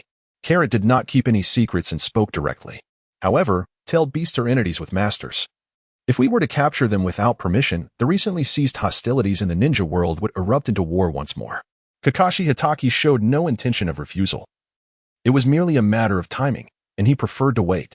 Father, you need not worry. Lord Orochimaru has a certain experiment. If successful, Kakashi will no longer fear the chakra depletion caused by the Sharingan. Ever since Kakashi had awakened his Sharingan, Carrot had conspired with Orochimaru regarding the creation of a tailless beast, and the concept was already conceived. Orochimaru's scientific prowess was formidable enough to bring such an entity into existence. Suddenly, the Umbu appeared at the Hatake residence. Jonin Carrot, Jonin Kakashi. You were summoned by the Hokage. With those words, he vanished promptly. Since the Hokage has called for you, there must be something of importance to discuss. You may go, he instructed. Yes, father, they replied in unison. The two brothers entered the Hokage's office, where a considerable number of individuals were present, including everyone from Minato's squad. Carrot, the reason you have been summoned is that there is a mission for you to undertake alongside Minato. Yuan Fei Raizen wasted no time. Once everyone had gathered, he began outlining the task. The dragon vein of the ancient country of Lulon has been disturbed, and I need you to investigate. Yes, Hokage-sama. Without hesitation, Minato accepted the mission, while Carrot found himself momentarily stunned. Why had the timeline become so convoluted? Wasn't the mission concerning Lulon supposed to occur before the conclusion of the Third Shinobi World War? Why was it only starting now? Furthermore, was Yuan Fei Raizen signaling that he had abandoned Orochimaru, intending for Carrot and Minato to establish a rapport in advance? Chapter 61. Naruto's appearance while packing his belongings at home. Carrot instantaneously transported himself beside Orochimaru. Orochimaru-sensei, the Hokage has assigned me and Minato a mission. Though brief, the implications of his words were substantial, indicating a task involving the Hokage and Minato. Orochimaru understood the message Carrot sought to convey. The teacher has still not chosen me, he lamented, marking the severance of his bond with Yuan Fei Raizen. Orochimaru-sensei, since the Hokage has sent me away, it implies they are contemplating action against you. Danzo is aware of too many of your secrets. Should I eliminate him now? Carrot spoke to Orochimaru, expressing that Danzo had collaborated with him for far too long, and thus Danzo was intimately acquainted with Orochimaru's darkness. At present, Danzo resembled a ticking time bomb, capable of obliterating Orochimaru at any moment. After all, to ascend as Hokage, one must possess a spotless history, standing tall and upright. No, if you eliminate Danzo, who will bear the blame? Just leave Shursui to me, Orochimaru coldly replied. Upon hearing that Shursui was to be left behind, Carrot discerned Orochimaru's scheme. Using your own tactics against you, I shall take a page from your book. Very well. Shursui will heed your commands. I shall take my leave now. With that, Carrot vanished from Orochimaru's sight. Upon returning home, he was greeted by the sound of Kakashi knocking at the door. Brother, are you ready? All right. I'm coming. After Carrot emerged, he eagerly dragged Kakashi to the bustling food street for a delightful culinary adventure. Now that finances were no longer a concern, there was no need for self-restraint. Upon seeing their esteemed patron, the food street owner beamed with a radiant smile. Why are they still not here? How long must we wait? Complained Aito, growing impatient at the village entrance. This was his first mission since his return, and he was determined to make a good impression in front of Rin. There's no need to rush. It's still early, Aito. I apologize for the delay, as I was helping an elderly lady cross the street. Carrot and Kakashi have finally escaped the fervent hospitality of the food street proprietor. Carrot, your excuse for being late is as feeble as Kakashi's. Aito, seething with rage, exclaimed. You say you were late, yet why concoct such a pathetic excuse? Carrot glanced at Kakashi, her eyes filled with inquiry. Do you often find yourself in such a manner? Kakashi, unwilling to concede, shot back with a defiant gaze. I learned it all from you. Upon encountering the two brothers, Aito felt slighted as they ignored him. His temper flaring as he rolled up his sleeves, ready to confront them. Rin gently grasped his wrist, saying, Boys shouldn't fight, Aito. At her words, Abito's anger dissipated immediately. Truly, one can be subdued by another. With everyone gathered, Watergate declared, Let us embark. He took the lead, plunging into the forest, followed closely by the others. After 5 days of a hasty march, they arrived at the ancient city of Lulon, nestled within the desert of the Wind Country. The city was adorned with towering edifices that seemed to touch the sky. A figure darted through the architectural maze, a young boy in awe of his surroundings. Why am I here? Where are Sakura and teacher Yamato? He scratched his yellow hair, bewildered by the events unfolding before him. Suddenly, the heavy thuds of footsteps echoed, prompting the boy to conceal himself. A squad of armored guards patrolled with mechanical precision, lacking any semblance of humanity, which puzzled the boy greatly. Observing the retreating guards, his instincts hinted that their peculiar demeanor was tied to his mission, so he stealthily trailed them. Abruptly, the leading guard halted and turned to scrutinize the boy's hiding spot. At that moment, even a fool would realize he had been discovered. The boy, seeing this, formed a cross seal with his hands. Shadow clone technique. With a series of puffs of smoke, multiple figures materialized before him.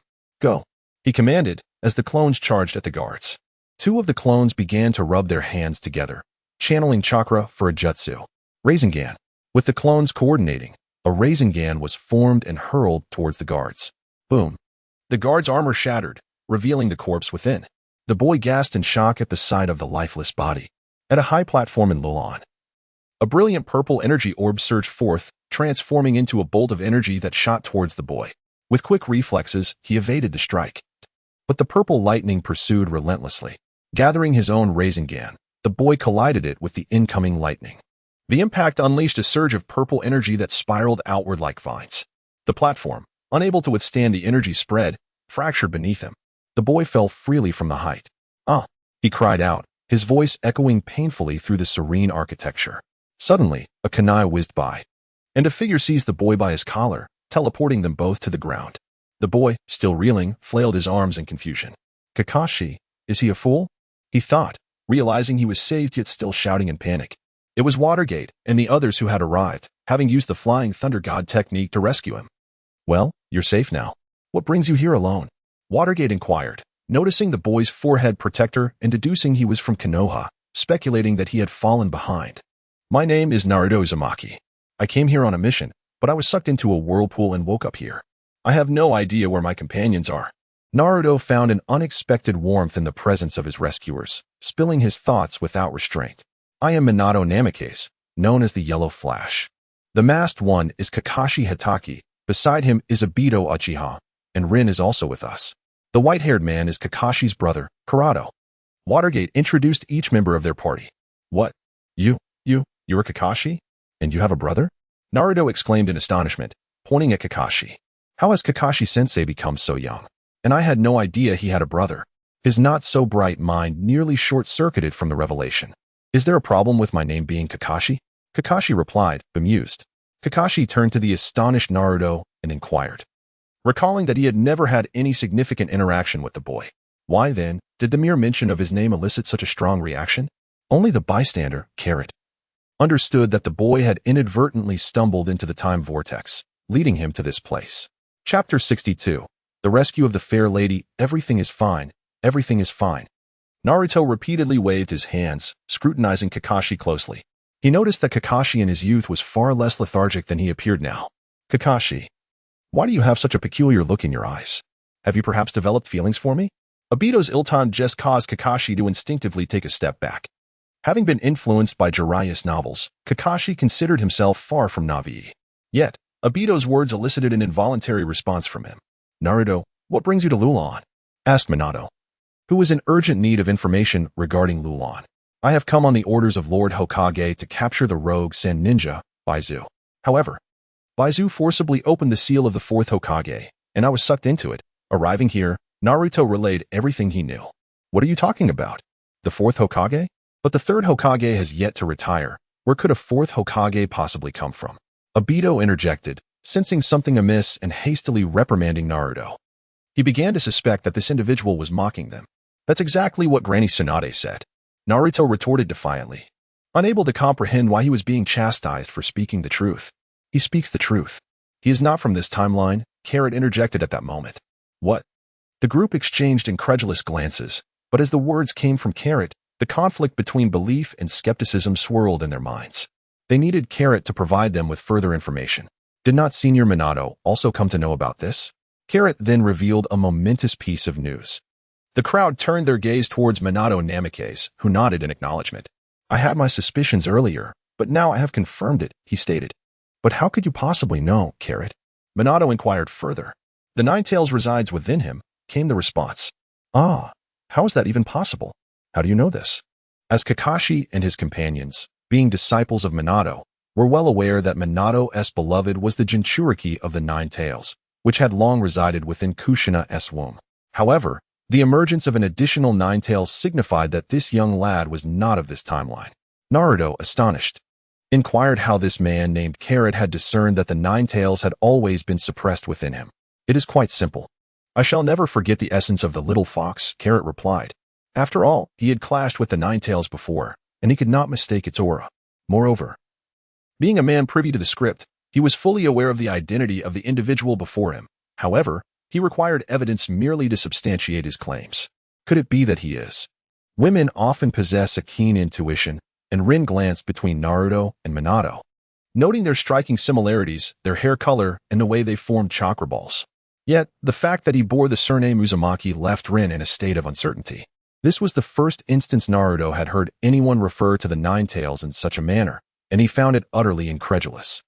Naruto was well aware of the terror that the Ninetales could unleash. Should he ever lose his sanity, the Ninetales would seize the opportunity to take control of him. He had always endeavored to coexist peacefully with the beast, yet had found no means to achieve this. Do you know how to control the Ninetales?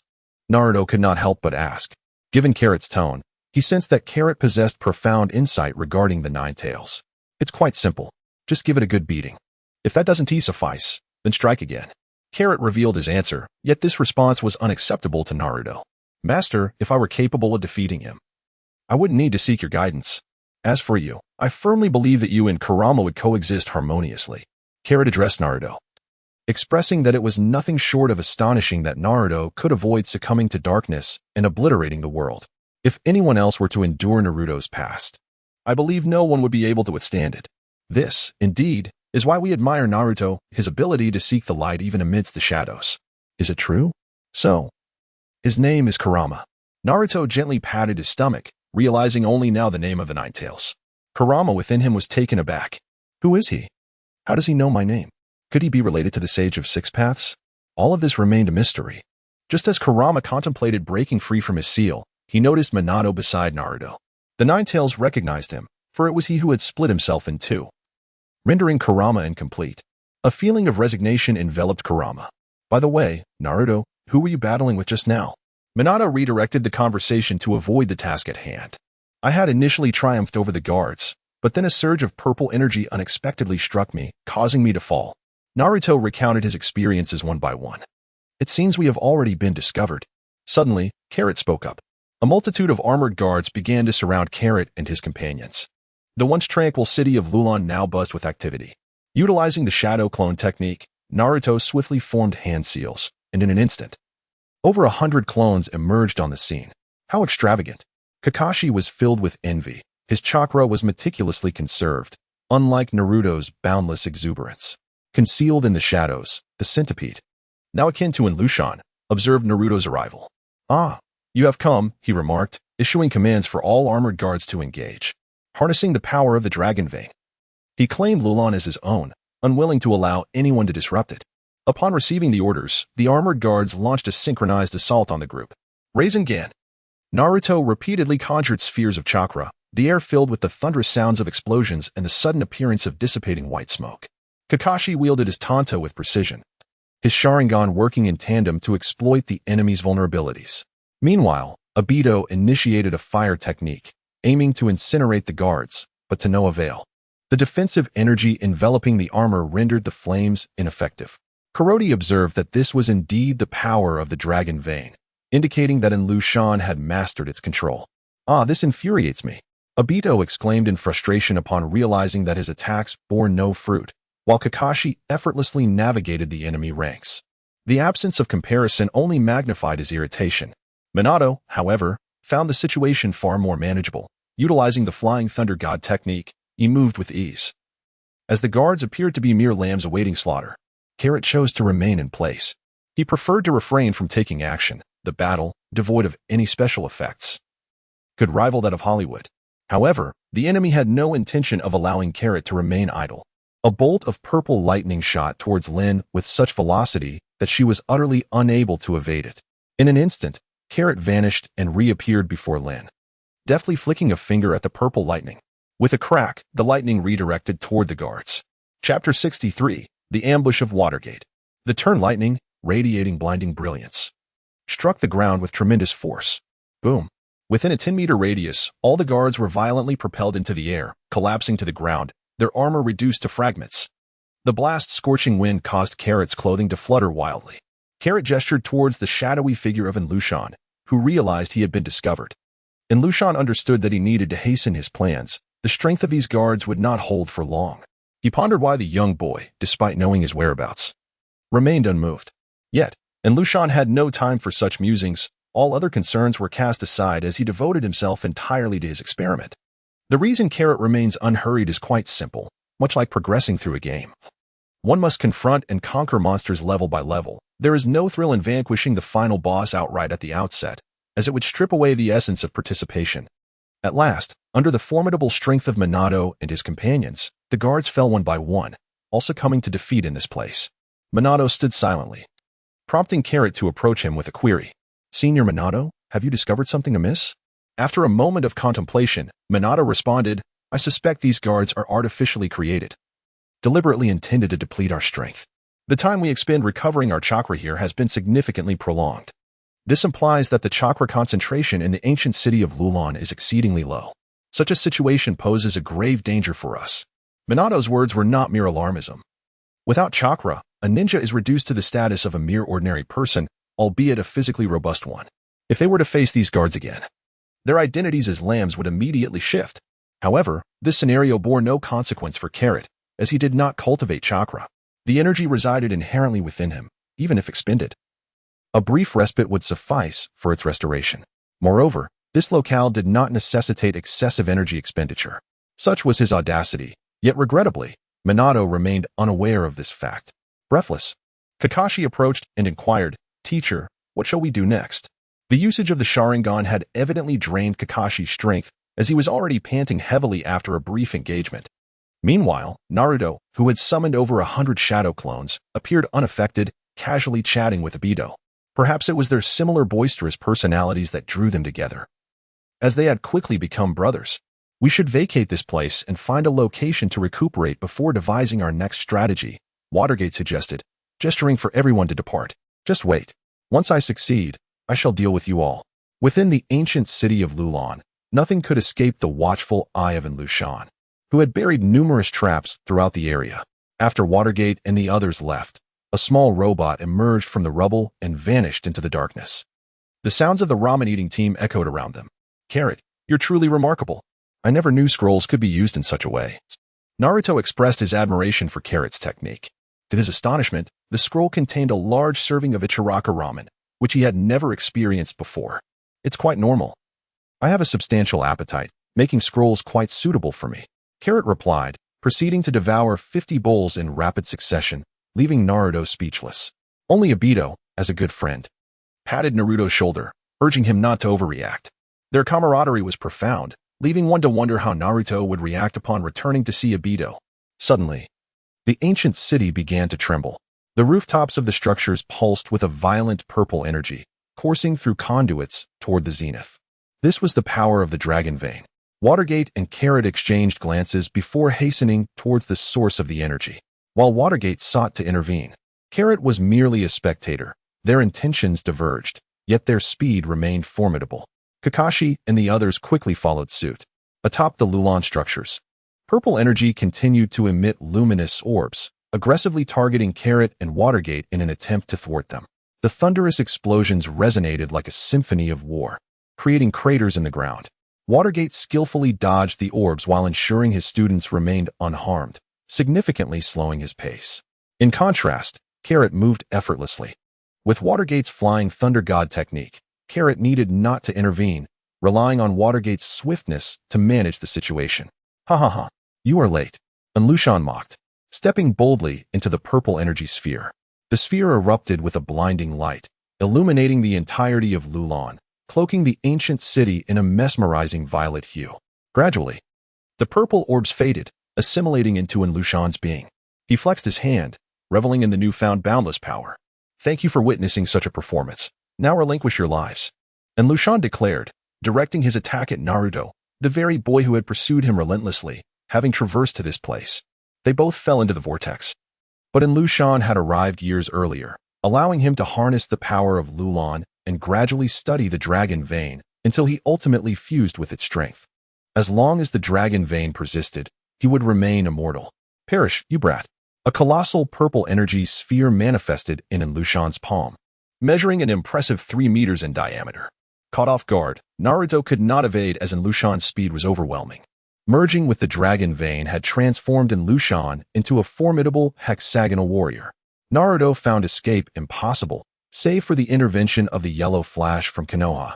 The moment Flying Thunder God activated, Watergate and Naruto vanished just in time. A resounding boom echoed as the ancient city seemed to erupt, shaking violently and revealing a massive crater before them.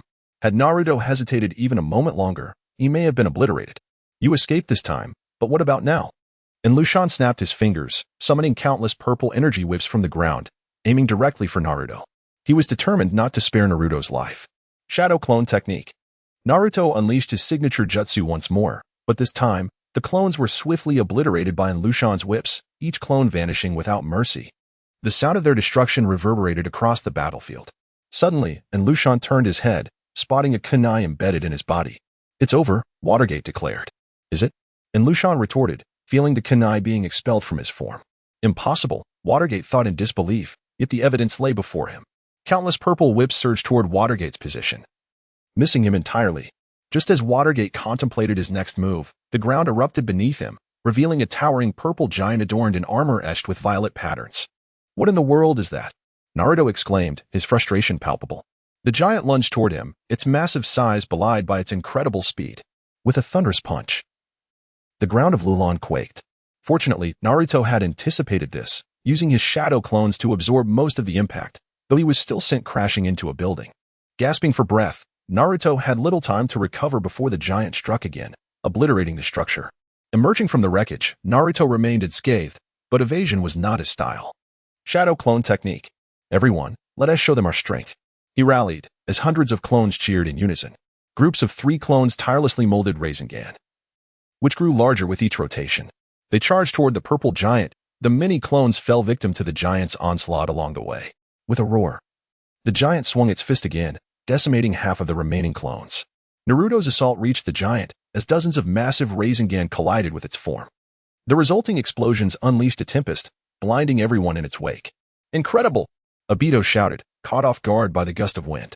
Did we defeat it? Kakashi gazed intently at the center of the explosion, determined to uncover the truth. Kakarot, has any monster perished? Early in the battle, Kakarot had taken Rin away from the fray, and now, witnessing Naruto's assault, he inquired of the nearby team. It's not that simple. Naruto descended from the air, fixated ahead. As the smoke cleared, a battered giant lay on the ground. Before Naruto and his companions could rejoice, the purple markings on their bodies suddenly illuminated. Boom! A brilliant purple light erupted from the earth, enveloping the giant.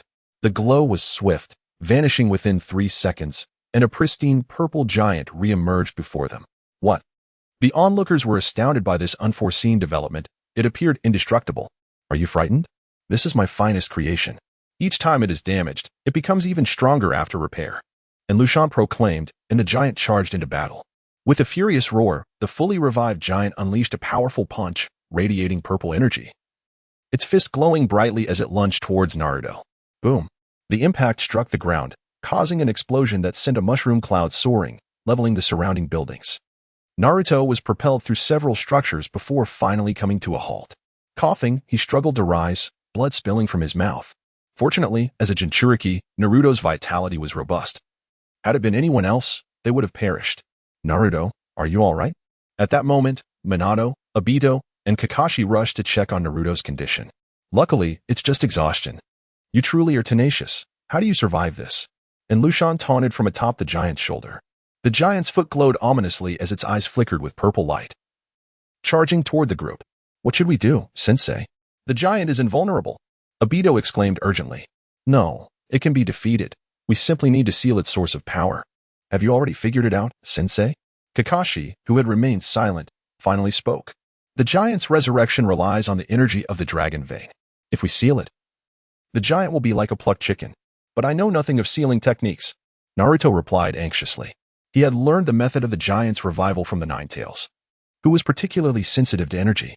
Cover me, I will handle this.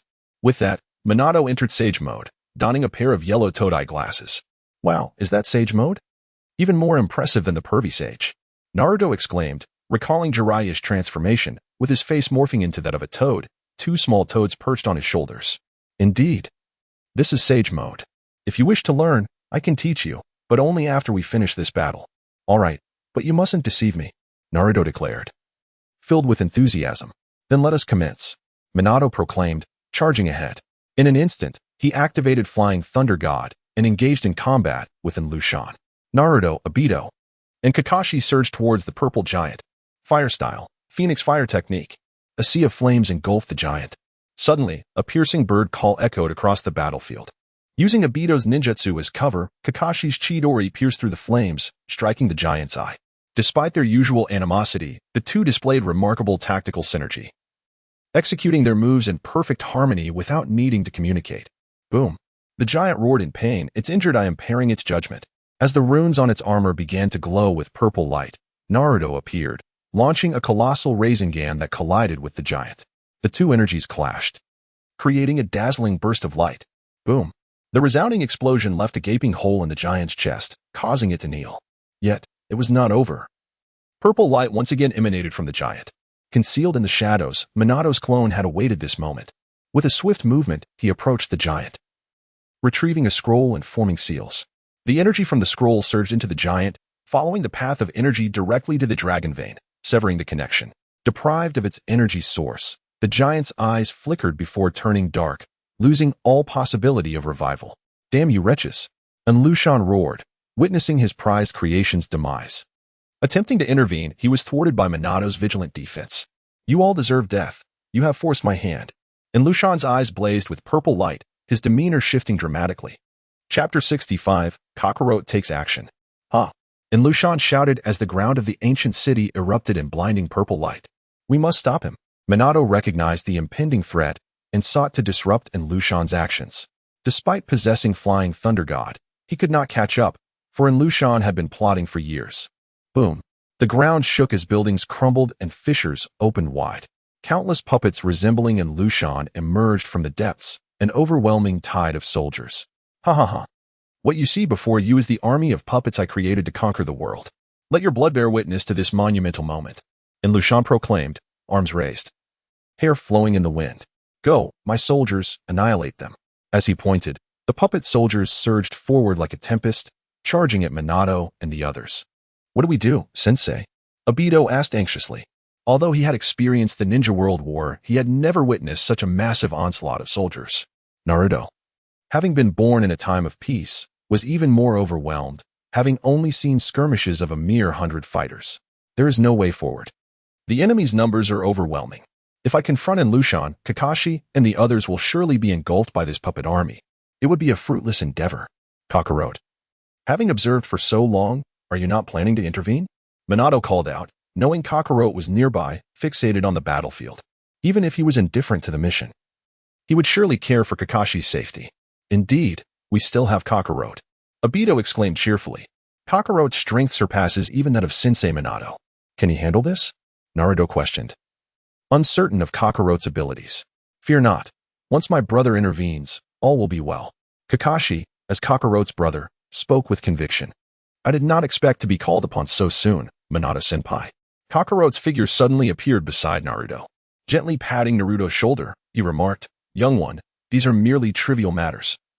Hardly worth summoning reinforcements. You finally emerged. I thought you'd wait until they were all dead before showing yourself, and Lulon declared, hovering midair. Having assimilated the power of the dragon vein, he had transcended gravity, attaining the ability to soar. Seeing you so impassioned, I simply played along, Kakarot replied with a smirk. I too was curious to witness just how grand a spectacle you could orchestrate. With a mischievous glint in his eyes, Karoti remarked, displaying an expression that reveled in the unfolding spectacle. He was exceedingly envious of Lulon's ability to harness the power of the dragon vein. Should the strength of the dragon vein be sealed within Kakashi, he would never again suffer from a lack of chakra. Oh, how do you feel about that now? And Lulon inquired from his elevated position. Before I respond to your question, do kindly descend swiftly. I prefer not to strain my neck by looking up at you. With that, Karoti executed a swift teleportation, delivering a decisive kick to Lulon's head. Thud. And Lulon plunged face first into the ground, stirring up a cloud of dust. Carrot, as if unfazed, swiftly returned to the position from which she had just spoken. Remarkable indeed. Naruto, witnessing Carrot's prowess for the first time, was astounded by her incredible speed.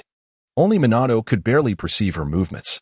From the moment she kicked Lulon to her return, less than a second had elapsed. Naruto, do not be infatuated with him. He is merely a legend. Carrot gazed at Naruto, nearly drooling, and teased, has he perished? It cannot be that simple. He currently possesses a body that is virtually immortal. As long as the dragon vein remains intact, so too shall he. As Karoti concluded his words, his head appeared to be half deflated, and Lulon rose from the ground. And the puppets immediately cleared a path for him to approach the crowd. That kick of yours possesses considerable strength, and Lulon remarked to Karoti. He had underestimated Karoti's prowess. Had it not been for the fusion with the dragon vein, he might have been on his way to the Pure Land just now. Could you perhaps restore your head before speaking again? This sight may leave me with lasting shadows. Carrot complained to Lulon, saying, your lack of aesthetic appeal is not a fault of your team, but your malevolence, coupled with your desire to repulse others, marks you as inherently wicked. And Lulon summoned his powers to mend himself, and astonishingly, his head began to restore to its original form at a visibly rapid pace. Now, you may answer my question. Correct? And Lulon, much like many who delve into scientific research, exhibited an unwavering stubbornness. Perhaps it is this very tenacity that enables them to achieve success. The scene was quite magnificent. You have transformed the entire ancient city into nourishment for your metamorphosis, have you not? I shall grant you a score of no more than 97. Carrot spoke with utmost sincerity. After all, a perfect score is 100, with 3 points attributed to vitality. What? That cannot be possible. Those are the people of a city. The crowd was taken aback, utterly unable to fathom the mindset that could lead to such ghastly deeds. This sheds light on why this place is an empty city. Only Minato remained composed, while Kakashi, Naruto, and Obito, still youthful, struggled to endure such an overwhelming shock. Damn it, I will kill you. Naruto exclaimed, his face contorted with rage. He believed that Lulon had fled here due to his pursuit. And he felt a sense of responsibility for the devastation caused, vowing to take vengeance for the entire city by eliminating Lulon. And Lulon paid no heed to Naruto's outburst and continued to question Carrot, as only he and Minato posed any real threat to him. And Carrot was a conundrum he had yet to decipher. At that time, you clearly knew my location. Why did you not thwart my plans? The assembled crowd was equally curious, for Carrot had intervened very few times since arriving in Lulon. They too desired to understand the reason behind his restraint. Because at that time, you were still too weak. I had no interest in making a move. As soon as Kakarot finished speaking, Kakashi appeared to understand completely. That was simply his brother's nature. The others, however, remained perplexed. Wasn't being weak a blessing? Tasks could be completed with ease. They would never grasp a Saiyans' yearning for combat against formidable foes. When faced with the choice between an enemy that could be crushed effortlessly and one that could serve as a punching bag without the fear of causing harm, The latter would undoubtedly be the preferred option. So now, do you regret it? Regret? I, Kakarot, have never known such a feeling. Do you not wish to know the answer? Allow me to demonstrate. With that, Kakarot surged forward. Chapter 66. The Awakening of Aito in an Instant. Kakarot stood before Lulon, his attack swift and decisive. Lulon was no match for him, and was sent flying by a single punch. The battle had commenced. The puppet army simultaneously launched an assault on Minato and his companions. This contingent of puppets shimmered with a violet glow, wielding purple cylinders from which they continuously unleashed bursts of purple energy. Minato and Kakashi could only evade and seek opportunities to counterattack. Naruto's shadow clone jutsu proved futile, as he was immediately overwhelmed by a barrage of violet projectiles. Minato, however, found the situation considerably more manageable. His Flying Thunder God technique was ideally suited for dealing with groups. Yet, the sheer number of adversaries threatened to exhaust him. Sage Art, Rasen Shuriken. Minato concentrated natural energy into a massive Rasen Shuriken, measuring over 3 meters in length. Everyone clear out, he commanded. Upon hearing Minato's shout, the three swiftly leaped aside as he hurled the Rasen Shuriken forward. What? It can be used like that? Naruto exclaimed, astonished. Although he knew the technique, he had never considered such an application for the Rasen Shuriken. The technique soared ahead, obliterating all the guards in its path before crashing into the exit from which they emerged. Boom. The ancient city trembled as a mushroom cloud ascended, debris swirling in the air, creating a whirlwind that obscured vision. When the dust finally settled, an unfathomable pit lay before them. Hiss! Everyone gasped in awe. What tremendous destruction! Minato had harnessed all his natural energy to create the Rasen Shuriken, intending to block the guard's emergence. As he returned to his normal state, he could no longer maintain Sage Mode. Yet, a vast number of puppets still loomed menacingly on the ground, ready to strike. The clash between Karoti and Lulon generated a commotion that rivaled even the Watergate scandal. Lulon launched his attacks, only to find Karoti capable of withstanding them. Conversely, when Karoti struck, Lulon could do little but endure the blows. Each resounding thud echoed the sound of Lulon being forcefully driven into the ground. Nevertheless, with each setback, Lulon's resolve only strengthened as he persisted in his endeavors despite repeated failures. His intention was clear, to outlast Karoti. After mending his wounds, Lulon charged at Karoti once more, but this time, Karoti delivered a punch that sent him crashing into several buildings, leaving him embedded in the ground, momentarily incapacitated. Carrot soared before Lulon, remaining still as he gazed at him intently.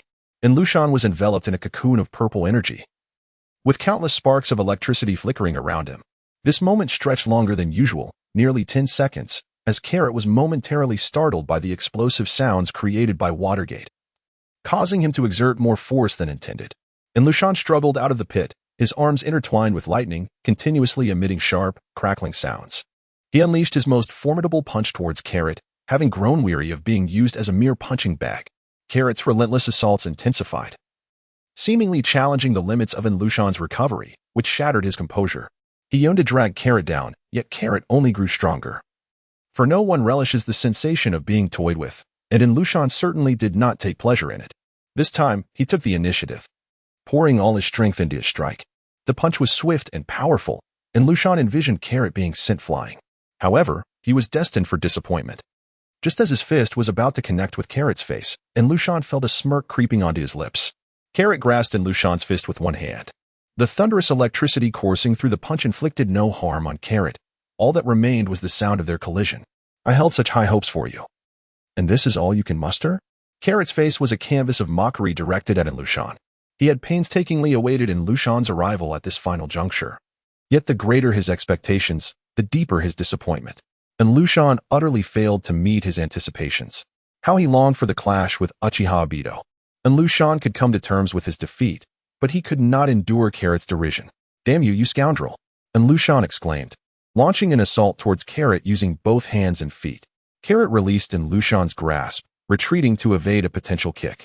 Kakashi and Obito shouted, the prolonged duration of the battle beginning to dull Obito's focus. In a moment of carelessness, a guard seized the opportunity, immobilizing his form. Another guard lunged at Obito with a blade. Helplessly, Obito could only watch. At that moment, Kakashi collided with Obito, unable to evade the attack himself, and a blade pierced through his abdomen. Obito's Sharingan whirled rapidly, shifting its form like a tadpole. I will have your life. Suddenly, a surge of potent chakra erupted from Obito, breaking free from the guard's grasp, his gaze fixed on the assailant who had harmed Kakashi. The blade that had pierced Kakashi was obliterated by the forces of time and space, vanishing without a trace. Kakashi, are you all right? Obito rushed over, pressing against Kakashi's wound in an attempt to staunch the flow of blood. Cough. Kakashi, in excruciating pain, found himself at a loss for words. You all shall perish, he muttered. Upon witnessing Karo's profuse bleeding, Obito erupted with rage. Kakashi shielded him from a fatal blow, prompting Obito to awaken his Mangeki Sharingan. The bond between Kakashi and Obito ran profoundly deep, with both willing to sacrifice their lives for one another. As Obito activated his Mangeki, Susanoo enveloped them both, a formidable warrior's blade resting at his side. With deft control, Obito drew the sword from Susanoo, gripping it with both hands, and delivered a powerful slash. The resulting wave of energy surged forth, cleaving through countless guards, causing a cacophony of explosions to erupt across the battlefield. The sound of detonations echoed, resonating in the air as the blade's fury sliced through several towering structures before finally abating. Obito was astonished by the sheer might of his strike. Yet he could not stem the flow of blood from the corners of his eyes. Were it not for the Hashirama cells coursing through him, he would have been rendered utterly devoid of chakra by Susanoo's drain. The guard's attacks could not breach Obito's armor, allowing him to thrive in the fray. Finally gaining the upper hand on the battlefield of Lulon, he commanded Susanoo to wreak havoc upon their foes, facing no equal and overwhelming them completely. This formidable power instilled both fear and desire in Yuan Fei, Raizen, and Danzo, who yearned for such forbidden strength. Obito, you must cease, Kakashi implored, observing the blood that continued to trickle from Obito's eyes. With his own Sharingan, Kakashi understood that this path would lead to irreversible damage. Stop. What will happen to Sensei Minato and Naruto if you continue? Obito stubbornly refused, declaring that he would willingly sacrifice his Sharingan to protect Namake's Minato and Naruto. Chapter 67. The Angry Karo. Rasengan. With a resounding crash, Naruto, witnessing his newfound friend Obito's rampage, refused to be outdone. He compelled the Nine Tails to lend its power. Aware of the dire situation, the Nine Tails complied, yet their combined efforts yielded minimal results, as guards quickly replenished their ranks. Ultimately, it was Minato, the true harbinger of death, who maneuvered with the elusive technique of Flying Thunder God, effortlessly traversing the battlefield among the allied guards. Even Obito could not match his efficiency, for it drained too much chakra. The ease of his movements had vanished, replaced by labored breaths. The four of them huddled together, backs against one another, maintaining a vigilant defense, allowing for a brief respite. Suddenly, a shadow darted from the distance, landing swiftly. The surrounding guards halted their assault as Karo descended slowly from the sky. Well, you all seem rather disheveled, he remarked, his gaze sharpening as he noticed Kakashi drenched in blood. Who did this?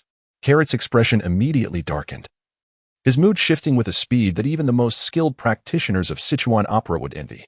I may just with my brother, but no one else is permitted to lay even a finger upon him. The crowd shuddered at the palpable aura of menace emanating from Carrot. It was the puppeteers who felt it most acutely. Obito, in particular, was profoundly affected, for Kakashi was within his grasp.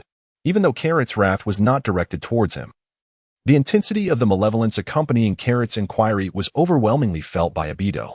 It was yesterday, then, let them all perish. Carrot turned to gaze at the puppet army behind in Lushan. With a swift motion of his right hand, a cacophony of yellow energy orbs erupted forth from his fingertips. The combat technique of Prince Vegeta was employed by Carrot, as the energy orbs autonomously sought their targets. The sound of explosions echoed relentlessly, engulfing every corner of the battlefield in a haze of smoke and devastation. As the dust settled, not a single guardian remained behind in Lushan.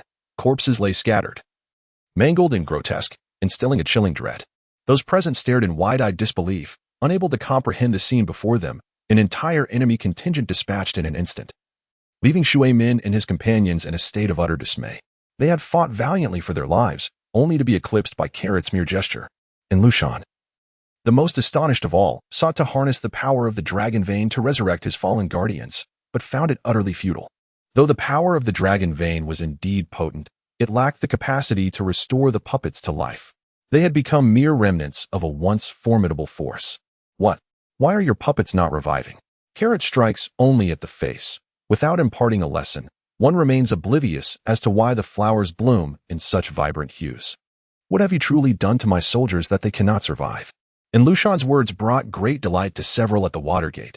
Initially, I intended to caution that Carrot's puppet would rise again, yet it seems he was merely indulging in unfounded fears. I shall not disclose it to you. It is simply a game. Carrot would certainly not disclose to him that the energy level of rage surpasses that of the dragon vein, and that all forms of energy can obliterate the resurrection energy of the dragon vein, akin to how the six paths power can revive the dead, whereas chakra cannot. It is a similar principle. For the first time, and Lulon experienced fear, Carrot's ability to annihilate puppet soldiers implied that he could likewise extinguish in Lulon's own life. For one who cherishes life, there is nothing more terrifying than such a formidable adversary. In a desperate bid to preserve his existence, he chose to merge with the dragon vein, transforming into this grotesque, neither human nor ghostly form, merely to escape the clutches of death's fate. Yet now, that escape has vanished. How tragic. If I cannot survive, then you shall accompany me to the grave. And Lulon succumbed to madness, his body radiating a vivid purple glow. Intricate purple patterns surfacing upon his skin. He intended to invoke an explosion through self-detonation, triggering the dragon vein's eruption. Once the dragon vein detonated, the entire Lulon would be reduced to ashes in an instant. Do you believe you can succeed? Carrot approached Lulon with remarkable swiftness. In an instant. And Lulon merely perceived a fleeting darkness before Carrot's hand rested upon his shoulder. The figures of the two vanished in the blink of an eye, and the purple radiance within the ancient city of Lulon gradually dimmed. Carrot and Lulon appeared upon a vast expanse of ocean, where Carrot had tracked the elusive whale he once fished for, now freed from its hook, whose presence seemed to materialize in an instant upon the sea.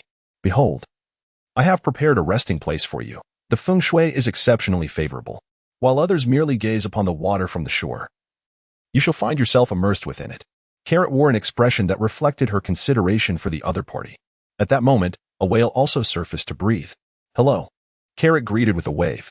The whale, exhibiting a surprising degree of anthropomorphism, sprayed water at Carrot as if to express its disdain, wishing to wash him away with a mere puff. And Lulon's physique swelled, resembling a balloon on the verge of bursting, as purple energy radiated from his being. With a resounding bang, there was not a trace left behind. The whale, momentarily stunned by the explosion, thought to itself, I offer you a sip of water, and you bring a bomb to blow me up. Truly remarkable. Observing that the situation had been resolved, Carrot exchanged a brief farewell with the whale before instantly teleporting back to the ancient city of Lulon. Upon Kuroti's return, he discovered Rin attending to Kakashi's injuries.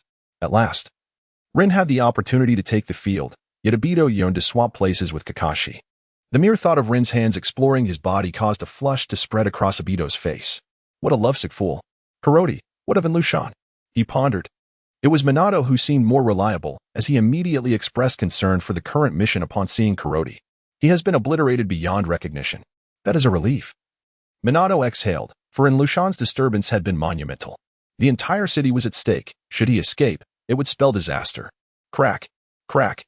The very structures of the ancient city began to collapse, and the ground itself was giving way. What is happening?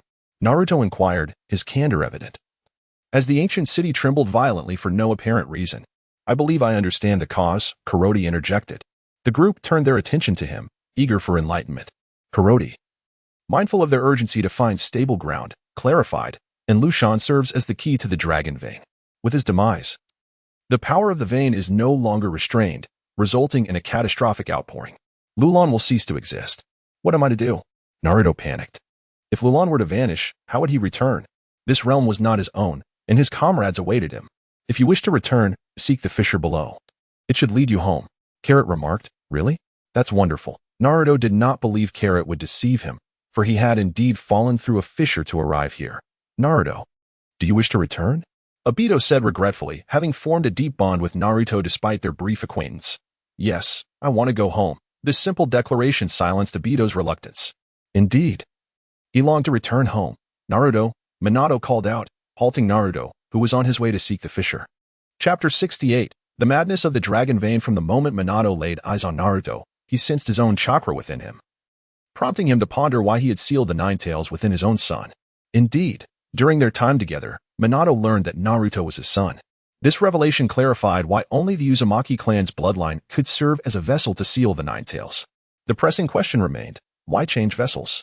What about Shinju? This was Minato's greatest concern. Naruto, may I have a moment of your time? Minato inquired. Naruto hesitated, uncertain of how long the fissure in the dragon vein would endure. Fearing he might miss his chance. You have 3 minutes, Carrot spoke up, having been closely monitoring the contraction of the fissure, estimating that it could hold for approximately another 4 minutes. Leaving 1 minute for Naruto to make his escape. With Carrot's assurance, Minato took Naruto and departed. Let us be on our way. The collapse here is occurring at an alarming rate. Without a word, Carrot embraced Lin's waist and swiftly made his way towards the exit of the ancient city. Witnessing this display, Aito felt a pang of jealousy as his eyes turned red. Why was it that he could only hold Kakashi, while Carrot had the privilege of holding Lin? Were Carrot aware of Aito's feelings, he would surely respond with a bold declaration, "Why should I feel shame? My speed is unmatched, and who would prefer to embrace another man?" Before long, the group arrived outside the ancient city, where the majestic structures of Lulon were slowly crumbling. "Carrot, enter," a sudden voice echoed in Carrot's mind as the system, which had remained silent since his transformation into a giant ape, chimed in. "Is there something within that piques your interest?" After spending considerable time with the system, this was the first instance it expressed curiosity, apart from daily absorbing Carrot's energy. "I desire the ability to absorb the dragon vein and traverse time." The objective was clear and succinct, devoid of any superfluous words. "Very well," Carrot agreed. The stronger the system became, the stronger he would grow as well. There was no reason to refuse such an opportunity. "By the way, system, I have a question for you." "Speak." "Why does Naruto Uzumaki not recognize me? How could he be unaware that Kakashi has a brother?" The system did not respond immediately, instead falling into silence for a moment. "Host, have you considered that the timeline you currently inhabit differs from that of Naruto Uzumaki? Your very existence has created a divergence in what was once a singular trajectory, leading to what you refer to as a parallel timeline. Then why did Naruto traverse to this side, rather than to the Lulon of his original timeline?"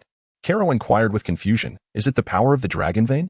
The eruption of the dragon vein's energy has shattered the boundaries between the two realms of time and space. Time is of the essence, Karo. The dragon vein is on the verge of vanishing. Hurry inside. The system began to urge Karo. "You all wait here. I shall enter to assist Senior Watergate." Carrot and Kakashi exchanged a brief word, and then instantly teleported into the ancient city of Lulon. When Carrot entered, he beheld Watergate and Naruto entwined in an embrace. Though he felt regret for interrupting them, time was of the essence. Senior Watergate. Carrot urged the father and son to depart. "Farewell, father. Farewell, Carrot." This marked the first time Naruto addressed his father by title. This temporal journey had bestowed upon him an abundance of experiences, new friendships, and the opportunity to meet his father. Yet, the time for parting had come. Tears welled in Naruto's eyes as he cast a lingering gaze at Minato, as if attempting to etch his father's visage into his memory. Reluctantly, he turned and sprinted towards the rift. "Carrot, let us return." As Naruto entered the fissure, Minato felt compelled to withdraw from the ancient city.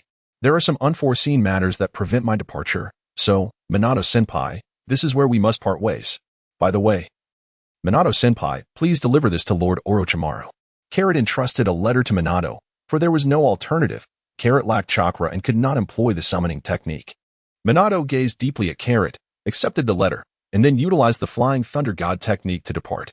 "System, what course of action should I undertake now?" Carrot inquired.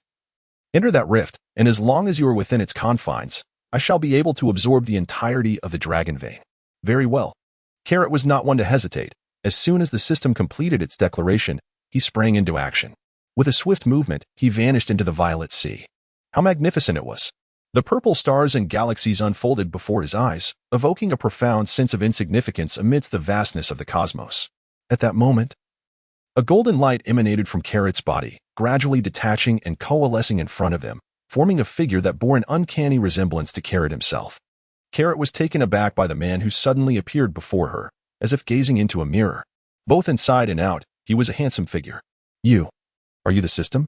Carrot stammered with confusion, pondering that if it weren't for the fact that this Carrot emerged from his own body, he might have thought he was seeing a ghost. "Greetings, host," came the familiar voice once more. "How did you come out, and why do you look just like me?" This was the question that perplexed Carrot the most. The system could actually detach from its host. The crucial point was why it bore an exact resemblance to him. "In this space beyond time, I have acquired the ability to temporarily manifest. However, this is merely my avatar. I have always resided within your mind. As for the reason we look identical, well, it is simply a one-to-one replication of you." Upon hearing the system's voice, Carrot promptly searched within his mind. Host, I am here. Hearing the system's response calmed Carrot's anxieties. What shall we do now? Carrot inquired, realizing that he was currently of no assistance. Leave it to me now. Host. With that, Carrot transformed into a small tree, taking root within the violet galaxy. In mere moments, the sapling grew into a towering tree. As it absorbed an increasing amount of purple energy, the roots of the majestic tree began to spread in all directions. Suddenly, a rumble echoed as the dragon vein retaliated. Though it lacked consciousness, it instinctively reacted amidst the life and death struggle. The violet energy relentlessly detonated the sprawling roots. However, the destruction was far outweighed by the new growth, which was destined to be consumed. Perhaps in a desperate gamble, the entire space began to tremble. What should I do now? The system pondered. Carrot hastily inquired with the system, seeking a solution. Now that the fissure had closed, how could he possibly escape? Chapter 69, Reunion with Naruto. The system did not respond immediately to Carrot's predicament. The chaotic self-destruction of the dragon vein rendered the system preoccupied, leaving it to concentrate solely on absorbing the power of the dragon vein to stabilize the space. Boom. Another violet star erupted, the force of the explosion propelling Carrot away. There was simply no way to evade it. Explosions raged all around. If a solution did not manifest swiftly, Carrot would be gravely endangered. He could only pray that the system would soon gain control over the dragon vein's power. Host, quickly enter that fissure. The system's voice resonated within Carrot's mind. Having absorbed the power of the dragon vein, the system had acquired a modicum of control over this space, promptly opening a passage for Carrot to escape this perilous place. Whoosh. Carrot promptly leaped into the fray, reassured by the knowledge that the system posed no threat to him. The moment he departed, the fissure sealed itself with remarkable swiftness. What remained was a confrontation between the system and the dragon vein. The force of spatial energy tugged at him, eliciting an involuntary cry of pain. Not a single inch of his skin was spared from the intensity of the agony. Carrot could confidently assert that had Naruto Uzumaki traversed such a passage through time and space, he would have surely been torn apart by the strain. Unbeknownst to Carrot, the spatial conduit he now occupied was akin to smuggling, though certainly not on par with the privileges afforded to the fated child, Naruto Uzumaki. Suddenly, a rift appeared in midair, reminiscent of a zipper being drawn open. From within, a figure descended, only for the zipper to be pulled shut once more. Bang! Carrot fell heavily to the ground, embedding himself in the earth. Cough, cough. Fortunately, he managed to hold on. Carrot muttered to herself. This force of pull is truly beyond human endurance. System, where am I? She inquired, bewildered by the rift that had transported her. Carrot remained perplexed about her current location. This is still the world of Naruto, she noted. However, the subsequent revelation that this was no longer her time and space left her momentarily stunned. Then how shall I return? Carrot anxiously inquired, having nearly lost his life in the pursuit of absorbing the Dragon Pulse's power, and even traversed to another dimension. Truly, this was a matter of life and death. What if he returned too late? Would Orochimaru still have the opportunity to become Hokage? Would he be able to fulfill his promise to protect Shisui in time? In an instant, a multitude of thoughts surged through Carrot's mind. Wait, what do you mean, wait? The system's response only intensified Carrot's urgency, prompting him to exclaim loudly. Wait. Once the clone absorbs all the Dragon Pulse's energy, we can unlock the path back to our original time, and then we can return. How long will that take? Very soon. The specifics are unclear. The system's answer left Carrot both amused and exasperated. Was this not a mockery? It seemed akin to saying, behold the danger, yet rest assured, all is safe. Carrot stood upon the ground and brushed off the dust clinging to his body, feeling quite uncomfortable in his soiled state. Carrot sensed several figures swiftly approaching his direction, one of whom was a familiar face. Carrot, what brings you here? Naruto and his companions were on their way back to the village to report their mission when they unexpectedly spotted someone descending from the sky. To their astonishment, that person turned out to be Carrot. Hello, Naruto. It's a pleasure to see you again so soon. Carrot warmly greeted, expressing that encountering a familiar face in a foreign land is indeed a joyous occasion. Naruto, do you know him? Questioned Yamato, the captain, with a guarded expression. Yamato-senpai. Allow me to introduce you. This is Carrot. Carrot, these are Yamato-sensei, Sakura, and Sai. Only after Naruto's introduction did Yamato and the others lower their defenses against Carrot. However, Carrot remained indifferent. Fear is merely a byproduct of insufficient strength. Once one possesses overwhelming power, one can face all situations with calm and composure. Naruto pulled Carrot aside, inquiring cautiously, Carrot, are you here alone? It seemed he was still harboring expectations.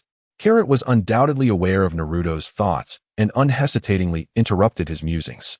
I am the only one here, and I was compelled to come. The moment this was mentioned, Carrot's temper flared intensely. Enduring the inexplicable pain from the spatial tug was enough to infuriate anyone. What will you do in the future? Lulon has turned into a desolate ruin. Can you even return? You need not worry about that. As I have come, I can also return. How about I stay with you for a while? Carrot now finds himself utterly destitute, compelled to seek assistance from Naruto. Once he has secured his footing, he can embark on a quest to redistribute wealth, targeting affluent individuals such as bandits and robbers to aid the impoverished Carrot. It is a rather splendid plan. Without hesitation, Naruto consented to Carrot's request. However, this decision plunged his finances into disarray. Naruto, we must be on our way, urged Yamato, reminding him that they were currently in the land of wind, far from their own territory, where security was a concern. Very well, let us proceed, Naruto called out to Carrot to follow. As the group made their way towards the hidden leaf village. During their journey, Yamato sent a portrait of Carrot to the Hokage, requesting an investigation into Carrot's background, as his sudden appearance and close rapport with Naruto raised suspicions. After 3 arduous days of travel, they finally entered the land of fire, transitioning from a vast, desolate desert to a lush, verdant forest, which brought a sense of joy and relief. Ah, how delightful! Carrot emitted a pleasurable moan. Indeed, Naruto echoed in agreement. The group joyfully soaked in the hot springs at the bustling market, the weariness of the past 3 days alleviated in this moment of bliss. Naruto, where shall we dine later? Carrot inquired. For 3 consecutive days, we have been subsisting on military rations, leaving our palates as bland as a sparrow's. When has Carrot ever endured such treatment? As soon as we arrived in the lively marketplace, we must indulge in a sumptuous meal. Naruto and the others wholeheartedly endorsed Carrot's suggestion. After all, with favorable circumstances at hand, there was no reason to settle for tasteless military provisions. Ultimately, the dining experience left Naruto and his companions utterly astounded. Naruto had witnessed Carrot's dining habits before, yet he had not anticipated that this was not Carrot's limit, but merely the beginning. Throughout the journey, Naruto wore a pained expression, rejecting Carrot's insatiable cravings with various excuses. It wasn't that Naruto was stingy. Rather, Carrot had devoured all of Naruto's savings. Even the military rations now felt somewhat strained. I'm back, Naruto announced. Standing at the entrance of Konoha, arms wide open. Carrot also glanced toward the village gate, noting that there was little difference, only the gatekeeper varied. Chapter 70, The Dead Escape. Oh, quite a crowd here. Carrot and Naruto, along with a few others, arrived at the Hokage's office. Although they were in the same place, the individual seated in the Hokage's chair had changed. Tsunade, the 5th Hokage of Konoha, greeted them. Hello, Lady Tsunade, Lord Jiraiya. After exchanging pleasantries, Carrot's gaze remained fixed on Kakashi. This version of you is rather unsettling, Kakashi. Carrot had spent over a decade alongside Kakashi, and now encountering the later version of him felt rather peculiar. Your name is Carrot, is it not? You are also a ninja from Konoha? Yet, I have perused all the ninja records and found no documentation of your existence, Tsunade, who was seated, inquired at that moment. Karat cast a glance at Naruto. Pondering to himself, this young lad is rather commendable. He hasn't divulged my identity. Naruto returned the gesture with a nod towards Karat, signaling their camaraderie. However, Karat harbored no intentions of concealing his identity. Since the inquiry had been made, he decided to respond candidly. My name is Hatake Karat, the elder brother of Hatake Kakashi. As soon as Karo finished speaking, everyone in the room, except Naruto, widened their eyes in astonishment. They scrutinized both Karo and Kakashi, comparing them intently. Apart from their similarly white hair, there was no other aspect that seemed to align. Kakashi himself found the assertion utterly absurd. How could one claim to be his brother when he appeared younger than Kakashi? It was simply inconceivable. Kakashi spoke up, Little brat, do you find this amusing? To resort to such a clumsy excuse to deal with us? Tsunade slammed her hand on the table, exuding an overwhelming aura in an attempt to intimidate Karo. However, her presence had no effect on Karo whatsoever. Naruto, look at this. Even speaking the truth goes unbelieved. Carrot was fully aware of the absurdity of the situation. The only way to provide evidence was to summon Naruto. Lady Tsunade, it is indeed true. Carrot is truly Kakashi-sensei's brother. I have also met our father. Naruto stepped forward to testify on behalf of Carrot. They still believed Naruto's words, although incredulity lingered on their faces. Subsequently, Naruto recounted his harrowing experience while pursuing the centipede. The expressions of those present shifted from skepticism to astonishment, ultimately arriving at acceptance. Is our father still alive? At that moment, Kakashi spoke up. As the memory of Hatake Tsukumo had always been a source of pain for him, Kakashi had never come to terms with his father's suicide. Father is now preparing for retirement, he continued.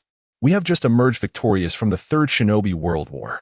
Upon hearing this news, a rare smile graced Kakashi's face. A genuine smile that radiated warmth. In another timeline, it is enough that you are alive. Has Minato become Hokage yet, Carrot? Jiraiya, who had remained silent until now, inquired. Fully aware that Minato ascended to the position of fourth Hokage after the Third Shinobi World War. Not yet, but Minato-senpai will not take the position. The fourth can only be Orochimaru-senpai. What did you say? Orochimaru is to become the fourth Hokage? How could that be possible? Jiraiya was incredulous. Convinced that the third would ultimately choose Minato, especially given Orochimaru's exposure for conducting human experiments, which would lead to his defection from the village. Everyone, do not assess the developments of our timeline based on the events of yours.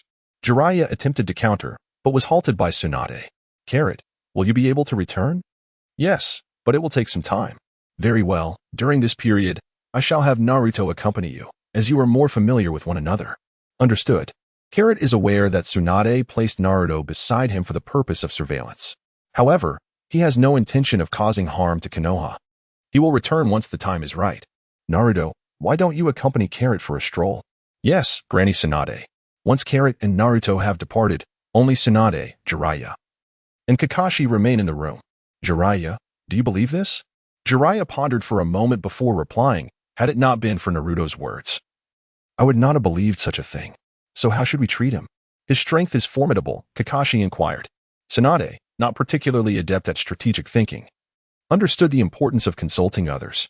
Let us primarily observe him. As long as he refrains from actions that could harm Konoha, we need not impose excessive restrictions. Kakashi found it suddenly difficult to accept the emergence of this brother, his emotions a tumultuous blend of desire for closeness and uncertainty. Very well. Keep a close watch. He replied. Yes, Lord Hokage. Among those present, Kakashi was indeed the most suitable for this task. Kakarot, let us indulge in some ramen. Naruto exclaimed as he wandered the streets with Kakarot, until hunger prompted him to speak. Sounds delightful. I too wish to sample the renowned Ichiraku ramen of your world, and see which is more delectable. Carrot cheerfully concurred with Naruto's suggestion. The two of them happily entered the Ichiraku ramen shop. Uncle Ichiraku, 2 bowls of ramen, please. I am. The father and daughter looked up to see Naruto and Carrot entering. However, upon hearing Carrot eagerly call out his daughter's name, Ichiraku's face was filled with caution, reminiscent of a pig eyeing his prized cabbage. Welcome, Naruto. And who might this be? I am warmly greeted Naruto before inquiring. This is my friend Carrot. I brought him to sample your exquisite delicacies. Thank you, Naruto, for helping us attract customers. Soon, 2 bowls of ramen were placed before Carrot and Naruto. Let's dig in. In an instant, both bowls were emptied. Another bowl, please. Carrot held up an empty bowl and declared, I would like another. Naruto immediately followed suit, his astonishing competitive spirit erupting in that very moment. By the time he reached the 5th bowl, Naruto's pace had noticeably slowed, and by the 7th, he was unable to eat any further. In contrast, Carrot remained utterly unfazed, her eyes seemingly conveying a message. You little rascal. Do you really think you can compete with me? 20 bowls, 30 bowls, 50 bowls. This was not Carrot's limit, but rather the limits of Ichiraku's supplies. Wow, that's impressive, exclaimed Shikamaru as he observed the ramen eating contest between Carrot and Naruto upon entering.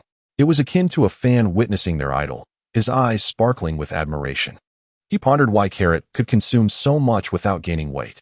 In the meantime, Ino and Shikamaru could only stare in astonishment, wondering how this little one could eat so much. Naruto, it's time to pay. With a grand gesture, Carrot declared that since arriving in this time and space, he had not spent a single coin, as Naruto had been the one footing the bill. Upon retrieving his small-toed wallet, Naruto's face broke into a wry smile. Alas, he discovered he possessed only enough money for 2 bowls of noodles. At this moment, Naruto felt a pang of regret, lamenting his excessive competitive spirit. As Carrot noticed that Naruto had yet to pay, she could not help but glance at him, her eyes blinking incessantly. She pondered, could it be that he has run out of money? Is he intending to dine and dash? Naruto, is that you? I've been searching for you for quite some time, Jiraiya announced as he pulled back the curtain and entered. Naruto's frown transformed into a smile. Pervy Sage, your timing is impeccable. I forgot to collect my laundry at home, and I must return promptly. Could you kindly cover the bill for me? Uncle Ichiraku. The payment is to be settled by Lord Jiraiya, Naruto replied, grasping Carrot's hand and making a swift exit. As they fled, he expressed his gratitude for Jiraiya's generosity. Upon hearing Naruto refer to him as Lord Jiraiya, the sage realized the impending mischief. Each time Naruto omitted the title of Pervy Sage, it was a sign that he was about to exploit him. Turning to flee, he was met with the menacing aura of Ichiraku, who wielded a knife, ready to exact vengeance should Jiraiya dare to escape without paying. Wait for me, Naruto. Jiraiya's roar echoed through the streets. Chapter 71. Mayaboka Mountain in the evening. At the residence of Uzumaki Naruto, the space was rather cramped, forcing Carrot to sleep on the floor. The third Hokage truly was avaricious. The villa of Minato and Kushina had been replaced by a mere hovel. Carrot, do you know how to train in sage mode? Naruto inquired. Unable to find slumber as he lay on his bed. Having experienced a journey through time, he was acutely aware of his own inadequacies. And Minato's sage mode had illuminated a path for his advancement. I do. Carrot replied eagerly. Would you be willing to teach me? Naruto turned over to face her, saying, why seek distant treasures when you already possess a great one within you? Carrot inquired with confusion, are you referring to the Ninetales? Naruto, placing a hand on his abdomen, replied, yes, indeed, the Ninetales. That was specifically left for you by Lord Minato. He intended for you to harness the power of the Ninetales. However, I am currently incapable of controlling such immense power. Very well, tomorrow I shall teach you the way of sage mode. It is too late today. I wish to retire for the night. Carrot stifled a yawn, promptly disregarding Naruto's exuberance. In the blink of an eye, as the moon waned and the sun rose, the following morning dawned, and Naruto, brimming with excitement, rose early from his slumber. He pulled at the still sleeping Carrot. Naruto, she murmured, next time. We could rise a bit later. Carrot complained, while Naruto scratched the back of his head, chuckling foolishly. Let us go, Mayaboka Mountain. Carrot spoke up. Since we have already begun, it is only natural that we commence our training. But how shall we proceed? Have you never been there? Carrot observed Naruto's bewildered expression and immediately understood that he had asked a foolish question. All you need to do is instruct your summoning beast to employ the reverse summoning technique to bring you over. As soon as Carrot finished speaking, Naruto began to form the necessary seals, but midway through, he halted and inquired of Carrot, how will you get there? You haven't signed a contract. Carrot reassured him. Rest assured, once you arrive, I shall follow. Seeing Carrot's unwavering confidence, Naruto felt a sense of relief. With a resounding thud, Naruto summoned a small toad and explained the situation to it before releasing the summoning technique. The remaining time was spent in anticipation. Naruto, do you wish to travel to Mayaboka Mountain? Carrot and Naruto did not await the return of the reverse summoning, but instead, they were graced by the presence of Jiraiya. Indeed, the lecherous sage. I yearn to journey to Mayaboka Mountain to learn the ways of the sage. Naruto harbored no reservations regarding his sentiments towards Jiraiya. Upon hearing Naruto's response, Jiraiya turned his gaze towards Carrot, reminiscing about his conversation with the Toad Sage from the previous night. Last night, Jiraiya had intended to seek inspiration for his writing when he was summoned by the Sage of the Toads. The Toad Sage had awakened, bearing matters of importance to convey. Jiraiya, a variable has emerged alongside the destined child. I can no longer foresee the future of the ninja world. You must diligently guide the child of fate, Jiraiya. With those words, the Toad Sage fell back into slumber. This was also the reason Jiraiya hastened to this place upon learning of Naruto's desire to head to Mayaboka Mountain. Carrot, may I have a word with you? Jiraiya was eager to converse with Carrot. Certainly, where shall we go? Let us proceed to the Hokage Rock. Naruto, please wait for us here. After instructing Naruto, Jiraiya took the lead, with Carrot closely following. In a short while, they had ascended to the summit of Hokage Rock. Carrot, Naruto is my disciple. He shall become a revolutionary force in the ninja world, ushering in peace. I do not wish for him to stray from the path I have envisioned for him, due to your misguided influence. Jiraiya addressed Carrot earnestly. He merely desires strength. Have you inquired if the path you have laid out aligns with Naruto's own aspirations? He has always sought the approval of others. Have you ever considered how weary he must feel? Carrot's words plunged Jiraiya into deep contemplation. Throughout, he had persistently overlooked Naruto's feelings. Is it not premature to have Naruto cultivate the sage mode now? Premature? You, of all people, have endured 2 great ninja wars. Have you lost your wits? Why, for so many years, have you refrained from teaching him sage mode? The Akatsuki organization covets the tailed beasts, and within Naruto resides an uncontrollable ticking time bomb.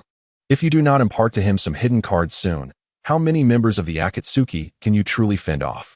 Carrot directed a scathing remark at Jiraiya, expressing frustration over the years spent merely wandering the shinobi world without imparting any techniques. This sentiment, grounded in truth, left Jiraiya with no grounds for rebuttal. Allow me to greet Sage Fukasaku, so that Naruto may venture to Mount Myaboku, he stated. After uttering this, Jiraiya, feeling somewhat abashed, departed. Initially intending to advise Carrot against overly interfering with Naruto, yet ultimately found himself swayed by her words. With a sudden burst, Naruto materialized at Mount Myaboku. Welcome, young Naruto. To Mount Myaboku, Sage Fukasaku greeted him warmly. Immediately following, Carrot sensed Naruto's presence and, with a swift teleportation, joined him. Ah, this is Mount Myaboku. The natural energy here is so rich, she exclaimed. Carrot praised, stating that the natural energy of Myokuzen is several, even dozens of times greater than that of the outside world. It truly is a paradise of profound wonders. Little Naruto. The next step is to take charge of your training. As for you, Carrot, feel free to move about as you please. Sage Fukasaku understands that Carrot is the variable spoken of by the Toad Sage, hence he will not interfere excessively with Carrot's actions. Carrot reveled in the experience as if on a leisurely vacation, gazing around and exploring with delightful curiosity, even taking a moment to indulge in a refreshing bath. In stark contrast, Naruto endured a more harrowing experience, frequently receiving sharp reprimands from Sage Shima, who wielded a wooden stick with precision. The sound of each sharp crack echoed like a painful memory. Naruto, Carrot, it's time for dinner, Sage Shima called out. Upon seeing the sprawling array of insects laid out for the feast, both Carrot and Naruto felt a wave of discomfort wash over them. You two must eat well. It is a rare occasion for guests to visit Myaboku Mountain, Sage Shima proclaimed, presenting her finest culinary creations to honor the occasion. Carrot and Naruto swallowed hard. The mere sight of the writhing insects sent shivers down their spines. Ah, I suddenly recalled that Lady Tsunade summoned me to meet her at noon for an important matter. I must take my leave now. Carrot instantaneously vanished from Myaboku Mountain. Carrot, you. Naruto had yet to finish his sentence when Carrot's figure had already disappeared. Instead of blaming Carrot for fleeing the scene, Naruto lamented the fact that he had not been included. Little Naruto, is it that my cooking does not please you? Sage Jiraiya glared at Naruto with a dark expression, as if to suggest that any dissent would lead to dire consequences. No. I absolutely adore the meals prepared by Sage Jiraiya, Naruto replied, forcibly swallowing the insect before him, too frightened to chew lest he regurgitated. If you like it, then indulge a bit more, Sage Jiraiya said, eagerly assisting Naruto in serving himself more food. Faced with an overflowing plate, Naruto felt an overwhelming urge to despair, his resentment towards Carrot's abandonment intensifying. Chapter 72. The contest with Guy Kakashi and Might Guy are engaged in a competition of strength, testing their might in an arm wrestling match. Carrot suddenly materialized out of thin air, startling Might Guy, who cried out in shock, causing him to forfeit his victory in the match. Hello, everyone. As Carrot beheld the scene of his arrival, he noticed several individuals present: Kakashi, Might Guy, Lee, Niji, and Tintin. Who are you? Might Guy inquired, his face etched with suspicion towards the unexpected visitor. The presence of a formidable yet unidentified individual in Konoha raised concerns about his intentions. I am merely a passing ninja, the stranger replied. I happened upon your competition and decided to observe. Carrot spoke with utmost seriousness, uttering blatant falsehoods. Do you truly believe I would be deceived? Mike stared incredulously, questioning whether I appeared to be a fool, one who would buy into such nonsense. Alas, Kai, you no longer trust my words. I find myself profoundly disappointed. Carrot, with a heart full of anguish, inquired, who exactly are you? How do you know my name? The perplexity etched on Mike's face only fueled Carrot's desire to tease him further. All right, Carrot, cease your jesting with Kai. Kakashi spoke up, unable to bear the sight of his dear friend being ridiculed by Kuroti. Kakashi, do you know him? Yes, I am acquainted with him. He is a ninja from Konoha. Kakashi refrained from disclosing the true identity of Carrot, for Carrot's agility was indeed formidable. After Kakashi's assurance, Might Guy also lowered his guard against Carrot. Realizing the lack of amusement, Carrot inquired, is it merely an arm wrestling match? Indeed, it is rather entertaining, Might Guy replied with a nod. It is quite astonishing that 2 elite jonin from Konoha would engage in such a trivial contest. It seems a sheer waste. No wonder others claim that Konoha's Jonin compete with pots and pans, while the Chunin wreak havoc upon the world. How about a match between us, Guy? Carrot was eager to witness the prowess of the Konoha Songlong beast. Very well, Mato Guy assented. The two stood, placing their hands upon the stump, fingers interlocked. And at Kakashi's command, they exerted their strength simultaneously. Guy, with all his might, endeavored to twist Carrot's wrist. But his efforts were as futile as a stone sinking into the sea, having no effect whatsoever. Carrot, with an air of nonchalance, remarked, "Put some strength into it." Mato Guy, unaccustomed to such a challenge, felt the pressure. The Eight Gates technique was employed by him for this arm wrestling match, a feat only he could accomplish. Kakashi-senpai. Is this truly safe? Lee inquired, concerned that his teacher might inadvertently harm his opponent, considering they were of similar age and likely comparable in strength. An injury would be unfortunate. Do not worry. Guy knows his limits, Kakashi reassured. Kakashi also yearns to witness his brother's prowess. There is no better time for a test than now, Kai. However, this is insufficient. This is still lacking. Kai, allow me to behold your utmost strength. Karate still finds Might Guy's strength lacking and wishes for him to enhance it. Very well, I shall oblige. Might Guy respects his opponent and is determined to unleash his utmost power. The seventh gate, the Gate of Shock, opens. In an instant, a torrent of blue energy emanates from Guy's body. The wooden stump shatters under the force of Guy's might, yet their hands remain firmly clasped in midair. Indeed, your Gate of Shock is far superior to that of your father. You are truly a prodigy in the art of physical combat, Guy. Carrot lavished praise upon Kai, who for the first time heard someone refer to him as a genius. To claim he was not elated would be a falsehood throughout his life. Others had regarded him with scornful eyes, belittling him with remarks about how someone devoid of chakra could ever aspire to be a ninja. He had dedicated an immense amount of effort to the path of physical prowess, and at last, his labors bore fruit, elevating him to the esteemed rank of elite genin. You know my father? Kai inquired. Indeed. I collaborated with him during the mission to eliminate the 7 ninja swordsmen of the mist. He was formidable. That is impossible. I have never seen you. Might Guy declared incredulously, for he had been present when Might Guy reached his pinnacle, yet had never laid eyes on Carrot. Carrot, realizing her mistake, inadvertently let it slip. Oh, I must have misremembered. Carrot's clumsy disguise could not deceive Might Guy. Who are you, truly? Might Guy pressed on. If you wish to know, I offer you a chance, if you can defeat me. Confidently, Carrot proclaimed, all right. At that moment, Might Guy began to exert his strength, unleashing a torrent of power that instantly toppled the surrounding trees and sent debris flying. We must leave this place at once. Kakashi offered a reminder, prompting Lee and the others to quickly distance themselves from the two competitors. No one anticipated that a seemingly ordinary arm wrestling match would escalate to such a degree. Incredible. That young man is able to withstand Teacher Guy's strength, Lee exclaimed in admiration. You are mistaken, Lee.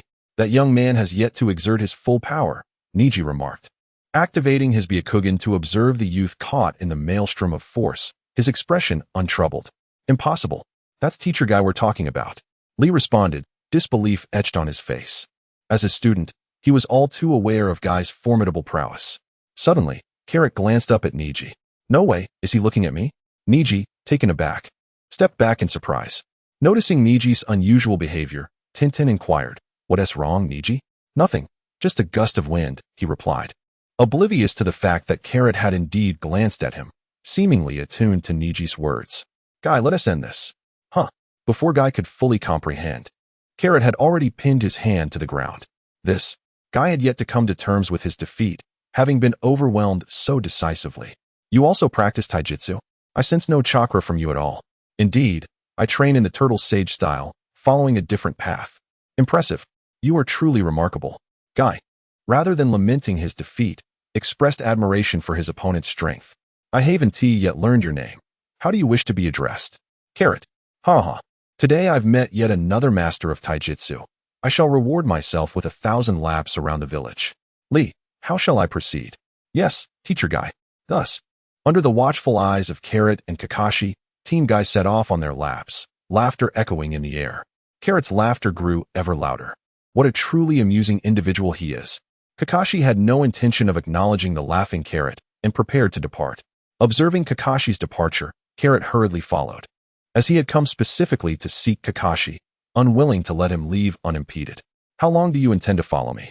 Kakashi inquired. finally coming to a halt when he realized he could not shake off Carrot. Isn't it simply that I wish to accompany you home? Carrot articulated the purpose of his visit, noting that Naruto was not home, and he needed a place to rest. Are you going to my house? Incorrect. I am returning to our home. I am also a part of the Hatake family. Chapter 73, The Masked Man's Trial.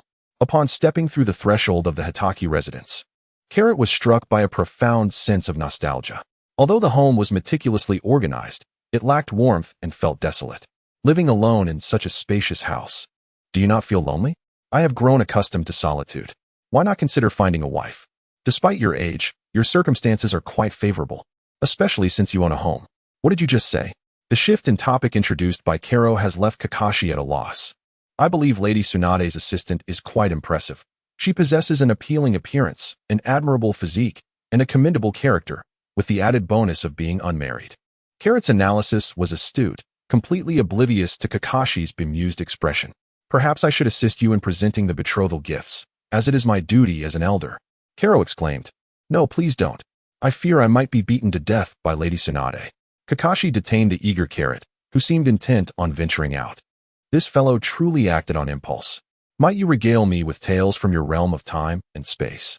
Having finally managed to hold Carrot back, Kakashi sought to engage him in conversation, not only to pass the time, but also to gather intelligence amidst their mutual unfamiliarity. Carrot, without giving it much thought, began recounting events from the moment he could remember, until he reached the point where Konoha's Shikamaru was wrongfully accused. Kakashi couldn't help but clench his fists, the veins on his hands bulging with tension. Then came the tale of how Carrot ingeniously resolved the dilemma. Carrot embellished the story to an extravagant degree, portraying himself as both wise and valiant. Kakashi did not believe a single word. It was evident that Carrot had a penchant for exaggeration. Where shall I sleep?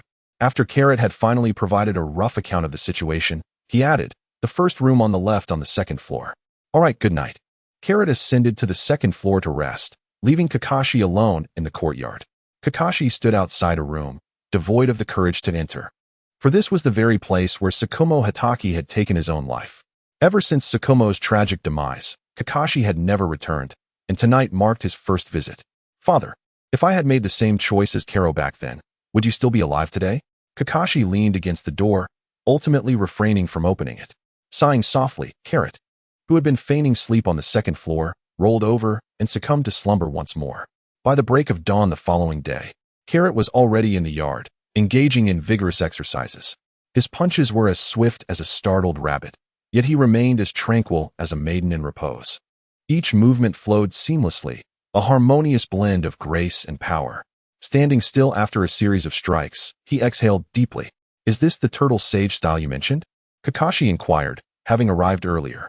Carrot's techniques were strikingly straightforward, yet they elicited an inexplicable allure, suggesting that those who emulate others may thrive, while those who merely mimic may falter. Indeed, Carrot picked up a towel to wipe away the sweat. Wait a moment, take me to pay my respects to my father. It feels rather improper to be here without honoring him. Carrot felt a tinge of weariness within. In the original timeline, Shikamaru was still alive, yet in this realm, he had perished. As the son of Shikamaru, Carrot found this sentiment difficult to articulate. Nevertheless, it was essential to consider what his father in this timeline cherished. After all, one cannot make a first impression empty-handed. Kakashi, disinterested, simply walked away, leaving Kakarot calling after his retreating figure. Take me to breakfast first, Kakashi. Kakashi and Kero stand before the memorial stone. In accordance with local customs, Kero presents fresh flowers. Kakashi, do you believe he is worthy of such a fate? To depart in that manner. Carrot gazed at the memorial stone and spoke to Kakashi. This is my father's own choice. I cannot intervene. Is that so? But are you truly at peace with it? Are you content to let the enemy roam free? Kakashi found himself at a loss for words due to the incessant inquiries from Kero. I shall grant you some time to contemplate. Should you wish to proceed, inform me, and I will assist you in eliminating them all. Carrot gazed intently into Kakashi's eyes and said, at this moment, Kakashi felt a twinge of envy towards his counterpart from another dimension, for having a brother is quite a blessing. I shall take my leave now. Ponder this well. Carrot waved his hand behind him as he walked. Kakashi knelt down, his fingers brushing against the memorial stone as he spoke. Father, what should I do? This inquiry was directed not only at Minato Namikaze, but also at his own soul. Come forth.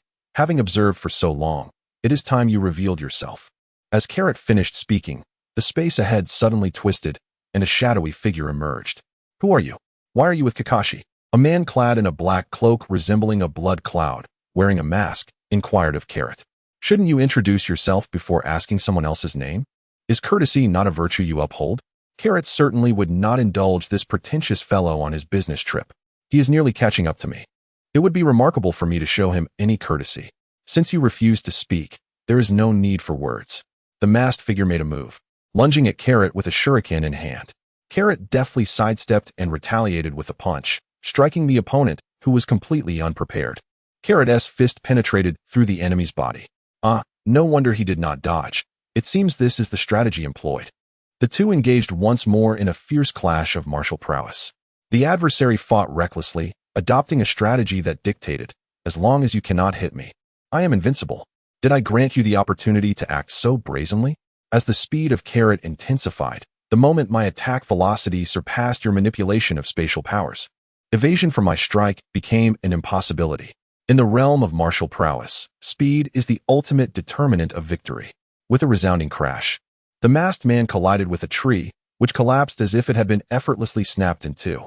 You have provoked my ire, he declared, rising to his feet and lifting his gaze. Beneath his mask, the Sharingan eyes whirled with fervor, intent on ensnaring Carrot in an illusion. Suddenly, Carrot found himself enveloped in a vast expanse of white, an endless void stretching into the horizon. Feel the solitude, he seemed to convey. Here, one could languish in isolation, destined for a solitary demise. The masked man was determined to teach Carrot a lesson. It had been ages since he had endured any injury. Today, however, he had been wounded by an obscure individual. Though no witnesses were present, he could not deceive himself. His dignity had been utterly compromised. Are you certain? The sound of mockery from Carrot echoed through the air. The masked man had yet to react when Carrot's hand seized his throat. Do you think that if I exert a little more force, I might just snap your neck? What is happening? This was the only question swirling in the masked man's mind. In less than a second, not only had his illusion been shattered, but he found himself at the mercy of another's grip. Do the dark hands of the ninja world possess no dignity? The masked man utilized the power of time and space to render his neck intangible, swiftly retreating. Whoosh, whoosh, whoosh. He hastily distanced himself from Carrot's reach. That was merely an accident on my part. I fell into your trap. Now, I shall take this seriously. The masked man retracted his previous disdain for Carrot. This unexpected man had emerged with formidable strength. Had it not been for his curiosity that led him to follow, he would have remained oblivious to such a figure within the ranks of Konoha. Instinctively, the masked man categorized Carrot as one of Konoha's ninjas. Chapter 74, A Timely Rescue. Carrot teleported instantaneously, delivering a decisive blow to the masked man's abdomen. Wow. Is it not common knowledge that one should refrain from excessive chatter during a duel? The masked man gasped for breath, clutching his abdomen as he leapt backward to perch upon a tree branch. He realized he could not keep up with Carrot's offensive. It seemed he had no choice but to resort to that. The masked man's crimson eyes fixated intently on Carrot. Divine might. As time gradually elapsed, the masked man's disbelief intensified. Why did his divine might fail to take effect on his opponent? In truth, it was effective. But Carrot had instinctively enveloped himself in an aura, rendering the masked man's power ineffective against him. All his attacks caused no harm to Carrot. The longer he employed divine might, the more blood began to seep from the masked man's eyes, forcing him to relinquish his technique. Why has it ceased? If I could just hold on a little longer, success might have been within reach. To the masked man, those words sounded like sheer mockery. Curse it. Who is this person? All my efforts have been thwarted by him. From the moment he debuted, his divine might had been invincible, and he never anticipated facing defeat in such a manner. He began to contemplate retreat. To struggle against an insurmountable foe would be folly. However, after casting a deep glance at Carrot, the masked man activated his divine might and departed. Kakashi possesses the capability to retain him, yet he still hopes to ultimately provide assistance to Naruto and his companions. If he eliminates Obito Uchiha now, who will aid them in confronting Madara Uchiha? Perhaps it is best to visit Naruto. Karate remarked that the number of acquaintances here was exceedingly scarce. At that moment, Naruto was seated by the pond, endeavoring to attune himself to the forces of nature. He had made significant progress, his body devoid of any marks of hardship. The child of destiny truly exhibited extraordinary aptitude in learning. However, Naruto, unable to restrain himself, absorbed an excess of energy, causing the characteristics of a toad to manifest upon him. With a swift motion, a shadow clone struck him with a stick, instantly dispersing the natural energy. Ouch! That hurt. Could you not be so heavy-handed? Naruto lamented, having set a peculiar precedent by having his clone chastise his original self. As Carrot clapped, he remarked, "Well done, Naruto. You've made great progress. I believe it won't be long before you master Sage Mode." Upon hearing Carrot's voice, Naruto's temper flared. "You bastard, Carrot.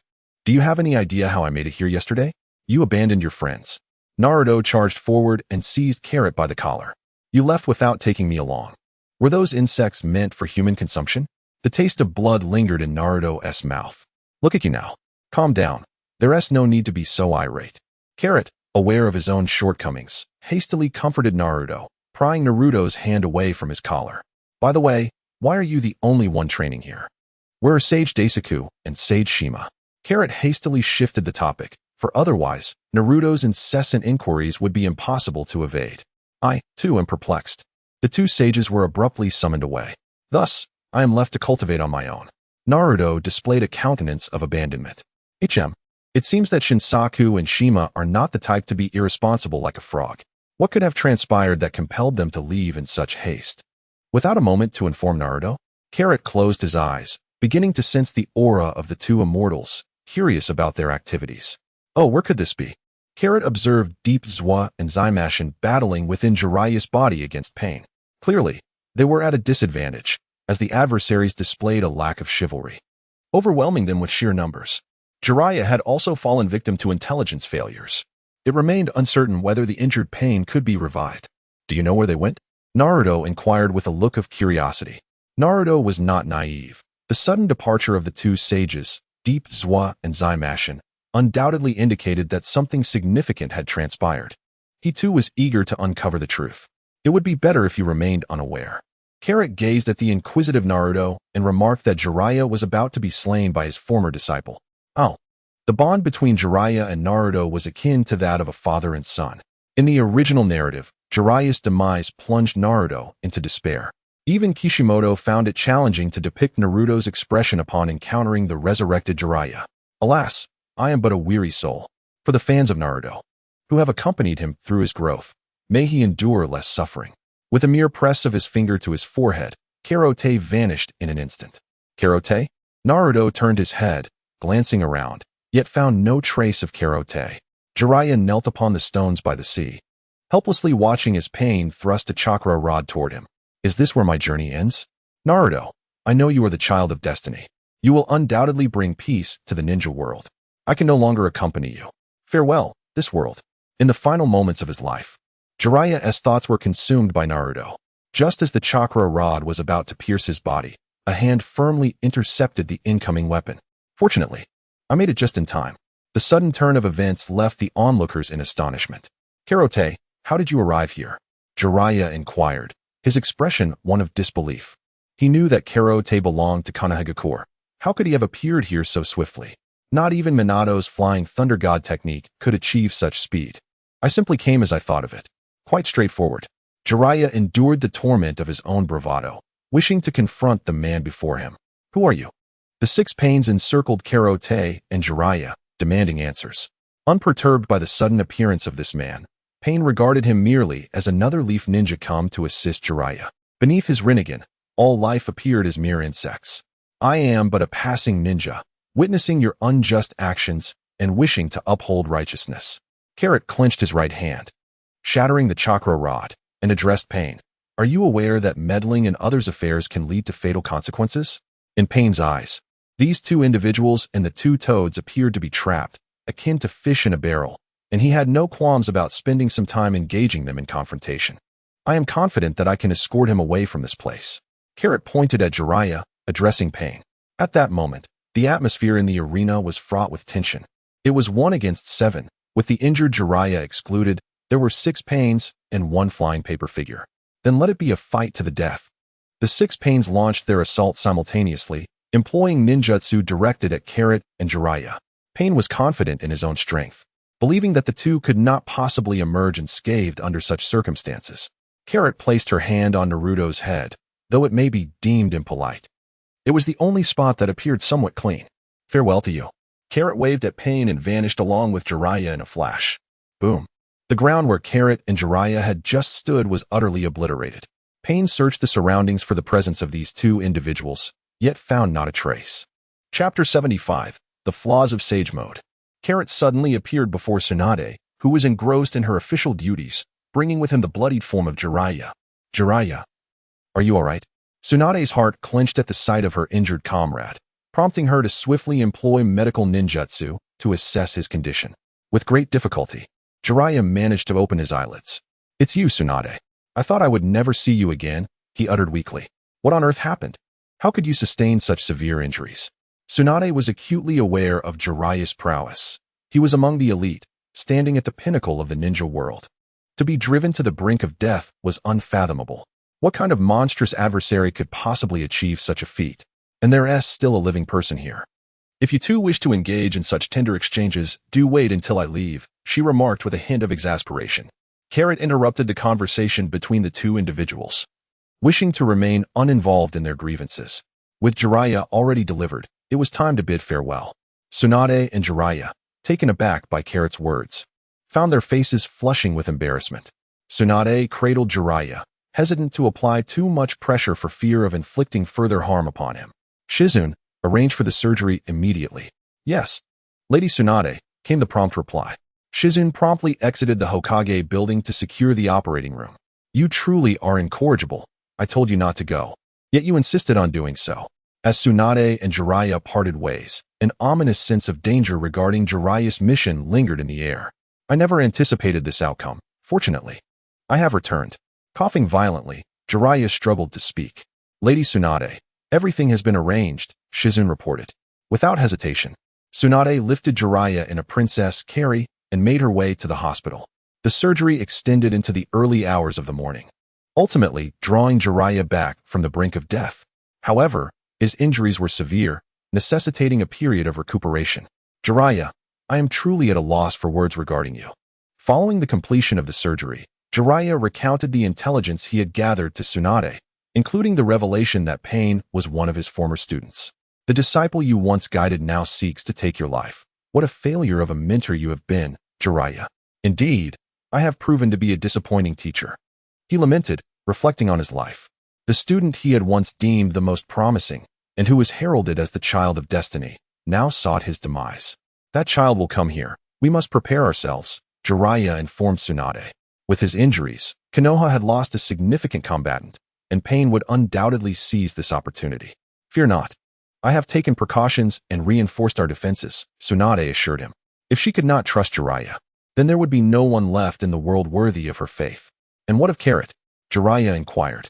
Although he had not witnessed Carrot in action, the ability to rescue himself from Pain's clutches spoke volumes of his exceptional prowess. Carrot is currently not in the village, Tsunade replied. Where has he gone? To a place you are quite familiar with, Mount Myaboku. But without a signed contract, how could he possibly reach Mount Myaboku? This blatant disregard for the rules left Jiraiya bewildered. I am equally uncertain. Perhaps you might inquire further. Just as Tsunade and Jiraiya discussed Carrot, he was already at Mount Myaboku, conversing with Naruto. Carrot had no intention of intervening. Even if Pain were to come to Konoha to capture the tailed beasts, Naruto was more than capable of stepping up. This battle would mark Naruto's rise to heroism, allowing him to discover his true self and find love. Carrot could not bear to disrupt that. Thus, he kept his distance. Carrot, thank you. Had you not arrived in time, little Jiraiya would have perished, Sage Fukasaku expressed his gratitude. Without Carrot's timely intervention, Jiraiya would have long been lost to the depths of the sea. Sage Fukasaku had watched Jiraiya grow, and their bond was undoubtedly profound. There is no need for thanks. I merely wish to lessen Naruto's suffering. Carrot lifted the tea brewed by the immortal Shinzua and drank it in one gulp. One must admit, the longevity of Shinzua is remarkable. The art of tea brewing is truly exceptional. It is indeed splendid tea. Carrot complimented. At such a tender age, you possess a remarkable appreciation for tea. My father is an ardent tea enthusiast, and through constant exposure, I have acquired a modest understanding of it. Carrot is increasingly yearning to return, for this place is certainly not her home. Deep Master Sage, Carrot, you two should come and take a look, he remarked. Why does my Sage mode only last 5 minutes? As Naruto successfully entered Sage mode, he wore a smug expression, only to be disheartened by the fleeting duration of his newfound power. After all my hard work, just 5 minutes? It's far too brief. Well, isn't that to be expected? Once you enter Sage mode, any movement hampers your ability to continuously absorb natural energy. Deep Master Sage explained the drawbacks of Sage mode to Naruto. Is there any remedy for this? Naruto inquired, aware that a battle could hardly conclude in just 5 minutes. He sought to extend this limited time frame. Certainly, it could be as simple as what Jiraiya did. I will assist you in absorbing natural energy while you focus on combat. Deep Master Sage proposed a solution. That's fantastic. Let's try it out immediately, Naruto exclaimed, brimming with eagerness, unable to contain his excitement. Carrot shook his head in disbelief, fully aware that this method would inevitably fail. The Ninetales would never consent to the presence of an additional toad within Naruto's body. Just as Sage Fukazaku was about to leap onto Naruto's shoulder to establish a connection, a sudden force sent the toad flying, flipping in midair before landing steadily on the ground. Sage Fukazaku, what just happened? Naruto inquired, his expression one of confusion. Naruto, it appears this method may no longer be viable. The Ninetales within you prevents me from forming a connection, Sage Fukazaku replied, his face adorned with a wry smile, as if he had been dealt a sharp slap. What should we do then? Both Naruto and Sage Fukazaku fell into a contemplative silence. Why not employ shadow clones to absorb natural energy?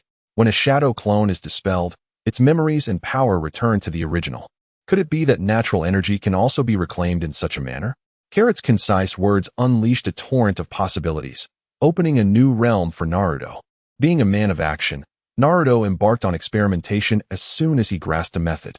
Carrot, you are truly ingenious to conceive such an approach, praised Sage Shimizu, directing his admiration towards Carrot. Oh, it's nothing much. It was merely a spontaneous thought, Carrot modestly replied.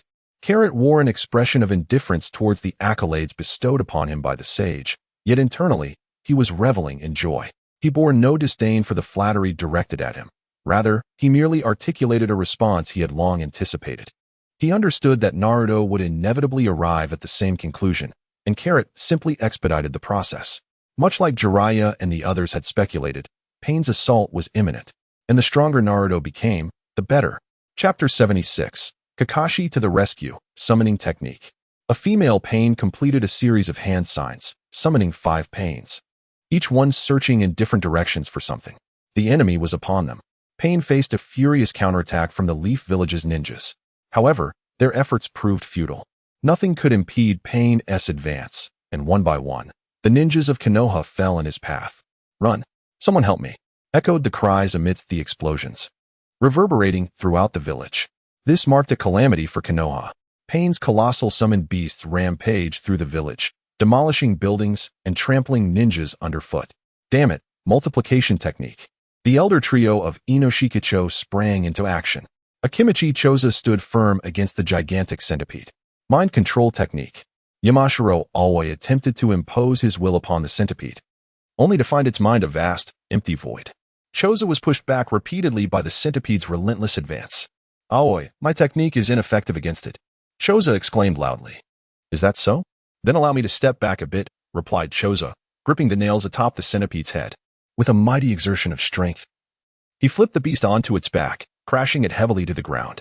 Boom. Choza then pinned the centipede down, rendering it immobile. Suddenly, the ground trembled as a rhinoceros charged toward him. Father, watch out. Multiplication technique. With a furious roar, Akimichi Choji collided with the rhinoceros's midsection, sending it careening away. Boom. The rhinoceros crashed into a building but stood unharmed, snorting defiantly at Choji. In that moment, the two generations of Inoshikacho united to face their adversary. What is happening?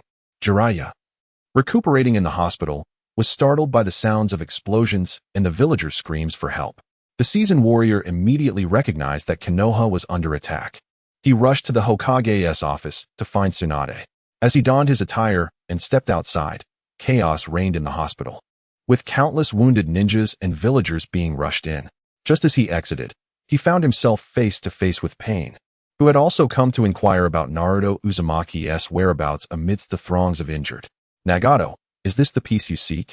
So many innocents suffer and die because of you, Jiraiya demanded, fury evident in his voice. When Nagato sought to take his life, Jiraiya perceived it merely as a clash of ideologies. However, in his eyes, Nagato had devolved into a madman. Teacher Jiraiya, the sacrifices made now are for a better future. Hand over Naruto Uzumaki, and I shall depart, Pain stated coldly. And if I refuse, then Konoha shall cease to exist. Pain's words were devoid of emotion, as if he were a god looking down from on high, lacking any compassion for humanity. Ha ha ha, it is all my fault. Had I not brought you into this world of shinobi, perhaps you could have lived ordinary lives. Jiraiya lamented, tears streaming down his face. Then you must kill me to proceed. Jiraiya spoke, bearing the weight of his injuries. Very well, let us continue what we left unfinished a few days ago. A chakra rod materialized in Pain's hand and shot toward Jiraiya. The rod struck, but Jiraiya managed to block it with his hospital gown. With a powerful tug, he dislodged the rod from Pain's grasp. Yet Pain pressed forward, launching a barrage of strikes. The two engaged in a fierce exchange, but gradually, Jiraiya found himself at a disadvantage. With a moment's inattention, Pain delivered a powerful kick, sending Jiraiya sprawling. As he struggled to regain his footing, his wounds reopened, blood gushing forth uncontrollably. Why persist, Teacher Jiraiya? Pain asked, his tone flat. Knowing there will be no resolution, why make such a foolish choice? You would not understand.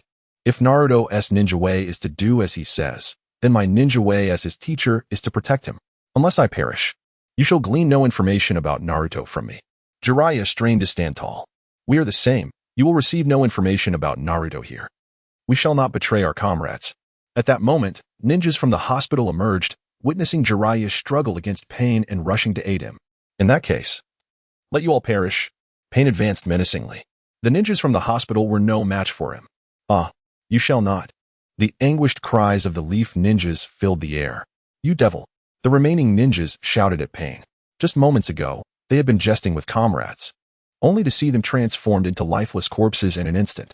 Then let you accompany them.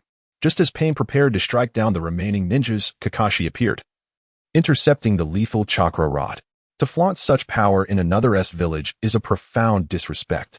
Kakashi blocked Pain's chakra rod with a kunai, declaring, you all should retreat. This is a matter I shall handle myself. Kakashi commanded, yes, yes, Hatake Jonin. The ninjas of Konoha retreated in haste. In an instant, only the severely injured Jiraiya, Kakashi, and Pain remained on the battlefield. Lord Jiraiya, perhaps you should also withdraw, Kakashi suggested, observing the grievous wounds that marred Jiraiya's body. Very well. I shall leave this to you, Jiraiya acquiesced, understanding his precarious situation. Staying would only invite further complications. Now, it appears we are left with just the two of us. With that, Karo launched an immediate assault. The kunai, imbued with lightning chakra, emitted a piercing crackle. As the electric stimuli coursed through him, Kakashi's speed surged once more. Pain remained utterly still, anticipating Kakashi's strike, and in a swift motion, he seized Karo's kunai with his bare hand. It was done, as a smile briefly illuminated Kakashi's face. It was swiftly replaced by astonishment. The chakra from his kunai had been absorbed, leaving only the kunai firmly grasped in Pain's hand. Pain reached out to seize it, prompting Kakashi to release the kunai and leap backward. Chapter 77. Battle against the Devapath. Is it possible to possess the ability to absorb chakra? Kakashi gazed at Pain, silently contemplating that he would have no choice but to resort to taijutsu. Kakashi promptly initiated his assault, recognizing the urgency of neutralizing his opponent before rendering aid to his comrades. The two engaged in a fierce confrontation. Kakashi deftly hurled Shuriken to obscure the adversary's line of sight. However, Pain effortlessly evaded the attack. Unexpectedly, as the Shuriken whizzed past him, it transformed into Kakashi himself, brandishing a kunai aimed directly at Pain's head. Pain, with his all-seeing eyes, perceived Kakashi's technique and sought to counter it. Yet the Kakashi in front of him had no intention of yielding. With a swift thrust of the kunai, Pain found himself in a perilous situation, caught between two formidable threats. Undeterred, he sidestepped and executed a powerful kick that struck the Kakashi behind him, while simultaneously seizing the arm of the Kakashi before him, who was grasping the kunai, standing on one leg. In an instant, both Kakashis dissipated into clouds of smoke. Kamui. Not far off, another Kakashi emerged, utilizing his Sharingan's Manjiki to observe Pain. In a shocking turn of events, Pain's body suddenly split in two, with his entire abdomen vanishing, leaving the upper and lower halves to collapse lifelessly to the ground. Kakashi hastily emerged from the state of his Manjiki Sharingan, for the consumption of chakra had been exceedingly taxing. Upon his arrival at the scene, he had already dispatched several shadow clones, while his true self concealed in the shadows, allowing the clones to gauge the enemy's strength. Ultimately, they succeeded in vanquishing the foe. However, now his chakra reserves were diminished to less than half. Yet, upon witnessing the ongoing battles erupting within the village, Kakashi resolutely surged towards the source of the explosions, for there were still those awaiting his rescue. He couldn't help but wonder how Kakarot was faring at that moment. As Kakashi charged forward, he couldn't help but recall the figure of Kuroti, who had indelibly etched a profound impression upon his heart during their brief encounter. The universal pull. Suddenly, Deva Pain materialized, forcefully dislodging the Akimichi father and son from the back of their summoning beasts. The Akimichi duo was propelled skyward, leaving deep gouges in the ground before they finally came to a halt. What manner of ability is this? This was the shared question echoing in their minds. They had not even made contact with the enemy, yet they were sent flying. The two summoned beasts veered off in different directions to wreak havoc, and the father and son duo attempted to intervene, only to be obstructed by Deva Pain. With a swift motion, Deva Pain drew in, causing Akimichi Choji to uncontrollably soar towards him. "Father!" Choji called out instinctively. Immediately, Akimichi CHG launched himself towards Deva, leaping into the air with his stick raised high, ready to strike. However, Deva Pain deftly maneuvered, and Choji collided directly into his father's embrace. The universal pull. A repulsive force surged forth, sending the duo flying once more, landing with a roll. Boom, boom, boom. They barreled through the surroundings like a bulldozer, leveling structures in their path. Cough, cough. At last, they came to a stop. "Father, what shall we do now?" Choji inquired, bewildered by the unprecedented nature of Deva's attacks. His father was equally perplexed. Typically, it was Nara who devised strategies within their team, but both Nara and Yamenka had gone to assist elsewhere. The sudden emergence of this pain had placed the father and son in a particularly precarious predicament. At this moment, Kakashi made his appearance. Kakashi. Teacher Kakashi. Kakashi's arrival brought immense joy to the father and son duo, as they finally encountered someone with a strategic mind. "Ding Sr., Dingji, what is the origin of our adversaries?" Kakashi inquired directly. Each pain possesses a unique ability, and only by devising a combat strategy tailored to these capabilities can one achieve optimal results. Following a brief exchange, Kakashi and his companions commenced their assault. The Akimichi father and son charged towards the Deva path, wielding their clubs with formidable intensity, striking relentlessly at Pain. The impact created a gaping chasm in the ground, sending countless boulders tumbling through the air. Pain leapt upward to evade the blow. Yet this was precisely the tactic devised by Kakashi and his team. Suspended in midair, he could not leverage his strength. At that moment, Choji, from a greater height, swung his club towards Pain's head. As the heavenly attraction technique was about to connect, Choji was abruptly repelled by a force. Now was the moment. Kakashi addressed Dingzwa, who then forcefully hurled him forward, propelling Kakashi directly before Pain.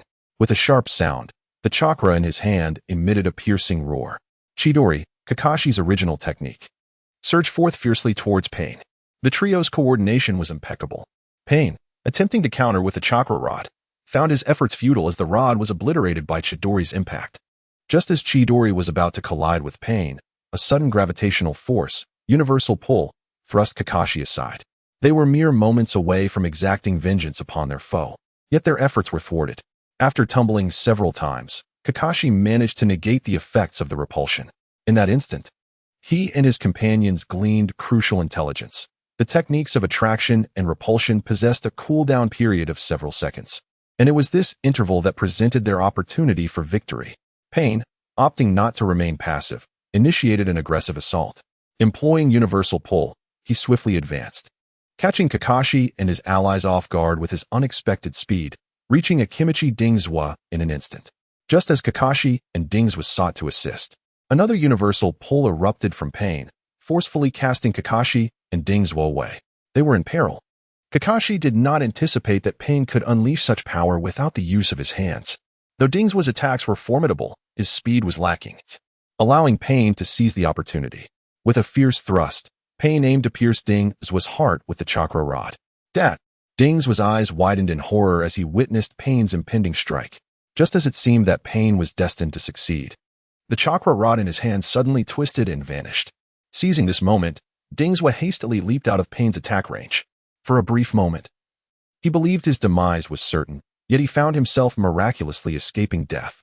As he silently reveled in his fortune, Pain's Rinnegan detected an anomaly and turned its gaze towards Kakashi. Blood streamed from Kakashi's eyes. The Sharingan. This marked Pain's first utterance. Astonished by the unique ability of Kakashi's Sharingan, he realized that even a sneak attack would be overwhelming against such power. Kakashi-sensei, are you alright? The kind-hearted Dingzwa, noticing the blood flowing from Kakashi's eyes, could not help but inquire. I'm fine. I can still hold on. Kakashi sighed inwardly, realizing he could only utilize the Kamui once more. Chapter 78, Kakashi's Demise. The situation on the battlefield was about to reach a boiling point. Kakashi and his companions took the initiative, as Pain's offensive tactics were exceedingly bizarre. After all, the best defense is a good offense, as long as I am attacking. You are compelled to defend against me. The trio worked in perfect harmony, with the Akimichi father and son launching powerful attacks. Kakashi moved with agility, appearing and disappearing like a phantom. When Pain unleashed his Shinra Tensei, Kakashi immediately sensed something amiss. Earth release, earth flow wall. Kakashi pressed his hand against the ground, and in an instant, a wall materialized, adorned with his signature 3 dog heads. The chakra was minimal, merely a display of flare. With a resounding boom, the repulsive force was entirely exerted upon the earthen barrier, which shattered instantaneously. A splendid opportunity arose. Lightning style, Earth Walk. Kakashi seized the opportunity during Pain's cooldown period and unleashed a lightning technique, incapacitating Pain with a paralyzing jolt that dulled his reaction speed. The Akimichi father and son duo synchronized their efforts, transforming into a spherical form, their limbs retracting into their bodies, and charged forth with astounding velocity and destructive force towards Pain. Just as they were about to collide with him, Pain revealed a rare smile, seemingly mocking their audacity. What Kakashi and his companions failed to anticipate was that the Pain before them was but a lifeless vessel, devoid of any sensation, rendering the lightning technique utterly ineffective. With a sweeping motion, Pain unleashed the universal pull, effortlessly blocking the Akimichi's rolling assault with both hands. The duo spun in place, utterly unable to advance an inch. With a resounding thud, the recoil from their own attack sent the father and son tumbling backward. They hit the ground, blood spewing from their mouths, their faces pale. Pain advanced toward them, wielding a chakra rod. Now, only Kakashi stood to resist, darting forward to engage Pain in combat. The clash of kunai and chakra rods echoed in the air, sparks flying as their bodies danced across the battlefield. Seizing the moment, the Akimichi duo consumed a secret medicine from their clan, momentarily suppressing their injuries. Son, attack! Dingju commanded his son Dingji, his seasoned eyes discerning that Kakashi was gradually losing ground. Defeat was inevitable. Yes, father, Dingji replied resolutely. With a swift motion, the father and son entered the fray, turning the tide to their advantage in a 3-on-1 scenario. However, Pain had been anticipating this moment. Utilizing the universal pull once more, he repelled Kakashi and Dingju. Focusing solely on Dingji, he targeted the weaker opponent, aiming to incapacitate him swiftly. Just as Pain's chakra rod was poised to pierce Dingji's body, Dingju's furious roar echoed through the air. Don't! He shouted, thrusting his rod forcefully into the ground. The rod bent under the pressure of the repulsion, allowing Dingju to momentarily halt his backward trajectory. The greater the force, the greater the rebound, without the repulsive force acting upon it. The bent rod propelled Dingju forward towards Pain and Dingji at an incredible speed. He crashed into Dingji, and Pain's chakra rod penetrated through him. With a sickening sound, Dingju coughed up blood, splattering Pain's face. Engaging in physical combat was a novel experience. Pain withdrew the rod, wiping his face with his clothing. Dad! Dingji exclaimed, alarmed at the sight of his father bleeding profusely from his abdomen, desperately trying to staunch the flow. He appeared utterly helpless. What do we do? What do we do? Dingji began to panic. Observing the bond between the father and son, Pain decided to send them on their way together, hurling 2 chakra rods at them. Just as he seemed poised to succeed, a vortex appeared, pulling the chakra rods into it, causing them to vanish. Kakashi's eye socket bled as he approached the Nara father and son, obstructing Pain's gaze. He turned to Choji, instructing him, Choji, take your father and leave. He has merely fainted from blood loss. There is still hope for his salvation. Teacher Kakashi, Choji lifted his gaze, observing Kakashi's silhouette. He was not foolish. He understood the path Kakashi had chosen. None of the 3 stood a chance against Pain. If Kakashi remained, it would spell certain death.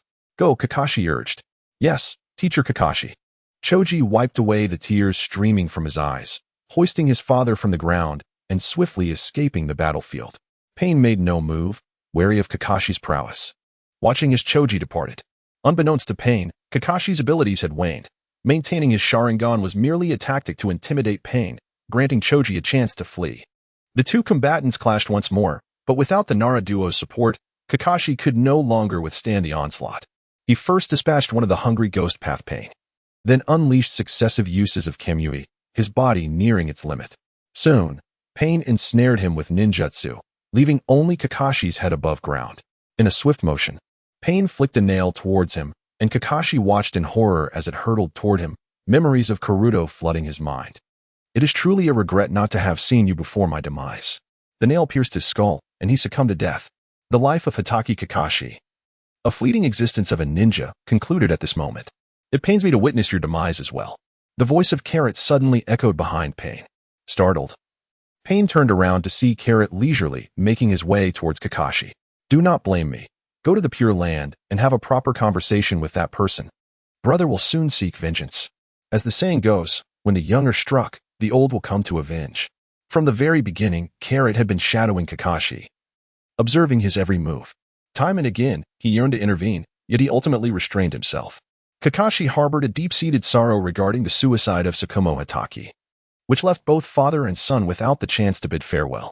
Thus, Carrot allowed Pain to take Kakashi's life, believing it would enable the Hatake father and son to converse in the afterlife.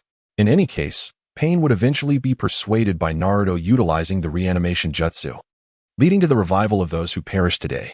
Should Naruto's technique falter, Carrot would still be present, making it a simple task to contend with Pain. Reviving Kakashi would be a straightforward endeavor. However, regarding Pain's act of killing Kakashi, Carrot felt compelled to take action. After all, this Deva Path had slain his brother. Regardless of the timeline, that was still Carrot's sibling, and thus, vengeance was inevitable. Carrot lifted Kakashi from the ground and gently laid him down. Now, it is time to address our matters. Carrot approached Pain with a leisurely gait. Pain unleashed his renowned technique, Universal Pull, against Carrot. However, it proved utterly ineffective. A flash of golden light emanated from Carrot, effortlessly nullifying Pain's repulsive force. Chapter 79, The Hero Naruto. Carrot firmly grasped the outstretched hand of the deity. Is that all you're worth? He taunted. The deity attempted to continue speaking, only to be abruptly interrupted by Carrot. It matters not. Perish. With that, Carrot unleashed a powerful punch. The impact rendered the deity's lower half to mere fragments, while the upper half dangled in Carrot's grip. Disdainfully, he discarded it onto the ground and brushed off his hands, returning to Kakashi's side before teleporting away with Kakashi's lifeless body. Cough, cough. Suddenly, Nagato began to cough. Nagato, what is wrong? Are you all right? Konan inquired, her face etched with concern, for Nagato was the sole person she truly cared for in this world. The deity had been slain by the man who rescued Jiraiya. What? Could his presence here jeopardize our plans? Konan questioned. Fully aware of the sacrifices Nagato had made for this scheme, she could not fathom the thought of failure. It's of no consequence. If one deity cannot contend with him, then we shall unleash all of Pain. Nagato exuded confidence, bolstered by the power of the Sage of Six Paths Rinnegan. Believing himself to be invincible, this was a bond of trust between the two, an unwavering faith in one another. Suddenly, another Pain appeared, reviving the body of the deity with a summoning technique. Boom. The remaining Pains emerged as well. The Konoha ninjas, still engaged in battle, found their opponents vanishing without warning. One Pain began to ascend into the sky slowly. The Konoha ninjas pointed at the rising deity, bewildered by Pain's actions. Look, what is that? They exclaimed. All eyes turned skyward, utterly perplexed. Feel pain, contemplate pain, embrace pain, understand pain, unable to grasp the true essence of peace. Let the world experience suffering from this moment forth. With those chilling words, the deity Pain declared, Shinra Tensei. The entirety of Konoha was obliterated, houses crumbled, and ninjas and villagers were engulfed in the chaos. The deity Pain descended slowly. Naruto, the greatest summoner. Sakura cried out. Boom. Naruto appeared triumphantly atop Gamabunta's head. A tumultuous battle ensued between Naruto and Pain, filled with twists and turns. Initially, Naruto held the advantage, only to find himself at a disadvantage shortly thereafter. Then, a beautiful rescue unfolded, followed by Naruto's furious transformation into the Nine Tails. Pain attempted to create a new moon to capture the tailed beasts, But Naruto broke free from his transformation and utilized the Rasen Shuriken, persuading Nagato. Nagato, wagering his life, entrusted the piece of the ninja world to Naruto Uzumaki. Pain-formed hand seals. Rinna Tensei no Jutsu. A puppet surged forth from the ground, opening its mouth to release the souls of those who had perished in this conflict. A groan escaped Kakashi, lying on the ground. As he opened his eyes, he beheld Carrot's silhouette. Awakened, are you? I trust this journey to the Pure Land has yielded significant gains. Carrot spoke to Kakashi with his back turned. Do you know? Kakashi appeared somewhat incredulous, as if Carrot possessed an intimate understanding of all matters. I, on the other hand, knew just a tad more. Carrot provided an ambiguous response to Kakashi's inquiry. The two brothers stood atop the Hokage rock, gazing down at the villagers embracing one another in celebration as life was restored from death. Yet, it felt as if something was still amiss. Indeed, something was lacking. In an instant, both vanished. Naruto had just emerged from Pain's lair, making his way towards the hidden leaf village. His steps were unsteady, as if he were on the verge of collapsing at any moment. His foot snagged on a branch, causing his body to lurch forward uncontrollably. Under ordinary circumstances, he would have easily regained his balance. But the fierce battle against Pain had drained both his physical strength and mental fortitude. He lacked the energy to react. Suddenly, a gentle shoulder intercepted Naruto's fall. Kakashi-sensei. Naruto exclaimed. Yes, let us return home, came the response. All right. Carrot gently caressed Naruto's head, acknowledging the arduous path he had chosen. The conversation between Naruto and Nagato was broadcasted to all through the slug, revealing that it was Naruto who had resurrected their fallen comrades. You have worked hard, Naruto. Karate sincerely remarked. Perhaps it was due to Naruto's exhaustion. After lying on Kakashi's back, he fell into a deep slumber. Kakashi, bearing the weight of Naruto and Karate upon his back, made his way back to the village step by step. At last, they arrived. Kakashi roused the slumbering Naruto, who rubbed his eyes as the villagers of Konohagakure gathered to greet him. Go on. After Kakashi set Naruto down, he spoke to him, acknowledging that this honor was well-deserved. The villagers enthusiastically extended their congratulations, and friends lifted Naruto high into the air. The following day, the reconstruction efforts in Konoha commenced with great vigor. Yamato, displaying unmatched prowess, utilized wood release to erect orderly structures. I would dare say that building houses is his forte. The Akimichi clan, wielding their digging machines, swiftly created foundations with astonishing efficiency. Their size magnifying their strength, effortlessly completing the groundwork with just a few shovels. A myriad of diverse ninjutsu techniques emerged, showcasing remarkable efficiency. How satisfying it all is. Carrot set down the bowl in his hand and let out a hearty burp. His daily sustenance now consisted solely of meals at the Yao Ramen restaurant, which had skillfully evaded the divine retribution of Tian Dao. It was indeed a fortuitous location. At this rate, if I continue indulging in such feasting, I shall be driven to bankruptcy. Kakashi remarked, somewhat speechless, that this fellow was solely taking advantage of him. Ever since Kakashi returned from the Pure Land, his relationship with Carrot had been ascending dramatically. With provisions, accommodation, and expenses all covered, Carrot had become utterly ensnared and unable to extricate himself. After all, there was no need to marry. Money left unattended would only gather rust. Carrot spoke with utmost seriousness, uttering nonsense. What? Kakashi-sensei is getting married? Naruto exclaimed loudly as he entered the room. Is that true, Kakashi? Guy inquired, gazing intently at his dear friend. After a lifetime of camaraderie, are you now turning your back on the revolution? Kakashi has truly been defeated by these two foolish individuals. They cannot even follow instructions fully and instead resort to their own misguided interpretations. After Kakashi rolled his eyes, he introduced them once more, and they reluctantly accepted. Kai, Naruto. It's better to meet by chance than to be formally introduced. Come, let us quickly order some food. With a radiant smile, Carrot called out to Naruto and Kai. Suddenly, Naruto felt an eerie familiarity with the scene before him, a fleeting thought reminding him of how he and Carrot had once playfully deceived Jiraiya. They had concocted an excuse and fled without a second thought. He was genuinely apprehensive that Carrot might abandon him yet again. Naruto had already been financially drained by Carrot's insatiable appetite. He comprehended that paying the bill would entail a considerable expense. Seeing Naruto flee, only Kai remained. And Carrot felt a twinge of embarrassment, for Kai was truly unable to afford the costs. The physical training sessions were, after all, a notorious drain on finances, and Kai had little money to spare. It would be best for Kakashi to settle the bill, and perhaps treat Kai to a meal as well, prompting Kai to continually express his gratitude towards Carrot. Chapter 80.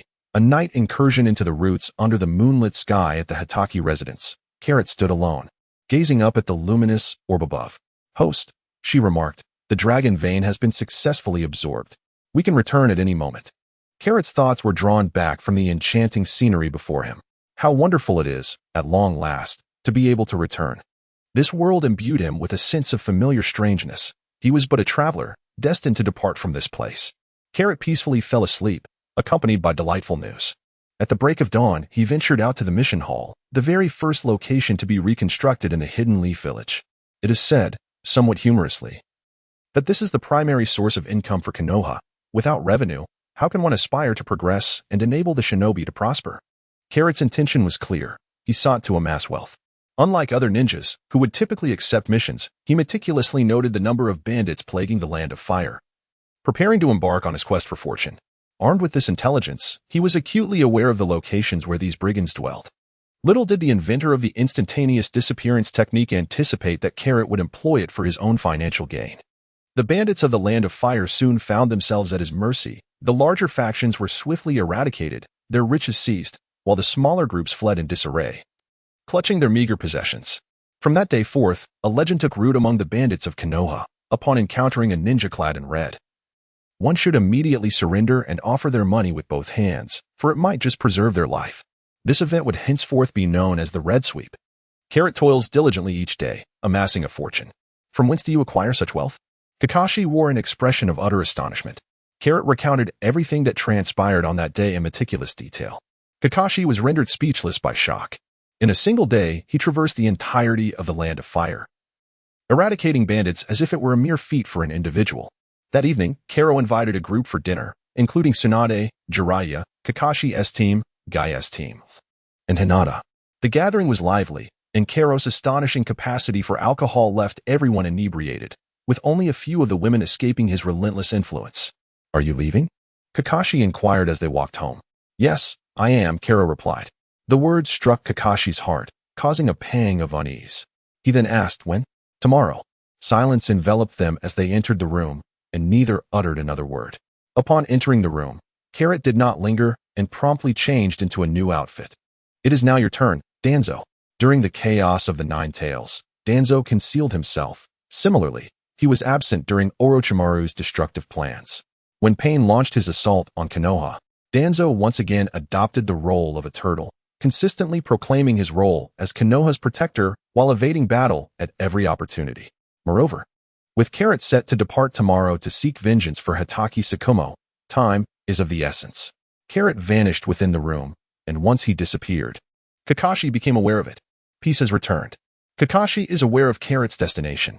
The route, where Kakashi once served, is heavily fortified, inhabited by a cadre of lethal assassins who heed only the commands of Danzo.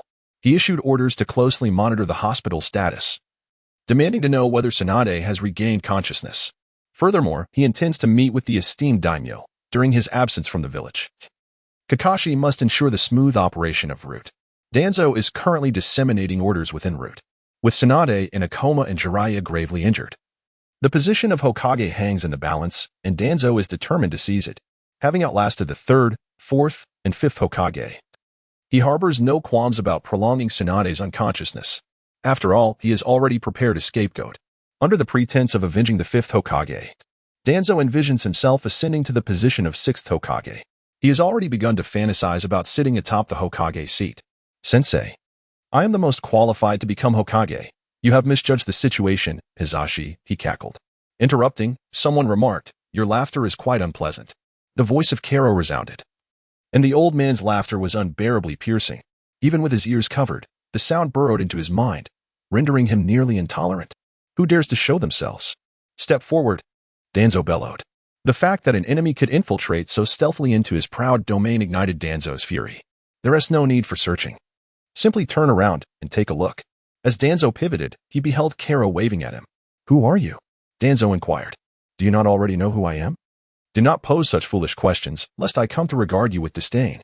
Karo was acutely aware that from the moment he appeared in Konoha, Danzo had begun to investigate his identity. Danzo possessed the capability to discern everything within Konoha. Even the slightest disturbance would reveal its source to him. "So, what brings you here, Karo?" Danzo did not conceal his intentions, directly addressing Kero by name. The roots of his organization had never ceased their surveillance of Kero. They had even dispatched ninjas to test his abilities, all of whom Kero had effortlessly dealt with.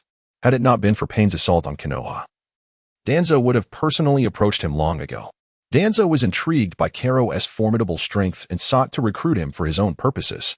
He believed that by implanting the cursed seal of the tongue on Kero, he could exert complete control over him. However, Tsunade's state of unconsciousness compelled Danzo to postpone his plans, for nothing was more paramount to him than the position of Hokage. Isn't this rather evident, Lord Danzo? Carrot shrugged after speaking.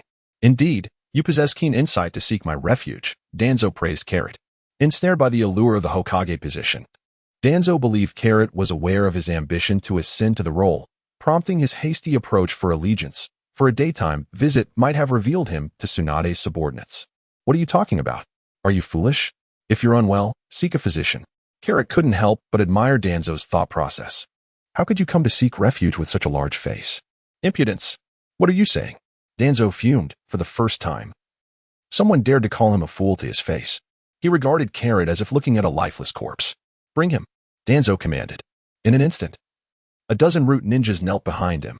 Lord Danzo, they called in unison. Kill him. Danzo pointed at Carrot, issuing his order. Yes, the root members responded dutifully. Immediately, they unleashed their formidable skills against Carrot.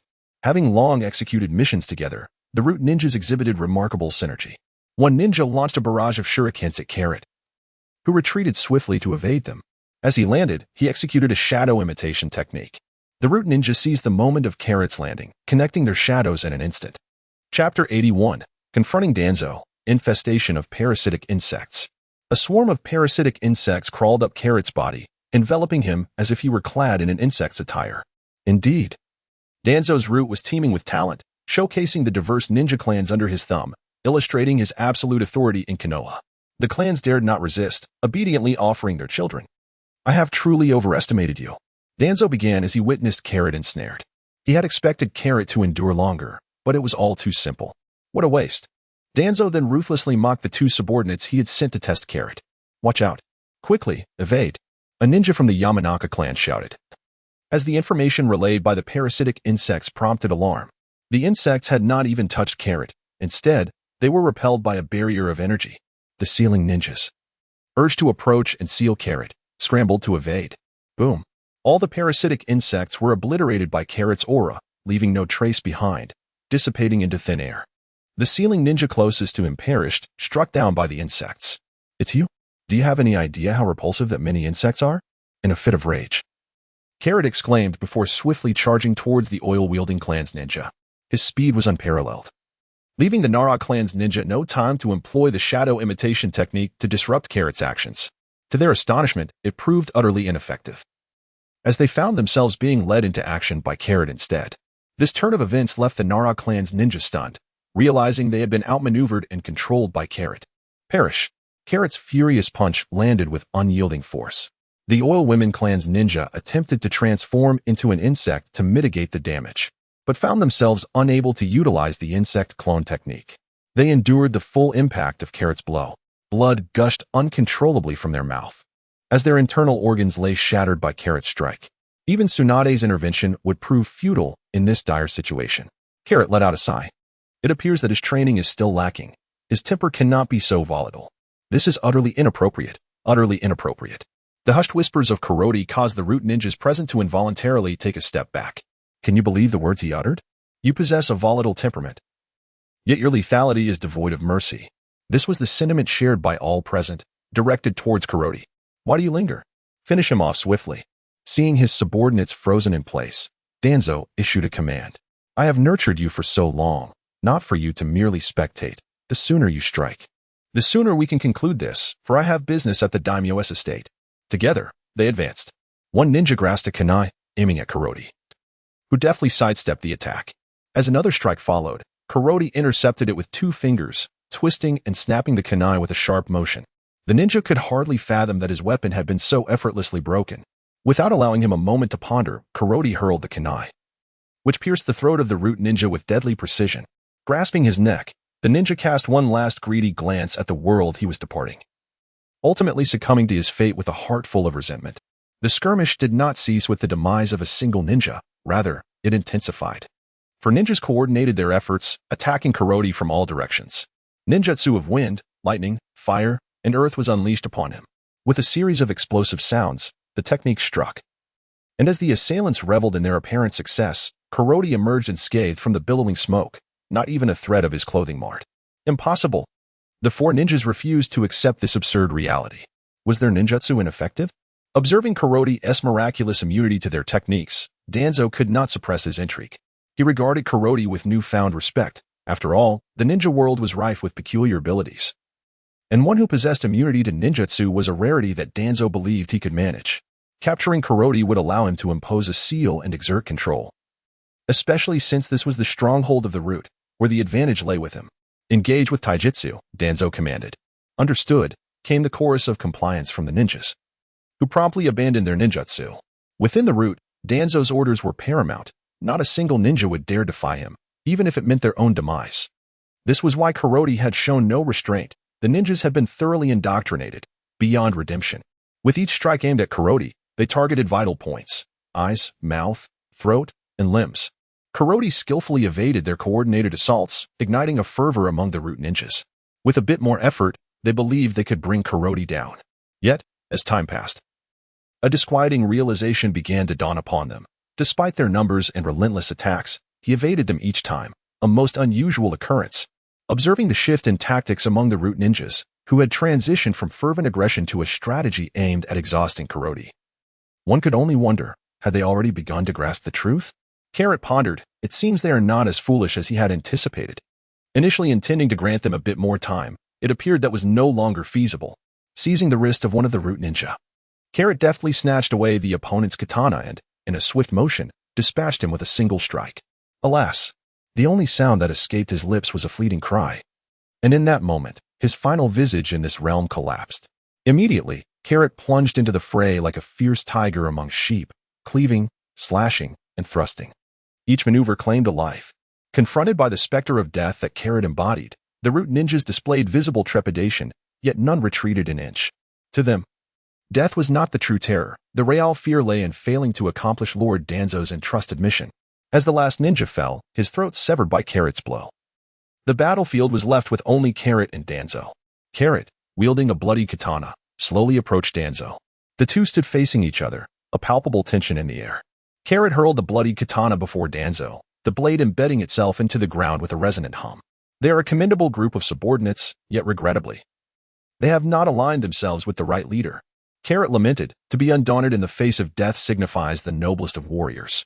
Yet, instead of perishing valiantly on the battlefield, they have been reduced to mere pawns for another's bidding. This indeed embodies their greatest tragedy, forsaken by their own kin. Their lives cease to belong to them.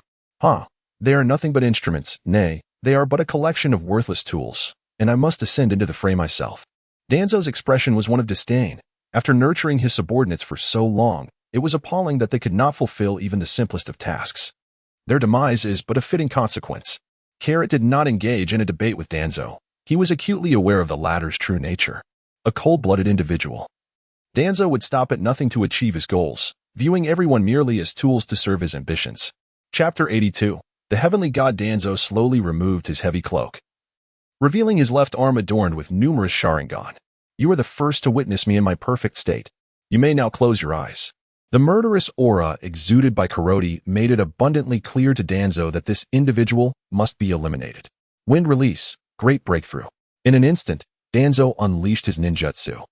True to his reputation as a seasoned shadow-level ninja, he was able to bypass even the process of hand seals in executing his technique. Carrot swiftly leaped aside. Bang! The spot where she had just stood erupted in an explosion. Smoke billowed into the sky as Danzo emerged from the haze, brandishing a katana and striking towards Carrot with a single, fierce slash. Carrot deftly sidestepped, prompting Danzo to swiftly alter his attack from a slash to a cleave. Carrot crouched low as the katana glided flawlessly past, narrowly avoiding a fatal incision to his abdomen. Danzo placed 2 fingers before his lips. Wind release, gale needle technique. Danzo unleashed a barrage of countless sewing needles, poised to strike Carrot. Whoosh! Carrot vanished in an instant, reappearing behind Danzo. With a swift kick aimed at Danzo's posterior, he sent him sliding several meters. Lord Danzo is truly remarkable. Even when it comes to being a floor mat, he stands out from the rest. Carrot mocked. Initially intending to use the Konoha clan's ancestral ninjutsu, the 1,000 Years of Pain. However, given Elder Danzo's frailty and potential for constipation, he feared being splattered, thus relinquishing this tempting opportunity. Cough, cough. You dare to demean me, boy? Danzo rose from the ground, his face marred by wounds from the friction. He tore away the bandages covering his eyes, revealing yet another Sharingan. Kakashi, with his solitary Sharingan, nearly succumbed to the depletion of his vitality. As for Danzo, he possessed no fewer than 11. It could only be said that age had not diminished his vigor. Elder Danzo, if you do not attack, then I shall. With that, Carrot instantaneously appeared before Danzo, delivering a powerful punch aimed at his face. Danzo raised his sword to block. The sound echoed, a resonant hum emanating from the katana as Carrot's fist inflicted no damage, with a relentless barrage of punches. The katana ultimately could not withstand the might of Carrot's iron fists and shattered with a resounding crash. The blade sliced across Danzo's face, blood oozing from the wound. Carrot clenched his fist, a glimmer of light emanating from within. Danzo attempted to evade, but the speed of Carrot was simply too formidable. With a resounding impact, Danzo could not endure the blow, spitting blood as he fell. Elder Danzo, cease your charade. I know you are not truly dead. Despite Danzo being knocked down, he remained motionless, trying to feign death to deceive Carrot. Observing Danzo's silence and complete lack of movement, Carrot acknowledged, I am aware of the Uchiha clan's Izanaji. Carrot directly unveiled the secrets of the Sharingan, and Danzo realized that he could not deceive Carrot any longer. Slowly rising, he remarked, Carrot, you certainly possess quite a number of secrets. It was only now that Danzo recognized he had underestimated Carrot. The multitude of secrets lay right before them. Karo pointed to his own head. The meaning was clear. If you have the ability, come and take it. It was evident that one of the Sharingan eyes on Danzo's arm was closed. Elder Danzo, time is of the essence. I still have to kill you 10 times. Can you expedite your attack? Upon hearing Carrot's words, he beckoned with his finger, signaling Danzo to hasten his demise. How infuriating. Danzo's countenance darkened. The root stronghold was fortified with barriers, rendering any disturbances within inaudible to the outside world. This was a measure of secrecy, a means to conduct unsavory deeds without external awareness, yet it had now transformed into a death knell for Danzo. No one would come to his aid. His sole thought was how to breach the external barriers. If only the elite shinobi from Konoha would arrive, Danzo would have a chance to escape. The overwhelming prowess exhibited by Carrot was truly formidable. Danzo had only experienced such pressure once before, during his encounters with the first Hokage. Even with 10 lives, it would not suffice for him and his team. The older one gets, the more one fears death. This was precisely why Danzo covetously sought the Sharingan of the Uchiha clan. With a fierce resolve, Danzo lunged forward, his blade aimed at Carrot's vital points, his neck. His heart concentrating on the most vulnerable areas of the human body. Carrot, agile as ever, evaded Danzo's onslaught with deft movements. Ultimately, he leapt and delivered a powerful kick towards Danzo, who deftly parried with his katana, using the momentum from Carrot's strike to propel himself out of the hidden chamber. This was a strategy Danzo had meticulously devised. A direct escape would expose his back. Well done, Danzo, but can you truly flee? Carrot's assessment of Danzo had risen a notch. Having just lost a life, he had already conceived a plan for retreat. No wonder he had survived 3 ninja wars. His ability to navigate peril was indeed remarkable. The cat-and-mouse game was quite fitting, especially the script of dying in despair, Elder Danzo. The thought filled Carrot with eager anticipation. He nonchalantly pursued Danzo along the route of his escape. How vexing. This place was excessively vast. Danzo began to lament the scale of the root facility, constructed with relentless ambition. The larger, the better. Its winding passages now cost him precious time. Elder Danzo, I am coming. The voice of Carrot resounded behind Danzo, as a beam of yellow light emanated from his hand, striking precisely at Danzo's back. With a soft thud, Danzo fell. Oh dear, how could that be so accurate? I distinctly aimed for the stone beside him. Carrot deliberately sought to toy with Danzo, aiming to instill a sense of tension within him. With no intention to aim, Danzo fortuitously collided into him, a twist of fate indeed. After narrowly escaping death, Danzo wasted no time and fled. During the harrowing chase through the corridors, Danzo met his demise a total of 8 times, each orchestrated with precision by Carrot. The series of unfortunate events, including being cleaved by a Rasengan and obliterated by a Kamehameha, evoked a twinge of sympathy in Carrot for Danzo. Truly, it was a spectacle worthy of crocodile tears. If you possess the prowess, why not spare him? Yet, Danzo gritted his teeth and sprinted forward, resolutely refusing to glance back. Ultimately, he reached the control center at the root, where the barrier team's nexus was located. Danzo finally halted. Upon witnessing Danzo's intention to deactivate the barrier, Carrot surged forward, delivering a punch that pierced through Danzo's chest, breaking free from his grasp. Although he could have ended Danzo's life, revealing his identity was not an option. While Carrot might be unconcerned, what about Kakashi? The upper echelons of Konoha were well aware of the connection between Carrot and Kakashi, should Carrot depart hastily. Kakashi would be left in an awkward predicament. Thus, it seemed prudent for Elder Danzo to quietly meet his demise. Cough. At last, I've caught you. Danzo seized Carrot's arm, preventing him from withdrawing. Raising his gaze, he locked eyes with Carrot and revealed his ninjutsu, Kodoame Tsukumi. Chapter 83, Departure. A smirk curled at the corner of Danzo's mouth. From the moment Carrot first ended his life, he had recognized that he was no match for Carrot. His only means of a desperate counterattack lay in Shirsue's Kodoame Tsukumi. This singular eye had been nurtured over the course of a decade, now poised to serve its purpose. Moreover, it could transform Carrot into a formidable weapon in his arsenal. Danzo held no doubt regarding the potency of Shirsue's Kodoame Tsukumi. Haha. Witnessing Carrot's bewilderment, Danzo could not help but erupt into laughter. Gaining a powerful loyal operative was a reason for celebration. With 10 Sharingan exchanged, Danzo felt he had struck a fair bargain, securing a devoted Carrot. Follow me, he commanded as he turned away. However, as he walked, a sense of unease crept in. The sound of Carrot's footsteps was conspicuously absent. Spinning around abruptly, he found Carrot gazing at him with a mocking expression.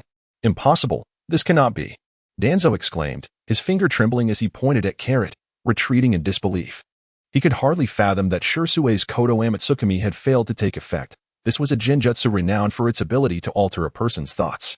I had intended to cooperate with you, Elder Danzo, but regrettably, our little game of hide-and-seek has squandered too much time. It seems I can no longer accommodate you. Carrot shrugged his shoulders, a look of perplexity etched across his face. At that moment, Danzo was genuinely afraid of Wu. He still had a desire to live, for he had yet to attain the title of Hokage. He swiftly turned to flee, but just as he attempted to escape, Carrot had already teleported in front of his team. Danzo changed direction once more, only to find Carrot blocking his path again and again. Realizing that there was no chance left to escape, Danzo resigned himself to the situation and opted for a direct attack. However, before he could even reach Carrot, he was obliterated by a powerful energy wave. As the last of his Sharingan closed, Danzo found himself alive once more. Why do you seek to kill me? I bear no grudges from the past nor animosities in the present, he uttered, voicing the greatest question that plagued his mind. During Carrot's time in Konoha, Danzo had not interacted with him at all, yet Carrot had disregarded all else and unleashed a massacre within the Umbu. Did I not mention it? I had always thought you were aware. Carrot tapped her forehead, slightly embarrassed, and said, one must always provide a reason. After all, I am Kiki Carrot. Carrot faced Danzo and revealed his surname. Danzo's eyes widened, for the name Hatake evoked memories of Konoha's once great hero. The legendary White Fang, Tsukumo Hatake, wielded a blade that instilled fear throughout the ninja world, yet ultimately fell victim to Danzo's treachery. How could you possibly be the son of Tsukumo Hatake? Your age simply does not align.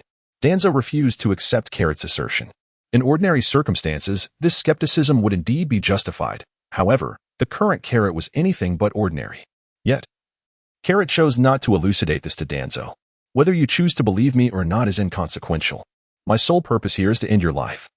After Carrot finished speaking, he approached Danzo. Athahaha. Danzo laughed heartily, proclaiming, it is impossible for you to take my life. With a thump on his abdomen, dark liquid gushed forth. Come with me, for Symbol's seal. In his final attempt, Danzo sought to drag Carrot down with him. The immense door of the secret chamber closed instantaneously, its walls inscribed with formations designed to prevent anyone from teleporting away. Now that the door to the chamber has been sealed, there is no escape for you. Do you regret coming to assassinate me? Perhaps it is a fleeting moment of clarity. Those who employ the four symbol seal are doomed to perish. You are mistaken. It is you who will meet your demise. While I shall endure. After Carrot finished speaking, he emitted a wave of light, causing Danzo to fall backwards. An explosion erupted within the secret chamber. A contingency meticulously orchestrated by Danzo himself. Within his body lay a switch connected to the chamber. Upon his demise, the chamber would detonate, rendering all evidence to ashes. The light emitted from the four symbol seal attempted to ensnare Carrot, but was effortlessly repelled by his formidable aura. Such a vast space to serve as your grave. You are indeed worthy, Carrot declared before vanishing. The array within the chamber proved ineffective against Carrot. By the time he returned to the Hatake household, it was already midnight. Carrot pinned 2 letters and placed them upon the table in his room. Carrot called out, "Yes, host, what are your commands?" "Return." Carrot spoke calmly. Thus, in the end, parting was always tinged with sorrow. "Very well, host." Suddenly, a door materialized before Carrot. "Oh, wasn't it a crack?" Carrot inquired with a hint of astonishment. "This looks much better." The system replied in a frigid tone. Carrot turned the handle and stepped inside. With a soft thud, the door closed behind him, gradually fading away as if it had merely been an illusion. Thud, thud. At dawn, Kakashi approached Carrot's door and, receiving no response for an extended period, declared, "I'm coming in." Kakashi entered the room without hesitation. After surveying the surroundings, he found no sign of Kakarot, only to notice 2 letters resting upon the table. One was addressed to Kakashi, while the other was meant for Naruto. Kakashi promptly opened the letter addressed to him, which read, "Kakashi, once I have completed my tasks, I shall take my leave. Do not dwell on my absence too much. You are no longer young, and the Hatake lineage must be preserved through you. Hurry and find a wife." Beneath the table, there are 2 boxes. One is for you and the other for Naruto. Consider it my contribution to your future. Additionally, that purple orb, crush it in your most desperate moment, and unexpected events will unfold. Yours, Karoti. Though Karoti could not hear him, Kakashi still uttered, "Brother."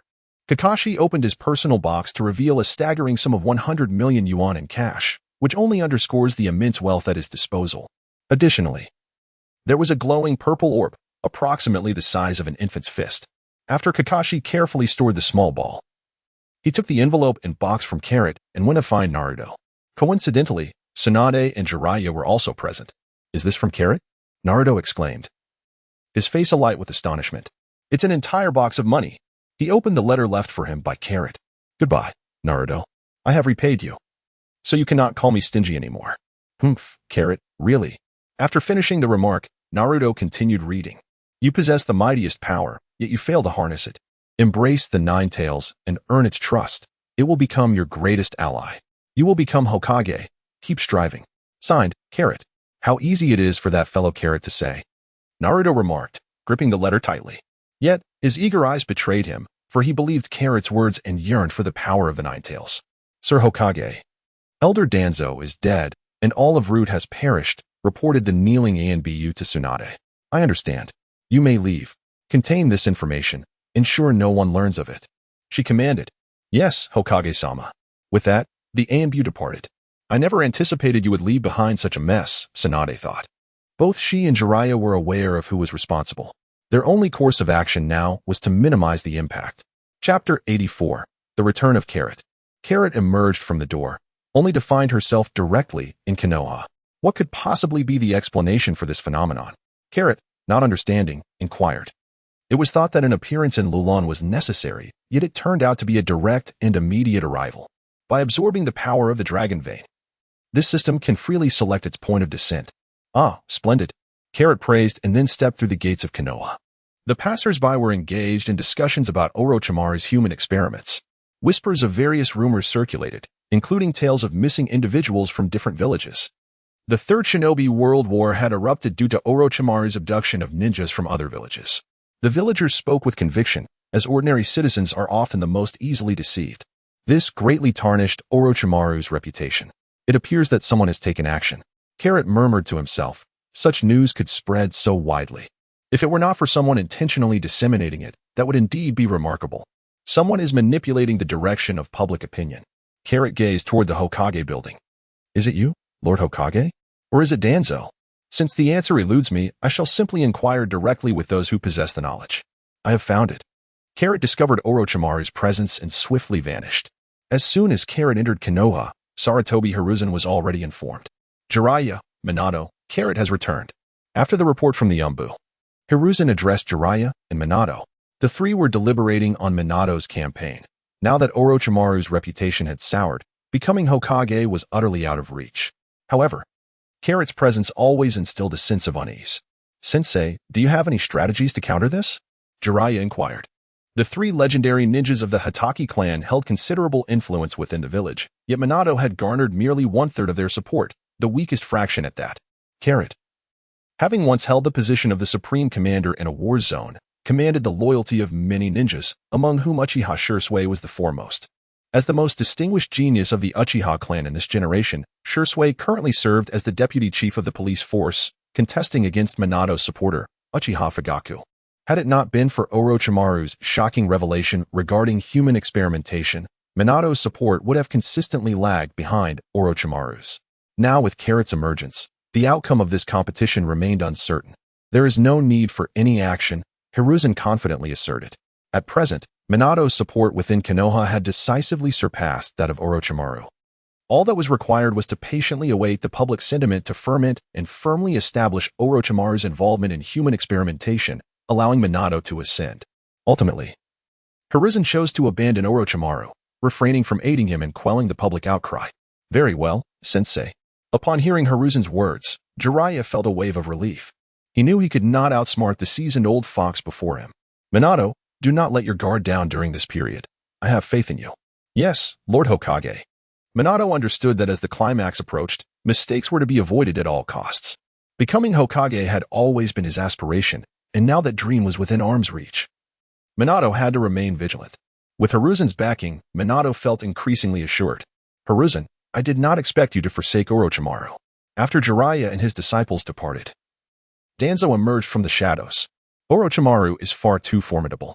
This is precisely why Hiruzen chose not to support him. If Orochimaru were to ascend, he would undoubtedly initiate immediate reforms, targeting elders like Hiruzen and Danzo first.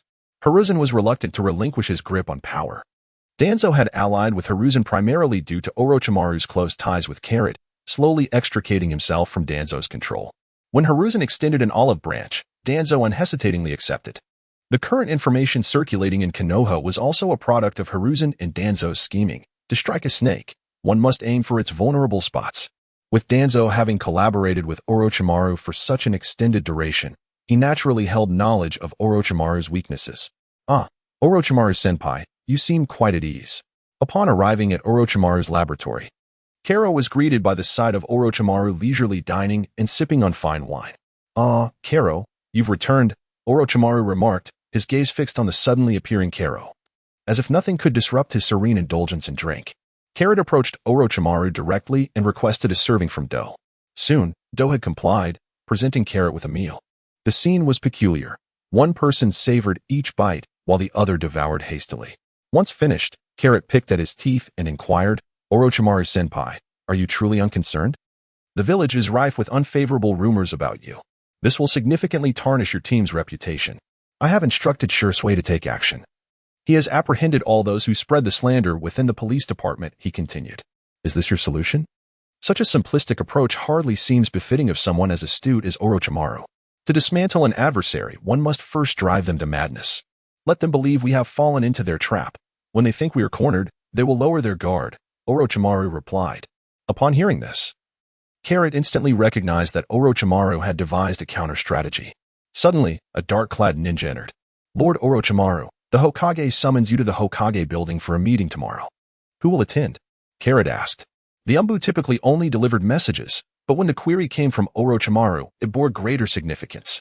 All the elite Genin of Konoha. Understood. You may leave. With that, the Umbu ninja departed. It seemed the old man could no longer contain the situation. Recently, Shursui had been zealously apprehending anyone who insulted Orochimaru or conducted human experiments, whether they were civilians or shinobi, thrusting the conflict between Shursui and Fugaku into the open. It appears you have everything arranged. Tomorrow promises to be a grand spectacle. Karo did not inquire further, for knowing the answer in advance would diminish the thrill of the game. I, too, had assumed you would arrive late, yet I was pleasantly surprised by your timely appearance. Cheers. Orochimaru raised his glass and proclaimed. Ding. Carrot raised his glass, clinking it together as if to celebrate victory in advance. Shursui, having just emerged from Orochimaru's presence, arrived at Shursui's office. Sir, you are back. Shursui's joy was palpable, and as his secretary witnessed this rare display of emotion, he could hardly believe his eyes. Return to your former imposing and resolute demeanor, Deputy Minister. It has been a while since we last met, and I see you have ascended to the position of Deputy Minister. Congratulations are in order. Carrot praised. expressing surprise at the once gentle Shirzue's transformation into a figure of resolute strength. It is only through the support of Lord Orochimaru that I have been able to attain this position. Shirzue, however, remained ever humble, a modesty that was only evident in the presence of those he was familiar with. Chapter 85, Confrontation in the Dead of Night. Carrot returned home to find Tsukumo Hatake waiting for him. "Father, you haven't rested yet." "I'm back." Since Carrot's disappearance, Tsukumo had been plagued by sleepless nights. "Ah. As long as you are safe, I can rest now." Seeing Carrot return unharmed brought Tsukumo a sense of relief. "Kakashi will surely be overjoyed to know you are back," Tsukumo said, pouring a cup of tea for Carrot. "It smells wonderful." Carrot took a deep breath, the fragrance of tea uplifting his spirits. "Perhaps he might hold it against me, though I remain uncertain." After taking a sip of tea, Carrot remarked. Shikaku, hearing Carrot's words, found himself in a difficult position. Kakashi and Carrot currently supported different factions. During Carrot's absence, Kakashi had also paid a visit to Minato, seeking the endorsement of Shikaku. However, Shikaka represented the Hatake clan, while Kakashi was not the clan leader. With both his left and right hands precious to him, Shikaku faced a challenging decision. Nevertheless, the news regarding Orochimaru's human experiments had solidified Shikaku's resolve to support Minato. Yet, just as he had come to this conclusion, Carrot returned, complicating matters further. "Father, simply follow your heart regarding the team," Carrot said, observing Shikaku's inner turmoil. Shikaku was inherently a decisive individual, after all. One cannot attain his current position without a firm mind. However, this matter concerned both of his sons, which rendered Shikaku indecisive. "Very well, I understand," Shikaka sighed deeply. Having made up his mind, "I shall return to my room for some rest. Growing old, staying up late is taxing." After finishing his cup of tea, Shikaka retired to his chamber. There is nothing quite like the comfort of one's own bed. After tidying up briefly, Carrot lay down to rest. The following day, Carrot was awakened by Shikaku. Today, an investigation into Orochimaru's human experiments was to be held at the Hokage building, and all Jonin were required to attend. When Shikaku and Carrot entered the conference room, it was nearly filled to capacity, with clan leaders and common Jonin attending for the first time collectively. "Sir, over here." At that moment, Shirzuei raised his hand to greet them. "Father, I shall go ahead," Carrot stated. After exchanging a brief greeting with Shikamaru, Carrot took his leave. As the leader of his clan, Shikamaru already held a designated position, and the words of a Jonin were sufficient for others to take their seats, resulting in various small groups gathering together. Carrot found himself seated beside Uchiha Shirzuei, drawing the attention of the other Jonin present, for Carrot's reputation was exceedingly formidable. His influence surpassed that of many clans. Once settled, Carrot seized the opportunity to observe. Beside Shirzuei sat 4 ninjas from the Uchiha clan, allies whom Shirzuei had gathered during this period. Upon noticing Carrot's gaze, Shirzuei proceeded to introduce each Uchiha in turn. The Uchiha, displaying remarkable courtesy, greeted Carrot warmly. Contrary to the stereotype of the Uchiha as unruly, they merely held a deep admiration for strength, and they revered Carrot's accomplishments greatly. Conversely, another faction of the Uchiha regarded them with disdain, believing they had tarnished the clan's honor. Among them, Uchiha Itachi watched with a complex expression as Shirzuei engaged in jovial conversation with Carrot. Itachi struggled to comprehend why Shirzuei opposed their father, believing that Minato Namikaze could facilitate the Uchiha's integration into the village. Consequently, Itachi, aligning himself with his father, supported Minato, which ultimately led to a rift between him and Shirzuei. Carrot, an unexpected figure emerged before him. "Master Matsushita, what brings you here?" Carrot inquired. Presently, Carrot and his companions were known supporters of Orochimaru, and recent rumors had cast a shadow over Orochimaru's reputation, with many feeling targeted and regretting their departure from his faction. Matsushita's boldness in approaching them was commendable. "Will you not invite me to sit?" Matsushita jested. "Of course, master. Your presence alone is an honor," Carrot replied. Matsushita Beidou, a commoner Jonin, possessed the autonomy to make his own choices, and his actions seemed to trigger a cascade of greetings from others, who began to approach and take their seats. "And you?" Carrot gazed at the ninjas who had chosen to support him out of trust, feeling the weight of that trust in his heart. At that moment, Matsushita Hokuto placed a hand on Carrot's shoulder.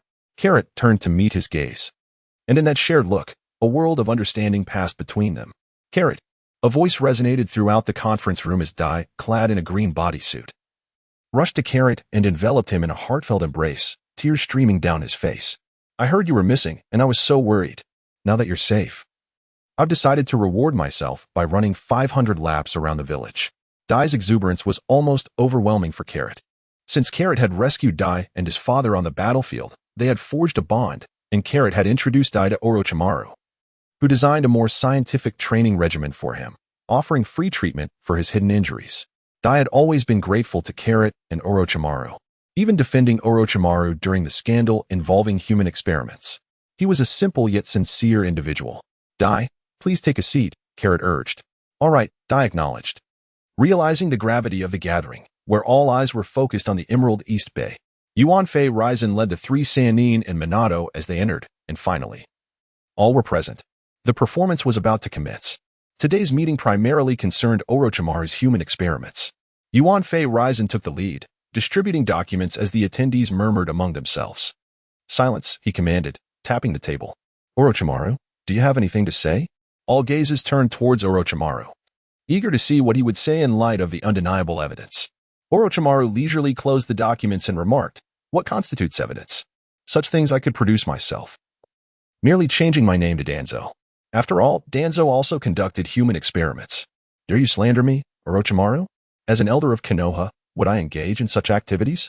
Do not divert the topic, Danzo retorted sharply, aware that he could not afford any blemish on his reputation as he aspired to become Hokage. In truth, Danzo's cleverness had led him to inadvertently bear the heaviest stain, his affiliation with the Umbu. He secretly relished the power that came with controlling this clandestine organization. Lord Danzo, you are most aware of your own actions, Orochimaru struck back incisively, now free from the need to spare his opponent's feelings. What if there are witnesses? Danzo confidently asserted, believing this to be his decisive blow against Orochimaru. The cunning Danzo was not without absolute assurance. He knew the cold-blooded and ruthless nature that lay beneath Orochimaru's handsome facade. Every living subject had been delivered to him by Danzo himself, making him the most knowledgeable about Orochimaru's methods. The root ninjas carried out these operations, and Danzo managed the entire affair with meticulous precision, ensuring no one would betray him. What person? Orochimaru inquired, a hint of intrigue in his tone. Well prepared, Lord Danzo. This makes it all the more interesting, Orochimaru mused, internally commending Danzo's readiness. Enter. Danzo commanded, and two umbu-clad ninjas escorted a figure in a white lab coat into the room. You should recognize this individual, Orochimaru, Danzo stated. I do. He is my assistant. Orochimaru immediately identified the man as his research aide. Good, your acknowledgement suffices. Everyone, this ninja has reported Orochimaru for conducting inhumane human experiments. Rest assured. I have had the Yamanaka clan verify the truth of these claims, Danzo proclaimed passionately, standing atop the pedestal of righteousness as he detailed Orochimaru's numerous transgressions. In that moment, Danzo grasped why Yuan Fei Raizen relished public speaking. The sensation was utterly exhilarating and addictive. What? Is this true? The assembled Jonin erupted into heated discussions, their astonishment palpable. Orochimaru conducted human experiments, yet he couldn't even control his own subordinates? Regrets now, I presume? Betrayed. Some ninjas reveled in the fallout, speculating that with Orochimaru's downfall, Minato would ascend to power. Meanwhile, supporters of Orochimaru appeared distressed, worried for their leader's fate, cognizant that his fall would not bode well for them. Orochimaru, is this true? Jiraiya stood, questioning, having grown up alongside Orochimaru. The contrast between the prodigious ninja and the underachiever had forged a deep bond. And Jiraiya could hardly believe that his kind-hearted friend had become such a cold-hearted executioner. Orochimaru remained silent, for he could not lie to Jiraiya, the one who understood him most. Seeing his friend's lack of response, Jiraiya sank into his chair, heartbroken, unable to fathom how his dear friend had descended to such depths, clashing violently with his own principles. Orochimaru, what else is there to say? Danzo asked triumphantly, as if envisioning Orochimaru's imminent downfall. I have nothing to say. Very well, let us call upon the Hokage to pass judgment on Orochimaru. Danzo turned to Yuan Fei Raizen, eager for the verdict. Before Yuan Fei Raizen could announce it, Orochimaru interjected, I conducted human experiments solely on ninjas from other countries. I have not violated Konoha's laws. His words plunged the conference room into an eerie silence. Indeed, what relevance did the deaths of foreign ninjas hold for Konoha? The more that perished, the better. Every ninja present bore grievances against other hidden villages. The more enemies fell, the more they would rejoice. Orochimaru's declaration instantly garnered the support of those present. If this were the basis for his conviction, it would be untenable. Impressive, Orochimaru. You have swiftly turned the tide. Karate admired Orochimaru's cunning. Danzo appeared to have anticipated Orochimaru's stratagem, his expression remaining unchanged. What if there were members of Konoha present? Danzo's words stirred a tempest of astonishment among all those gathered. From the intelligence gathered from your assistant, we have learned that you have kidnapped Konoha's orphans and assaulted its ninja, all for the sake of your experiments. What do you have to say for yourself? Danzo began to relentlessly press, intent on bringing Orochimaru to ruin. Is that truly the case? It cannot be. Lord Orochimaru would never do such a thing. The surrounding shinobi began to murmur amongst themselves, taken aback by the revelations. Karate, is this true? Matsushita could not help but inquire of his pupil. Fear not, teacher. Trust in me. Carrot bestowed upon Matsushita a reassuring glance. Confident that Orochimaru would not resort to such treachery. Since their collaboration began, Orochimaru had mastered the art of cloning. With all his experiments focused on the clones of White Zetsu, there was no necessity to take risks by abducting individuals from Konoha. Having received Carrot's assurance, Matsushita felt a sense of relief. Danzo, all your information comes from my assistant. Why would he report me to you? It seems he is more inclined to heed your team, Orochimaru stated, causing those present to regain their composure. Indeed, it was puzzling. As Orochimaru's assistant, if he were to report anything, it should have been directed to the Hokage, not to you, Danzo. The ninjas in attendance were not naive. They sensed the underlying implications in Orochimaru's words. Shursui, Orochimaru called out. In an instant, Shursui appeared beside the assistant, restraining him. Danzo's subordinates drew their blades, only to be thwarted by Shursui's kunai. The series of events unfolded rapidly, catching the assembled ninjas off guard. Before they could react, a confrontation had already erupted. Do you all still regard me as the Hokage? Yuan Fury slammed his hand on the table. Before me, you dare to brawl. Yuan Fury exuded an aura of authority, a natural consequence of his lengthy tenure in power. Enough, Shursui, sheath your weapon, Orochimaru interjected. Shursui complied, though he continued to hold the assistant tightly. With a reputation that preceded him, Shursui's displayed prowess left the assembled ninjas astounded, his instantaneous technique rivaled only by the flying thunder god of Minato Namikaze. However, what left them utterly bewildered was why Uchiha Shursui would heed Orochimaru's command. Uchiha Fugaku's brow twitched, revealing his inner turmoil. Why would such a prodigious Uchiha genius willingly become a pawn for Orochimaru? He failed to consider the implications of his own actions. Those in power often shifted blame onto their subordinates. Orochimaru, I demand an explanation, Yuan Fury said, retracting his earlier intensity, now resembling a kindly neighbor. Everyone is aware of the existence of an organization known as Root Beneath Konoha, Orochimaru declared. The clan ninjas remained impassive, while the civilian ninjas exhibited astonishment. Such was the disparity in knowledge. Without a certain degree of authority, one remained oblivious to the clandestine operations of Root. And the mastermind behind Root is none other than Elder Danzo, Orochimaru continued. You may not be aware, but once one joins Root, they are subjected to a curse known as the tongue curse mark. Those afflicted not only lose their emotions but also become impenetrable fortresses of secrecy regarding intelligence. Most crucially, they pledge unwavering loyalty to our Elder Danzo, never to betray him. Orochimaru, typically concise with words, delivered an extensive monologue, which was a challenge for him. The heads of the clans turned pale. Their kin, coerced by Danzo, had effectively become his private soldiers, many of whom were their brightest talents. A family aspiring for prosperity could not afford to lack geniuses. Without the birth of exceptional individuals, a clan would gradually wither or be engulfed by political adversaries. However, the forces backing Danzo instilled fear of rebellion within them. The four great leaders of Konoha wielded substantial power. Disobedience would result in dire consequences. Moreover, this assistant of mine is a subordinate of Danzo. He was sent to frame me. Orochimaru's revelation sent shockwaves through the assembly. Shursui, demonstrate for everyone. Upon Orochimaru's directive, Shursui pried open the assistant's mouth and extracted his tongue. Behold, this is the tongue curse mark of Root. At this, the ninjas could no longer remain seated. Rising to observe closely, Yuan Fury cast a questioning glance at Danzo, silently inquiring why he had allowed a Root operative to act. Was this not akin to handing over incriminating evidence? Danzo, attuned to Yuan Fury's unspoken concerns, felt the weight of their long-standing partnership. Yet, he was left with little choice. To ensure the absolute loyalty of informants, only Root could fulfill such a requirement. He could not fathom how Orochimaru had come to know this secret and unspoken truth within Root, one that no operative would dare divulge. Orochimaru, do not slander me. Even if this individual is from Root, it is due to your human experiments that he reported you. Why do you claim that I have ensnared you? Danzo countered, seasoned in the art of battle. Orochimaru sought to shift the blame onto him. But Danzo was not so easily manipulated. If it were merely a solitary instance, I might remain uncertain. However, Elder Danzo, I assure you, I harbor no intention of framing you. Rather, it is you who is losing the support of the people.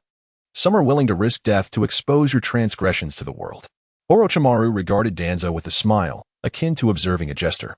Danzo, taken aback by Orochimaru's expression, felt an unsettling sensation arise within him. Despite reviewing the plan from beginning to end, he could not discern where the flaw lay. Oh, then let him come forth. Danzo commanded. Has he not been lurking behind you all along? Turning his gaze, Danzo only saw his two subordinates, then spun back to Orochimaru, exclaiming, Orochimaru, is this some kind of jest? Have you gone too far with your humor?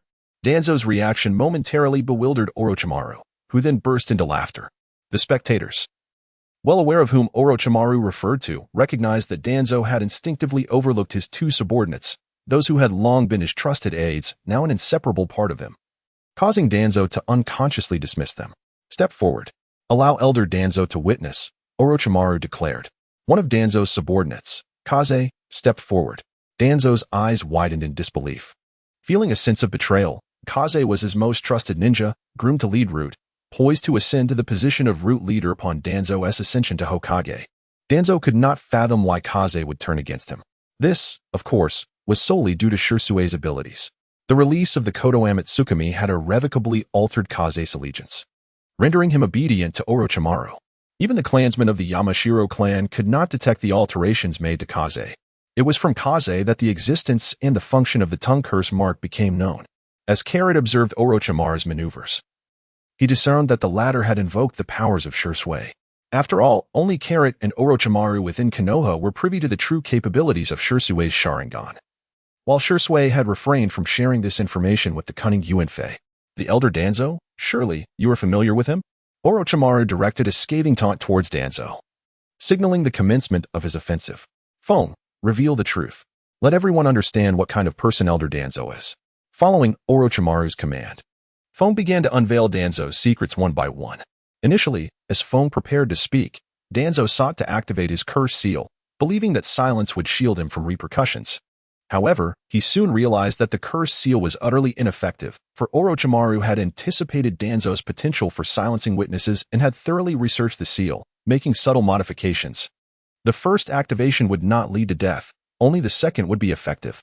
This strategy was designed to convince others that Feng, undeterred by the fear of death, bravely exposed Danzo's crimes, adding a tragic dimension that resonated with the audience. Orochimaru held Danzo's manipulative tactics in disdain.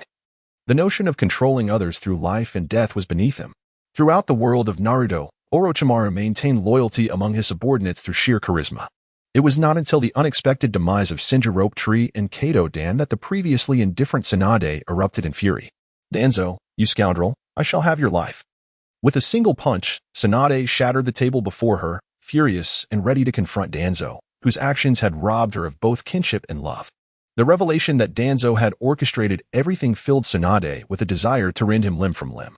Calm yourself, Tsunade, Jiraiya interjected, hastily restraining her. This is merely Feng's account. I would prefer you not offend that old schemer Danzo. Like a venomous serpent lurking in the shadows, Danzo was both petty and vindictive, striking unexpectedly and leaving one defenseless. Jiraiya, step aside.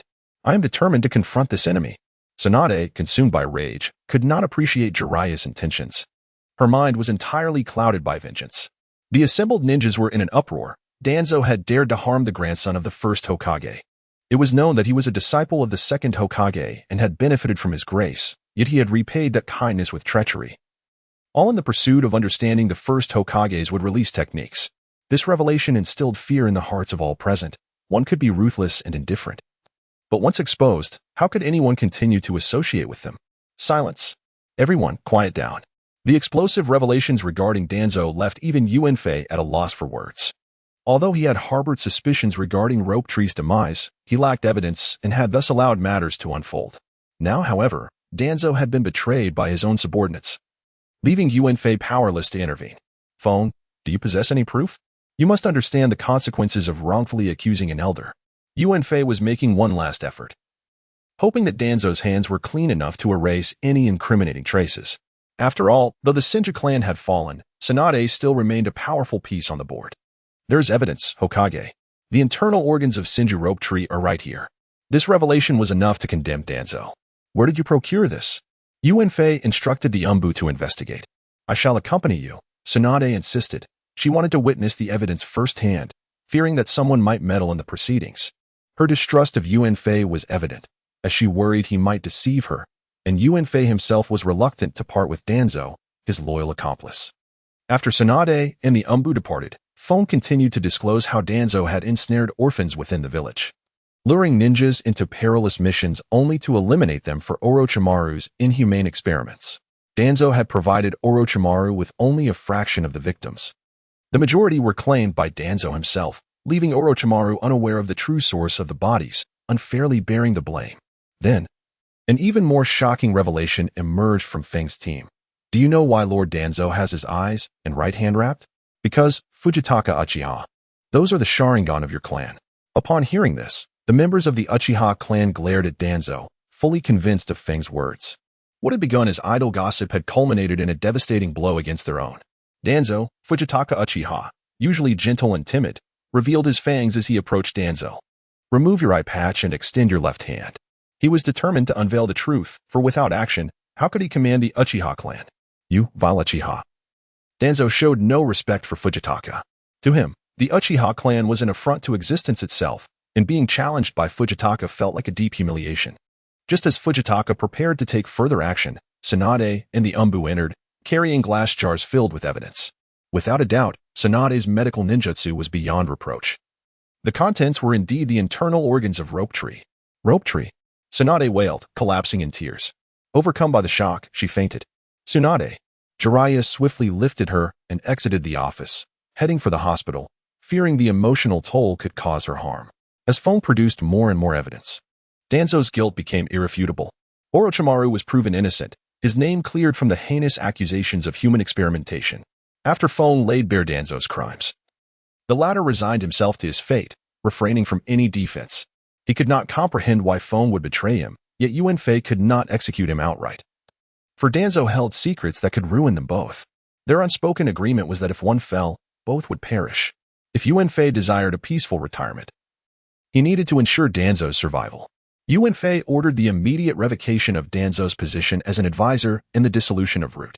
Danzo was to be imprisoned in the Umbu's dungeon. A public statement was released, exonerating Orochimaru and revealing that the Hokage had been deceived by Danzo. This act of justice bolstered Yuanfei's reputation as a fair leader, and upon learning of Orochimaru's wrongful vilification, the villagers quickly shifted their support towards him. Only the Uchiha clan suffered in silence, as Yuanfei offered mere platitudes to Fujitaka, assuring him that Danzo would face consequences, providing the Uchiha clan with some semblance of justice. With a heavy heart, Fujitaka departed, acknowledging the gravity of the situation. As the crowd began to disperse, Carrot broke the silence with applause, exclaiming, "What a splendid performance!" Orochimaru, with a mere flick of his hand, effortlessly dealt with Elder Danzo. This was all thanks to Shursui. Otherwise, confronting Danzo would have required an immense amount of effort. Orochimaru generously praised Shursui, to which Shursui humbly replied, "This is all part of Lord Orochimaru's plan. I merely contributed a small effort. Who wouldn't appreciate a capable subordinate who also knows how to flatter?" Is Danzo truly confined within the Umbu? Regarding the handling of Yuanfei's swift execution, Karo suspected that it might allow Danzo to survive. After all, Karo had a basic understanding of a politician's thresholds. The real spectacle may not unfold until nightfall. Orochimaru, perceiving Karo's confusion, remarked, Could it be? Such audacity? Carrot seemed to have anticipated the situation, yet struggled to believe it. Indeed, it was precisely as you imagined. Orochimaru was acutely aware of his mentor's limits. His close collaboration with Danzo made him reluctant to part with this invaluable ally. In Chapter 89, titled Prison Break, Tsunade awoke in the hospital and hastened to the Hokage building in search of Yuanfei Risen. A cacophony of explosions and sounds of combat erupted from the Hokage's domain, leaving everyone oblivious to the outcome. Tsunade, however, wept throughout the night in the Shinju clan's territory. As night fell, Orochimaru stood side by side with Carrot, while Minato and FK lingered a short distance behind them. Orochimaru-senpai, surely you didn't summon me here just to feed the mosquitoes at this hour? Carrot seethed with frustration at being called out so late. Is it humanly possible to stay awake at this hour? Ah. But isn't this an invitation to witness a splendid performance? Orochimaru replied, his tone as gentle as ever, seemingly impervious to irritation. Let us hope it unfolds as such. Carrot tightened his clothing and yawned, then settled onto the ground, leaning against a large tree to await the arrival of the performers. Unlike Orochimaru, who constantly posed for effect, he preferred a more relaxed stance. Within the Umbu, the guards maintained their vigil as usual. However, aided by a keen ally, Oil Girl Taki swiftly reached Danzo's prison cell. Lord Danzo, it is time for us to depart, she respectfully addressed the faint slumbering figure of Danzo. Very well. Let us commence. Upon receiving Danzo's command, Taki promptly dispelled the seals binding the prison, stepping inside the cell to also release the chakra seals affixed to Danzo. With her assistance, Danzo's power was restored. After accomplishing this, Taki produced clean garments for him, for Danzo was indeed a man of particular tastes. Once these tasks were completed, the two exited the cell. Wherever they passed, Umbu members lay incapacitated on the ground, merely unconscious, as Danzo had refrained from lethal measures. Otherwise, he would have irrevocably severed ties with Yufei Rijan. A mere notation of casualties would suffice for Yufei. More members from the Root organization began to gather behind Danzo, preparing for their departure from Kamehameha. Before leaving, Danzo intended to take all his power with him. This was essential for him to secure a place within the ninja world. Without influence, former adversaries would undoubtedly seek his demise. Once Danzo and his followers had departed, a ninja, who had been lying unconscious, rose to report the situation to Yufei Rijan. After he left, another ninja silently vanished into the shadows of the Umbu, as though he had never existed. Master Orochimaru, everything unfolds as you anticipated. He is en route, reported the Umbu member who had vanished, kneeling before Orochimaru and detailing Danzo's movements. Unbeknownst to Danzo, all his actions lay under Orochimaru's scrutiny, who had even infiltrated the loyal ranks of Yufei Rijan's Umbu. This showcased the formidable tactics of Orochimaru. Many viewed him solely as a powerhouse, oblivious to the intricacies of his strategic mind. Continue to monitor him. We shall act once he enters our ambush. Yes, Master Orochimaru. With that, he vanished. Excellent. It appears you have secured your influence within the Umbu, my esteemed predecessor, Orochimaru mused. Carrot rested his head on his hands against a tree, praising Orochimaru. As your teammate, it is unacceptable to lack any abilities. The two exchanged glances and shared a silent laugh. Suddenly, Carrot sensed the approach of dozens of presences rushing toward them. Wind, go! Orochimaru commanded his subordinates, who immediately vanished. Meanwhile, Danzo felt increasingly uneasy. Since departing from Konoha, a rising sense of dread gnawed at him. After racing through the forest for an hour, far removed from the village, this unease manifested as a prickling sensation across his skin. A sixth sense honed through countless brushes with death. This instinct had saved Danzo on numerous occasions. Stop, Danzo instructed, and the well-trained Root ninjas halted immediately. Come out. Do not hide. He stood tense, prepared for battle, as did the members of Root, who had long since cast aside fear of life and death, obeying only Danzo's commands. Who was their unwavering belief? Orochimaru emerged from the shadows, clapping his hands, accompanied by Carrot and Shursui. As expected of Elder Danzo, your vigilance remains formidable.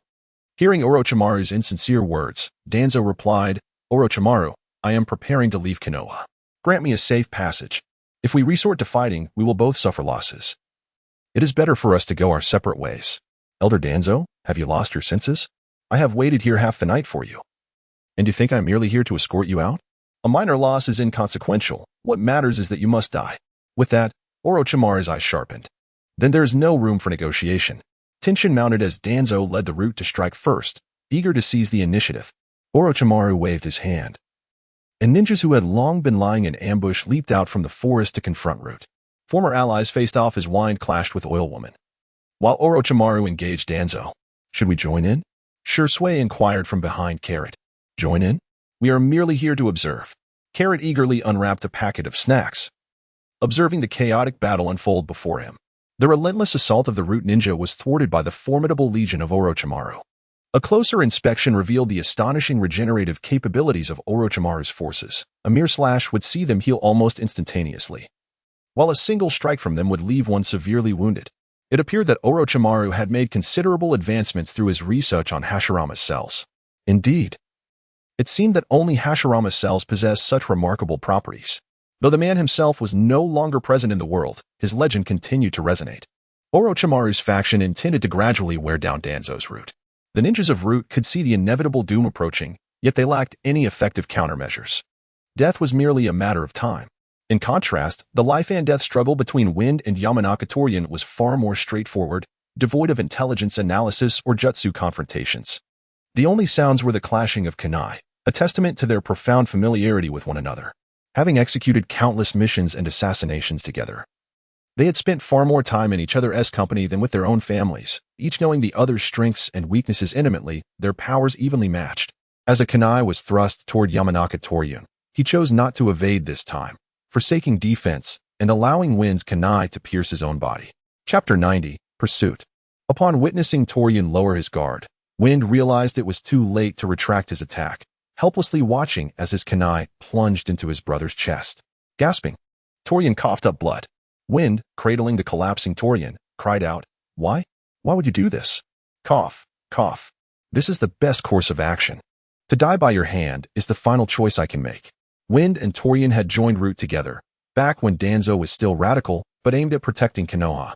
However, as time passed, Danzo's demeanor shifted, leading him to distrust everyone, even his earliest followers, Wind and Torian, who were subjected to his cursed seal of destruction, becoming mere puppets devoid of their own thoughts. Torian's death served as his final act of loyalty to Danzo. Wind, live in the sunlight. Take care of my family. I cannot return. After imparting his last words and receiving a nod of acknowledgement from Wind, Torian smiled peacefully, closing his eyes forever. Torian, Wind shouted, embracing his fallen comrade. Senpai, peace is truly elusive. Shirzue, after witnessing the carnage at Root, spoke with a heavy heart. Indeed, each instance of peace is invariably accompanied by death. Yet, that is not the reason we should fear the path ahead. We cannot delegate our burdens to the next generation. Death is no exception. Gazing at Carrot's retreating figure, Shirzue's resolve hardened. He could not allow anyone to disrupt Carrot's plans, for he believed that only Carrot could usher in peace to the ninja world. Meanwhile, Danzo, engaged in combat with Orochimaru, heard Wind's anguished cry and comprehended the dire fate of his subordinates. Nevertheless, this realization did not affect his ferocity in battle against Orochimaru. Wind release, great breakthrough. Danzo unleashed a jutsu aimed squarely at Orochimaru. The technique struck the three-layered Rashomon gates with tremendous force. Boom, boom, boom. After breaching the third gate, the effect of Wind release dissipated. Despite his advanced age, Danzo's body, infused with Hashirama's cells, had not weakened. Rather, it had grown stronger. Wind release, vacuum great sphere. Danzo expelled a massive storm bomb from his mouth, seizing the opportunity presented by the destruction of Orochimaru's Rashomon gates to strike decisively. Summoning technique. Orochimaru summoned forth his legendary serpent, Manda. This time, I shall, but before he could finish, Danzo's wind release struck him, sending him back to his lair. Orochimaru's audacious move, employing his summoning beast as a shield, astonished both Carrot and Shirzue. He summoned forth several snakes, and within the dragon cave, there was no shortage of serpents. An overwhelming multitude slithered across the ground and hung from the trees, resembling a veritable snake den. Carrot immediately recoiled, feeling a sense of discomfort as the serpent's body secreted a viscous saliva that nearly caused him to regurgitate his dinner. Once Orochimaru had finished, Carrot would certainly voice his discontent, insisting that such grotesque displays should be curtailed in the presence of spectators. The battle between Orochimaru's forces and the Root organization was drawing to a close, after the last Root member was dispatched with a swift strike. Orochimaru's subordinates began to methodically clear the battlefield. Elder Danzo, your subordinates have been vanquished. Might you consider joining them? Orochimaru sneered, his serpent-like mouth uttering threats of death towards Danzo. However, Danzo was acutely aware that he could not escape the immediate threat posed by Orochimaru. Unbeknownst to him, Carrot and Uchiha Shirzue lurked in the shadows. Had he known, he would surely have refrained from resistance. This was precisely Orochimaru's intention. He sought to use Danzo as a test subject, having infused his own body with Hashirama's cells. Suddenly, the door to the Hokage building burst open. Hokage-sama, Danzo has fled. An ABU member reported urgently, the first to awaken among them. He had chosen this moment to deliver his intelligence. What? How could he possibly escape? Yuan Fury Jean feigned shock, his expression impeccably managed. Jiraiya, along with 2 advisors and Minato, awaited the AMBU's explanation.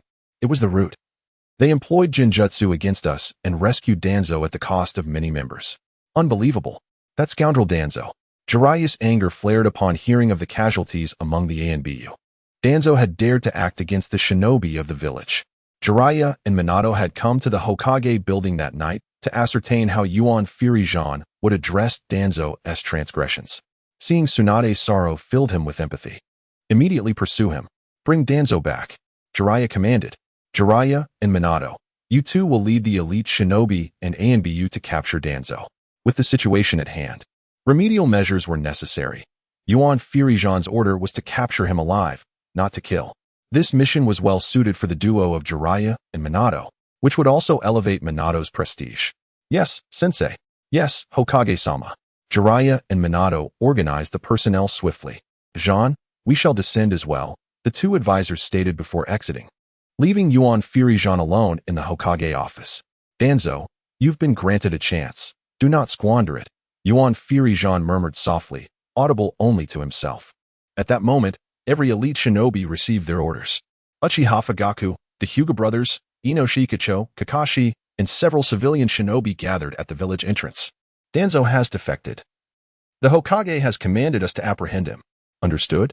Jiraiya announced Yuan Fury Jean's orders to the assembled shinobi. Understood. They responded in unison. Just as Jiraiya was about to continue, Tsunade and Kato Shizen appeared. We are going as well, Tsunade declared. Jiraiya discerned the intense animosity in Tsunade and Shizen's eyes. He could not refuse, uncertain of the action she might take if he did. Very well, but you must follow my lead. After receiving Tsunade's assurance, Jiraiya signaled.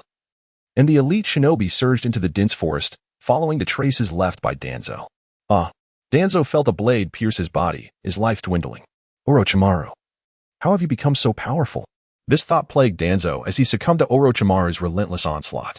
Orochimaru licked his lips. Did you not anticipate this? Chapter 91. Minato's arrival. You succeeded? Danzo queried, astonishment evident in his voice.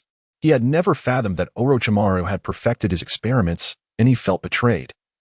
Having invested heavily in the projects that now rendered him a fool, Orochimaru remained silent, a smirk of disdain etched across his face, mocking Danzo's predicament. Damn it. I will kill you. Danzo seethed, realizing he had been the one to deceive others only to find himself ensnared in a web of his own making. His animosity towards Orochimaru eclipsed his desire for the Hokage's position. Clash. The sound of kunai clashing erupted in the stillness of the night, a jarring interruption. Orochimaru, with superior chakra and regenerative abilities, pressed the advantage over Danzo, who struggled to keep pace. With a swift stroke of his sword, Orochimaru severed Danzo's right hand, which had gripped the kunai. Unfazed, Danzo summoned another kunai with his left hand, launching a sudden counterattack that pierced Orochimaru's form, only to realize too late that something was amiss. The sensation was not that of flesh, and indeed, with a resounding pop, Orochimaru transformed into a cloud of smoke. How cunning, Elder Danzo. You sacrificed your hand to bait me, Orochimaru remarked, his tone laced with admiration. In the midst of fierce combat, one must devise strategies and understand the value of sacrifice, hallmarks of a true ninja.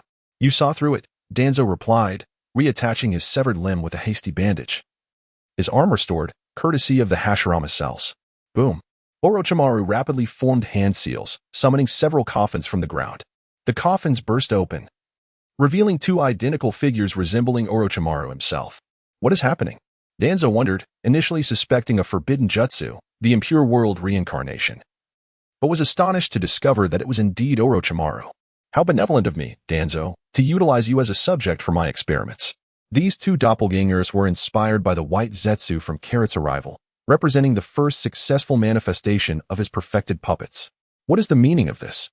As Carrot witnessed the coffin emerging from the depths of the earth, he shared a sentiment akin to that of Danzo's team, contemplating the use of the reanimation jutsu. To Carrot's astonishment, from the coffin emerged Orochimaru. Is there truly no sense of taboo in this ninja world? Isn't it rather unsettling to prepare a coffin for someone who is not yet deceased? I am at a loss as to why that is the case. During this time, Shursui had been closely following Orochimaru, who managed to deceive everyone around him. This situation is becoming increasingly intriguing.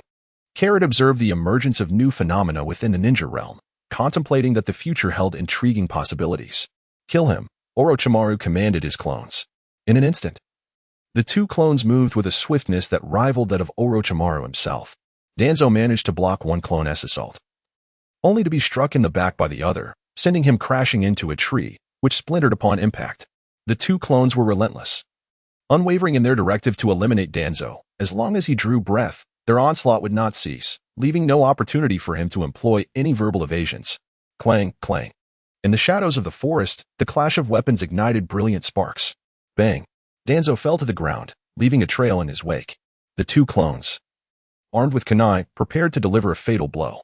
As the kunai plunged, Danzo vanished in a puff of smoke, having utilized the body replacement technique, only to reappear behind the two Orochimaru clones.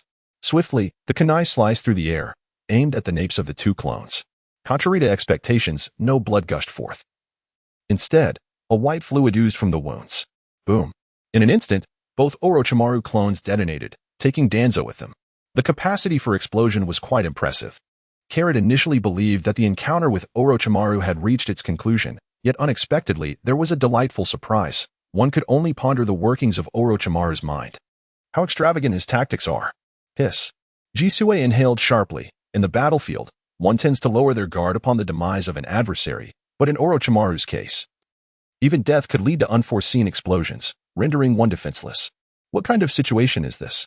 The distant sounds of explosions instantly alerted Jiraiya and his companions, who were otherwise engrossed in their journey. Could it be that someone was engaged in combat with Danzo's route? This was the possibility that crossed Jiraiya's mind. They pressed forward with utmost urgency. Regardless of who stood ahead, the priority was to halt Danzo and allow their passage. Lord Jiraiya. There is a strong scent of blood ahead, reported Pakin, Kakashi's summoned beast, conveying the information to Kakashi, who relayed it to Jiraiya. Noticing his teacher's inner turmoil, Minato interjected. Teacher, allow me to take the lead. Being the fastest among them, he was undeterred by the dangers that might lie ahead, as long as he could stall Danzo. It would afford Jiraiya precious time. Jiraiya assumed that the figures ahead were Umbu dispatched by his teacher, tasked solely with delaying Danzo. Upon hearing Kakashi's words, he feared the Umbu might have suffered grievous losses. Very well, just be careful, Jiraiya acquiesced to Minato's initiative.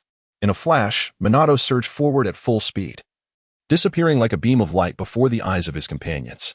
The traveling ninjas were accustomed to such displays, having fought alongside Minato before. His speed was a well-known spectacle. Someone approaches. At the moment Minato arrived at that location, Carrot had already sensed his presence. Though Minato could elude everyone else, he could not conceal himself from Carrot. The aura of Minato shone like fireflies against the backdrop of night. Hiding behind a tree, Minato beheld the lifeless bodies of those clad in Umbu masks strewn across the ground, presuming them to be comrades from Konoha slain by the root.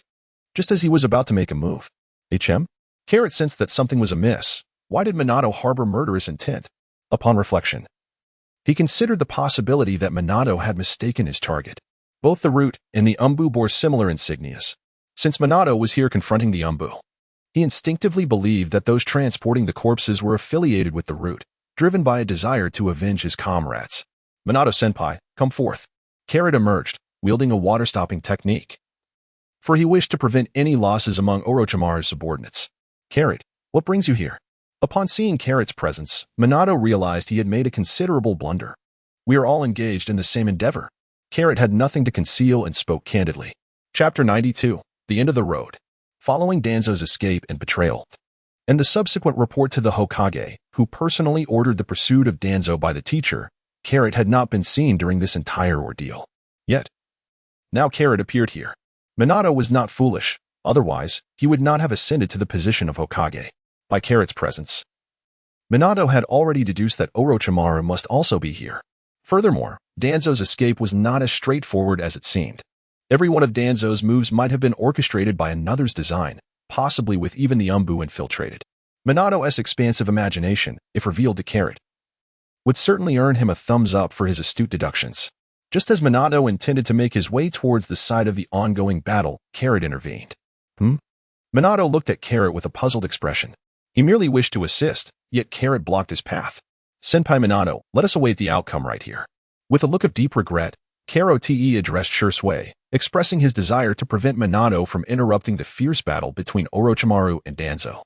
Just as Karote and Minato were at an impasse, Jiraiya, accompanied by his team, finally arrived on the scene. Minato, what is the situation? Where is Danzo? Upon witnessing the carnage surrounding them, Jiraiya inquired. Master, the fallen are all from Danzo's route. Danzo is over there. Minato indicated towards a position behind Karote. All right, understood. Let's move out. Jiraiya was about to lead his Jonin towards the confrontation between Orochimaru and Danzo when he was interrupted. Jiraiya, let's wait a moment. We should hold off until a victor emerges. What do you mean? Jiraiya furrowed his brow, concerned that if Danzo were to escape amidst any unforeseen circumstances, the losses for Konoha would be incalculable, given the vast intelligence Danzo possessed regarding the village. My meaning is quite clear. We should wait for the outcome over there. Karote insisted. Out of my way, kid. Tsunade, unfazed by the discussion, attempted to push past Karote, with her nemesis so close at hand. She could not bear to wait idly. Seizing this opportunity, she longed to avenge her enemies with her own hands. However, Tsunade found herself unable to budge Karote. No matter how much force she exerted, it was as if her efforts were swallowed by an abyss, leaving no trace of impact. Boom. The ground beneath where Naruto and Tsunade stand is caved in, forming a pit. With a surge of strength, Kara propelled Tsunade back several paces before she regained her balance. Tsunade was poised to advance once more, but Jiraiya obstructed her path. What if we insist on passing through? Jiraiya confronted Carrot directly. Danzo cannot afford any failures. All of Jiraiya's companions rallied behind him, lending their support to his endeavor. In response, Shizen and F swiftly positioned themselves behind Carrot, leading their subordinates, and thus, the two factions began to stand off against one another. Carrot stepped forward a few paces and declared, if you can manage to get past us. As Carrot finished speaking, an overwhelming aura began to emanate from him. The air around Jiraiya and the others felt as if they were submerged in the depths of the ocean, with pressure bearing down upon them from all directions, making it difficult to breathe. Their gazes towards Carrot were filled with astonishment. Some, unable to withstand the intensity, collapsed to their knees. The surge of power was fleeting. And soon Jiraiya and the others, akin to drowning souls being rescued, gasped for air. This was a creature beyond comprehension. Such was the consensus of all regarding Carrot. There is no need for further elaboration. Carrot addressed Jiraiya and the others, who instinctively averted their gazes. Even Tsunade, known for her fiery temper, fell silent. For Carrot's prowess far surpassed theirs.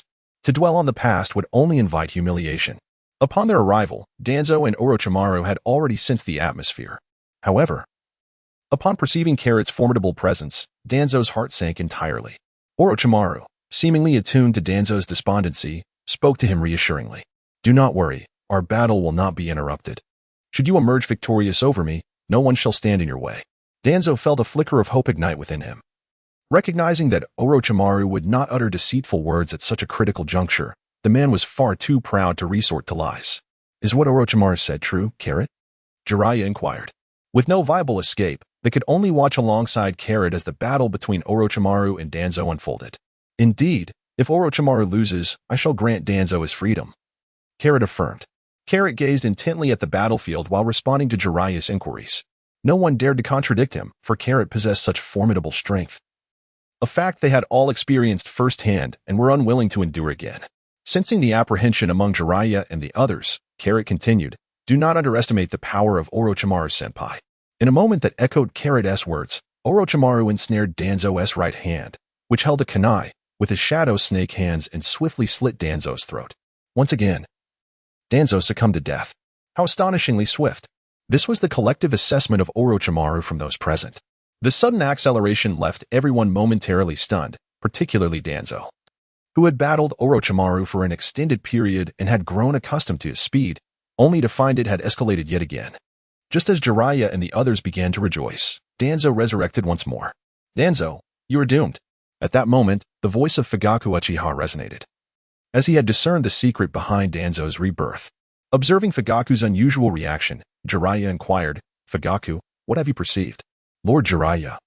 Danzo is employing a forbidden technique of our Uchiha clan, utilizing one Sharingan as a price to enact Izanagi, transforming the caster's death into a mere dream. A collective gasp echoed among the assembled shinobi. What a terrifying ninjutsu. Orochimaru addressed Danzo. How many lives do you have left? That is of no concern to you. Danzo replied bitterly, realizing that his last Sharingan was now expended.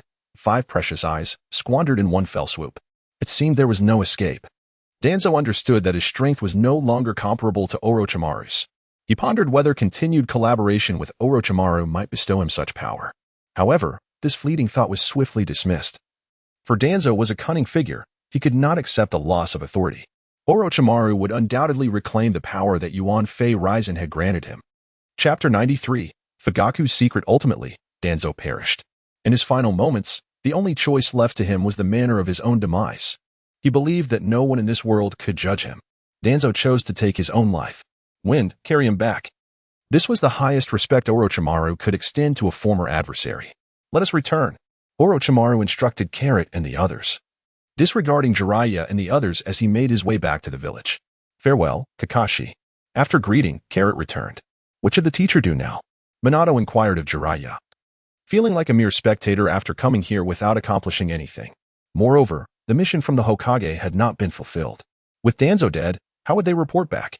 Let's go back, Jiraiya replied, equally troubled. Now that Orochimaru had sabotaged Danzo's defection, his reputation would inevitably soar once more. Minato's chances were dwindling. Furthermore, with Carrot's assistance, would others harbor ulterior motives? Would the Jonin present consider aligning themselves with Orochimaru? These were pressing concerns. With heavy hearts, Jiraiya and the others turned back. What? Danzo is dead? Yuan Fury Jean gazed at Jiraiya in shock, as if trying to discern whether this was a jest. After all, it was Danzo, someone he himself might not stand a chance against. Upon seeing Jiraiya's solemn expression, Yuan Fury Jean reluctantly accepted the grim reality. How did he die? He committed suicide. What? Yuan Fury Jean was utterly bewildered by such news. He would rather believe that a Sao could climb a tree than accept Danzo would take his own life. If Jiraiya had witnessed it firsthand, he still would have found it hard to believe. Yet, the truth was indisputable.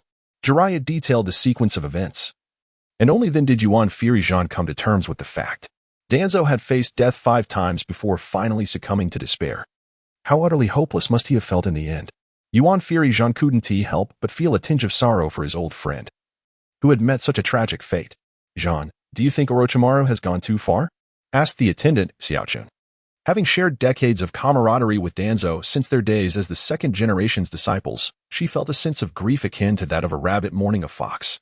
Indeed, Jean, Orochimaru is becoming too prominent. He is mobilizing ninjas without authorization, violating the rules, stated Midominen. He had many business dealings with Danzo. And now that Danzo was deceased, Orochimaru was effectively severing his financial ties. Seeing both of his advisors harboring discontent towards Orochimaru, Yuan Fury Jean felt exasperated. Are you too blind? You can't see the situation clearly, fixating only on your own territories. Orochimaru has already gained considerable power, and what's more, his strength is on the rise, while mine is waning. Yet, Yuan Fury Jean refrained from voicing these thoughts. The outcome of Danzo's defection was a consequence of his own actions. Orochimaru was not at fault. Yuan Fury Jean intended to set the tone for this matter. Since Orochimaru had become an unstoppable force, he could only observe whether he would succeed. By the way, teacher, there is something I must convey. Jiraiya finally decided to speak. Oh? What is it? Jiraiya's grave demeanor signaled that this matter was of great significance. It concerns Carrot. Do not provoke him. He is far too formidable. Konoha stands no chance against him. With a mere thought, he could obliterate the entire village. Jiraiya's words compelled Yuan Fury Jean to regard Carrot with heightened seriousness. He was aware of Carrot's strength, but Jiraiya's warning made him realize he had underestimated him. After all, Jiraiya would not just about such matters. Understood. You may all leave now. Once alone in the dimly lit room, Yuan Fury Jean extinguished the lights. Only the faint glow of his smoking pipe illuminated the office, revealing the contemplative expression on his face. After returning from the gathering, Carrot exchanged greetings with Orochimaru and Shui before heading home. Having witnessed an elaborate spectacle, it was time for some well-deserved rest. Shui, I wish to speak with you, Uchiha Fugaku called out as he caught up with Shui, who was on his way home. After a moment of thought, Shui agreed. Fugaku had taken great care of Shui during his childhood, providing him with focused training. However, their bond had become strained when Shui chose to align himself with Carrot. Fugaku led Shui to his home, a place Shui had not visited in quite some time. Once a frequent guest, he had often come here for meals after completing missions, and Fugaku had frequently asked him to mentor his son, Itachi. Now, however, the place felt like a familiar stranger, merely due to their differing choices. Without pleasantries, Fugaku delved straight into the matter. Shursui, just how formidable is Carrot? This question had haunted Fugaku throughout the night. Under the oppressive aura exuded by Carrot, Fugaku had nearly activated his Manjiki Sharingan, threatening to expose the secret he had concealed for so long. There was a marked difference between an Uchiha with and without the Manjiki. The village's higher-ups had always been wary of the Manjiki, even delaying Fugaku's attempts to contribute on the battlefield with various excuses. Their concern stemmed from the possibility of an Uchiha awakening the Manjiki in combat, prompting them to impose numerous restrictions on the clan. However, Minato's emergence ignited a glimmer of hope for Fugaku, a chance for the Uchiha to break free from these constraints. Incomprehensible, Shursui mused, attempting to articulate his thoughts on Carrot's strength, as he had long since lost clarity regarding it. Shursui, do you think Orochimaru and Carrot will treat the Uchiha kindly?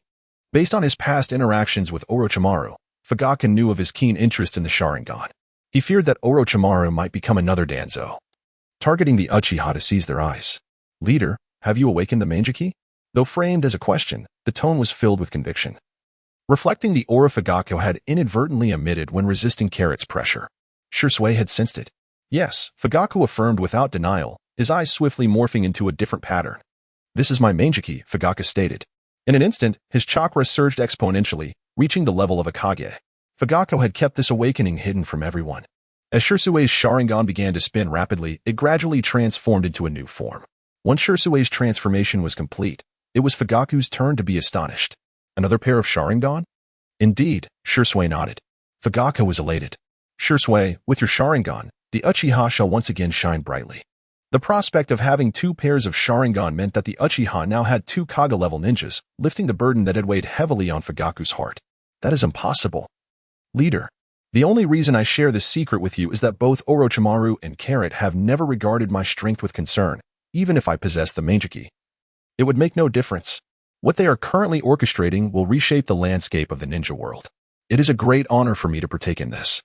Just moments ago, the once jubilant Fugaku was met with an unhesitating refusal from Shursui. From Shursui's words, he discerned that Orochimaru and Kakarot regarded the Uchiha's Manjiki Sharingan with a sense of indifference that had not yet escalated to trepidation. A sentiment rooted in the formidable strength of self-destruction. All fear and caution stem from a position of weakness. Did you hear that? After Shursui departed, Uchiha Fugaku spoke in solitude within his living room. Yes, father. Unbeknownst to him, Itachi had been present, absorbing the entirety of their conversation. Initially, Itachi's concern was to mediate should a dispute arise between the two, but he inadvertently uncovered a monumental secret, the existence of the Manjiki Sharingan atop the Sharingan. Despite being the son of the clan leader, this revelation was new to him. What is your perspective? Uchiha Fugaku held his son in high regard. Otherwise, he would not have brought the 4-year-old Itachi onto the battlefield. This exposure unveiled the brutal realities of war, prompting Itachi to ponder the concepts of life and death. Caught between the esteemed figure of his father and the beloved figure of his elder brother, Uchiha Itachi found himself in a tumultuous position. Neither of you is at fault. Both of you wish to save the Uchiha in your own ways, Itachi articulated his insights. What was clear to a mere child was equally apparent to Fugaku and Shursui. However, both believed the other to be mistaken and sought to convince one another to yield. Alas, it is late. You should return and rest, he advised. Now, both had reached an impasse. Fugaku's support for Minato and Shursui's allegiance to Orochimaru would soon ignite an even fiercer rivalry, for that coveted position could only accommodate one. Additionally, the presence of Kakarot loomed large. His overwhelming power rendered the prospect of another Hashirama Senju undesirable to all. This night in Konoha was far from ordinary, with various clans convening clandestine meetings. Some families raised a cacophony of voices, while others remained eerily tranquil. The following morning, Kakarot emerged from his warm cocoon, relishing the comfort of his bed. Good morning, Kakashi. Upon awakening, Carrot beheld Kakashi diligently practicing. Indeed, it was rather early, for it was already noon. Kakashi paused and addressed Karo, his gaze resembling that of a lifeless fish, filled with an indescribable disdain. Oh, how diligent you are now, even practicing during your leisure time. I am truly proud of you, dear brother. Karate possesses a thick skin. In response to Kakashi's disdain, he chooses to remain oblivious. Swiftly, he redirects the conversation. Kakashi was also stirred by the performance of Kakarot last night. One individual managed to suppress all the elite ninjas brought by Jiraiya, who possessed the strength of 2 Hokage-level shinobi, Jiraiya himself and his teacher, Minato. Kakashi, however, was unaware that Uchiha Fugaku was also of Hokage caliber. Thus, he commenced training early this morning, increasingly dissatisfied with his current abilities.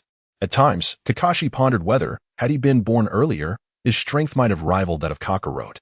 Yet, there are no ifs in reality, and Kakashi could only muster his resolve. "Shall we practice?" he suggested, observing Kakarot's eagerness. Without hesitation, Kakashi declined. For he was not foolish and had no desire to endure punishment. "Come, I shall take you to a certain place." Carrot addressed Kakashi, remarking that his younger brother possessed a strong sense of pride, being a prodigious youth.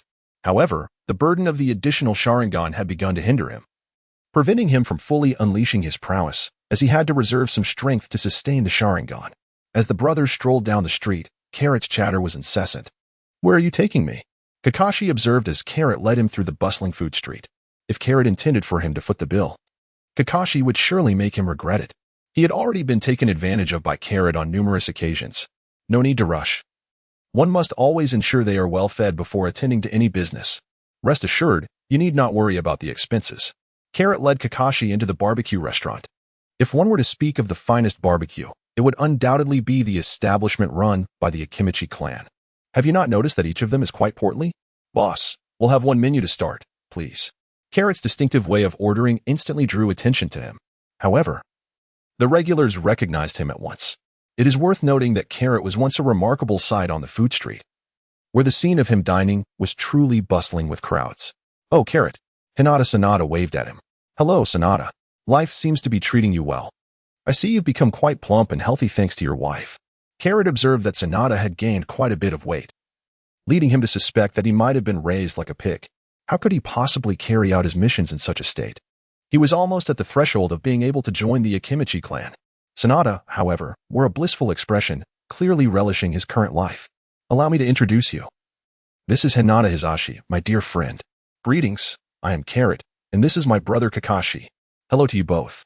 It was evident that Hinata Hisashi felt somewhat reserved, especially in the presence of Carrot, whose reputation was quite formidable.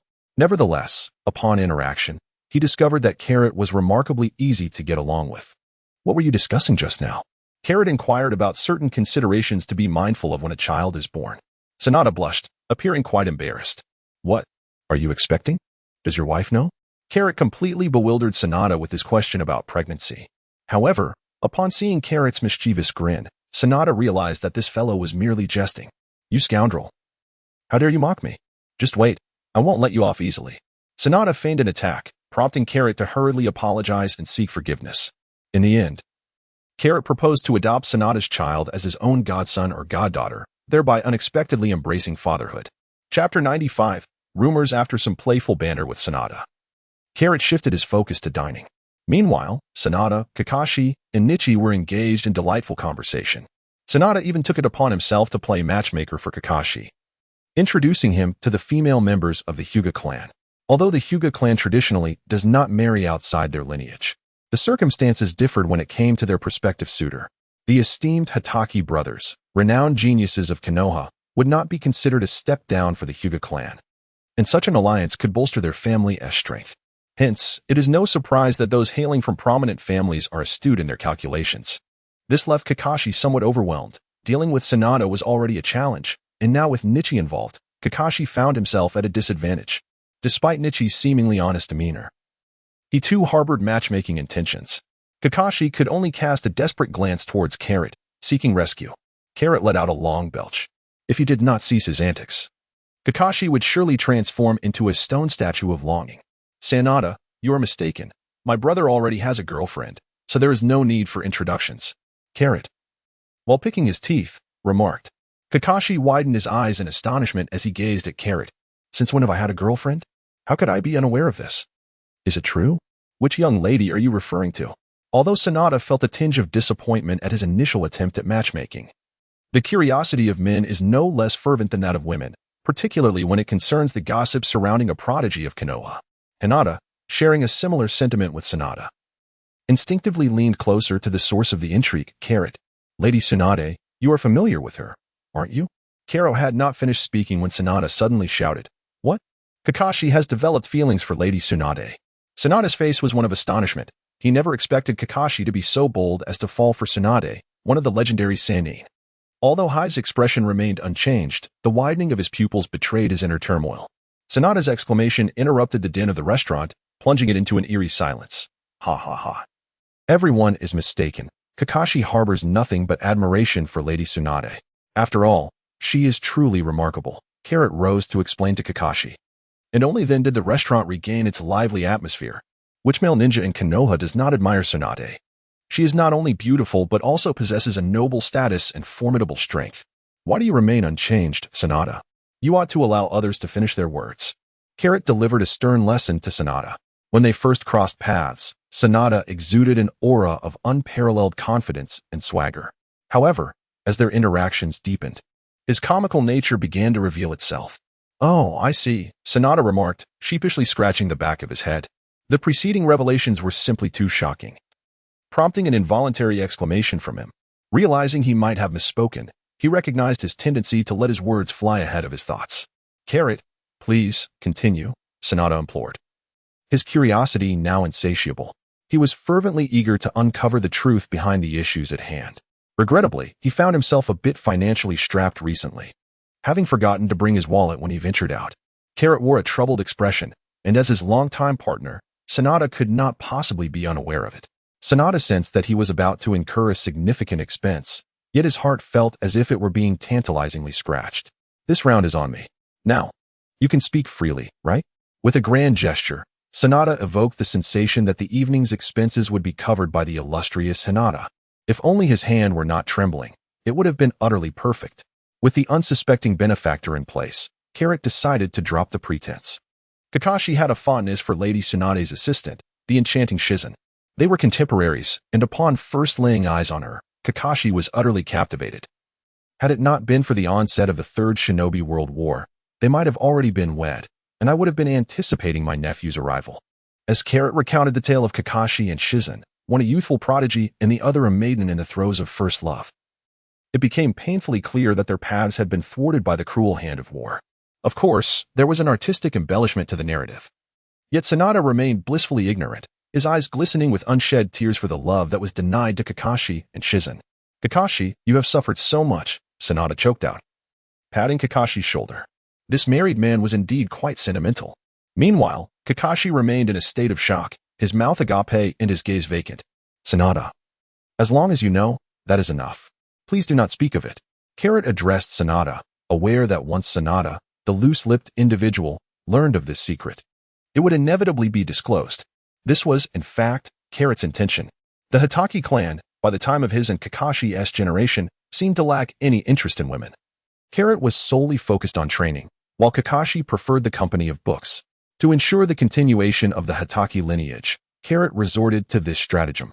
First, he would create a public narrative to thrust Kakashi into the limelight, and subsequently, arrange for Kakashi to meet Shizen. This young lady was quite charming, with an appealing figure, and Carrot was confident she would not let the next generation go hungry. Sanada, having successfully uncovered the secret, saw Carrot's list purchased, resulting in a mutually beneficial outcome. Upon exiting the restaurant, Kakashi was momentarily taken aback by the gust of wind, regaining his composure. He seized Carrot by the collar. You resort to betraying a brother to settle the bill? Carrot, you truly possess a remarkable talent. Oh dear, how could that be, Kakashi? We are, after all, dear friends. As Carrot spoke, he gently pried apart Kakashi's fingers with his hand. When did I ever develop a fondness for silence? Kakashi unleashed a torrent of furious words at Carrot, reminiscent of a roaring emperor. Saliva sprayed across Carrot's face. Carrot smeared something onto his face, his hands becoming damp, illustrating just how excited Kakashi was. Completely devoid of his usual calmness and composure. Kakashi, you must understand your father. He is aged and wishes to embrace the joys of grandparenthood. Is it too much to ask for you to agree to such a simple request? Karate directly invoked the illustrious figure of Hatake Tsukumo, effectively quelling Kakashi's bravado. After a brief moment of surprise, Kakashi regained his composure. As the eldest son, it is your duty to ensure the continuation of our lineage. Why should you bear the burdens of those who came before? Ah, you've seen through me. You've grown increasingly difficult to deceive. You are no longer endearing. Return, my foolish younger brother. How infuriating, you scoundrel. Kakashi observed the expression of regret on Carrot's face. Enraged, he acted impulsively, aiming to leave a mark of brotherly affection upon Carrot's disdainful visage. Kakashi swung his fist directly towards Carrot's face, but Carrot swiftly turned away to evade the blow. Kakashi had never anticipated that a single punch would connect with Carrot. That would indeed be a stroke of misfortune. The true strategy lay in Kakashi advancing forward and enveloping Carrot in an embrace. Without warning, Kakashi enveloped Carrot in a sudden embrace, leaving him no time to react. With a resounding thud, a cloud of smoke billowed forth, revealing a shadow clone of Kakashi materializing behind Carrot. This was the result of Kakashi's hand seals performed during the embrace. Chapter 96, Kakashi's Choice. Carrot felt a sudden chill run down his spine. Kakashi was about to unleash the forbidden technique of the Hatake clan, the 1,000 Years of Pain, to alleviate the fury brewing within him. He observed as Kakashi crouched behind him, forming hand seals before thrusting towards Carrot's rear. Overwhelmed by fear, Carrot was drenched in cold sweat. This was not merely a matter of apprehension, but rather an instinctive reaction of self-preservation from his very body. Carrot encircled Kakashi's waist with both arms, pivoting their positions in an instant. Kakashi's shadow clone launched 1,000 Years of Pain towards the original Kakashi. In the blink of an eye, Kakashi barely had time to dispel the ninjutsu. Pff. Oh. Kakashi could not help but cry out as he unleashed his ninjutsu, transforming the victim into himself. In the realm of ninjas, Kakashi was the first to achieve such a feat, thereby setting a new record. Bang! The shadow clone completed its task and subsequently vanished, leaving Kakashi clutching his rear in discomfort, astonished. He had commanded the shadow clone to exert all its strength, yet he never anticipated that the victim would turn out to be himself. Carrot raised her hands and pushed back, exclaiming, "This has nothing to do with me. Don't blame me." After saying this, she couldn't help but burst into laughter. Ha ha, how infuriating. Kakashi found himself in a state of emotional turmoil. The laughter of Carrot struck his ears as a jarring cacophony. With that, Kakashi charged towards Carrot, intent on delivering a thrashing. Carrot, however, evaded him with agility, perpetually staying a step ahead, preventing Kakashi from either losing sight of him or landing a blow. Thus, the Brotherhood inadvertently incited a commotion in the bustling marketplace. "We've arrived." Kakashi. Carrot came to a halt, prompting Kakashi behind him to cease his actions as well. Subsequently, Carrot adeptly guided Kakashi into Orochimaru's expansive laboratory. The facility was vast and bustling with activity, yet no one approached Carrot to extend a greeting. Each individual was engrossed in their own tasks. Carrot led Kakashi into the next chamber, which, while smaller than the previous one, boasted a significantly more formidable defense. There were 3 gates to pass, the final of which was secured by a sealing technique. Without the correct seal, entry or exit was impossible. Of course, should one possess sufficient strength to shatter the seal, no one would impede their progress. However, such power necessitated a capability surpassing that of 3 shadows. This intricate sealing method was a creation of Orochimaru, developed in conjunction with the techniques of the Uzumaki clan. After Carrot's subordinates opened the grand gate for him and Kakashi, the two entered, and the entrance gradually faded from view. Hiss. Upon entering, Kakashi beheld numerous jars, each containing a version of Orochimaru. Without offering any explanation to Kakashi, Kurota directly approached Orochimaru. Kakashi, too, regained his composure. Having endured the trials of war, he had witnessed the spectrum of life and death, and his capacity for acceptance had strengthened. "Orochimaru-sensei, have your experiments on augmenting chakra reserves been successful?" Carrot did not mince words with Orochimaru, directly stating her purpose for this encounter. Of course, the task had long since been accomplished. However, there existed 2 methodologies. One involved the direct implantation of Hashirama's cells, while the other entailed sealing the tailless beast within oneself. This latter technique, born from Carrot's ingenious imagination, bore resemblance to the heart-sucking technique employed by Renwishing's faction. Yet, instead of drawing from others, it allowed one to store their own chakra, retrieving it from the tailless beast when needed. Theoretically, as long as one could store a sufficient amount, the chakra could rival that of a tailed beast. Upon observing Carrot's arrival with Kakashi, Orochimaru discerned her intentions and promptly urged her to make a choice. "Kakashi, which option do you prefer?" Kurota directly inquired of Kakashi, for it is a matter pertaining to him, and he must be the one to make the choice. Kakashi was aware of Orochimaru's madness, yet he underestimated the extent of it, especially considering the presence of the first Hokage's cells. However, after Kuroto's explanation, he began to comprehend the gravity of the situation. Leaving such secrets buried, expecting future generations to refrain from unearthing them, seemed implausible. The crucial factor was that among the younger generation, there were a few instigators who thrived on chaos. Danzo, Yuanfei. Orochimaru. Upon observing Kakashi's unwavering gaze fixed on the Hashirama cells, Kurota swiftly comprehended the implications. The illustrious reputation of Senja Hashirama was undeniable. Every ninja harbored a dream of divinity. Might I, too, attain greatness akin to the first Hokage with these cells? Orochimaru-sensei, how effective are these Hashirama cells? With the knowledge of Kakashi's decision, the elder brother felt compelled to inquire further. Following extensive experimentation, we have established a safety threshold for the Hashirama cells, permitting their application in human trials. The outcomes, however, depend on the individual's compatibility. Typically, chakra levels may increase 5 to 10-fold. And the body's self-healing capabilities will also be enhanced. Orochimaru meticulously detailed the benefits of the Hashirama cells. Kurota found himself quite satisfied with the results. Augmenting one's chakra is notoriously challenging, akin to a fixed quantity, neither more nor less. I choose the Hashirama cells. Kakashi stated resolutely that he now yearned for an enhancement of his strength. The limitation of his chakra had long held him back. But now Kakarot was poised to remedy this final shortcoming. Orochimaru led Kakarot and Kakashi to a bedside, gesturing for Kakashi to lie down. Once he reclined, Orochimaru's assistant, Kabuto, approached with a syringe in hand. It may sting a bit. Bear with it, Orochimaru instructed, signaling Kabuto to commence the injection. Kakashi watched in silent horror as the cells from the syringe gradually entered his body. Once the entirety of the cells had been injected, a tumultuous upheaval surged within him, causing excruciating pain to radiate from every part of his being. The agony overwhelmed his senses, prompting an involuntary cry to escape his lips. Kakashi's complexion was ashen. Had it not been for the 4 experimental assistants restraining his limbs, he might have resorted to self-harm. The agony was unbearable. Orochimaru-sensei, do you not possess any pain relief medication? Seeing Kakashi's suffering, Carrot inquired of Orochimaru, hoping to alleviate Kakashi's torment. What purpose would such a thing serve? Orochimaru replied, his expression one of confusion as he regarded Carrot. For him, the outcome of his experiments was all that mattered. The fate of the subjects was inconsequential should one fail. He would merely continue his trials. Upon hearing Orochimaru's response, Carrot realized his question was in vain. However, witnessing his brother's anguish sparked an idea in Carrot's mind, and he delivered a punch to Kakashi's head. Thud. Kakashi's eyes widened in shock before he fainted. This unexpected turn of events left everyone present utterly unprepared. However, with Kakashi's cries silenced, the laboratory descended into an eerie calm. At times, violence can indeed serve as a means to resolve issues.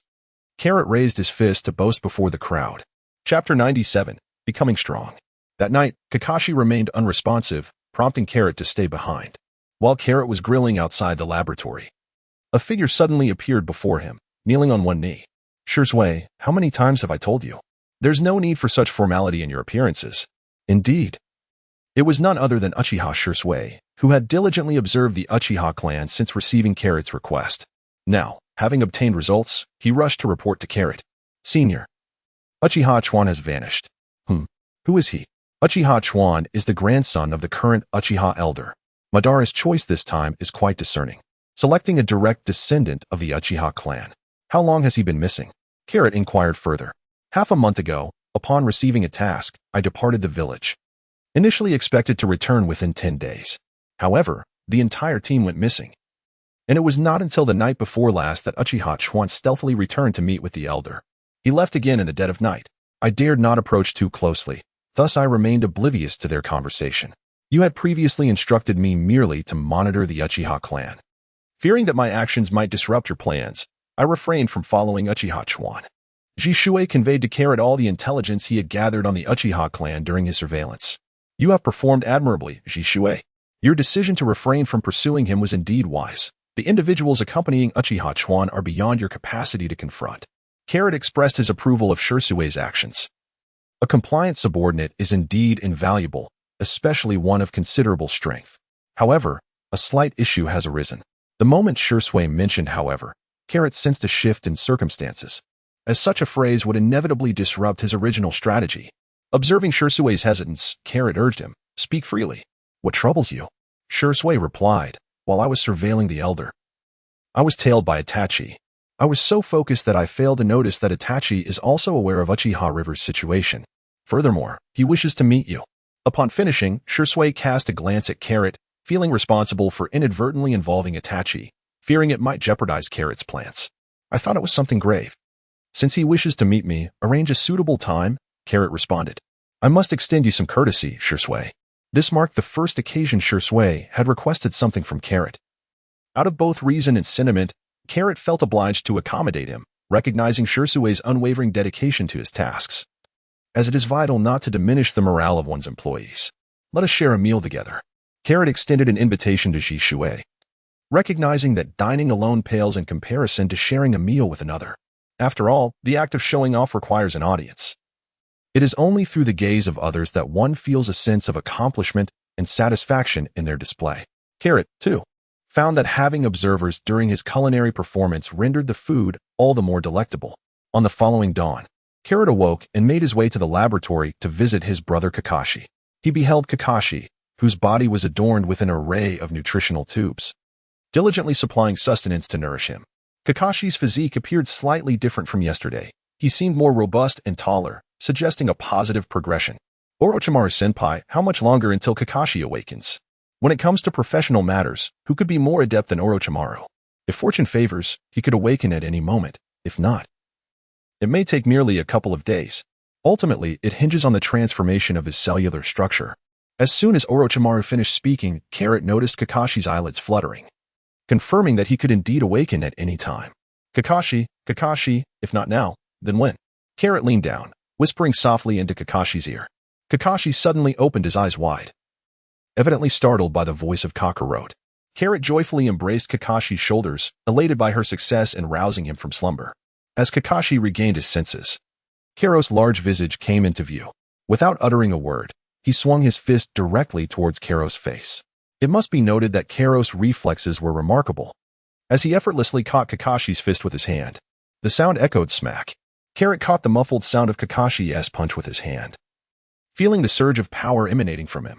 As he grasped Kakashi's hand, he sensed that the chakra within Kakashi's body had increased tenfold, and a sense of vindication washed over him, affirming that Kakashi's pain from the previous day had indeed been worthwhile. I am so heartbroken, Kakashi. I stayed by your side all night, and upon awakening, you immediately struck your revered brother without a word. My heart aches. Carrot placed one hand over the location of his heart, feigning an expression of injury as he spoke to Kakashi. Indeed, my beloved brother. It was but a single punch that rendered me unconscious yesterday. Even now, the spot where you struck me throbs with a lingering pain. Although I lost consciousness, my senses remained intact. You were absent the entire night, only returning in the morning. The words that punch escaped Kakashi's lips through gritted teeth, revealing the sheer force Carrot had exerted, compelling Kakashi to seek retribution upon awakening. Alas, Kakashi's attempts at vengeance proved fruitless. Slandering me, are you? This person is maligning my character. Carrot trembled as he pointed a quaking finger at Kakashi, his head swiveling about as if seeking someone to testify on his behalf. Upon noticing that Kakashi had regained consciousness, Orochimaru, recognizing the preciousness of his time, swiftly turned to depart, leaving the two brothers to their playful antics. The remaining researchers followed suit, trailing behind Orochimaru. Carrot, upon realizing that her performance had not achieved success, remained unfazed. After all, failure is the precursor to success. As long as one encounters enough failures, triumph is inevitable. The key lies in maintaining a positive mindset. How much longer will you hold my hand? At that moment, Kakashi's words brought Carrot back to her senses, prompting her to release his hand. Kakashi unexpectedly found himself bending the bed into a U-shape with a mere push of his hand. The two brothers exchanged wide-eyed glances, while Kakashi wore an expression of innocence, insisting, "This cannot be blamed on me. It is the bed's poor quality." However, Karoti, understood the true cause. Kakashi's strength had increased, inadvertently leading to this outcome. Kakashi soon realized that he possessed an additional surge of power within him, one he could not yet fully control, which resulted in this unforeseen incident. It appears you cannot return home just yet, Kakashi. Kakashi nodded in agreement, acknowledging the truth of the matter. Indeed. Chapter 98 reveals that the news spread rapidly. One cannot help but commend Kakashi's genius. In merely 3 days, he adeptly harnessed the newfound power within him. During this brief period, our dear Karo was inevitably there to lend a hand. Kakashi's strength surged, and he became somewhat arrogant, eager to challenge Karo to avenge years of being overshadowed by the team. However, Kakashi forgot the immutable truth that a brother will always remain a brother. The outcome was disastrous. Karo even took the liberty of striking him squarely in the face, leaving Kakashi with a swollen visage. One cannot ascertain whether Kero sees this opportunity for revenge, yet it is undeniable that Kakashi, despite being slightly more handsome than Kero, now found himself too embarrassed to face anyone. Thankfully, with the medical ninja, Do, present, Kakashi would have otherwise hesitated to step beyond the laboratory's threshold. His illustrious reputation nearly met its demise at the hands of Kero. Of course, during these 3 days, Kero was not merely fighting. Rather, he engaged in sparring with Kakashi to pass the time, while also conferring with his partner, Orochimaru, to strategize on garnering support for their cause. Nevertheless, in this domain, even 10 Keros would pale in comparison to a single Orochimaru. Carrot ultimately arrives at a singular conclusion. Those who engage in politics possess inherently corrupt hearts. The schemes devised by Orochimaru have left Carrot with a profound sense of enlightenment, shattering his previous limitations. Were it not for their partnership, Carrot would have harbored thoughts of eliminating Orochimaru. As for the ensuing matters, I shall leave them to you, esteemed Orochimaru. In the realm of cunning strategies, Orochimaru requires no assistance from Carrot. Presently, Carrot resembles a nuclear weapon, an entity that may be unnecessary yet is indispensable. His existence serves to prevent others from overturning the table. As for you, Kakashi, simply await the unfolding drama. I shall eagerly anticipate it. The two exchanged glances before retreating in their respective directions. Carrot led Kakashi out of the laboratory and back to the village. Kakashi was taken aback when, before he could respond, Might Guy, clad in a form-fitting green suit, abruptly confronted him with the unexpected question, "When are you and Shizun getting married?" Carrot sensed the wind had changed. It was evident that Sanada, with his loose lips, had divulged the matter to Hamiko, who worked at the hospital. The circle of gossip among girls is notoriously expansive, and 3 days would suffice for the news to spread. Sanada couldn't help but commend himself for his friendship. Kakashi and Obito were also seeking out Kakashi, now aware that Carrot had developed feelings for someone, and notably, that someone was not Rin. This revelation brought Obito immense joy. Despite their constant bickering, he and Carrot shared a deep bond. "Kakashi, congratulations," Rin chimed in, her tone tinged with a bittersweet sentiment, though the other 3 present were oblivious to her underlying emotion. Carrot, having read the script of their lives, felt himself above such trivialities. At that moment, Kakashi recalled that 3 days ago, Carrot had set a trap for him. He turned to glare at Carrot, but the latter's resilience was formidable. He believed that as long as his confidence remained unshaken, Kakashi could not affect him. "Farewell, Kakashi." With that, Carrot vanished from sight. Having noticed their classmates approaching to seek out Kakashi, "Tsunade, have you heard? I never imagined that the reserved Kakashi had feelings for Shizun." Jiraiya had been persistently trying to lift Tsunade's spirits, as the burden of unfulfilled vengeance weighed heavily on her heart. He willingly served as an outlet for her frustrations, accustomed as he was to her ire. Alas, in the original timeline, their paths seemed fated to diverge. Had Jiraiya not been so preoccupied with finding the child of destiny, he would not have inadvertently given Kato the opportunity to bond with Tsunade. Consequently, Jiraiya's life had yielded little of what he desired. Now, however, the wheels of fate had begun to turn, and the outcome of their connection remained uncertain. Tsunade raised her glass and drained its contents, casting a sidelong glance at Jiraiya, dismissing him thereafter. "Tsunade, did you hear what I said? Though Kakashi may be somewhat withdrawn, he is still a commendable individual. Not only is he handsome, but he has also achieved the rank of Jonin, making him worthy of Shizun's affections." Jiraiya understood the significance of Shizun to Tsunade and recognized the compatibility between her and Kakashi. "I am aware of Kakashi's merits, but this is a matter for the younger generation. I cannot compel Shizun to marry him." With Tsunade appearing to relent, Jiraiya continued, "They should be allowed to spend time together. If they find harmony, let it flourish. If not, then so be it." Indeed, Jiraiya had invested considerable effort into Kakashi's cause. Earlier that day, Minato had approached Jiraiya, seeking his assistance in conveying a message to Tsunade. Minato, eager to play matchmaker, had witnessed Kakashi's solitary status and felt a sense of urgency. Upon learning from Shinkunai that Kakashi harbored feelings for Shizun, he naturally wished to aid his disciple in winning her heart, though a formidable obstacle remained, Tsunade herself. To remove this barrier, he called upon his mentor, Jiraiya, knowing that failure would only result in a beating for Jiraiya. "Shizun, what are your thoughts?" As Tsunade's devoted aide, Shizun had always been at her side. Hearing Tsunade's inquiry, Shizun blushed and lowered her gaze. Kakashi was dashing and powerful. There was hardly a girl who did not harbor a crush on him. It is entirely up to Lady Tsunade. With Shizun's affirmation, Jiraiya recognized his success in playing the role of mediator. Tonight, Minato will host a banquet for Kakashi.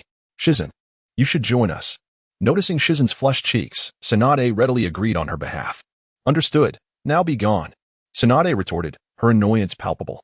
This intruder had whisked away her assistant, which was rather vexing. Even her pupil was seeking love, while she, a seasoned woman, remained unperturbed. Once Jiraiya had departed, Tsunade turned to Shizen. Shizen, let us go shopping and acquire some new attire to enhance your appearance. Of course, Lady Tsunade. No girl could resist the allure of new clothes. Carrot suddenly appeared in the house. However, today, Shikakanara was home. Father, you are at home. Carrot greeted.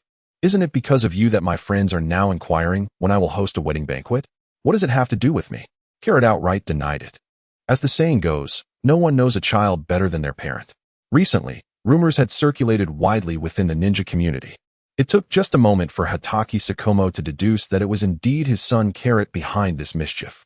Not long ago, he had suggested that Carrot go on a blind date, only for the news of Kakashi's unrequited love for Shizen to surface soon after. No one else would have orchestrated such a scheme. Hatake Tsukumo fixed his gaze directly on Carrot, who ultimately conceded. It was me. Does father not wish to have grandchildren? Carrot unleashed a devastating blow, something that Hatake Tsukumo had long yearned for. Now that peace has been restored, it is time for the next generation of the family to be born. However, the two individuals at home lack this awareness. One is incessantly training while the other is secretly indulging in comic books, leaving Tsukumo in a state of exasperation as his hair turns white. Is there any hope? Tsukumo inquired anxiously. I cannot say. It all depends on whether Kakashi has had an epiphany. Carrot wore a perplexed expression, realizing that this matter could only be resolved by Kakashi. Sighing in unison, the father and son shared a moment of exasperation. Chapter 99, A Fortunate Turn of Events. By the way, father, I shall not be staying at home for the next few days. Perhaps it is for the best, a little time away to weather the storm. Thought Tsukumo Hatake, ultimately agreeing with Carrot's decision. After all, given the magnitude of the trouble Carrot had stirred, Kakashi would undoubtedly not let him off easily. Their absence from one another would certainly bring a measure of tranquility to the household. Carrot decisively set about his task, swiftly packing his belongings before stepping out the door. But where was he headed? After pondering for quite some time, Carrot finally settled on a candidate. In an instant, he teleported to the other person. Swish. Hello, Jishue. Carrot appeared at Shirzue's home, waving a greeting. Upon seeing Carrot, Shirzue's tense nerves began to relax. Senior, your sudden appearances are quite alarming. Shirzue lamented about Carrot's unexpected arrivals. It was always so abrupt. On one occasion, while Shirzue was relieving himself, Carrot had materialized out of nowhere, startling Shirzue so much that he ended up soiling his pants. The psychological trauma was considerable. Next time, I'll be more careful. You always say that, yet nothing ever changes. Shirzue retorted, skeptical of Carrot's assurances. If it weren't for the inability to overpower him, Shirzue would certainly show Carrot why the flowers bloomed so vividly. Senior, is there something you wish to discuss during your visit this time? Shirzue inquired, noticing the bundle Carrot carried with curiosity. I plan to stay here for a few days. Things have been rather tumultuous at home lately. Carrot sat leisurely before the still waters. Are you referring to Kakashi's matters? Oh, you earnest soul. Do you truly care about this? Carrot has become intrigued, unexpectedly finding you, with your prominent brows and large eyes, so engrossed in gossip. Senior, this information is unnecessary for me to hear. It's already spread throughout the entire police department. Jishue's mind whirled as he remarked, Senior, could this be news you've leaked? How could it possibly be me? You know me well enough to understand that I am incapable of such actions. Carrot hastily began to argue. Yet upon meeting the resolute gaze of Shirshue, he ceased to conceal the truth, for he needed to seek refuge under Shirshue's protection. Indeed, it was I who did it. I have no desire to marry. The Hatake family is left with only Kakashi. Upon hearing Carrot's reasoning, Shirshue could only lament for Kakashi. Which room do I reside in? Carrot swiftly diverted the conversation, inquiring about his place of residence from Shirshue. He did not bother to ask whether the host would take him in, as it was clear that he was determined to stay, and Shirshue would have no reason to expel him. The second room on the left on the second floor. Very well. With that, Carrot shouldered his bundle and ascended the stairs. Later that evening, Kakashi finally emerged from the home of Minato Namikaze, accompanied by Shizen. While Carrot slipped away, Kakashi had been brought home by Minato, who, as a teacher, felt it was his duty to support his students. He had invited Shizen over for dinner, hoping to afford Kakashi and Shizen more time together. Minato believed he could play a supportive role, especially considering his own prowess in winning over the renowned Shinkunai. Meanwhile, Jiraiya had also gone to extend an invitation to Shizune. Everything was perfectly arranged. As night fell, the experienced Minato suggested that Kakashi escort Shizune home, explaining how the two emerged from his residence. "Teacher, should we follow them?" Aito expressed his concern for Kakashi, eager to observe the situation. Although it was curious how a person with no romantic experience would seek to understand others. "Just remain here and wait. With such an opportunity, you should also find a girlfriend. A teacher's affection cannot be discriminatory. Having aided Kakashi, you now have Aito." Aito's face instantly flushed crimson, especially with Rin present. Whenever Minato suggested he seek a girlfriend, Aito's gaze would inevitably drift toward Rin. The intentions were transparent to all. On the other hand, Rin was preoccupied, as if sensing something precious had been taken from her. "Teacher, I will head home now." She bade farewell to Minato. "Be careful on your way." As Rin stepped out, Aito remained dazed, unsure of what to do.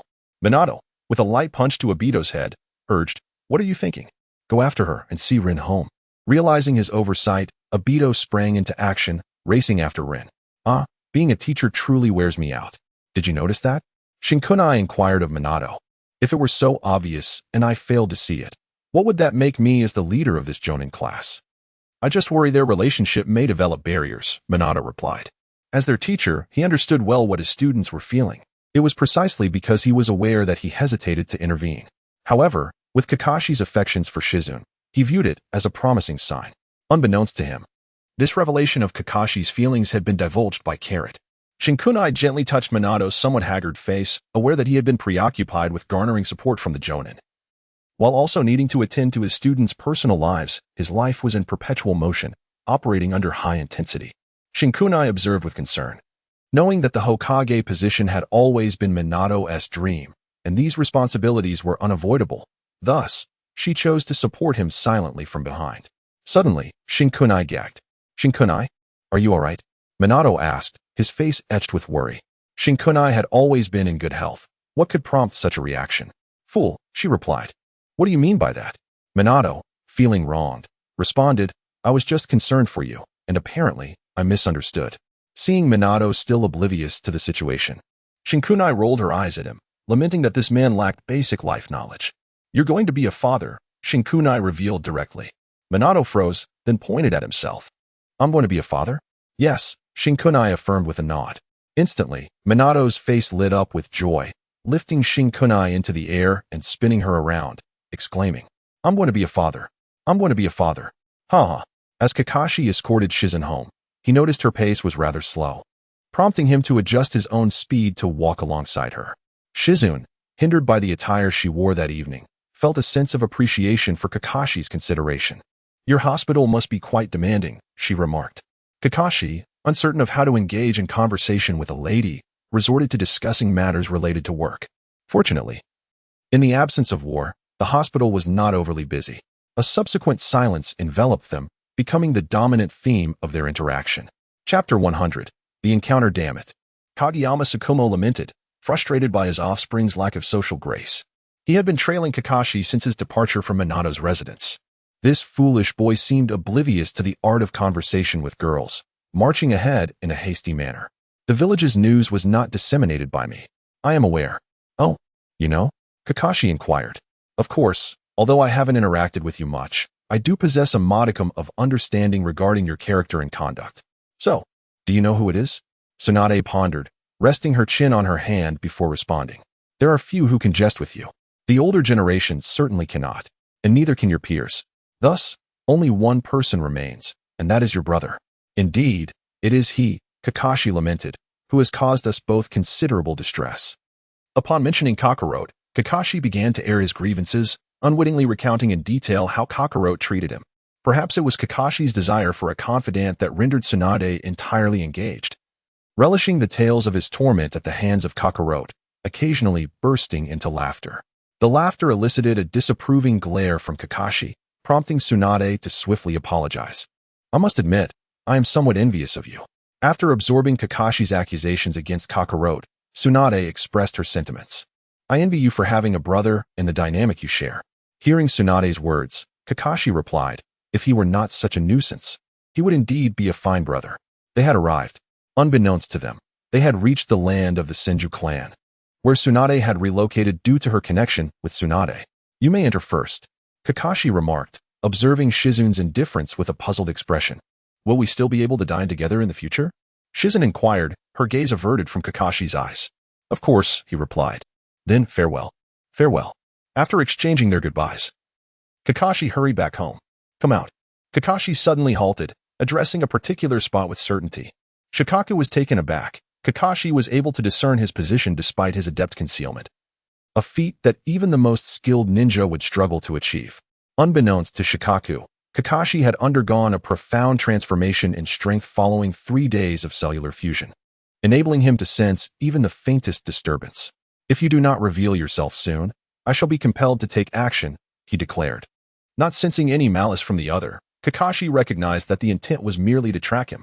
When he realized he could no longer remain hidden, Shikaku decided to reveal himself. Father, is that you? Kakashi exclaimed, astonished to see his progenitor. Do you truly believe I would accept your excuse about being lost after leaving? Shikaku replied, somewhat awkwardly. Father, do you genuinely think I would be persuaded by such a pretext? Is Kakarot also present? Kakashi inquired. Not at all, it's just me, responded Tsukumo Hatake. Noticing that Tsukumo did not appear to be lying, Kakashi accepted his words. Isn't that entirely unnecessary, father? How can it be deemed unnecessary? Both of you brothers have reached a suitable age and remain unmarried. The Hatake lineage is at risk of extinction. Can I afford to be indifferent? I merely came to see if there was any possibility of you bringing home a lovely partner. However, your performance has utterly astonished me. If only you could exhibit a fragment of your training potential, I would not be so agitated. Tsukumo chastised Kakashi, but given Kakashi's demeanor, he refrained from continuing the latter part of his admonition, unaware that Kakashi had been conversing amiably with Shizun. Father, since my brother and I appear incapable of fulfilling our responsibilities, why not consider remarrying? Kakashi's ability to divert attention was remarkable. How could you utter such words? You expect your father, at his age, to still strive for the expansion of our family? Tsukumo Hatake was visibly astonished. He had not anticipated that Kakashi would propose such a solution. Without hesitation, Tsukumo delivered a stern reprimand to Kakashi, reminding him of the dignity inherent in being the head of the family. I am back. As Kakashi pushed open the door, he began to search for the figure of Kakarot within his home, determined to uncover the mastermind who had plunged him into this predicament. Upon witnessing Kakashi's frantic search throughout the house, Hatake Tsukumo remarked, There's no need to look any further. Your brother has moved out. What? Damn it. That scoundrel has created this mess, and then fled. Kakashi experienced a profound sense of helplessness, akin to a fist striking cotton. The frustration lingered, caught in his throat, neither able to be swallowed nor expelled. Is this not quite normal? He is not foolish. Would he truly await your return to scold him? Taking advantage of the situation, Tsukumo pressed on, intensifying Kakashi's discomfort. Achu, who is cursing me from behind? Kero, resting in his room, suddenly sneezed and remarked, Senior, are you asleep? Came the voice of Shursui from outside the door. If there's something, just come in. I'm not asleep yet. Shursui opened the door and entered the room. Senior, I've brought Itachi. Are you available to meet him now? Let him in. After all, we must meet eventually. Kero had not anticipated that Shursui would arrange this so swiftly after he had agreed to meet Itachi. Lord Kero, greetings. Upon entering, Itachi immediately knelt before Kero on one knee. There's no need for such formality. I am unaccustomed to having anyone kneel before me. Observing Shursue's demeanor, Itachi also took a seat in front of Kero. Itachi, do you wish to see me for a specific reason? Kero did not underestimate someone who had long contemplated the meaning of life. Lord Kero, I wish to join your ranks. Kero wore a perplexed expression. Did not your father stake the Uchiha clan's hopes upon the esteemed Minato? Are you truly willing to defy his wishes, Itachi? Kero found himself utterly perplexed. Logically speaking, Minato bore no animosity towards the Uchiha clan. He was capable of mediating the tensions between the clan and the village. Indeed, Lord Minato's ascension to Hokage was most advantageous for the Uchiha's interests. However, with your presence, the situation is markedly different. Once Minato takes office, he will undoubtedly suppress the major clans to establish equilibrium, whereas you and Lord Orochimaru stand apart. Your formidable strength empowers you to dominate all clans. The more powerful the clan, the more it seems to delight you. Did Shursui impart this knowledge to you? This notion is of my own conception. Everyone underestimates you, Itachi. You possess a far-reaching vision that surpasses many. Now, please elaborate on the intentions behind the actions taken by myself and Lord Orochimaru. Carrot seized the opportunity to test Uchiha Itachi's resolve. Chapter 101, Itachi's Allegiance. You will incite a monumental transformation within the ninja world. Accomplishing what the first Hokage could not, unifying the ninja realm, Itachi articulated his conjecture. You truly hold us in high regard, Itachi. I am merely stating a fact. Your strength, combined with Lord Orochimaru's intellect, ensures that you can indeed achieve this. Only by aligning with your Uchiha clan can one truly flourish without fear of being overpowered. The sharper the Uchiha blade, the more you relish it. Suddenly, an overwhelming aura emanated from Carrot, enveloping the entire room. Shursui and Itachi felt as if they were drowning. Struggling to breathe, the pressure arrived swiftly and dissipated just as quickly. They greedily inhaled the air, experiencing a sensation akin to surviving a calamity. Aha! The genius of the Uchiha, Itachi, truly lives up to his reputation. Carrot sincerely marveled at Itachi's gaze. Shursui, I entrust Itachi to you. Yes, senior. Just moments ago. Carrot's imposing presence had sent a shiver down Itachi's spine. What manner of person was this, that mere aura could evoke the sensation of death? Upon exiting Carrot's chamber, Uchiha Itachi inquired of Shursui, Brother Shursui, how formidable is Lord Carrot's strength? Shursui halted, turned to face Itachi, and replied, I cannot ascertain the full extent of my senior's power. All I know is that before him, I could not withstand a single blow. Itachi was aware of Shursui's awakening of the Manjiki Sharingan, yet the fact that Shursui, equipped with such power, could not rival Carrot's abilities deepened Itachi's understanding of Carrot's might, transforming it from a mere abstract notion into a clearer realization. Itachi recognized Carrot's exceptional strength, and now, with this newfound comparison, it became more tangible. Itachi, all you need to know is that we are loyal to Lord Carrot. Do you understand? Shursui earnestly stated to Itachi. Yes, Brother Shursui, I understand. Our clan requires the guidance of a strong leader, one capable of accommodating the Uchiha's growth. Good, it is reassuring that you comprehend. From now on, you shall serve as our intelligence operative within the enemy's ranks. Rest assured, this shall be a simple task, Itachi replied with a relaxed demeanor. Fugako had not anticipated that his most cherished son was already poised to betray him. Do not worry, the clan leader will ultimately comprehend our intentions. We share the same objective, albeit through different choices. Indeed, I understand. Itachi was acutely aware that his actions amounted to a betrayal of his father's trust.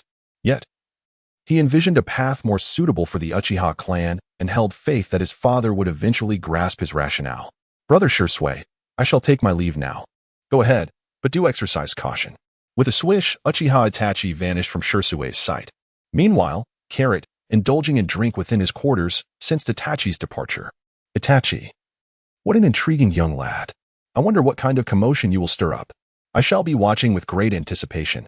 Carrot spoke to himself and, after finishing his last drink, retired to bed. For 5 consecutive days, he had not left the Shursui household. Had it not been for today's gathering of the high-ranking shinobi to elect the Hokage, he had no intention of venturing out. By a twist of fate, he encountered the one person he most wished to avoid, Kakashi. My esteemed brother, you have finally made your appearance. Kakashi gritted his teeth as he addressed Karo. Do you have any idea how I've spent these past 5 days? Every acquaintance of mine has been clamoring for wedding invitations, all eager to serve as my groomsmen. Ah, my dear brother is here. I see you've been looking quite well lately. A man nourished by love is truly a different being, radiating vitality. When Karato broached the subject, it was as if a storm cloud descended upon Kakashi's countenance. The man before him had dug a deep pit for himself, and rather than offer assistance, he had simply fled, leaving Kakashi to grapple with the consequences alone. Jiraiya and Tsunade, not to mention the Hokage Yuan Fei, had all inquired about Kakashi's marital status, leaving him at a loss for words. The thought of overturning the table in frustration seemed almost appealing, yet the gaze of his father, Tsukumo Hatake, filled with the melancholy of autumn's flowing waters, spoke volumes without uttering a single word, intensifying Kakashi's discomfort. To be pressured into marriage to such an extent was indeed a novel experience for him. How infuriating! Kakashi could no longer contain his frustration. He yearned to deliver a sound thrashing to Kakaroto, to alleviate the resentment that had been festering within him. Father, you have arrived. Upon hearing Karo's exclamation, Kakashi found himself at a loss for words. In the presence of Hatake Tsukumo, Kakashi consistently adopted the demeanor of an obedient child. As soon as Hatake Tsukumo beheld the unfolding scene, he surmised the situation with remarkable accuracy. Unlike Kero, Kakashi lacked the audacity to be shameless. Time and again, he found himself unable to outsmart or outmatch his opponent, nor did he seek the intervention of a parental figure. Father, has Kakashi truly reached such a juncture? Carrot softly inquired of Flagwood Tsukumo. The progress has been quite satisfactory. Although Carrot's method lacks ethical boundaries, the results have proven to be quite satisfactory. Is it true or false? Now it is Carrot's turn to be astonished. This unexpected turn of events had never crossed his mind. Just as Carrot was eager to learn more details, Kakashi, standing to the side, interjected, "I'm still here. If you wish to speak in whispers, might you consider doing so away from my presence?" He chuckled softly. Carrot and Shikamaru's father exchanged an awkward smile. Kakashi was embraced by his companion, who said, "Not bad. My dear brother, rest assured, I will ensure your wedding is splendid." Who was planning a wedding? It turned out that Jiraiya and Minato had arrived. Lord Jiraiya, would you like to arrange your wedding with Tsunade as well? Carrot's words were astonishing. Jiraiya felt his face flush with embarrassment. He had not anticipated Carrot's candidness. Could such matters be spoken of so casually? If I were to express my happiness in private, it would be one thing. But to declare it publicly is tantamount to wishing for my demise. Master, I believe you and Lady Tsunade are a perfect match. As Jiraiya's disciple, he was aware of his mentor's affections for Tsunade and hoped for his teacher to find stability rather than wandering aimlessly through the ninja world. This, I too do not possess, Jiraiya stated, feeling somewhat bashful. However, as soon as he finished speaking, a palpable aura of menace enveloped him from behind. Minato, is Tsunade here? Minato nodded. Tsunade had overheard his earlier remarks. Jiraiya swallowed hard. Help me contact the hospital bed. Very well, master. No sooner had Minato spoken than Jiraiya had already leaped into action. Ah, please don't slap my face. The sound of thuds drowned out Jiraiya's cries. Everyone present mourned for him. Why choose such a partner? Why fall for a violent maniac? Brother, I suddenly feel that remaining unmarried is not such a bad option after all. Kakashi, upon witnessing Jiraiya's dire state, exclaimed, "This cannot be permitted." Instantly, he faced opposition from both Hatake Tsukumo and Kakaroto. Within Hatake Tsukumo's mind, a thought resonated. If you do not marry, how shall the Hatake lineage endure? Carrot simply wishes for Kakashi to marry. Chapter 102, The Victory of Orochimaru. Within the Hokage office, the elite shinobi of Konoha gathered in unison. However, amidst them seemed to be an unusual presence. Upon closer inspection, it was the boisterous Jiraiya, whose visage resembled that of a swollen pig. Yuan Firijan, witnessing his beloved apprentice in such a state, felt a pang of headache, for he had witnessed the unfolding events clearly through a crystal ball. It was undoubtedly Jiraiya's inability to restrain his tongue that led to this predicament. He deserved it. Silence, please, the elder advisor spoke. And instantly the meeting room fell silent, with all eyes turning towards Yuan Firijan. The purpose of this assembly was likely clear to everyone present. Observing the nods of acknowledgement, Yuan Firijan continued, I am stepping down from my position. The role of Hokage must not remain vacant. The candidates for Hokage are Orochimaru and Minato Namikaze. Each elite shinobi present holds a vote. The candidate with the most votes shall ascend as the next Hokage. Without further ado, let us commence the voting. Upon finishing his statement, the elder advisor, Mito Minyan, rose to oversee the tallying of votes. Each shinobi held a paper slip that had been distributed, with white representing Orochimaru and yellow denoting Minato. Each participant cast their choice into the ballot box. 1 vote for Orochimaru. 1 vote for Minato, Mito Minyan announced, marking each tally on a board. As the final vote approached, with both candidates currently tied, this last ballot would determine the ultimate victor. Orochimaru-senpai, do you feel confident? Carrot inquired softly, while Orochimaru wore a confident expression. It was merely a formality. Upon hearing Orochimaru's words, Carrot realized that he was assured of victory. A vote for Minato. How astonishing. Carrot gazed at Orochimaru with a look of astonishment, incredulous at what he had referred to as merely a formality. The outcome was entirely beyond Carrot's expectations. Soon after, she noticed the corners of Orochimaru's mouth curled into a persistent smile. Could there be an unforeseen twist in events? Suddenly, another thought emerged in Carrot's mind. Congratulations, Minato, Jiraiya exclaimed, embracing Minato with fervor.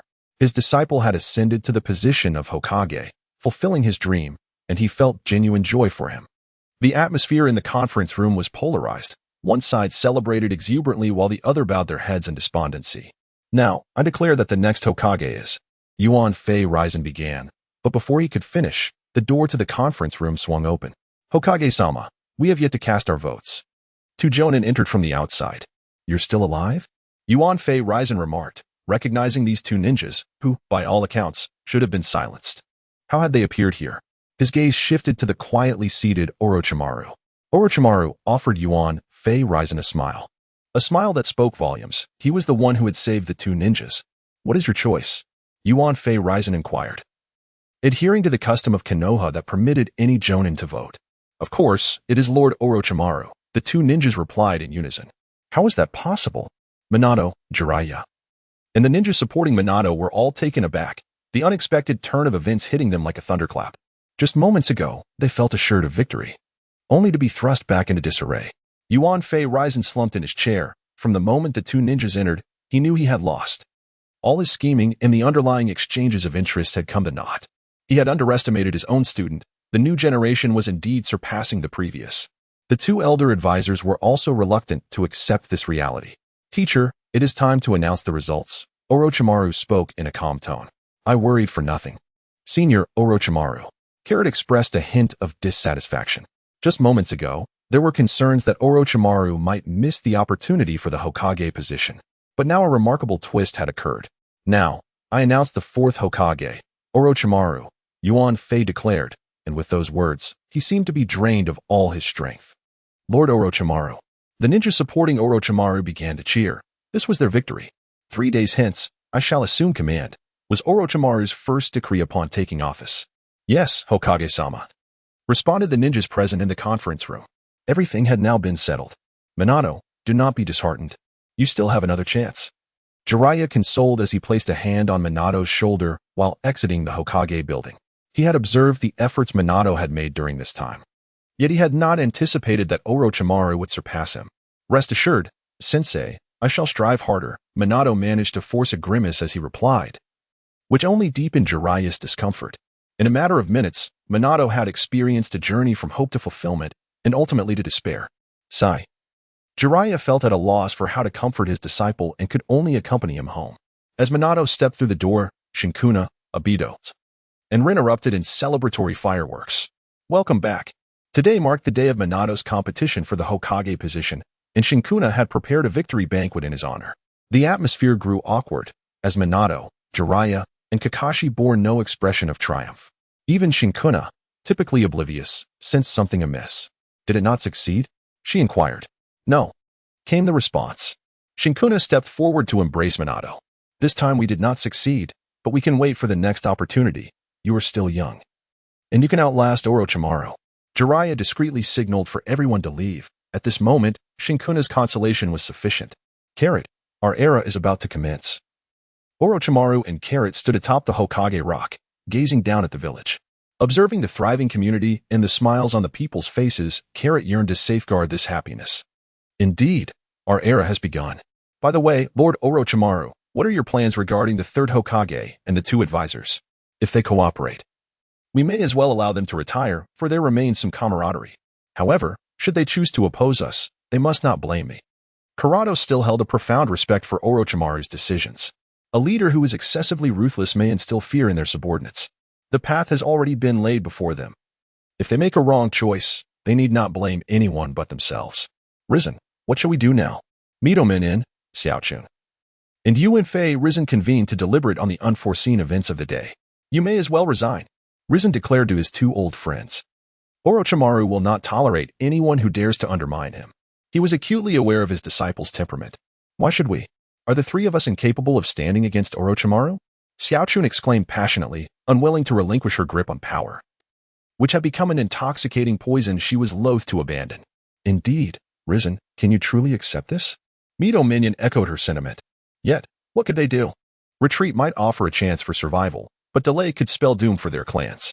I care not for your opinions. I am withdrawing. With that, Risen turned his back on them and departed. As Risen left, Xiaochun and Minion parted ways in discontent. Once they had all exited, a shadow emerged on the floor of the room. It was Kurizetsu. Is there discord within Konoha? He mused before vanishing. The presence of Kurizetsu? How audacious. Carrot disregarded him and continued to drink, as the celebration for Orochimaru's ascension was underway.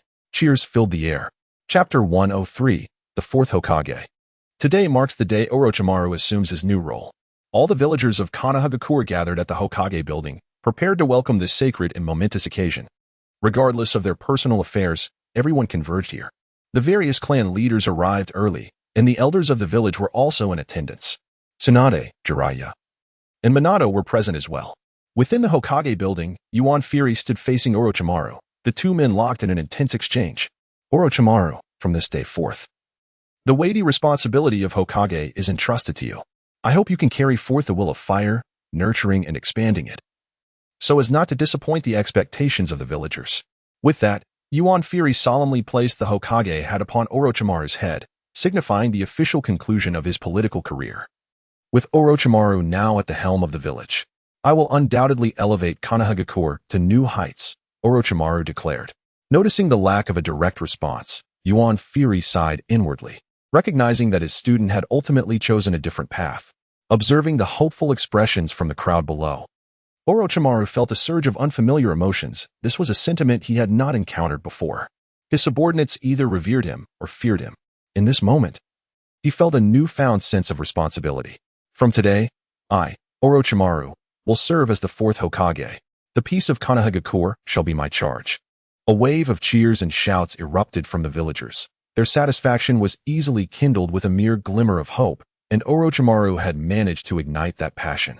Watching Orochimaru's ascension, Uchiha Fugaku felt a heavy weight in his heart. The Uchiha clan had supported Minato, who had lost the election.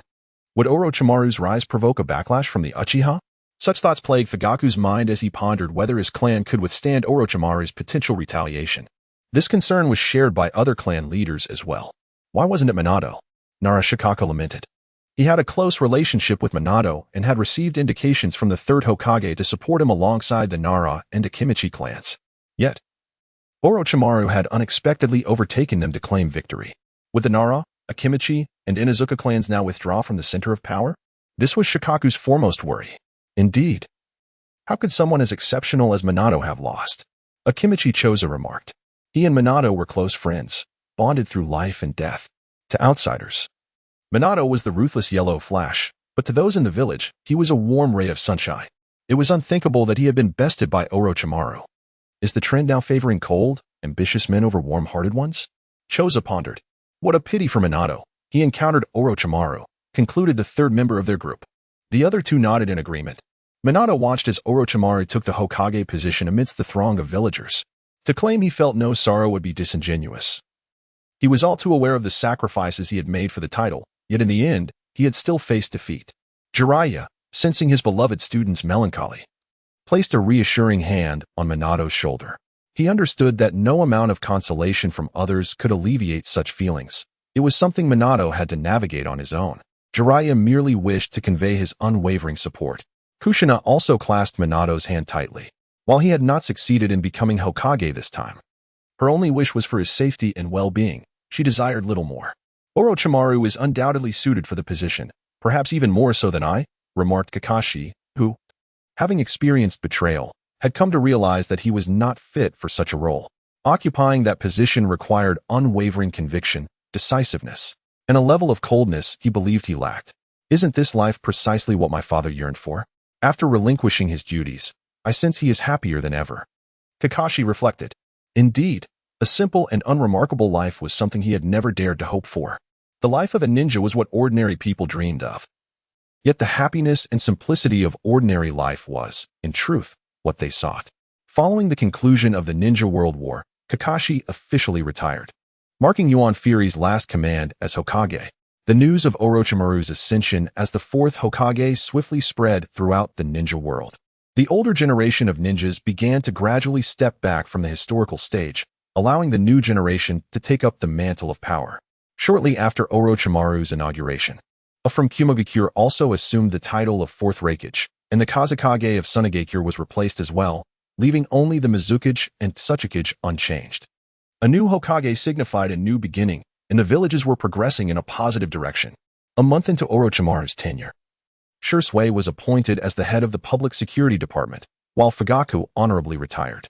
The Public Security Department saw the establishment of a new propaganda division, responsible for positive outreach regarding its operations. The Uchiha clan, known for their meticulous law enforcement, did not allow their pride to lead them to break the law. They were exemplary officers. While they garnered disdain from the villagers, partly due to the machinations of Danzo and Yuan Fury, and partly due to their strict adherence to law and order, the establishment of the propaganda division began to mitigate the villagers' animosity. The villagers started to appreciate the work of the Public Security Department, and when the Uchiha clan enforced the law, they no longer faced scorn but rather received assistance from the community, a turn of events they had not anticipated, leading the Uchiha to feel immense gratitude towards Hokage Orochimaru. Tsunade was appointed as the director of the hospital, as Orochimaru would not let such a talented medical ninja go unrecognized. He offered her an opportunity she could not refuse, and she happily accepted the role. Jiraiya's arrangements, however, caused Orochimaru some distress. His old friend had perfectly inherited Yuan Fury's lecherous tendencies, and Orochimaru feared that leaving Jiraiya in the village would compromise safety, as the antics of the single old dog could be quite lowbrow. Orochimaru did not assign him a role, yet Jiraiya took the initiative to visit. He reminisced with Orochimaru about their childhood friendship and their battles together in adulthood, even shedding a few tears at the moment's depth. Ultimately, Jiraiya left the Hokage's office in high spirits. Chapter 104, Carrot departs. Knock, knock. While resting, Orochimaru heard a knock at the door. Come in. His assistant, Kabuto, entered. Following Orochimaru's ascension to Hokage, Kabuto's position had naturally risen, and he had become a vital aid to the Hokage. Lord Hokage, I bring intelligence regarding Elder Koshun and Elder Monin's embezzlement of war supplies. Kabuto placed the documents on Orochimaru's desk. Orochimaru flipped through the information, astounded by its contents. Truly, it was a case of the village suffering while they enriched themselves. Who do you believe should handle this matter? Orochimaru inquired. These two elder advisors repeatedly meddled in Orochimaru's decisions after he assumed office. However, Orochimaru was no pushover. He had been quietly gathering intelligence in the shadows, preparing to deliver a fatal blow when the time was right. The venomous serpent lurking in darkness was now baring its fangs. Minato Namikaze, Kabuto spoke. Ha ha ha. Excellent. Minato Namikaze is the perfect choice. Orochimaru's laughter echoed through the Hokage's office, carrying an eerie chill that even unsettled his longtime subordinate, Kabuto. Let Minato take the lead, supported by the Inoshikacho trio. Begin the investigation, and grant him full authority to mobilize the Umbu. Orochimaru did not hesitate to allocate personnel, and in great numbers. He intended to crush the two elder advisors outright. If they refused to restrain themselves in their old age, then they would pay the price in full. Yes, Lord Hokage. Kabuto accepted the order and immediately set off to find Minato Namikaze. Senior Orochimaru, the time to act has finally come. The voice of Carrot resonated behind Orochimaru. Carrot, could you please use the door the next time you visit me? Orochimaru harbored a deep-seated disdain for Carrot's manner of arriving, yet Carrot remained unrepentant, even escalating this behavior further. Carrot approached the door, opened it, and knocked once more, inquiring, Orochimaru-senpai, may I enter? The gesture seemed rather perfunctory. He had already stepped inside, yet chose to feign a performance. At times, Orochimaru found himself wishing he could slice open Carrot's head to discern what peculiarities resided within. Were it not for the constraints of his own strength, he might have entertained this thought further. Do you require something? Carrot seldom intrudes unless there is a significant reason. Recently, I have felt the desire to venture outdoors, as remaining in the village has become quite tedious. Carrot candidly expressed his intentions. If you wish to leave, then simply depart. Is it necessary to report such matters to me? Orochimaru inquired, somewhat perplexed. This time, I anticipate a longer absence, so I wanted to give you a heads up. Additionally, I plan to seek out a few adversaries to engage in combat. Are there still beings in the ninja world capable of challenging you? Upon mentioning this, Orochimaru's interest was piqued. As the one most familiar with Carrot's formidable strength, he found it hard to believe that anyone could rival the creature before him. Before the existence of chakra, weren't there numerous deities of various kinds on this planet? I intend to seek them out for some practice. You've discovered something? Indeed. Although they are concealed in alternate dimensions, I have managed to catch a hint of their presence. As long as there is a trace of their essence, I will be able to locate them. The method Carrot employs to locate individuals is well known to Orochimaru. Such an ability is utterly perplexing. When shall we depart? Perhaps tomorrow. My body is already yearning with insatiable hunger. By the way, here, this is for you. A fist-sized sphere of light coalesced in Kuroti's hand and was passed to Orochimaru. What purpose does this serve? Orochimaru gazed at the sphere hovering in his palm, feeling the warmth of its power enveloping him. This is an alarm. Should you encounter a situation beyond your capability, simply crush it, and I shall return. Observing Orochimaru solemnly sealing the sphere within a scroll, Kuroti took his leave to bid farewell to his family. Early the next morning, Kuroti departed the village without disturbing anyone. As he exited, Kakashi and Shikamaru had already awakened, both disliking farewells. On the rooftop of the Hokage building, Orochimaru watched Kuroti's departure. Hokage, Lord Minato has made his move, reported a member of the Umbu. Understood, maintain surveillance, Orochimaru commanded before vanishing. This day would prove extraordinary in Konoha. Upon receiving orders from Orochimaru, Minato was taken aback by the magnitude of the task assigned to him. However, after receiving intel from Kabuto, Minato's rare temper flared, when the honest become enraged. It is a serious matter. After conferring with the Inoshikacho trio, they commenced their operations. The trio was elated to receive Orochimaru's assignment, having previously feared repercussions due to a misalignment in loyalties. Now, with a task from Orochimaru, their status transformed from inconsequential to indispensable. The Umbu, led by Minato and the Inoshikacho trio, apprehended members of the Shizune and Mito clans, swiftly filling the Umbu's prison. Interrogations commenced, and as reports circulated, panic spread throughout Konoha. However, perceptive individuals recognized that this was the onset of Orochimaru's crackdown on the Elder Council, as those detained were closely associated with the council members. What shall we do? Hizashi, Shizune Sakura, and Mito Minen sought counsel from Yuan Fei Rihuan. Orochimaru's righteous stance wielded a merciless blade, leaving Shizune Sakura and Mito Minen powerless to defend themselves. They had underestimated Orochimaru, a venomous serpent. Displeased with their repeated non-compliance and hindrances, Orochimaru had lost all faith in them. I previously suggested your retirement, yet here you are, clinging to your power. Now that there is no escape, you come seeking my aid. What can I do? Yuan Fei Rihuan chastised his old friends. Do you think resigning now will spare you? With the situation escalating, there's no chance of a quiet resolution. Blood will be shed. What do we do now? Shizune Sakura and Mito Minen floundered like headless flies.